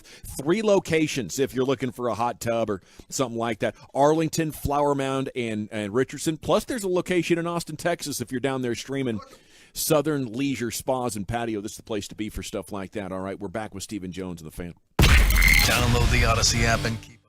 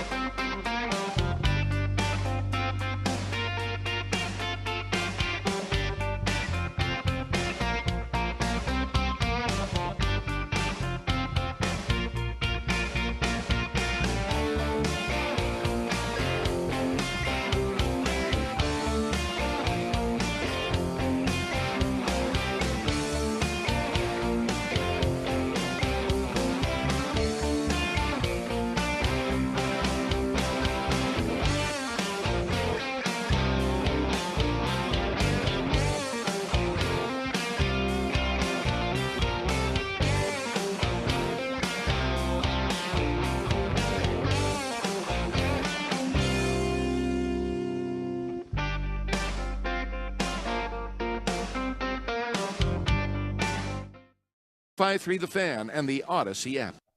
Even though shortages in demand are driving up prices, Classic Chevrolet will never charge over MSRP. Not now, not ever. Experience the difference today. This is Texas. This is Classic. Find new road, y'all.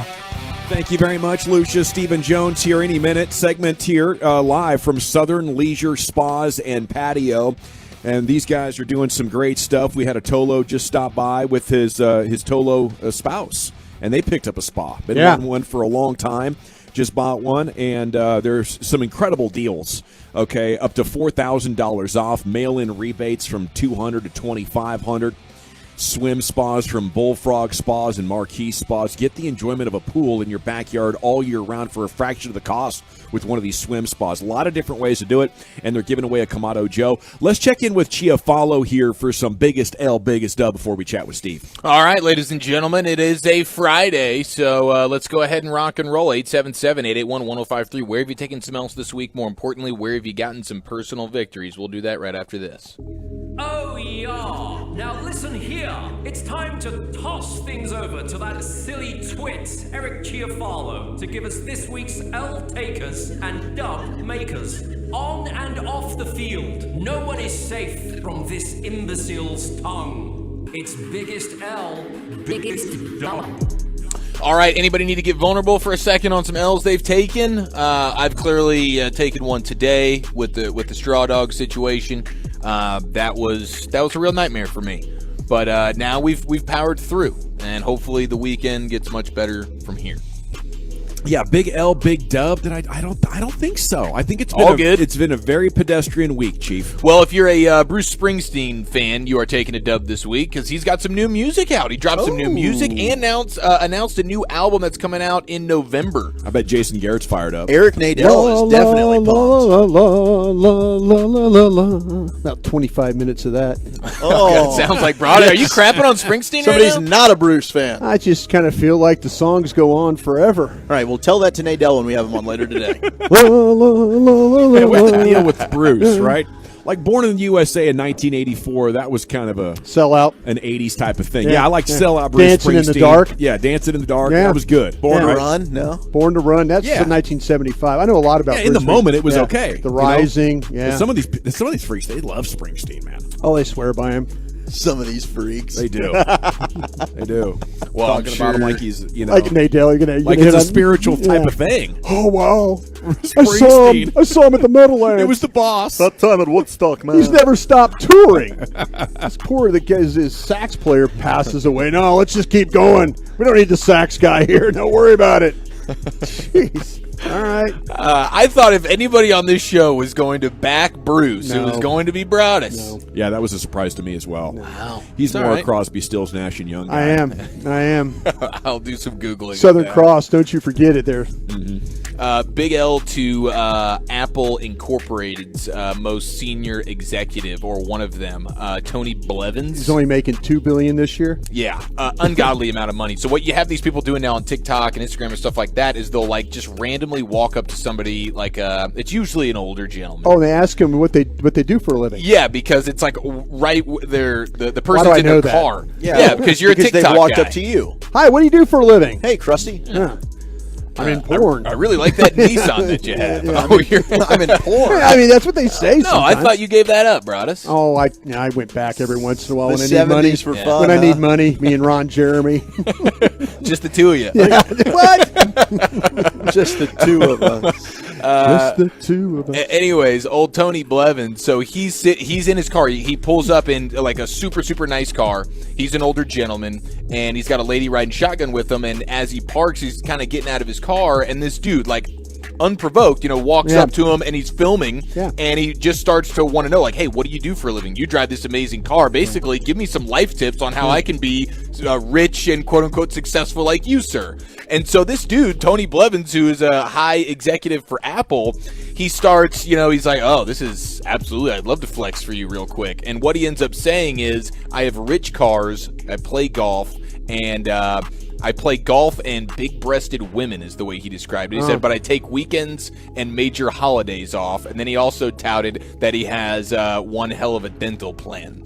Yeah. And this happened a couple of days ago, and I guess this video, it goes kind of viral, and then Apple gets a hold of it, and they're like, yo, it's the big breasted line, right? That got him not wholesome. Got him bleep canned. What? Got him fired What? from No. Apple. Fired? No. Got him fired from No. Apple, bro. No. Dead serious. You got to be full on nerd. No Yeah. success with ladies in this company, sir. You can't be 100%. flexing. Yeah. Oh, man. He got wow. He got Man, fired. That's rough. Well, you know what? I hope he goes and starts his own company. Yeah. Orange.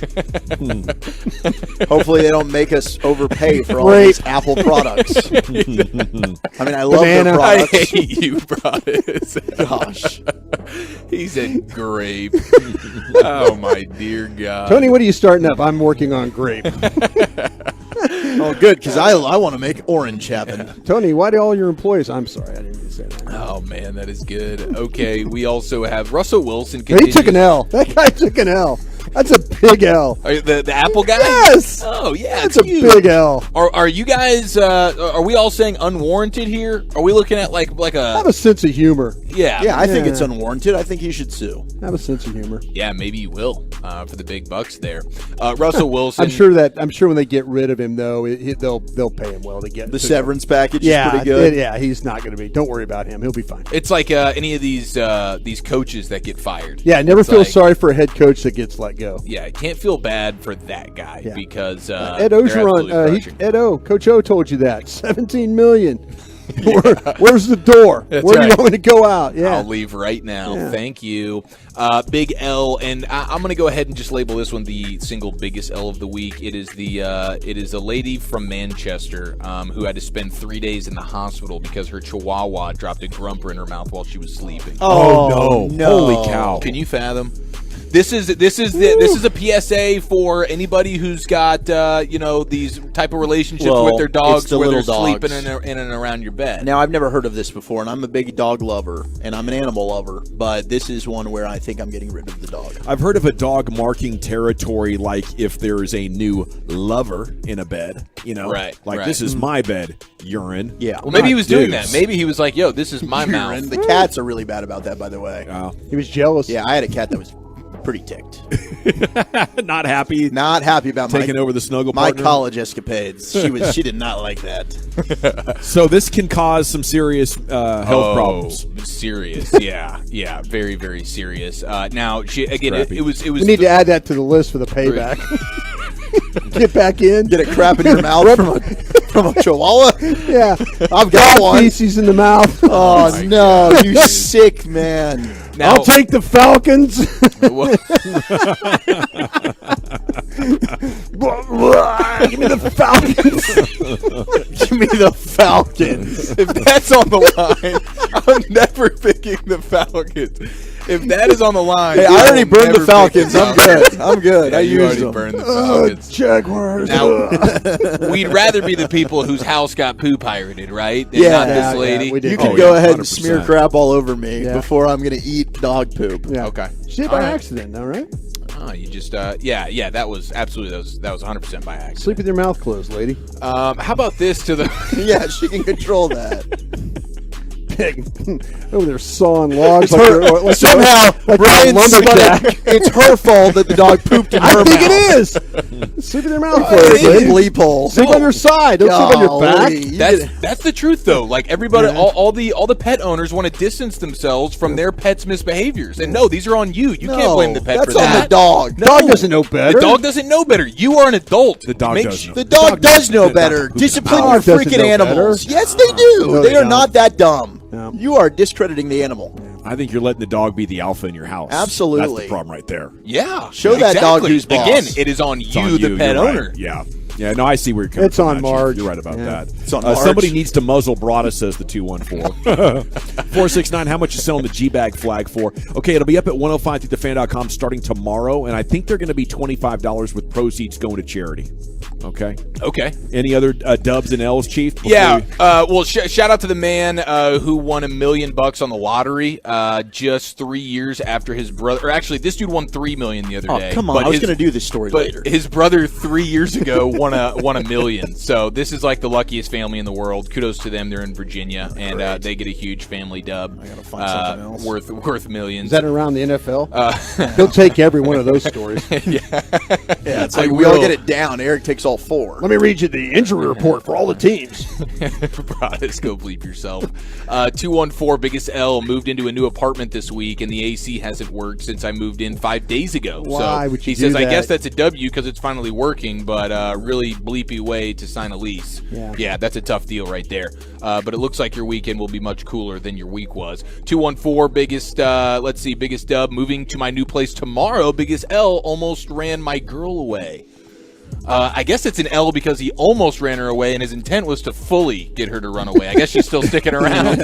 Poor bastard. Get the hell out of here. 214, biggest L, mold smell in our house, and we have a baby on the way. Gosh, dog it. That's dude. a big one. That's when you get it. I want to move that. That's out. But big dub, we have a baby on the way. Okay, very good. This is a proud father to be. You're going to want to scrape all that mold off, repaint, and then put it on the market quickly. For about 10 grand under. Nobody knows. We have Stephen Jones set to join us. We're live, Southern Leisure Spas and Patio here, Justin Road in Flower Mound. It's a local family-owned business with an in-house service team to handle any warranty or service issue that may pop up down the road. These guys are the best when it comes to hot tubs and spas. They have the indoor sauna stuff that you can get at the patio sauna, all the Big Green Egg products like the Meat Church rubs. It's right off of Justin Road here in Flower Mound, and they're giving away a Kamado Joe as well. So I do believe it's time for Stephen Jones when we return right here. It's the G-Bag Nation on a Football Friday here on The Fan. I want to chat about D&M Leasing, though, because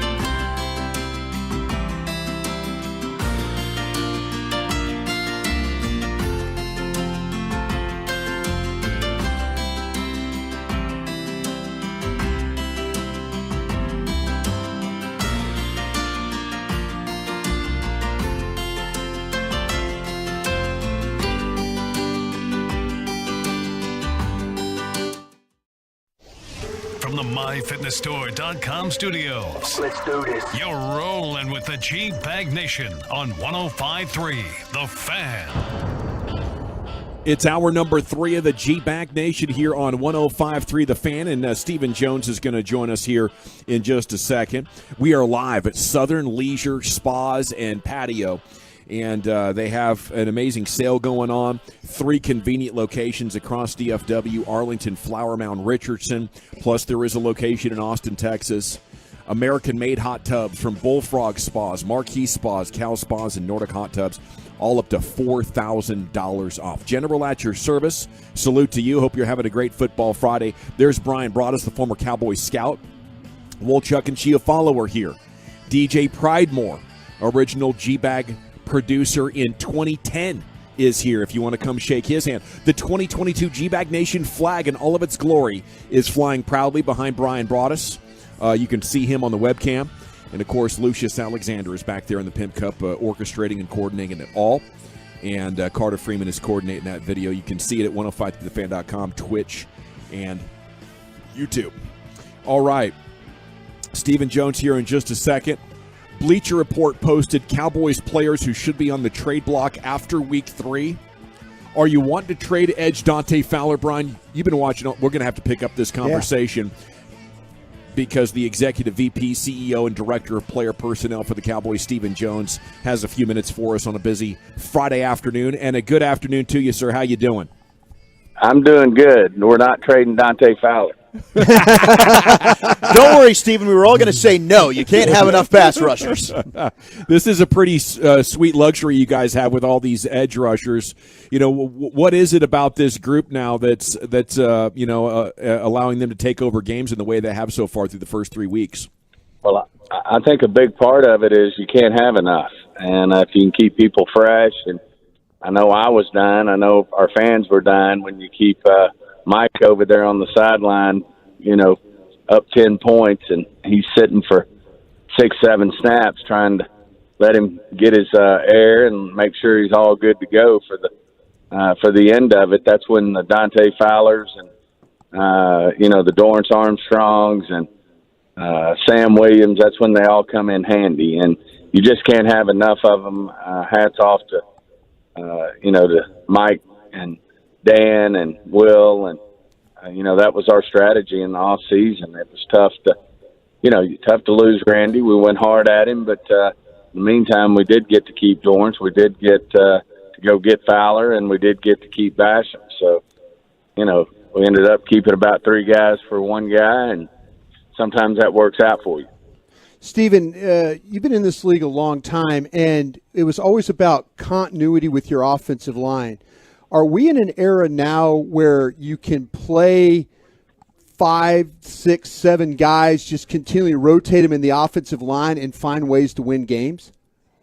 I think you can, Brian. I think as long as they bring something to the table. I mean, I don't want to dismiss the continuity is huge. I mean, if you really felt like you could have 5 guys in unison playing the same spot all year and injuries wouldn't play into it, I mean, that's perfect. But is it reality this day and time? And seems to be, for the most part, it's not. So you've got to go, you got to take the next step. And, we're certainly, that, you can't have enough of those guys either. And, we obviously, with getting Connor McGovern back and bringing Jason Peters into the mix, I thought Farniok did a really nice job.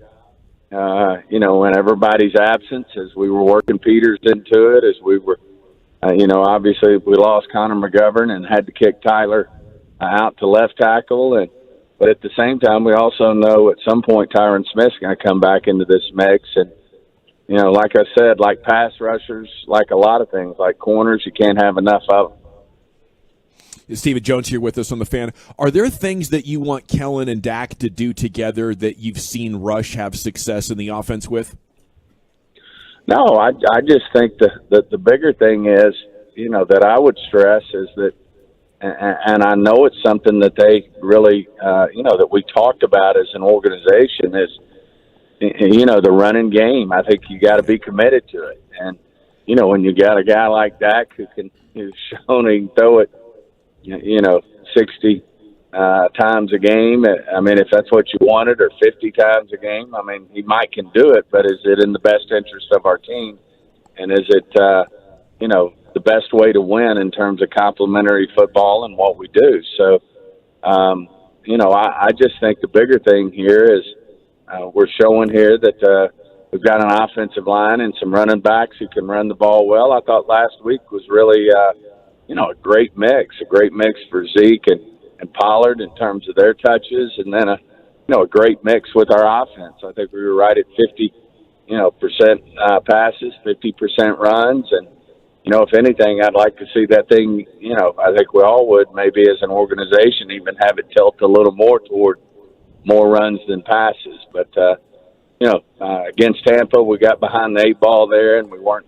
Although we ran it successfully, it was hard to stick with it when you got behind there late in the third and fourth quarters, that you had to get away from that run because you felt like you were playing catch up. But I think the biggest thing is complementary football and, really doing the things, that it helps to keep us balanced as an offense.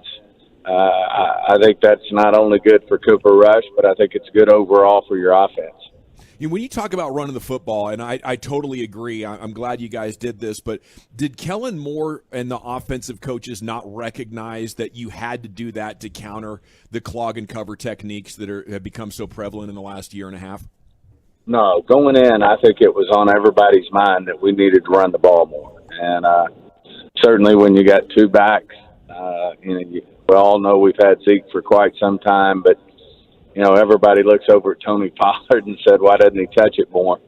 And, in order for him to touch it more, you got to run it more. I mean, don't get me wrong, you get in the ball in space with a pass or a screen or a smoke route. But, in general, you want to, I just think you want to get him more touches, which means run the ball more. And I think going into the season, that was the intent. We worked on it in the off season.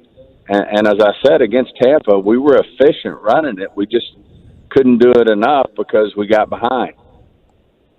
Steven, going back to the running game there, and it's been great. It was fun watching that left side with Tyler Smith and Jason Peters, and that seems like it's a really good relationship. Is that a tandem you'd like to see moving forward, or what's the plan with Connor McGovern getting back healthy on that left side?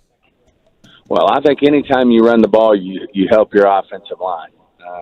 That's at the end of the day, young offensive lineman, that's comes more natural, easier to run block. When with these pass rushers in this league, and when they know you're going to throw the ball, the challenge, certainly increases as you try to do that. And, to be able to run the ball there, it's obviously a strength of Tyler Smith. He's so strong and so good at the point there. And Farniok, I thought, did a nice job. I think it's a strong point for Connor McGovern. And obviously, Jason Peters moving in there. He's, in his career, he hadn't played a lot of guard, but he obviously showed he could get in there. And then, he's already a leader in that room. I mean, Zach Martin speaks for himself, but it's great to have Jason Peters on this football team. Steven, I know Washington's coming to AT&T Stadium this weekend, but as you look across the division, and every time Washington has a home game, their FedEx Field continues to leak pipes and sewage and just sort of crapping on their fans. Are you even surprised by that every time we see this thing? Well, we're so worried about what we do, and we've got our challenges to put to be successful with the Dallas Cowboys, and we're worried about, our fan experience. We're worried about our football team. We're worried about the success of our football team. We're worried about our experience that we give our fans. And I know certainly Dan Snyder, I know the organization there, they're a proud organization. And I know they want to have success as well. Michael Gallup not on the final injury report. Is he expected to be a full go on Sunday against Washington? As we sit here right now, we feel really good about it. And, real good about our guys that are coming back. Certainly we had some challenges there after the first game, between what had happened to us, with Tyron Smith and in the training camp, during the training camp, losing him. and then losing a handful of guys there for 2 or 3, 4 weeks in that first game. But we're going to be getting a lot of these guys back. It's a plus. I do think we'll put together, a deep roster in most areas, and it's great to you give guys opportunities. Certainly Noah Brown showed what he can do when given an opportunity. CD Lamb obviously came on strong the last game or two, and showing what he's capable of doing. And seeing Tyler Smith get a great opportunity out there.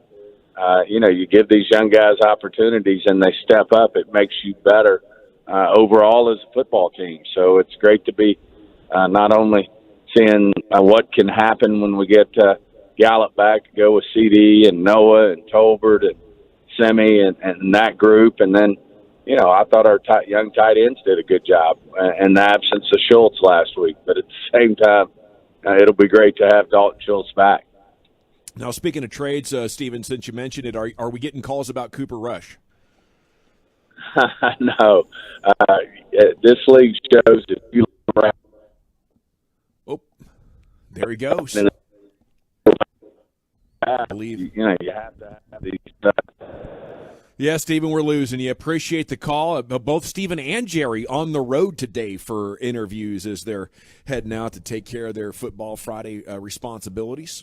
And, of course, we thank Stephen for joining us here on 105.3 The Fan, usually at about 3 o'clock, but had a busy schedule being out and about today and had to join us here in the 4. But, I think when it comes to the idea of trading Cooper Rush, I'd be open to it, but I need a team to overpay, Brian. I can't give him up for a 4 and then need another backup quarterback. You got a guy that knows your system, works well with your OC, works well behind Dak Prescott, and has proven he can win games. If nobody's going to call and offer me something really good, I want to give Cooper Rush like a lifetime backup quarterback kind of contract. Yeah, and that's the thing. I think that's what you talk about, player development, in the way that players are – he got an opportunity, and all it takes is that. But you have to be successful doing it, and they found a way. Steven is he's hammering this running game thing. Yeah. I mean, he really, you could tell it's like he's thinking about, okay, how do I protect my young offensive linemen that are playing? How do I protect my quarterback, who is a backup right now? And the league knows that. They're not going to think Cooper Rush is a commodity they got to chase to be their starter. It's amazing. Do they? It's amazing to me that people are just like, hey, you could get something for him. And when you start to talk about 4th round for a guy, but see, that's what I'm saying. If somebody would have offered you a 4th round pick for Cooper Rush before the Tampa game, probably, yeah, you would have said, "Do you want me to send the paperwork in, or you going to do it?" Exactly. Yeah, What's wrong with Will Greer? So and that's what I'm saying. To me, I personally thought that Will Greer. I like Will Greer, and I think if Will Greer played, I think a lot of people would like Will Greer as well. Because of the running game. It changes so much if you can run the ball with your quarterback. It was also interesting. He emphasized the offensive line and a lot of the young guys, Tyler Smith specifically, in how their strength is run blocking. And that's something we've talked about a lot. In Broadus, we went through 1 through 5, and all right, are they better run or pass blockers? Mm-hmm. And they're playing to the strength of their football team.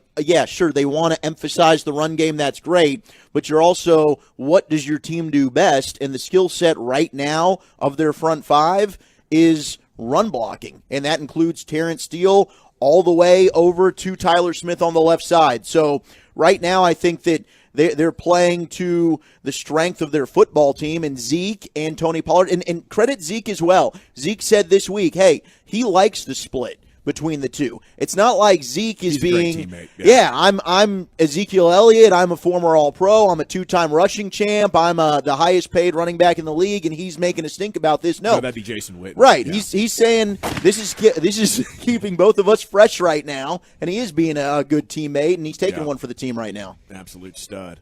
Okay, so thanks to Stephen Jones for joining us. Anything else, Chiafal, you wanted to get to? I was just thinking about the rushing attack and the offensive line and how it relates to this particular weekend. And we talk and we joke about Farniak, and a lot of that's just because the name Farniak is a bit comedically funny. But I think Biotish is going to have his hands full as well. I with think Payne and Allen. even Jason Kelsey last week, who's one of the best centers, veterans in the sport with the Eagles, he got whooped up a couple of times because of Daron Payne, because of Jonathan Allen. So I do want to kind of have some eyes on Biotish this weekend as well. I do think he fibbed on my Kellen Moore question. There's no way that didn't drive the Jones boys absolutely nuts. They're focused on the run so much this year, but they don't mind that last year we just ignored the run as a way out. Like, they couldn't get anything figured out last year. Yeah, and he was fibbing about the FedEx Field crapping on its customers. You know he's firing off Texas Snyder every week. Geez, again, Dan, you're going to let these guys get crapped on? Figure it out, Dan. We're live at Southern Leisure Spas and Patio. You like that outdoor living, don't you? Get out here. And right now we are entering the perfect climate for the outdoor living on the back patio. What do you need? Do you need a hot tub? Do you need is a spa and a hot tub the same thing? Is that what that is? Spa and a hot tub? Yeah. We're spa and we're hot tubbing. You need something like that. You need one of these beautiful green egg products or a backdoor oasis there with the gas grill set into the stone. They've got saunas here as well. Yeah, they got some beautiful saunas. You know the health benefits of sauna. I know you've been reading about it. Well, this is the place to get it. Southern Leisure Spas and Patio. And you can enter to win a Kamado Joe while you are here. We're back with Wooly Bully's Top 10. Sir, where are we headed with that today? Well, it happens to be National Chewing Gum Day, but I know my teammates, and it's also National Homemade Cookie Day tomorrow. I got the top 10 favorite cookies in the United States of America. What's your favorite cookie? And I might tell you what the favorite gum is as well. We'll do that next on The Fan. Keep the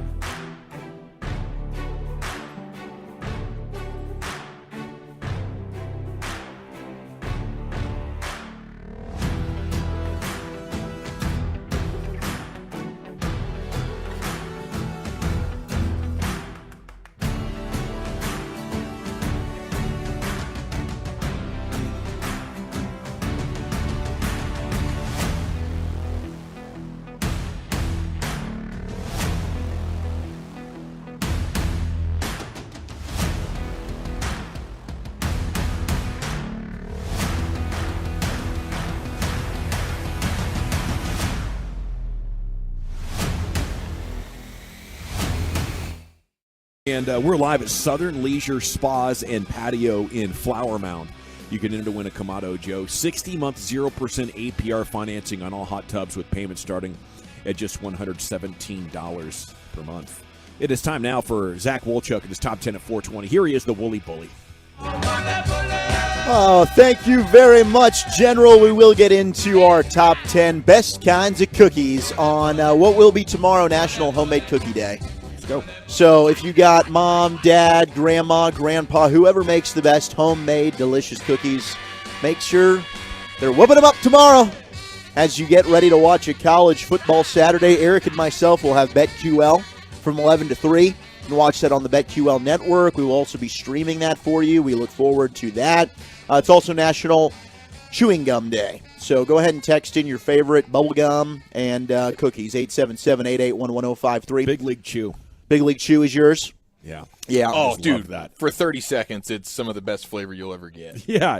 It doesn't really stand the test of time, but you get that bad boy in your baseball pants pocket when you're 11 years old. You feel like you're doing something. No doubt. It was always a blast. I do have this story that I stumbled upon today. We don't talk a ton of UFC, but this one was kind of funny. It was Jose Aldo. And back, this was 2016 now, I want to say. It was Conor McGregor and Jose Aldo fought, and this was the first UFC title belt that Conor McGregor won. And it was a fight that was supposed to happen for a long time. And then eventually, it took 13 seconds. Conor McGregor knocks out Jose Aldo to become undisputed champion of that weight division. And Jose Aldo recently retired. So he's making the media rounds, and he was on a Brazilian podcast called the Brazilian Connect Cast. And he told a story about how Conor McGregor just drunken calls his private jet. And Conor would do this just to, troll him. Love it. So he said, quote, "It was funny because the guy drinks a lot. He drinks a lot. F yeah." He being McGregor? Yes. On that You proper can tell. 12? Oh, yeah. He does some super drunk stuff. Oh, yeah. He probably even punched an old guy. Yeah. Well, he did. Yeah, because he attacked a tour bus. He wouldn't. Well, he did that, and I don't know if he was even drunk when he attacked the tour bus, but he probably was hammered when the guy rejected taking a shot of his proper 12, and then he punched him in the face. So Jose Aldo says, quote, "It was funny because the guy drinks a lot. He drinks a lot. F yeah. He probably even likes to drink gasoline.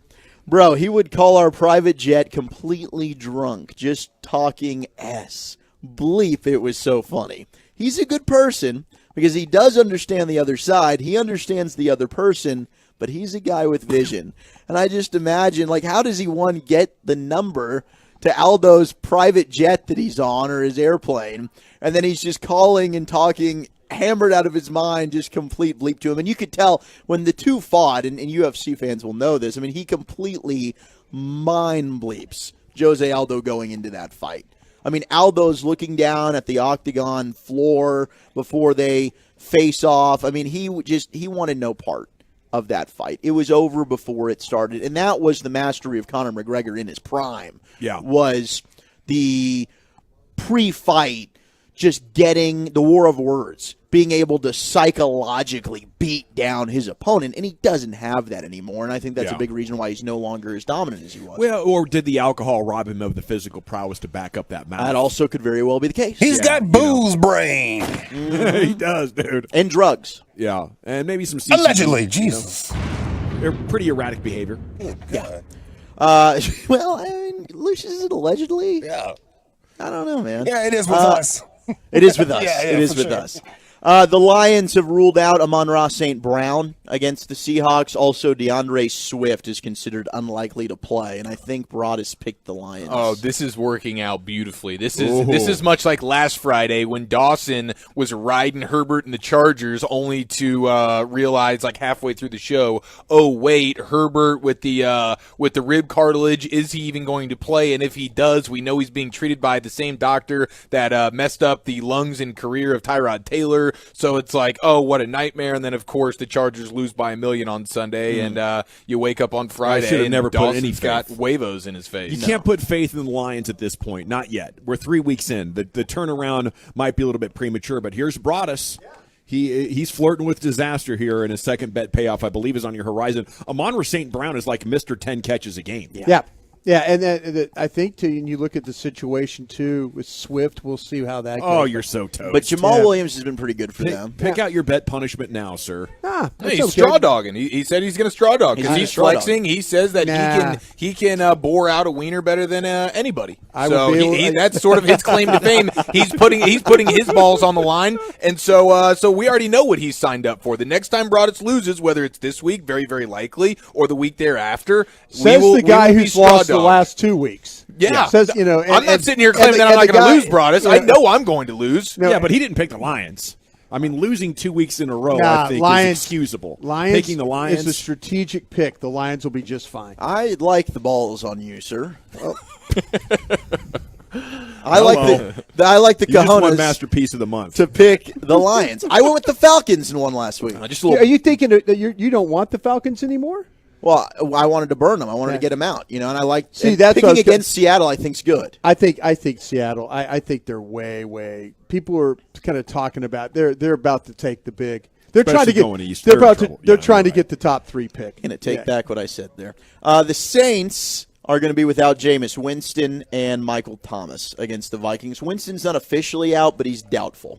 So we'll see what happens moving forward, and that game will be in London. All right, let's slide into our top 10, boys. What do you say? Yeah, that's the Christmas sugar cookie for me. The Christmas sugar cookie. Yeah, you make these little balls of sugar doughiness, and then you take like a rocks glass, and you stamp that on top of the sprinkles, and then you push the cookie down while you're sprinkling it at the same time, and it's just it's magic. Push the cookie I think it's cream. It's like you're eating a smash burger there. I think it's cream of tartar. That's like the secret ingredient in these sugar cookies that just sets it off.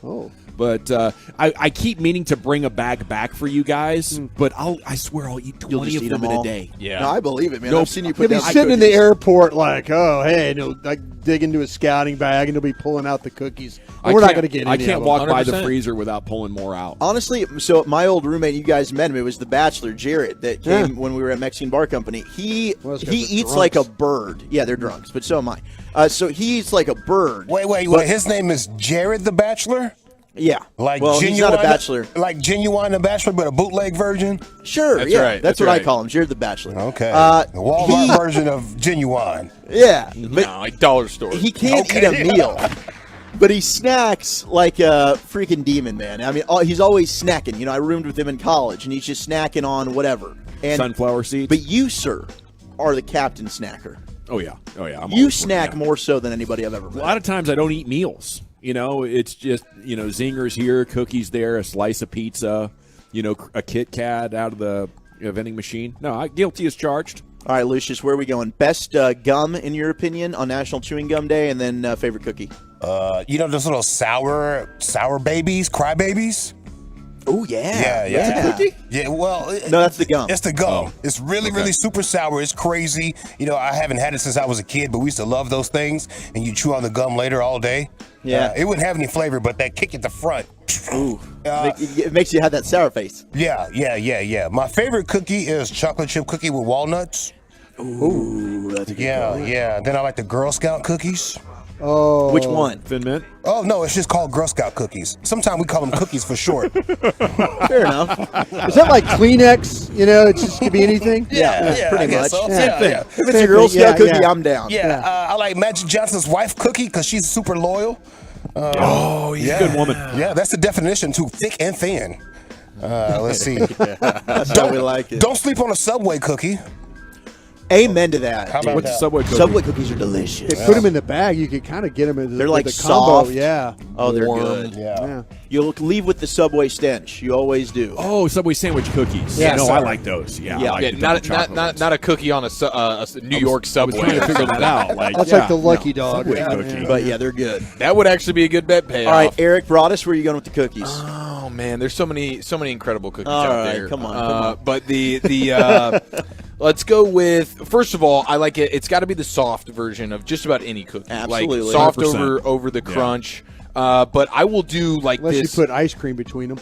There's Even okay. the Pizookie, you kind of like that to be a little moist, like a little soft. Whoa. The Pizookie is outstanding I need as to well. stop. Gosh dang it. I guess I'll do the macadamia nut, Gosh man. dang it. Let's just go macadamia with this thing. There's so many love great that variety of call. awesome cookies. Yeah. I do like an oatmeal chocolate chip. I mean, fire. No, I can't do oatmeal. Why can't you do I'm just oatmeal? not into it. Why not? I won't Haven't like had the right one. I won't. Maybe that's right. What? Who is the number one cookie? Do you want to know what the number one Oh, is? yeah, we have to do a spoiler right now Yeah. for some in-house guests right here. Big Cowboy fan. Number one cookie, chocolate chip. Yep, you were right. You were right. Number one is chocolate chip. We're going to go in reverse order. Number two, Oreo. Homemade Oreo? Cookies. Oreo cookies are not. Well, these aren't homemade. They're just Okay. cookies in general. Okay, yeah. Number two. Number two. You got to dunk the Oreo, but yeah, I You would got to agree. go. Number three is sugar cookies. Bang. Yep, they're delicious. Number four, Snickerdoodle. Ah, there we go. The Snickers. Cousin of the sugar cookie. Yeah. deal. Snickerdoodles Just are with a little cinnamon delicious. swirl in And it. homemade Snickerdoodle are the way to go too. Yeah. Number five, M&M, which is basically Not- sugar. not bad. Sugar with M&M. Not With bad. M&Ms, Not yes. bad. Or Number chocolate. 6 is peanut butter. Oh yeah, Okay. very good. And cookie. I've- got to be soft. Yes, and I've really fallen in love with the homemade peanut butter over time. Yeah. Like it's really divine. With the little crunchiness to it. Yeah. The crunchy peanut in It's it. so yeah. good. Doesn't the peanut butter cookie want a little bit of chocolate chip as well inside of it? Sometimes, but it's also really good dipping in some milk. Like the Ew. peanut butter, I think, is also delicious dipped. Okay. I think it absorbs very nicely. I think it's a good combo. I'll go out on a line You and know just what, say you I'll guys dip keep all fighting. my You cookies. keep talking about milk. Just put ice cream on the cookies. Yeah, you're big. You like I mean, the a la modes. Yeah, That's such a crusty take. I'm trying to be a little bit more creative with the cookie. That's You know? creative? Yeah, put A little vanilla ice cream? Put ice cream in them. It Yeah. makes them even No, better. I'm not going to fight you. It's delicious. Especially when it's fresh out of the oven cookie, you get the hot cold mix there. and it that just situation. melts a little bit. Yeah. Of course. Number 7, chocolate with white chips. Okay, so Are we talking about like white the chocolate chips? the Nestle little white chip things? Like white chocolate chips, yeah. Or is it? Or could that be like white macadamia nuts? In No. it? See, that's what I was I thinking. don't When you hate macadamia, don't you? Yeah. I was told there's no such thing as white chocolate, by the way. Really? It's man-made. It's just Yeah. vanilla, right? It's like So we're eating artificial yeah. crap. Yeah, we're also eating hot dogs and beer Man-made together. chocolate. I mean, what are we You doing are here? eating hot dogs and beer, and Not he me. is eating hot dogs and Not- beer, not- but yeah, we not me. ain't drinking hot dogs and beer. Number 8 is oatmeal cookies. Yeah, bro. Number 9, and I've never had this as a cookie. I've had it as an ice cream, but mint chocolate cookies. Mint chocolate. I guess that that's like sounds the fun. That's girl- like the thin mint. mints. That's Oh, like the thin okay, mint. thin mint. Well, I'm an idiot. Yeah, Okay. Girl Scout. God, said I you love never Thin had Mints. it? Well, I love Thin Mints. Yeah. Those are my favorite Girl Scout cookies. Now I can't Can get you eat them. a whole tube? Are you kidding me? Can I Oh, eat a whole geez. tube? I'll eat the box and Yeah. it's sitting, bro. Yeah, that's- it's I'm with you- bad. I'm with you on that. It is so Slightly- bad. Mints only. Slightly chilled. Slightly chilled. Slightly. I like to put them in the freezer. Yeah. I'll go full chill. Slightly chilled. Number 10 is the fudge stripe. Okay, the Keebler. Yeah, I Keebler like the Real fudge Stripe. That's a stripes. good cookie. Yep. Thank you, Will Chuck. There it is, your top 10 at 420 every afternoon here in the G-Bag Nation. We're live Southern Leisure Spas and Patio, where they have 60-month 0% APR on all hot tubs. Payments as low as $117 a month. They have this great sale going on this weekend. The 3 DFW locations where you can enter to win a Kamado Joe grill. It's like a Big Green Egg, but a little bit better. They souped it up. They put more good stuff in there. All right, we got to run around the NFL, the top stories from the world of pro football, including the latest on the controversy in Miami. That's coming up next here on 105.3 The Fan. I have to chat with you about.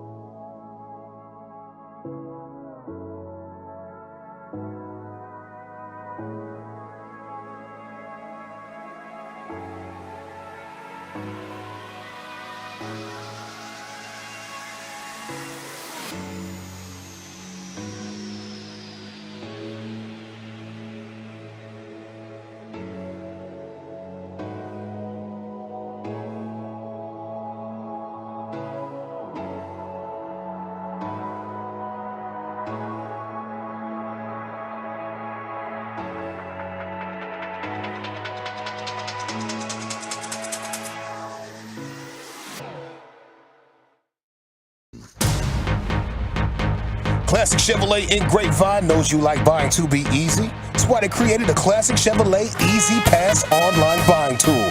Visit ClassicChevrolet.com to get started. Chevrolet, find the roads.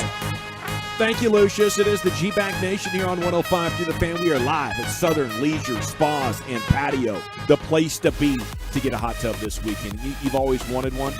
Thinking, honey, why don't we get a hot tub this weekend? Southern Leisure Spas and Patio, 3 DFW locations. It's time to go around the NFL, brought to you by Metter Dodge Chrysler Jeep Ram. Let's go around the NFL, G-Bag style, on 105.3 The Fan. I have first down because I know you three were fellowshipping with Tolos all break long. Guilty. And it was amazing. Guilty. I did a little myself, but I managed to make it back to the broadcast table with a minute to go, and I found this great NFL story, and the latest on what the NFL is doing here after last night's controversial injury with Tua. So the chief medical officer, Dr. Alan Sills, I don't know if this guy has credibility with you or not, or if he's just another arm of the NFL, but he is promising full transparency with the outcome of their investigation as the NFL and the NFLPA are both looking into this. I think the result is going to be a change in policy, maybe require being out, but I don't know. I think the Dolphins followed, the protocols, and people just don't like it. That's kind of my opinion because it looked so ugly on TV. But Sill says, as soon as we finish that review, we'll release the results of it to everyone. We want to be as transparent and open. We want to learn to improve and get better, and we want to be the best in the world at diagnosing and managing these injuries. I think the thing to keep in mind is, while the NFL is greedy, while some of the people that own these teams are amongst the worst people in the world, one thing they have done for the last 12 years, I think, maybe even more, has been very strong in the head injury department because they're trying to protect themselves from future lawsuits. Not because they care about the players. I don't want to defend them like that because clearly most of them don't care that much about the players. But the way that they reacted to the bounty gate with the New Orleans Saints, those things on their heads in training camp practices now, the super shells, all of the rules against targeting and hitting to the head, and they're paranoid about this because they believe it could kill their sport and cost them tens of billions of dollars in the future. So I don't know. I don't think the NFL or the Dolphins are that negligent with this. I guess that's my take, and I'm kind of surprised that so many people are loud. But when you get knocked down like that and you're seizing, I think it's really an adrenaline experience to watch that as a fan. Yeah, that's the hard thing, and with Tua, we've seen it the last 2 weeks. Yeah, it's one thing to hear Christy Scales say he's in the blue tent for a concussion, but you didn't see it. We saw what happened with Tua last week. We saw him try and stand up, and we saw him stumble and his teammates, and then 4 nights later, you see them wheeling a stretcher out there, with his hands, all Man, just because he constantly gets hurt. Yeah, and to me, that's where now I hate this. I hate that it has to take guys. We see it, that visual. It took, and here's my racing background, Dale Earnhardt Jr. slamming into a wall before they figured out you got to make these cars safer. Hans device mandatory. Yeah, exactly. You've got to make softer walls. We've got to make Hans device. We've got to do these things to try. Yeah. It's one thing for these players to leave their game with having sore shoulders and knees and backs and things like that, but not having their facilities in their brains. That's the thing that it's terrifying. Yeah, they're willing to make the sacrifice for that. Yeah, but now you're talking about neurological stuff. That's it is kind of what they sign up for. It happens every weekend in the sport of boxing. And it's terrifying. But Roger Staubach went through it. Troy Aikman went through it. Babe Laufenberg went through it. Babe was sharing some videos earlier, and it's been historically part of playing football. And I'm not saying it to dismiss the seriousness of it or anything like that. But the other point to make is, from a personal experience about 3 months ago, I was just watching Abby play for another team, and I was not coaching, and I got in a lot of trouble because she took a fall, hit the back of her head similar to Tua, and she gets up wobbly. and the refs only worried about the direct kick. So I got up and ran out onto the field, which you're not supposed to do, right? The refs are paranoid about fans attacking them. But I needed to get the game stopped and check on Abby. So she's wobbling. She goes back to the ground, right, because she'd hit her head so hard. Trainer comes over, who's a doctor, right, who's volunteered his services for this tournament, does a review on her. He's like, no, she's fine. She can go back in the game. I'm like, how does she not have a concussion? Yeah. She was hit so hard in the head, she tried to get up and fell back down. Right. It's like, well, sometimes it happens, It's not a concussion, so she went back in and played. Here is Zach Wolchuk with second down. So she's a badass. Yeah, she is. Yeah. We had the butt punt situation that happened, and Tom Brady was having a laugh about that as he was on his Let's Go podcast talking with Jim Gray. In fact, they ended up going back and having a conversation about the butt fumble, which apparently is the most hilarious play that Tom Brady has ever witnessed in his NFL life. In fact, he didn't even see it live. He said, quote, being a part of the lore of the butt fumble, I was at that game, and the best part about that was I didn't see it live. I really didn't know what happened.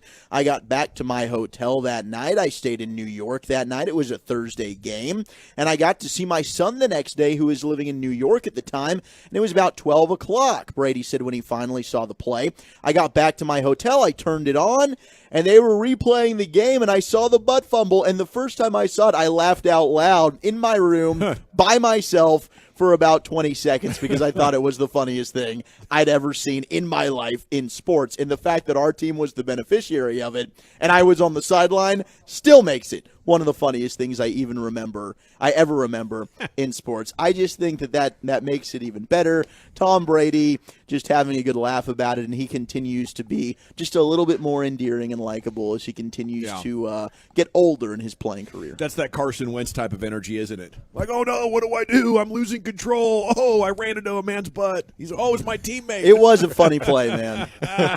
Yeah, and Brady's getting more likable to all of us except for his wife, apparently. Yeah. So all of us, he does seem to be. Well, getting and more apparently likable. his players are getting, or his teammates might be getting a little fed up with that. Hey, you don't get fed up with the GOAT, okay? I'm sick of hearing about all these random Buccaneers. Like, no. If Tom Brady, Super Bowl rings, I don't even because believe that. Like, I'm not buying that either. I'm not buying it. No, Guys, shut Brady, up. You're you lucky. do what you want, bro. As long as you're on the field at kickoff on Sunday, then I'm good, homie. Exactly. Like, I don't need anything else The from second he retired, you went from a Super Bowl contender to I don't think this team's making the playoffs. What are you going to do? Get Blaine Gabbert and put him in the game? Right. Go bleep yourself. Yeah. Here's Giafala with third down. He's on a roll. Yeah, okay, here we go. I've been saving this one. I meant to get to it earlier in the week, didn't get a chance, but this is some trash talking from a new school current NFL player and an old school NFL player. Twitter beef. This is beautiful. Shannon Sharp, we all know him, former Bronco. He tweeted out during the game. It was on Sunday night because it was the national televised game. It's Broncos, it's Niners. We had the Orlovsky situation. Speaking of the butt punt, last week was just filled with football funnies, but it was a brutal game. It was an ugly game. There was no offense whatsoever in that game. And Shannon Sharp at one point during the game just tweets out without tagging Broncos wide receiver Jerry Jeudy in it, just saying Jeudy does all this route running in the offseason and can't catch a bleeping pass. Well, right after the game, of course, the Broncos end up winning, and it has nothing to do with their offense as to why they won. They scored 11 points. It is terrible. No one on that offense should be proud of the performance that they had just put out there on national television. But Jerry Jeudy gets word about this Shannon Sharp tweet, so he quote tweets it, and he responds by saying, "And you be doing all that talking during the season while your breath be smelling like your ass. #big-win." Wow. So I don't know if he's alleging that Shannon Sharp has the same type of mouth issue that Warren Sapp suffers from, but I just feel like that's pretty great trash talk. Shannon right there. Sharp is the one guy in all of sports I want no physical or word smoke with. No. He can dismantle you physically or verbally. It's your choice. But if Shannon Sharp is disappointed in me, I'm just going to take that. Because I also know he's super smart. He's not hot taking to make stuff up like Skip Bayless or Stephen A. Smith. He's bringing like knowledge, wisdom. And I would be humbled and be like, man, Shannon Sharp's on me. It's time to work harder. It's not time to talk back. Yeah. Like, Shannon Sharp's not out here making stuff up about people. Plus, I'm pretty sure he can still kick everybody in the NFL's ass. Oh, bro, when Uncle Shay Shay does his yearly birthday selfie shirtless from every angle of his body, Dude. it is like it gets more and more impressive every year because he is not very young, but he is very, very shredded. Yeah, we saw him at a Super Bowl. I think it was Houston. It was like, holy crap. Dude, He's gotten in better shape since He has. stopped playing. Yeah. Here's Bottas with 4th down. Yeah, you guys didn't tell me this about what was going on with these Lions, did you? About who's playing and who's not playing? Well, we're trying to. That's You were part just of too busy your insulting them. job. Hey, start boring out that wiener right now, brother. We'll see you next Friday. Well, they ruled all those guys out, by the way. St. Brown. Questionable out. went to doubtful, went to out real Are you quick. regretting the precedent-setting move of not letting me back out last week? No. I am going to win with the Detroit Lions. that's what I thought. I am going to win with them. But if I have to, you know what I'm going to do. But, yeah, that's right. St. Brown will be out, and then Swift will also be out. That's an ankle with St. Brown. So, if you're one of those guys or gals that play fantasy football and you have St. Brown, he's not going to play. And then, like, say, Swift, both of those unlikely to play. Go get Jamal Williams. To Man Campbell is ruling those guys out. So let's see if the Lions can keep me from doing the straw dog next week. Probably not. Okay, we're live at Southern Leisure Spas Don't and be so patio. confident. Well, I probably shouldn't be, considering I had to pay one off this week. But I learned my lesson. I'm not backing any more horrible teams or horrible quarterbacks. And yes, I'm talking about Justin Herbert. Injury quarterbacks. Yeah, the guy has platinum tools and a nickel brain. That's what's going on with Justin. Like he's a book nerd. He's a bookworm. He's not a football player. And I learned my lesson on that last week. Somehow you haven't learned your lesson, and you're I'm just going to try and make it putting work. in line with Jared Goff. Yeah, I'm going to. Why not? Okay, Southern Leisure Spas and Patio, platinum level idea. Big Green Egg dealer with over 180 accessories for eggs of all sizes. 3 convenient locations: Flower Mound, Arlington, Richardson. And now open in Austin, Texas. We got the 5 o'clock hour coming up. Jerry Audio. Is there anything that scares the super optimistic Jerry about the commies? Plus, Next Gen Stats says the Cowboys have one of the best of these in the league. It's not Micah or Zach. Who is it? We'll have that. Eric Nadell, what you drinking and what you thinking, all on tap. A huge 5 o'clock hour on the Fan. Commercial-free fellowship. It's the G-Bag Nation.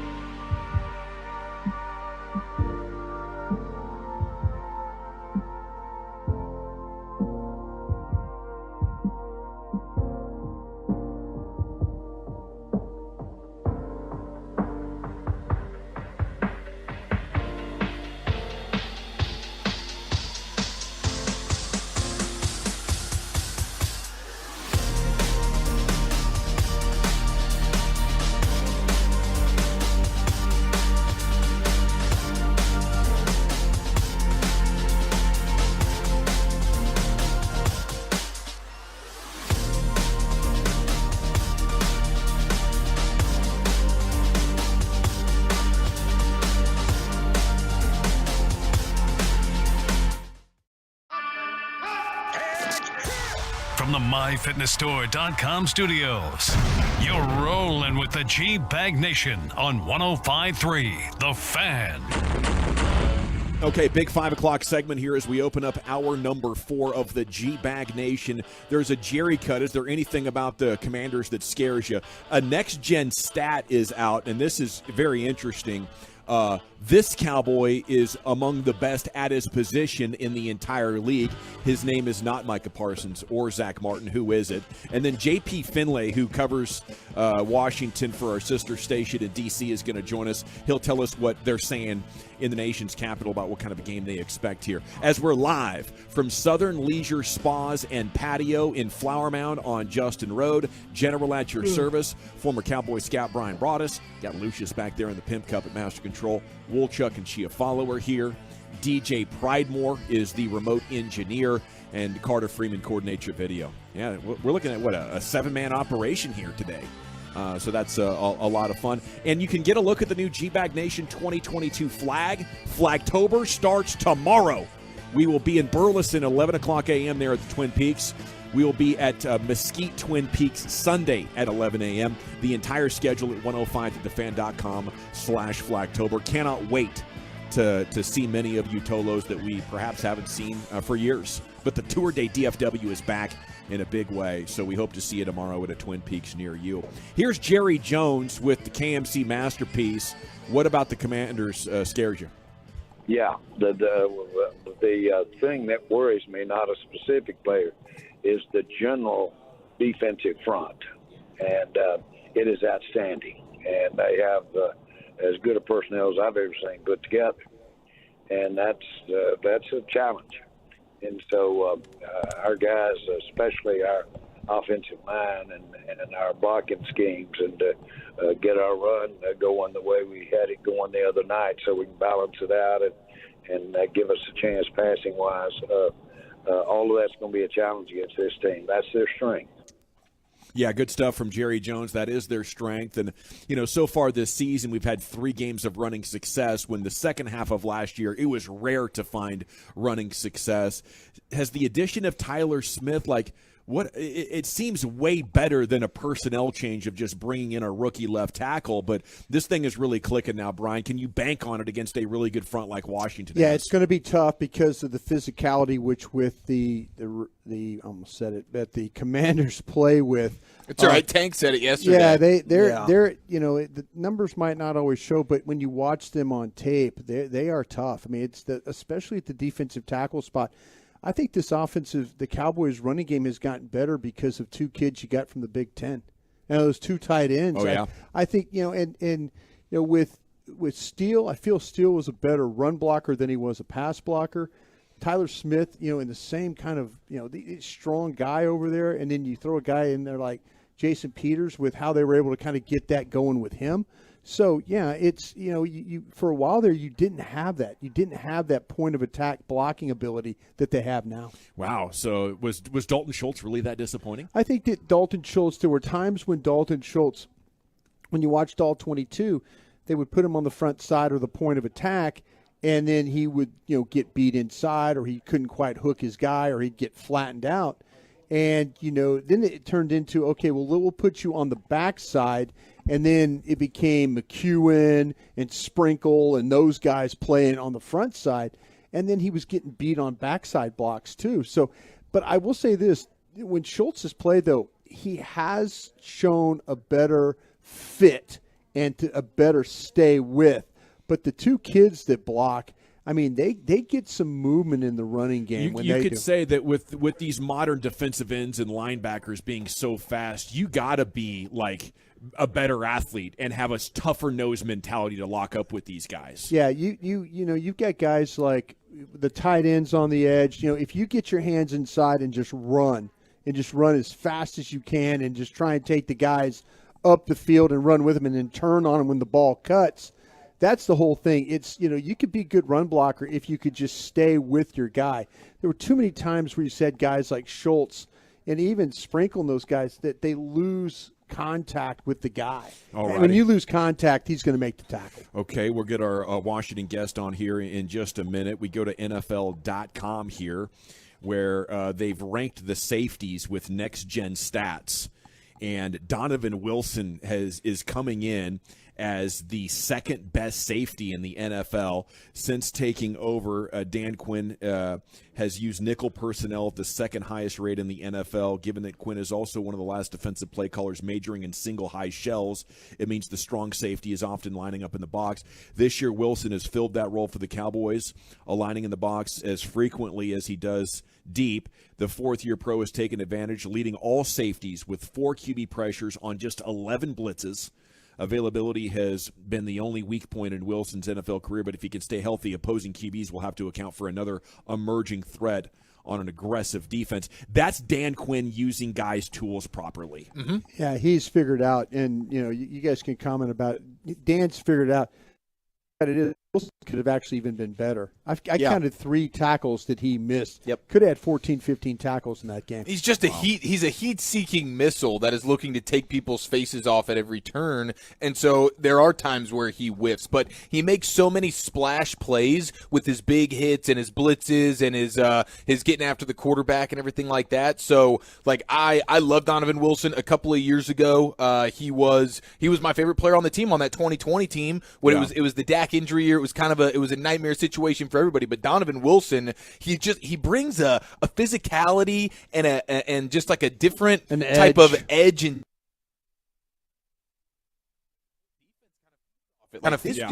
this dude is flying around. Our mixed minus just got super weird, but I think between the 2 rookie tight ends and Donovan Wilson, you have like dogs, right? You say you want dogs. He's a dog, and that's a guy I don't want to see go. I hope they don't look at it like a numbers game, like we have Hooker and Kirsch now, and Wilson could go year 4. I want to see that turn into 5, 6, 7, 8. Well, especially when you consider the fact that Dan Quinn is so in love with the multiple safety look on defense, where he wants to play with 3 of these guys. He wants to have Wilson, Hooker, and Curse on the field all at the same time. You saw it versus Tampa, and then Curse gets banged up. But when Curse comes back, it doesn't mean Donovan Wilson goes to the bench or Hooker goes to the bench or anything. You have a defensive coordinator that wants to see all 3 of these guys on the field together. All right, joining us now here on 105.3 The Fan is J.P. Finlay. He covers the Commanders for our sister station in D.C. He does middays there, and he'll be with us before too long right here on 105.3 The Fan. But I think this weekend is another opportunity for the entire defense. And, I think Donovan Wilson is having the level of success he is because of how much flows off of the presence of Micah Parsons. We're starting to see guys have breakout years. Dorrance Armstrong perhaps emerging into a Pro Bowl pass rusher. Tank Lawrence, double-digit sack game for, I think, the first time in a long time. And I think it's because of the attention Micah Parsons is getting. Brian, what do you say? Well, that's, when you play Micah Parsons or how you use him, then other guys around him have to be just as good. When you look at with Parsons. So let's go to our guest here. Okay. Yeah, go ahead with them. All right. Here he is now, J.P. Finlay, who you can hear on the Odyssey app, actually, if you want to get some sports talk for the nation's capital. He does middays there on The Fan, and he joins us now here on your home of the Cowboys. And a good afternoon, sir. Thanks for joining us. How are we doing? Hey, I'm doing well. How are you guys? We're doing great, thanks. What kind of a game are you expecting here? What are you talking about with your audience over there? Kind of ugly, kind of low scoring. I think, the Commanders have a chance, but obviously coming off a 9-sack performance against the Eagles where Carson Wentz played poorly, the offensive line played poorly, he struggled getting the ball out of his hands, and then facing this Dallas pass rush, to me, everything kind of hinges on that. If Parsons and Tank Lawrence can eat up the edges, then I don't think Washington has a ton of a chance, but I think they can run the ball on Dallas, and I think they need to commit to the run, which isn't something they always do. But I think defensively, Washington can match up against, kind of a muted Cowboys attack with Cooper Rush at the helm. JP, what's the feeling around Carson Wentz right now? I know Ron Rivera is still voicing confidence in him, but just watching his play the last couple of weeks, it seems like, I know 9 sacks a week ago, some of those have to be accounted to him, super turnover prone. It just doesn't seem like he's improved a ton from even the version we saw towards the end of his career in Philly. No, I don't think he has, honestly. I think, everybody I talked about the ups and downs of having Carson Wentz as your quarterback, and that's what we've seen through 3 games in D.C. I mean, even the game they won against Jacksonville in Week 1, he threw interceptions on consecutive passes, which is pretty hard to do. So, even with the good, there's been plenty of bad. He's got five turnovers through 3 games, but he's got 7 touchdowns. He set a record with 7 touchdowns in the first 2 games. I think you kind of have to wonder if playing against the Eagles kind of mentally got to him, and maybe that was an even bigger factor than he would admit, and maybe that won't be the case against the Cowboys, because I mean, the thing with Wentz is that he can make out of this world throws. Like he possesses the same talent that Josh Allen has. He just harnesses it 1 out of every 100 throws, whereas the best guys are able to harness that all the time. So his best is up there with anybody's, but there's just so much other stuff besides his best. And I think for fans here, there was some real reluctance even when they made the trade. Like, wait, we're trading for that dude who's now going to be on his 3rd team in 3 years? And I think some fans kind of embraced it, but there's not a lot of – I don't want to be too dramatic, but there's not a lot of great news for the Commanders these days. And, Ron Rivera's in a ton of pressure, and Wentz is in a ton of pressure, and now you're going down to Dallas where, last time we all came down there, it was 42-7 at halftime, and I don't think that's lost on anybody. So how is the fan sentiment? Is there any faith? Is it an all-time low as far as this organization's ability to make a consistent winner?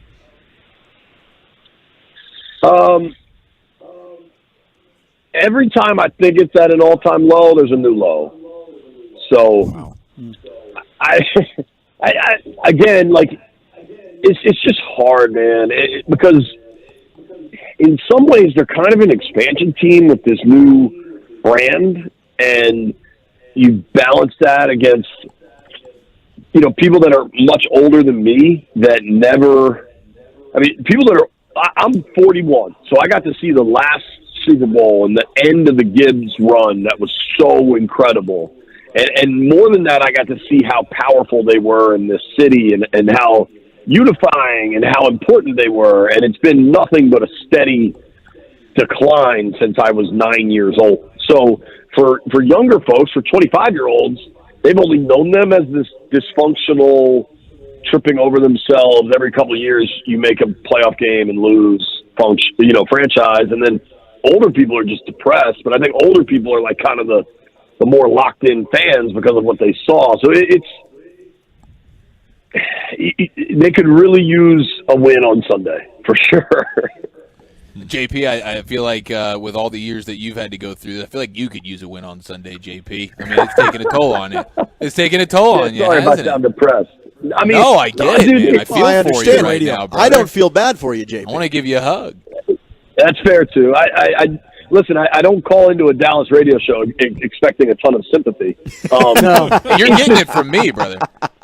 Well, let me flip it around then, because I know in Dallas, Super Bowls are the expectations, right? And you guys haven't had those since pretty much the same time Washington did. You had a couple of years later, but I'd argue the difference between the organizations now has become that in Washington, I don't even think people are looking for Super Bowls. That's what you'd love, but you'd love functioning good football for a 4-year stretch. Like even just, it wasn't a ton of playoff success, I recognize that, but like the high, like what Dallas had during like the good Romo era, and then again with Dak when he's staying healthy, like, dude, the best quarterback in Washington in the last 20 years is either RG3 for 15 games or Kirk Cousins. So a guy who they then chased out of town. So, and that's before you consider all the off-field stuff. It's I don't know. It's a tough situation. No, it certainly is. And in covering that team, I can understand the beat down that you're going through. How much is it that you're just hoping for new ownership. I mean, what's the situation like there with Dan Snyder? I mean, when the heck are you going to be able to get him the hell out of there? I don't think it's ever going to happen, honestly. There are, like, you know, the Washington Post does a good job with these investigative pieces, and, you know, they've now got a couple owners that will say anonymously they want him out, and I get it, but you need 24 votes to boot him. And then I just don't see a scenario where they ever get that. You think Jerry's ever voting Dan out? You think no? Stephen Ross from the Dolphins is ever voting Dan out, or Jimmy Haslam from the Browns? Like, there's plenty of people with secrets. Right, exactly. And so, you know, there's a portion of the fan base here that kind of clings to this hope that he'll either sell or get forced out. I'm not of that mindset. I think he's going to be here for a very, very long time. I think there's real questions if you can ever win under him. It's a joke. I say this as a joke, and remember that Joe Gibbs is a saint in this city. Joe Gibbs took 4 teams to Super Bowls, won 3, all with different quarterbacks. Nobody's ever going to touch that. Whoever you think the greatest coach is, they all had a dependable Hall of Fame quarterback with them that won multiple Super Bowls. Gibbs did not. Nobody's ever going to touch that. And I don't think he gets the acclaim he deserves. But, and this is kind of a joke, but kind of serious, I think you could make an argument that for Gibbs, when he came back in the mid-2000s, the Gibbs 2.0 run, as it's referred to up here, perhaps Joe Gibbs' greatest coaching accomplishment was going to the playoffs twice in 4 years under Dan Snyder's ownership and winning a playoff game. Because that's the only playoff game they've won in the 24 years Snyder's owned the team. Appreciate your perspective, JP. Best of luck to you this weekend, and we look forward to catching up with you again soon. Thanks, guys. Take care. There he is, JP Finlay from the Fan in D.C. That's what rock bottom really is. I know some Cowboys fans are irate about what's gone on here for the last 26 years, but it could be significantly worse. Okay, we got to run the Expressway. Eric Nadel, what you drinking, what you thinking, L.A. Live. It's all on deck with no commercials after a quick break as we broadcast live from Southern Leisure Spas and Patio on Justin Road in Flower Mound. A great spa and hot tub sale this weekend if you're looking. But Diamonds Direct has an unbelievable deal as well. I want to tell you.